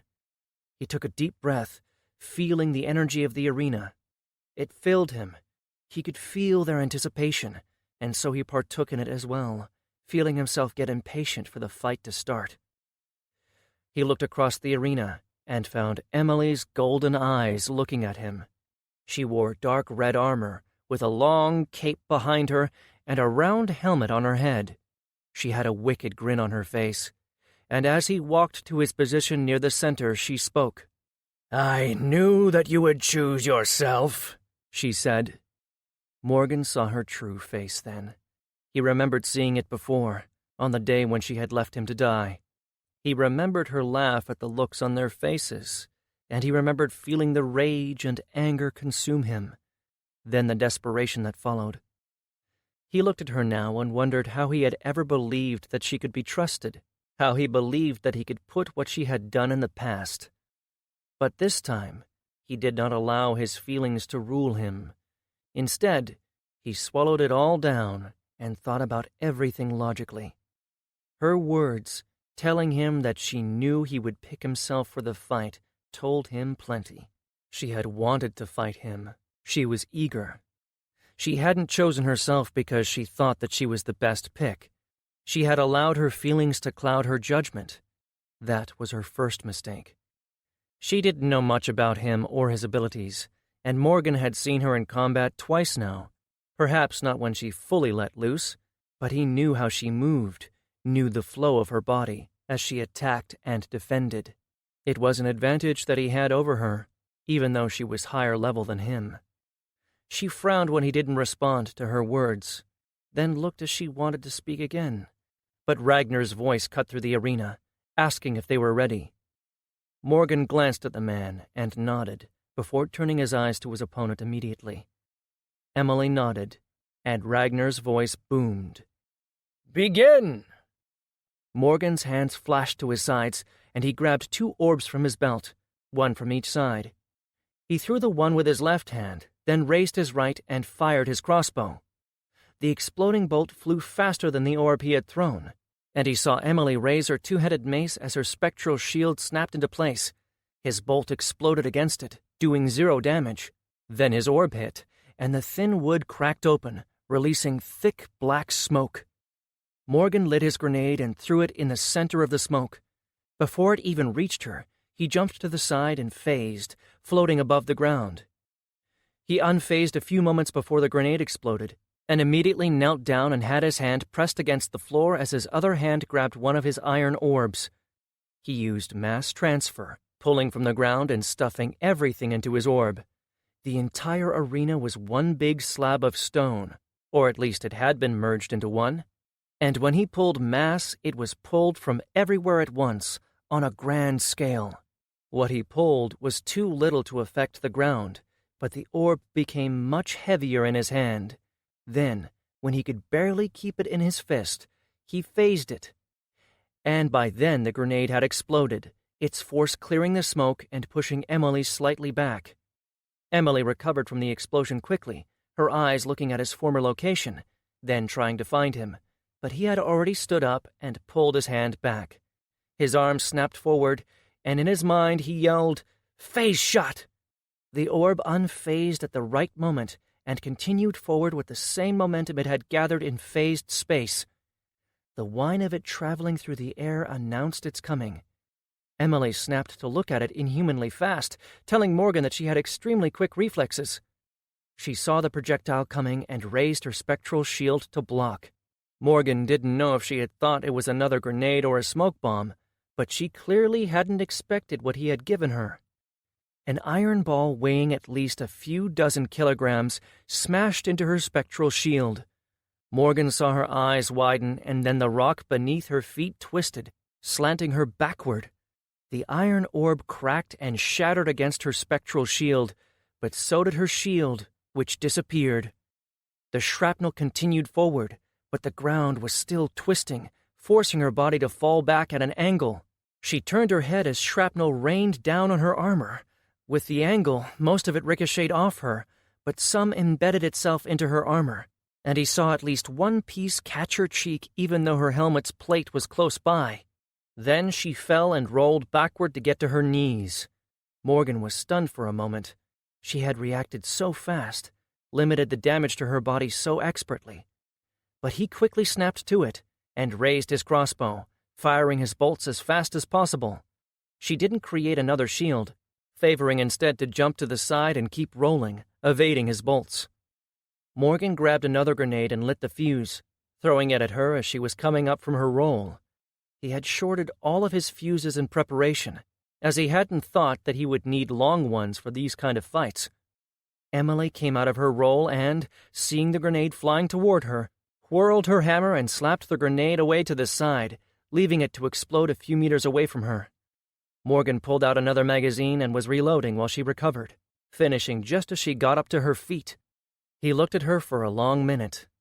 He had gone all out from the start, had clouded her vision, distracted her, and used his most powerful abilities to send an attack that could end nearly anything, and she had managed to divert most of it away from her, then managed to recover so fast that he couldn't really believe it. She was good, he realized. Very good. As he tried to come up with his next plan of attack, she gave him a sideways stance, with her hammer pulled back and pointed at the ground behind her. "My turn," she said with an evil grin on her face. And then she charged. Chapter 23. Emily leapt forward, faster than the eye could follow.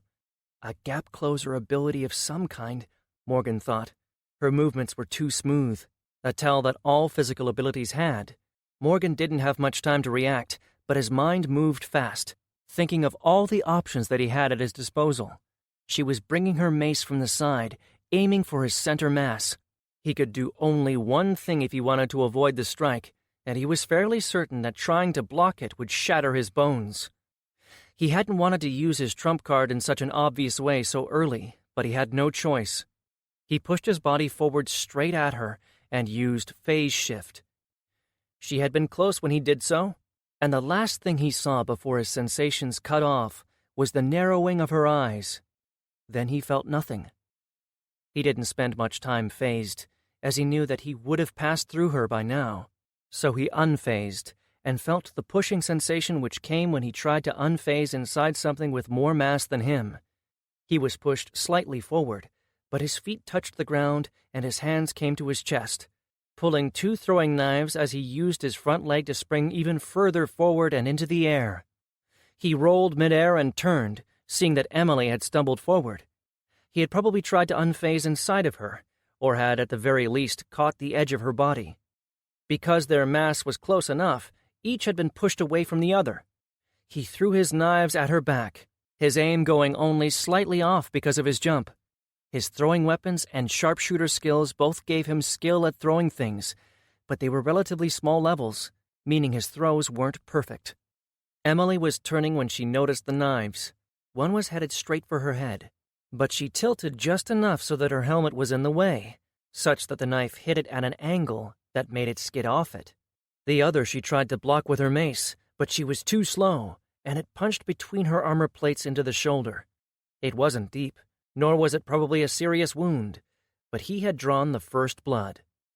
As he landed on his feet, Emily remained where she was, glaring at him. She pulled out the knife out of her shoulder and spoke.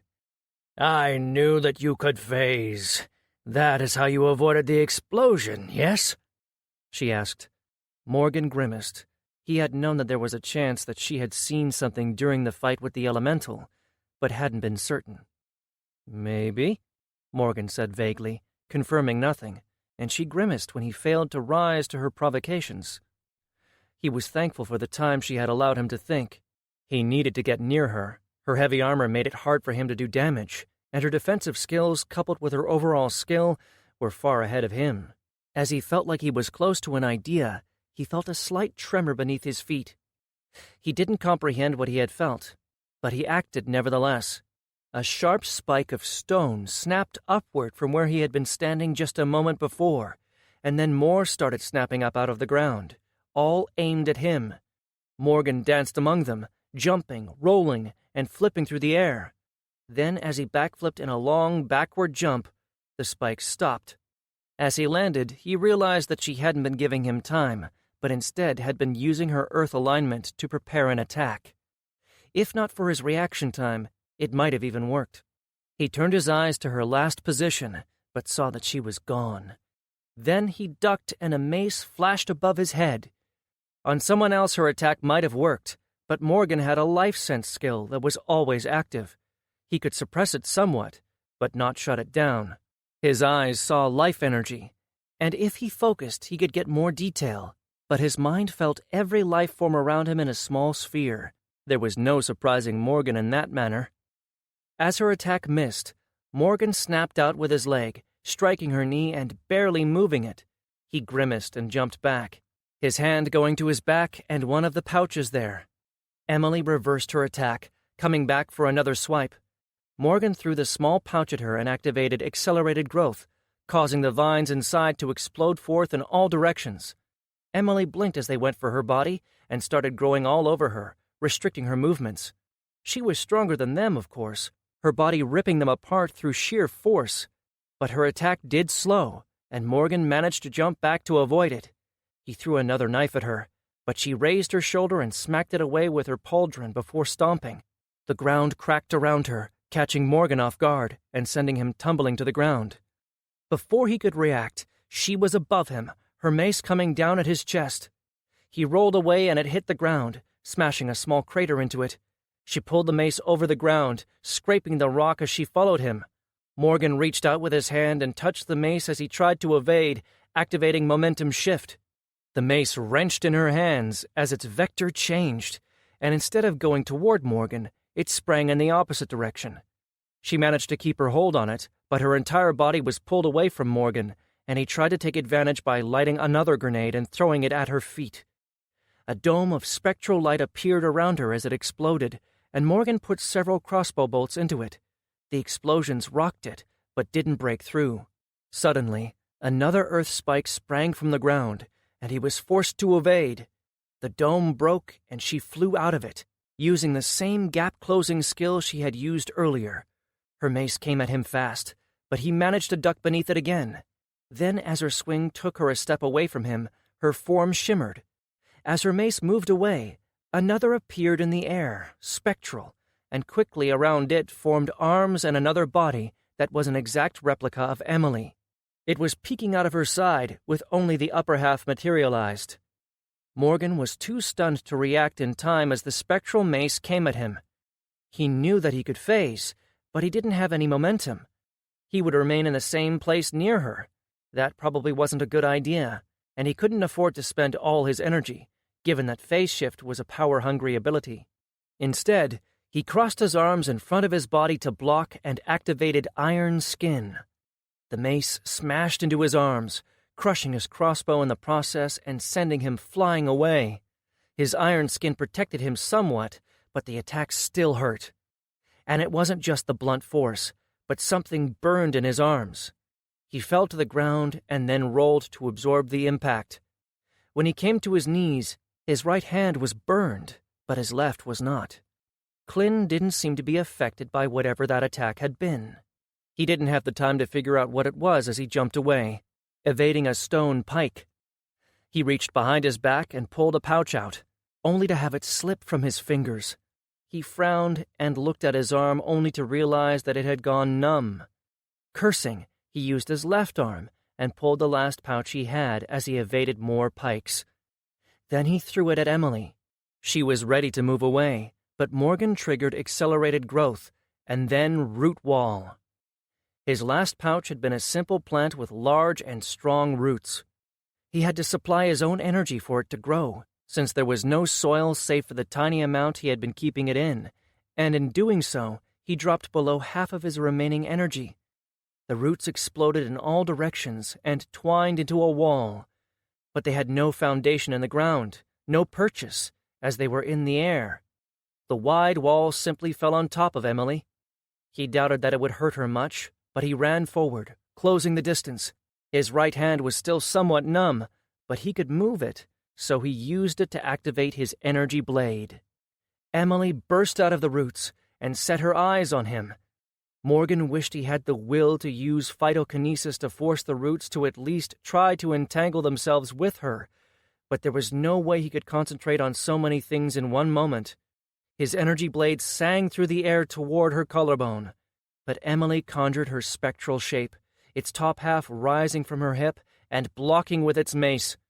His blade stopped when it encountered the spectral mace, and Morgan's eyes widened as she swung her corporeal mace at his side. Morgan had no choice but to phase, spending even more energy to evade the strike, waiting for a few quick moments before unphasing. Her mace had swung through him, and the strike made her take a step to his right. He saw her turn for the backstroke, but he was close to her now and had a slight opening. The slit on his left hand opened, and 4 thin tendrils slithered out, dark green in color with a rough surface texture. They looked more like wires than anything that had come from a plant, although Clin was no longer a plant nor a fungi. 3 of them had the sharp blossom leaves at their peaks, looking vaguely like pines. The razor-sharp leaves were dark green, with black lines and edges. The 4th tendril had a small bud on top of it, and it was the one that attacked first. The bud contracted, and a small stream of liquid flew out of it, aiming at Emily's face. She noticed the tendrils and the attack coming, and she changed her attack into a block, her spectral shield coming up over her mace. But she hadn't been fast enough, and a tiny bit of the acid splashed on her shoulder plate, eating away at it.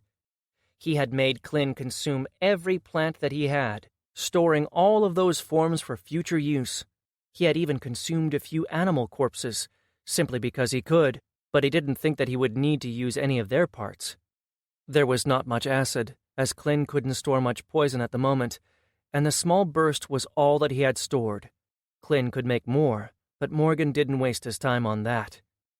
His other 3 tendrils attacked as Emily blocked the acid. 2 went down, one toward her leg, and the other at her arm beneath her shield. The last slithered around the top and struck at her head. Morgan wished his right hand wasn't numb, and that he could grab one of his orbs, or a knife at least, but he still couldn't grasp well enough with his fingers to do so. His tendrils found the crevices between the armor and snapped into them, stabbing into her body. Morgan heard Emily gasp as his tendrils slithered through the wrist on her left hand. She tried to evade, moving back, and tearing his tendril from her wrist, revealing what appeared to be blood-soaked pine leaves. The second tendril missed her leg as she moved, but his third scored a cut on her cheek as she jumped back. She disengaged and looked at him with a strange look in her eyes. Morgan's acid tendril changed, taking the form of another razor-sharp cutting one. They stood there, watching each other, her left hand no longer grasping her mace, and blood flowing from it down her gauntleted fingers. Her cheek was bleeding red as a nasty cut revealed flesh beneath.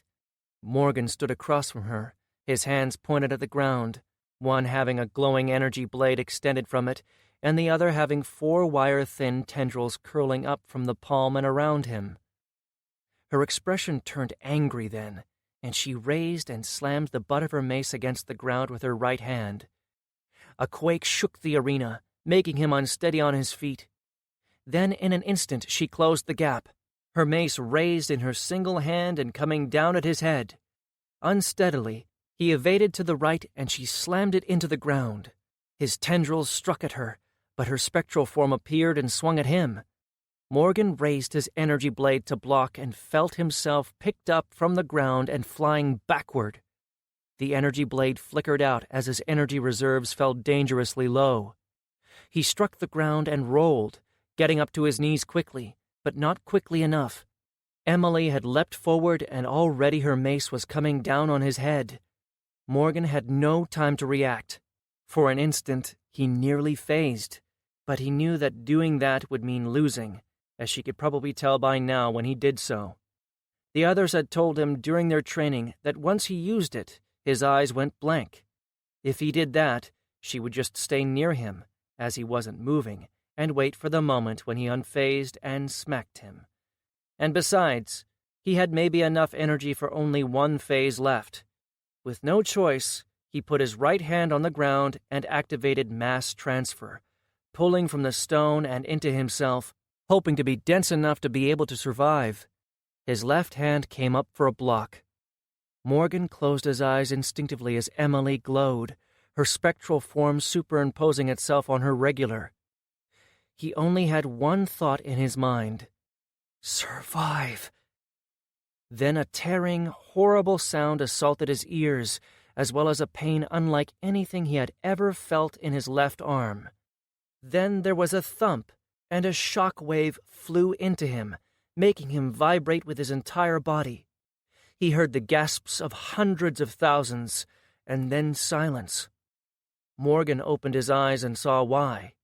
Emily's mace hung in the air above his head, and all around it there was a mass of pulsating matter which kept it from moving further.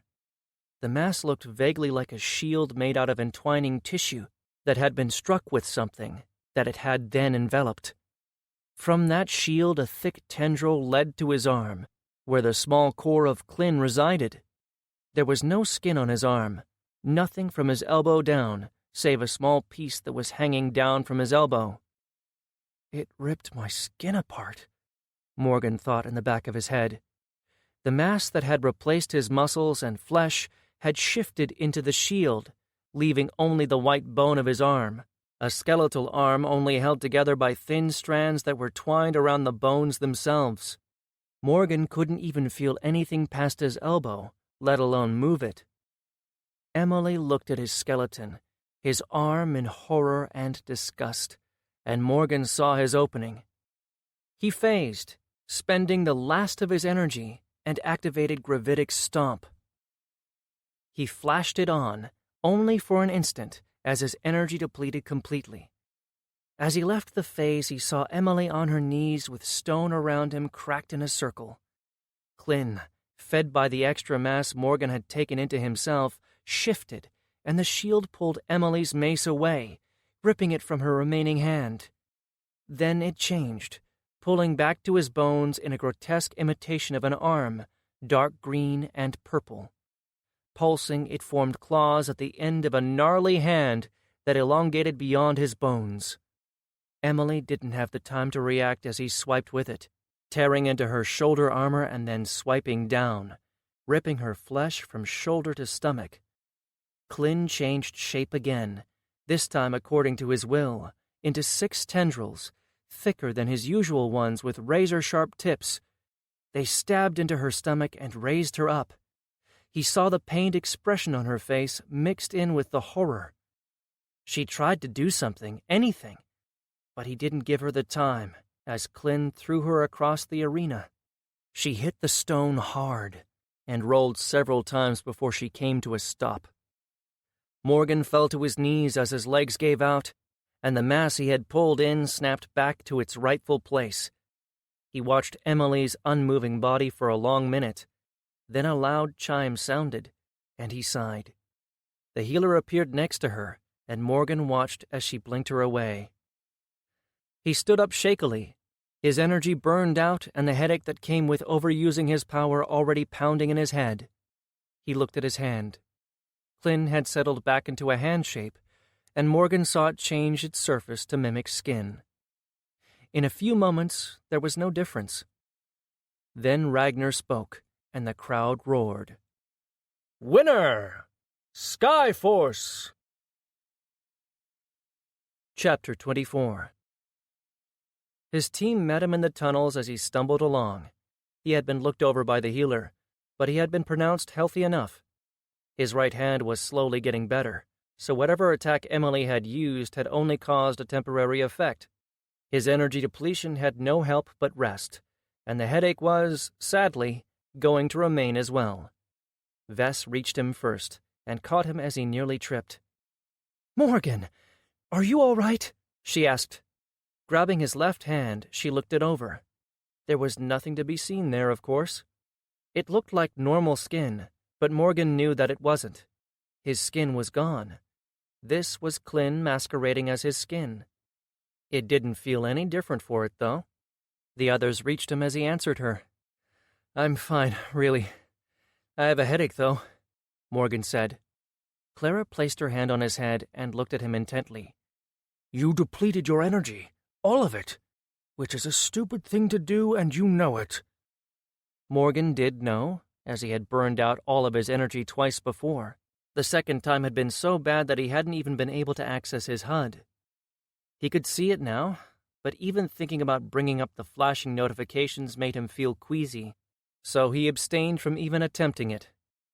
That was some fight, Val said as he came up next to him and put Morgan's hand over his shoulder, helping him walk. Yeah, it was, Morgan agreed blankly. Even talking was starting to hurt. She was very strong, Lucius said, but you performed spectacularly, and your arm, the symbiont, it was a great weapon. Why didn't you use it sooner? Clara asked. Didn't want to give away my trump card until I got to see some of what she could do. Needed to be sure that when I did use it, it had maximum impact. She did force me to use most of my other powerful abilities faster. I didn't know that it could do, well, what it did, Val commented. It can't normally. It was a temporary thing, Morgan said. His mass transfer ability had put mass into his body, but into Klin as well, which was apparently considered part of him. The extra mass had allowed him to shift its form a great deal, as ordinarily it could only do several tendrils at a time. They drew quiet as they realized that Morgan was in pain. They reached the lounge just as the next match was starting, and as they walked through it, Morgan noticed that everyone was looking at him, or more specifically at his arm. Morgan ignored the looks and walked over to where the last vanguard stood. He did notice, however, that the Harbingers of Fate were not present. Not surprising, since they lost and were out of the tournament. Morgan knew that Emily was not going to take the loss well, and he fully expected to meet the Harbingers again in the future. As they reached their friends, they all congratulated him, and Morgan thanked them. Then, after a bit of silence, Vrashar coughed uncomfortably. So, your hand. Crazy, huh? Morgan looked at the gnoll with a droll look on his face, and the man's ears slanted. Sorry. So, Gravo started, are you a human or something else? Jalara hissed at him. Gravo! Morgan laughed. It's okay, and yes, I am human. It's just my hand that is different. That seemed to be enough for them, and they all nodded. Then Bordar spoke. You going to tell us what it is? I have never heard of such a skill or ability. Morgan looked around at all the other teams, pretending to be looking somewhere else while they listened in. Perhaps after the tournament?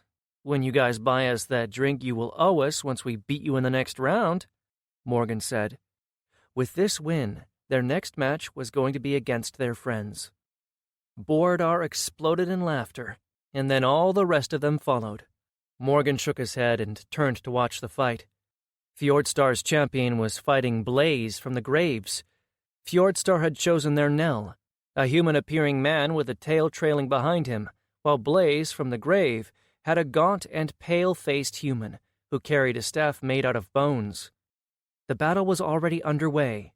The Blaze from the grave fighter was obviously a necromancer of some kind. He had thrown out bones from his inventory, and they had arranged themselves into a horror of bone. A bear's body, with the head of some kind of a large reptile, which looked similar to an alligator's skull, and wicked claws on its legs. Then Morgan realized something very interesting. The fighter from Fjordstar was their support. Morgan had wondered when someone would decide to take a gamble, and the current frontrunners seemed to have decided to take that risk. The necromancer was standing back, while his monster charged at the Nell. But before it could reach him, a solid wall of light appeared in front of it. The Nell was gesturing with his fingers, and 4 more walls appeared, on the sides and above the monster, boxing it in. Then he started running forward. The monster tried to escape, but the cage was too strong. The necromancer looked upset, and then threw a bolt of black energy at his opponent, but it was intercepted by a shield. Then the Nell reached close range. The necromancer had a wand in one hand and tried to bring it up, but the Nell's hand snapped forward, hitting his wrist and making him drop it. He then used a few quick punches all over the necromancer's torso before his tail wrapped around the man's leg and pulled him to the ground. The necromancer was disoriented and hit his head on the ground, but then the Nell came down with a single strike to his opponent's head, ending the fight. Whoa! Val said. Clara, we are going to train you to become that, Morgan said, impressed. The man was obviously a powerful fighter in addition to being a support class. I don't know if I could, Clara said in disbelief. The winner was announced, and then the arena cleared. Fjordstar are real contenders. With them now using their support and winning, only their most powerful fighters remain, Bordar commented. Yeah, Morgan agreed. The next few matches were boring by comparison, and a few dragged out a bit. Then the guards came, and it was time for their next fight. Bordar turned to Morgan's team. Good luck, my friends, but we will not be holding back. He shook his fist. Morgan grinned. At least you can't use Hexna. Morgan winked at the woman. What? She said, and the others chuckled. Then they went their separate ways. Once in their preparation room, they discussed who they should pick. They will pick someone strong. You know that, right? Val asked. Of course we know, and we need to respond in kind, Clara said, indicating that it shouldn't be her. Morgan agreed, but they came to a problem then. If they didn't pick Clara, and they passed, then they would be entering the semi-finals with a support still available. He was certain that doing so would be the end for them, but on the other hand, if they did pick her, they could stop here. It came down to their realistic chances of getting to the final, and of the teams Morgan had seen, it was unlikely regardless. Finally, he spoke out. It should be Lucius. Why? Val asked. The vanguards are strong, and we all know much about each other. We need to send our strongest if we hope to pass. If we send him, we probably won't have a chance to reach the end, Val warned. Morgan nodded. Yes, but I don't think we could have done it either way. This way, we will at least try to get into the quarterfinals." The others nodded, agreeing with his reasoning. When the guard arrived, Lucius walked out. They rushed back to the lounge to watch, and the last vanguards, save for Vishar, arrived a moment later. They looked at Skyforce, and Hexna grimaced. "Lucius?" she asked, and Morgan nodded. "Damn, I was sure it was going to be Vess," Hexna said. Morgan shrugged, and they turned to watch. Vishar and Lucius came into the arena, each now wearing their full gear. Lucius bore his Lorica segmentata and his 2 swords. Vishar had a similar getup. His armor was lighter, but he too had 2 swords. Only his were sabers. From their talks, Morgan knew that Vishar had at least an air alignment, but also that he was similar to Lucius, a combat specialist. Ragnar asked him if they were ready, and then announced the start of the fight. The crowd whooped as both of them flew straight at each other, wind picking up dust from the floor. They clashed in the air, 2 whirlwinds of swords. The wind carried them around the arena, and they fought in the air. Morgan saw blood splash in the wind, then again as both of them cut the other. Their swords were moving so fast that even Morgan had trouble seeing them. Then, suddenly, a burst of spherical fire surrounded Lucius, then expanded outward. It hit Vishar, sending him tumbling down. Lucius remained floating in the air. His evolved class when he hit 30 was now Thunderer, a step toward what he wanted to achieve in the future. His swords raised to the sky. He snapped them down, sending 2 wind blades at Vishar. The knoll created a shield out of thin air and blocked, but Lucius was already moving, swooping down as his swords cracked with electricity. They clashed and sparks flew to strike Vishar. The knoll whined, and then kicked out with his leg, snapping Lucius's leg back and making him lose balance. Vishar then stabbed him in the shoulder, and Lucius retaliated with a stab at Vishar's thigh. Vishar jumped away, the wind carrying him away. Lucius shook his head and followed him into the sky. He stabbed his sword forward, and lightning snapped up to strike Vishar. The knoll moved out of its way, then stopped midair, catching Lucius off guard. Vishar raised both of his sabers high above his head, and then for a single moment his arms bulged, nearly doubling in size. He smashed downward as Lucius came into range. Lucius tried to block, putting his sword up, but the strike from the sabers was accompanied by a massive howl of wind, and Lucius shot down toward the ground fast. He smashed into the stone and didn't move. The chime sounded a moment later, and the healers ran out. Vishar came down to the ground as the crowd roared. Ragnar yelled out, "Winner! Last vanguards!" Morgan closed his eyes and sighed. They had lost. Chapter 25. They were escorted down and into the healing room and asked to wait. A few minutes later, a healer approached them and led them to Lucius, who was lying on a bed and looked to be asleep. "Will he be all right?" Morgan asked. "Yes," the healer standing next to his bed said. "He should wake up soon." Morgan looked at his friend. His gear had been removed and placed next to the bed. As he walked over and put it inside his inventory, he heard a groan and he turned around. The others had all gathered on the other side of the bed. Lucius looked around and then his eyes focused on them. "Fuck. I lost, didn't I?" he asked. Morgan gave him a sad smile and patted his shoulder. "You did." "Vishar stomped you," Val added unnecessarily. Morgan shot him a look that shut him up. Lucius covered his face with one palm and sighed. "I'm sorry. You should have picked Vess." "Don't be sorry. You fought well. He was just better. I don't know how well Vess would have fared either." Morgan told him. "How are you feeling?" Clara asked. Lucius pulled his palm down and looked at her. "Like shit, but not because anything hurts. I really thought I could win. I didn't even use my strongest ability." Morgan understood his point. Lucius had gained an extremely powerful ability when his class evolved, and he hadn't had the chance to use it. Brashar had used an ability powerful enough to win before Lucius did. It was the way that fights between Ascended went sometimes. Don't sweat it. We did well in the tournament. I'm satisfied. We gained rewards and got some fighting experience, which is a win in my book, Morgan told him. What now? We go home? Lucius asked. Now we go and support our friends while they fight, Morgan said. Lucius nodded and stood up. He took a few wobbly steps, and then he stabilized. They then walked back to the lounge. It had filled up again. Those who had lost the previous rounds had returned, though not all of them from what he could see.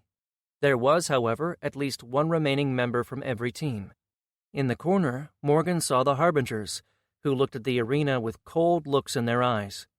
As Morgan and the others entered, they noticed and turned to glare at them. Morgan met Emily's eye calmly, seeing her pale face twist into a sneer. But she didn't move from her spot. Morgan chose to ignore her, as provoking her would only invite future trouble, if the fact that he beat her didn't.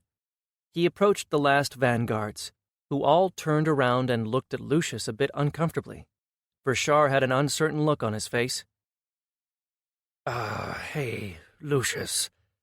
Congratulations, Brashar. It was a good fight. Lucius offered his hand, and Brashar relaxed immediately as he grabbed it and shook it. The others all brightened. So, Morgan started, as they settled in next to the wall watching the arena. What did we miss? Borodar answered.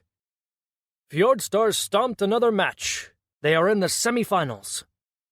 Morgan nodded in understanding. Fjordstar seemed to be the best team in the fights, but of course that didn't mean anything. They only had to get a bad matchup once to lose. Who is fighting now? Morgan asked as he looked at the two humans bashing each other with hammers. Fire Eyes versus Emerald Dream. The winner is playing against us, Borodar said. Have you chosen who will fight next? Morgan asked. Yes, Borodar said grimly. The vanguards were in a good position. Because of their seed in the tournament, they only had to fight 4 rounds until the final fight, meaning that their supporter, Jalara, didn't need to fight. Still, he wondered who they were going to choose. Down on the ground, the fight came to the end, with one of the hammer-wielding Ascended winning by knocking his opponent out. Ragnar announced the Fire Rise team as the winners, and the vanguards had their next opponent. The next match was the semi-final, Fjordstar against Imaginum. Morgan and the others got close to watch. Fjordstar had so far used 3 of their members, including their supporter, leaving only 2, their leader, the white-furred Ulfrir, and the male giant. This time they picked the giant. He walked into the arena and stood across from his opponent from Imaginum, a brown-skinned orc wielding a 2-handed sword. Ragnar announced the battle's start, and both combatants blurred into motion. Morgan was fairly impressed by the giant. He moved far faster than anyone his size rightfully should.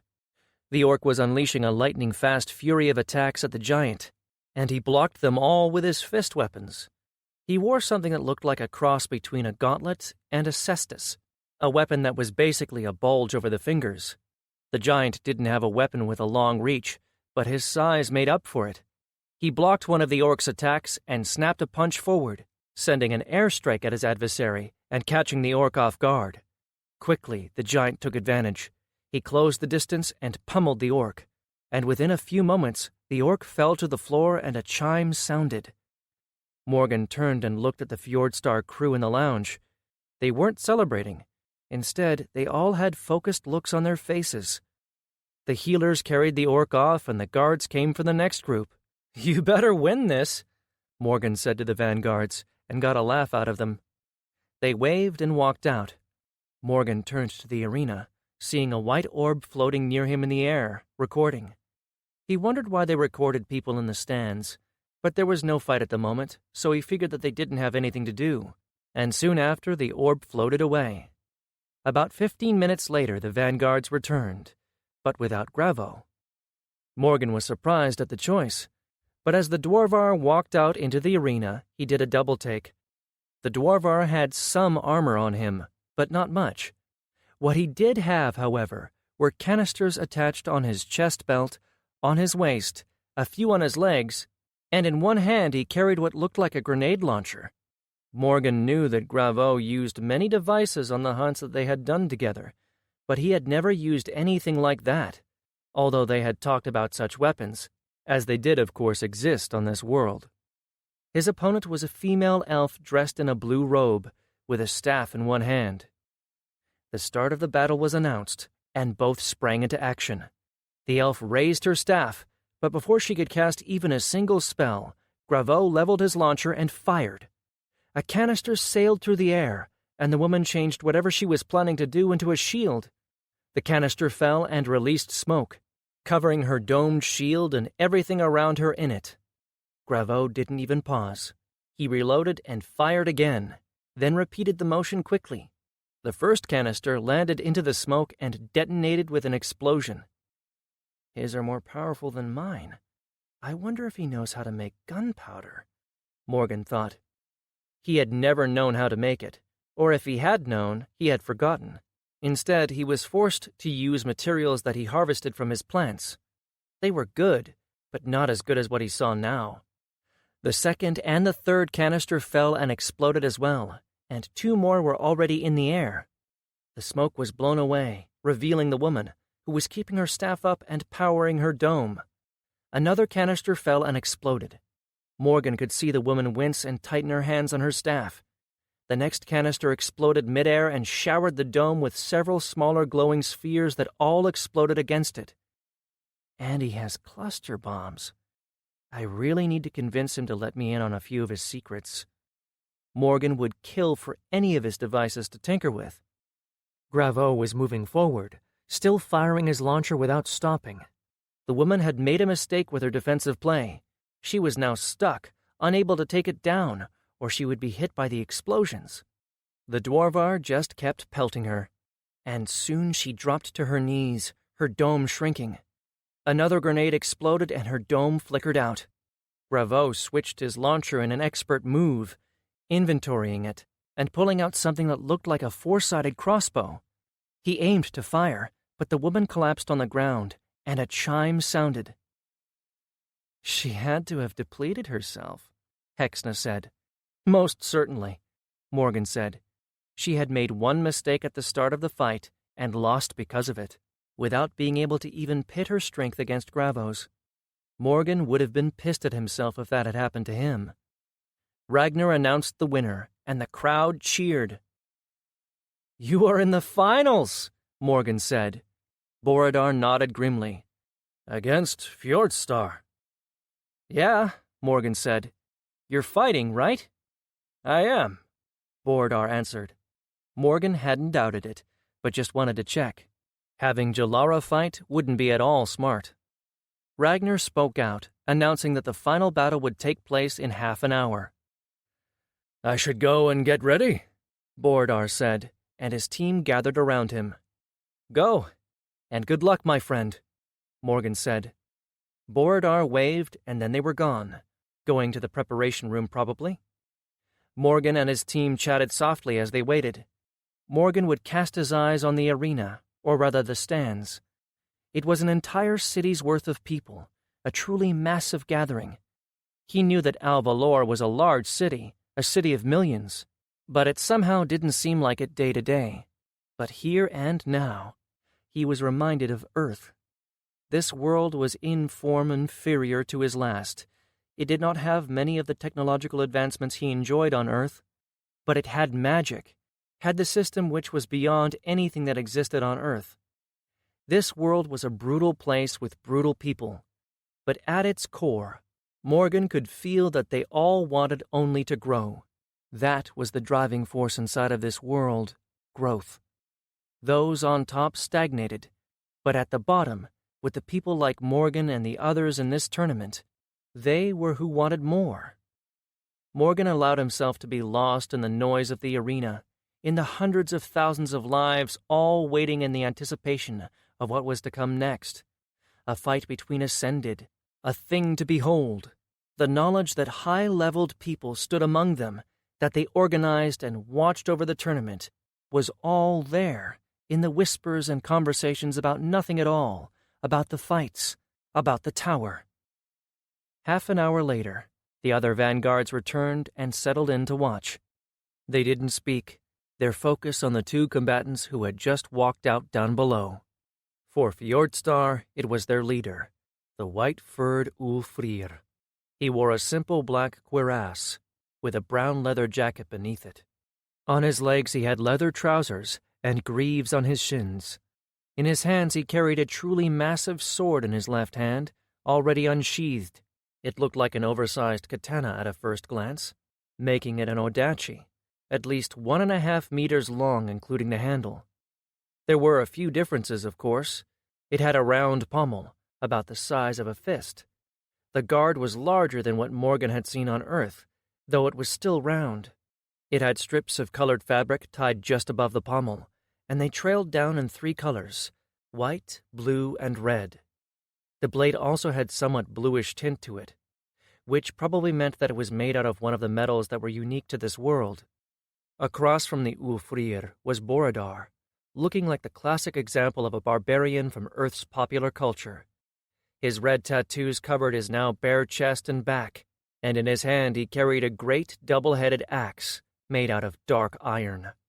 From what Morgan could see, the handle looked to be made out of the same material, which meant that it had to weigh a ton. Borodar has to have a massive strength stat, Morgan thought. Other than that, Borodar had a brown battle skirt and greaves on, and nothing else. Ragnar asked them if they were ready, and then when both nodded, he announced the start of combat. Surprisingly, neither side jumped to attack immediately. Fjordstar's leader lowered his center of balance and put both of his hands on his sword, pulling it behind himself, while Borodar held his axe in both of his hands horizontally in front of his body. Then the Ulfrir took a deep breath before slowly releasing it. Mist left his mouth, and more started to fall from the rest of his body. Morgan watched as the ground around his feet started freezing, and his armor became covered in a light sheen. Then he moved. It looked as if he was skating on the ground. His movements were so fluid and refined that he almost wasn't even touching the earth. Swiftly he reached Borodar and swiped from the side. Borodar's axe blocked the sword, and the big man bellowed, a red haze filling the area around him. The Ulfrir staggered, but only for a moment. Borodar's axe fell from above, and the man twisted his sword over his shoulder, letting the axe slide down as he made a pirouette and then slashed with his great sword from his back over his head. Borodar jumped to the side, but not fast enough. The blade cut his arm, a shallow wound that let some blood out. The barbarian didn't even pause, however, as he attacked with his axe from below. The two exchanged blows several times. The Ulfrir was unnaturally fast and fluid with such a large sword, while Borodar's every swing looked like it could split the Ulfrir in half. Then Borodar's axe shimmered, and he brought it down in a devastating strike. The Ulfrir dodged, the axe missing him, but he was nevertheless blown back, and the leather of his jacket was ripped apart. Morgan leaned closer. He hadn't seen that ability before. The Ulfrir didn't allow Borodar to continue attacking. Instead, an eerie blue mist rose from his sword, and he swung it in Borodar's direction, sending a wave of ice spikes toward him. Borodar slammed his axe down, sending a wave of shimmering air forward, and the ice melted and burst into steam. The Ulfrir's sight was obscured by it, and Borodar jumped through the mist, exiting near the Ulfrir and attacking mid-jump. The Ulfrir raised his blade and blocked, but again some force shimmered from Borodar's axe and damaged his shoulders. Then, before Borodar could make another attack, the Ulfrir burst into mist, his entire body just disappearing, and the mist expanded, surging to envelop Borodar. He tried to use his axe to cut into it, but it did nothing, and then the mist collapsed behind Borodar as the Ulfrir coalesced. His sword pointed at the barbarian's back. The blade went through Borodar's back and out his stomach. Morgan winced, thinking the fight was over, but when Borodar's tattoos started glowing, the red spreading until it encompassed his entire body. He roared and swung his axe behind himself, forcing the Ulfrir to pull it out and defend himself.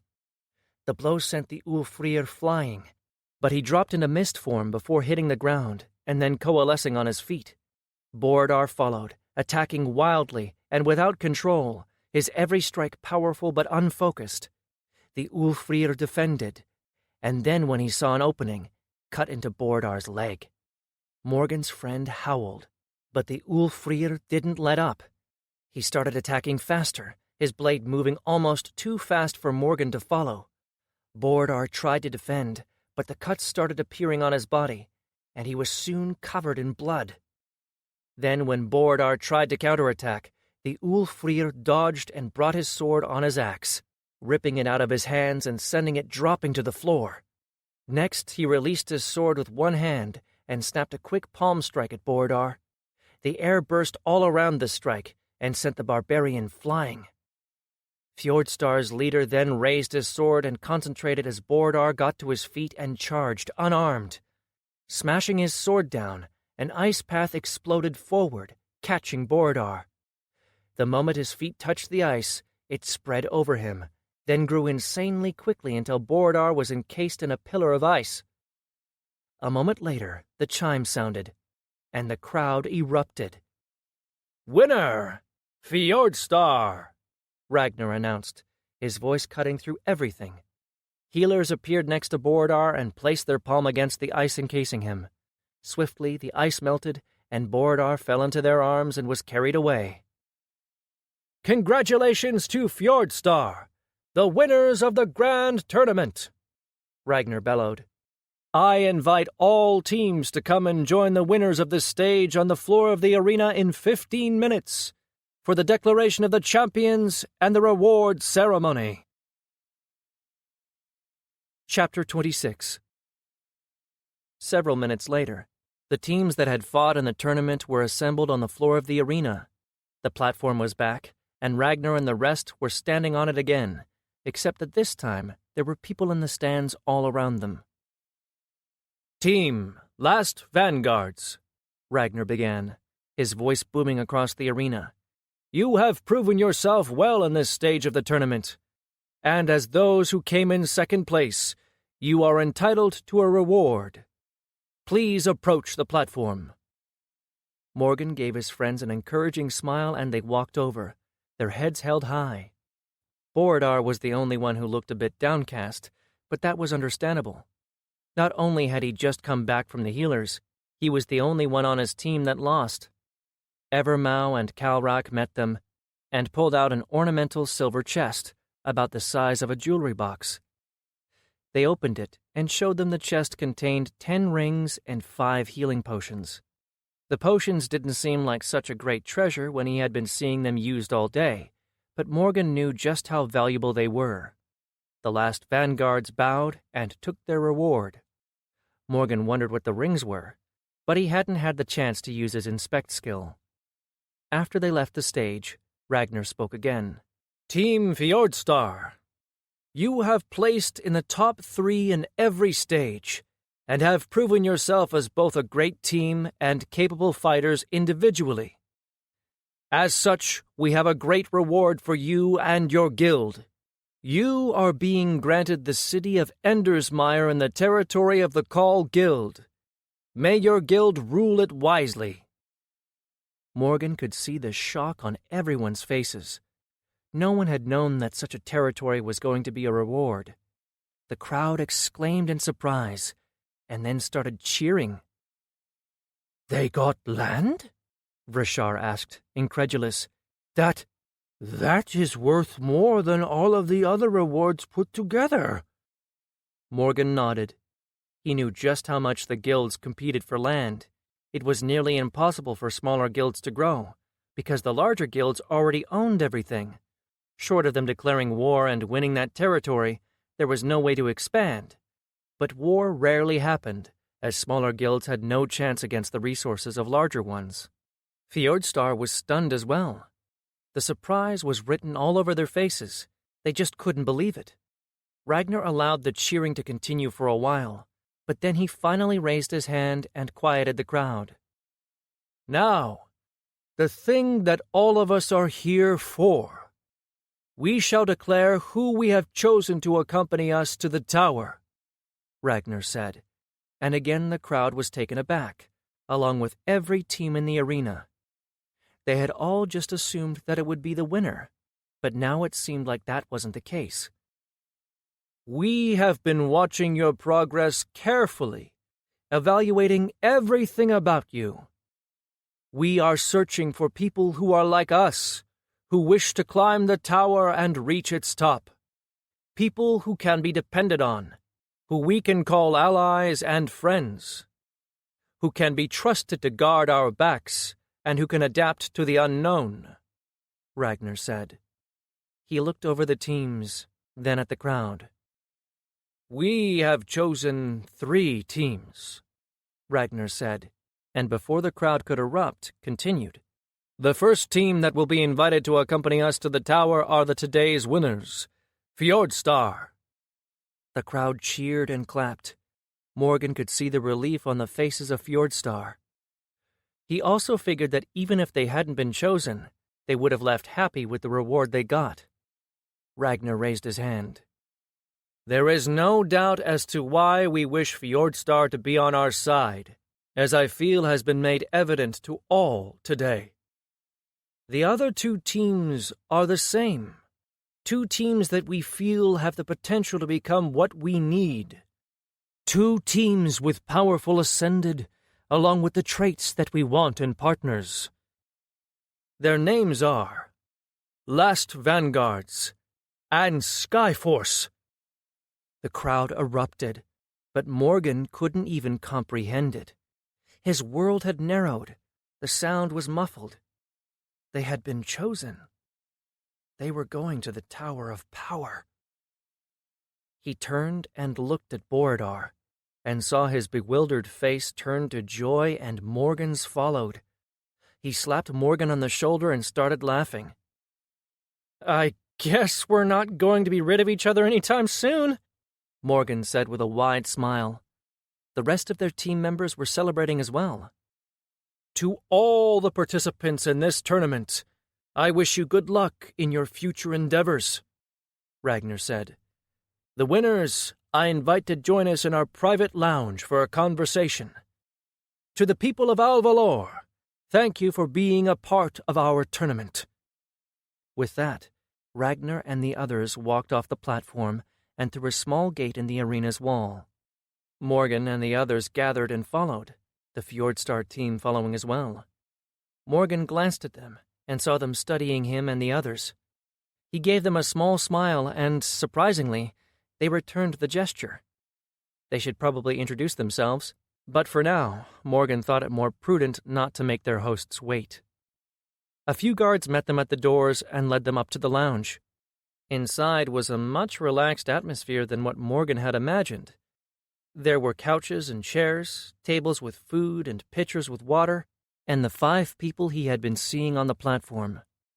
Ragnar faced them and spoke.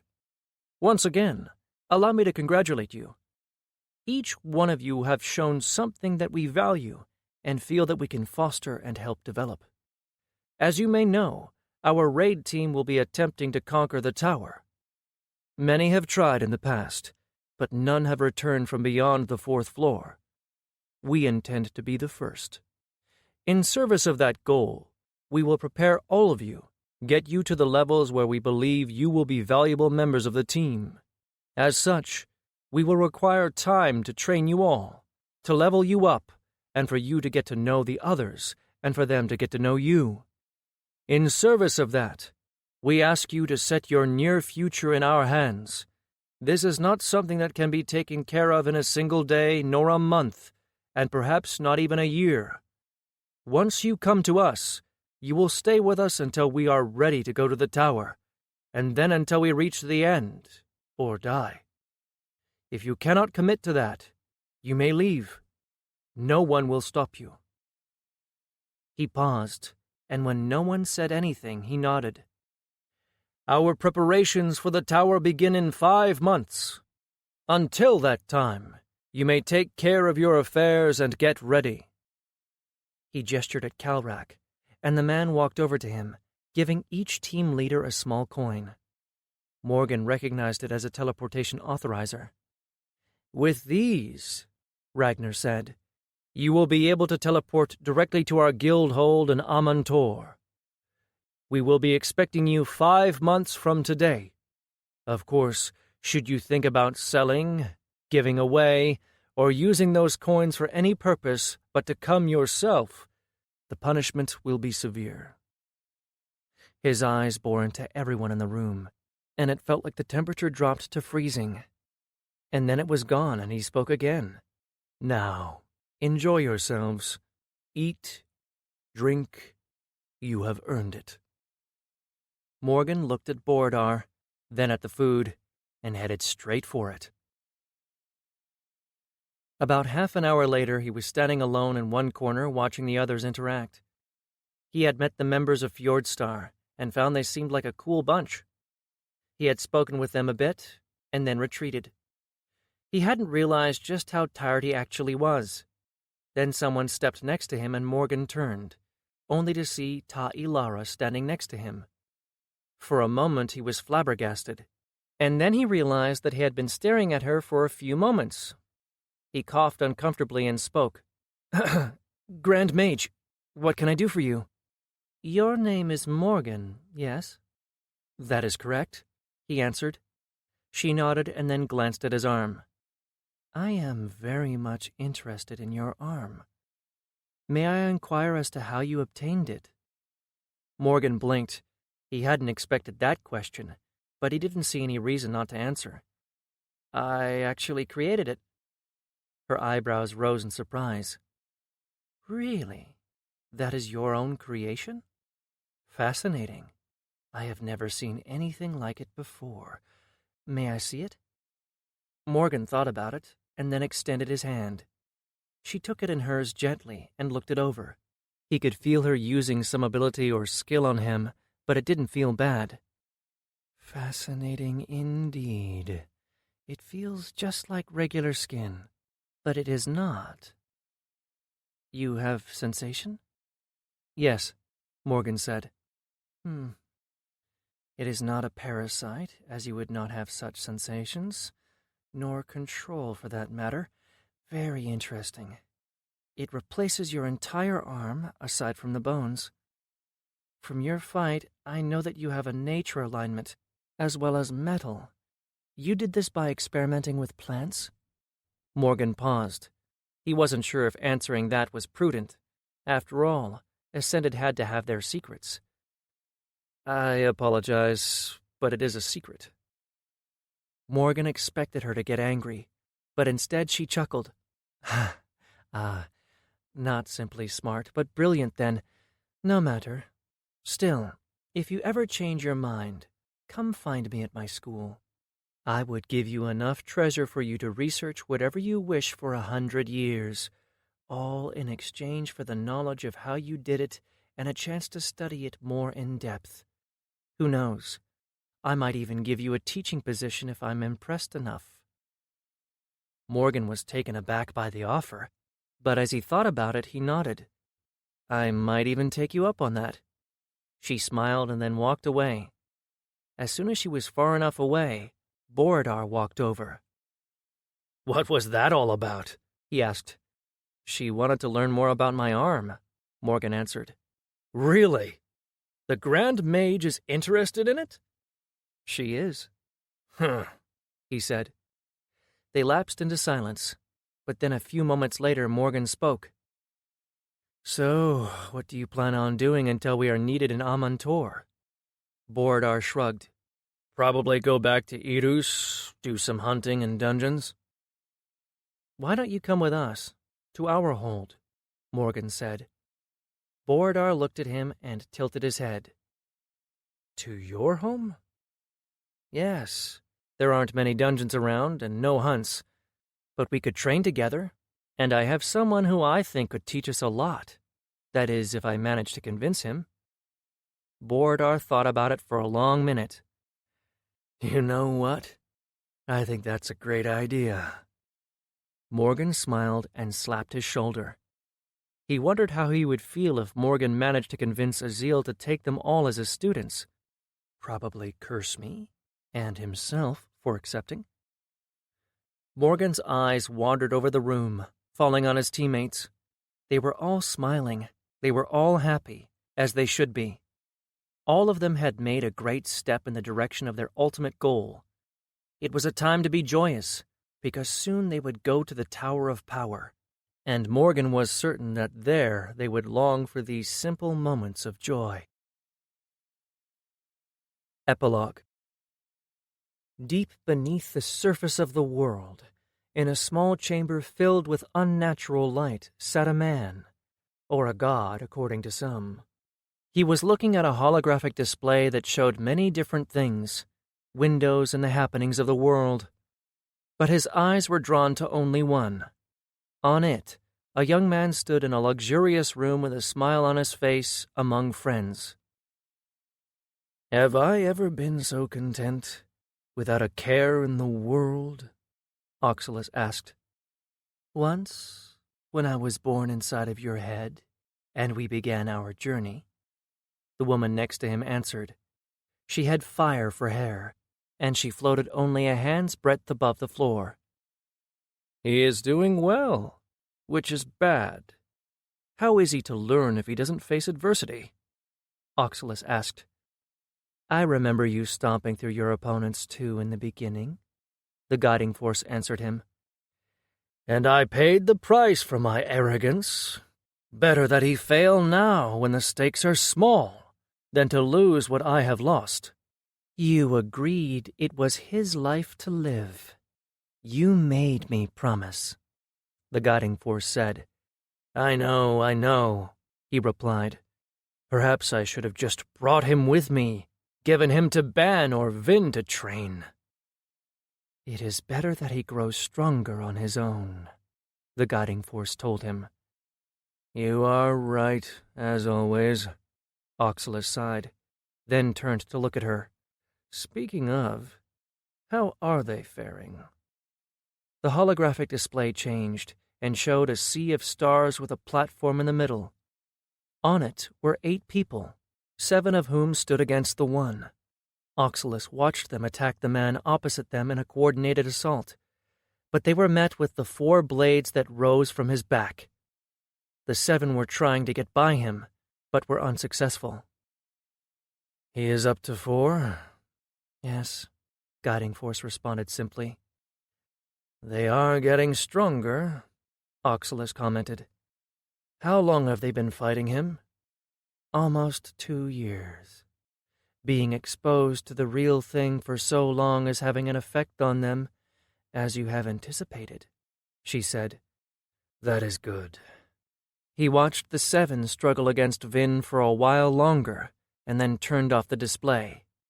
He stood up and walked over to a clear window, which looked into a vast cavern, the heart of this world. Inside of it was a massive beast. Black chitin-like hide covered it for as far as the eye can see, and that was far, even for him. She was massive, hundreds of kilometers long, and all along that length of her body, tubes connected into her flesh, leading up to the complex above them. It pained him to see her like this. He could see her with his senses, sleeping there, alive. But inside of his head was a hole that nothing could ever fill, the place where once her mind had resided, a vast cavern that could fill entire worlds. It was a feeling he could never get used to, not when he had known the glory of what it was like with her there. "How is she doing?" Oxalis asked. "Recovering, as before," the Guiding Force answered. He sighed. It was the same answer he always got, the answer he had been getting for thousands of years. But still he asked it, because a day would come when the answer would be different, and then she would wake, and they would travel the stars together again, and would rend to pieces the arrogant ants that had dared to betray them. They would tear their worlds apart, and they would hunt them all down. They would remind them who Moirai and the heart of the mountain were. And then, after the ants were gone, they would turn to chaos and order, and have their revenge at long last.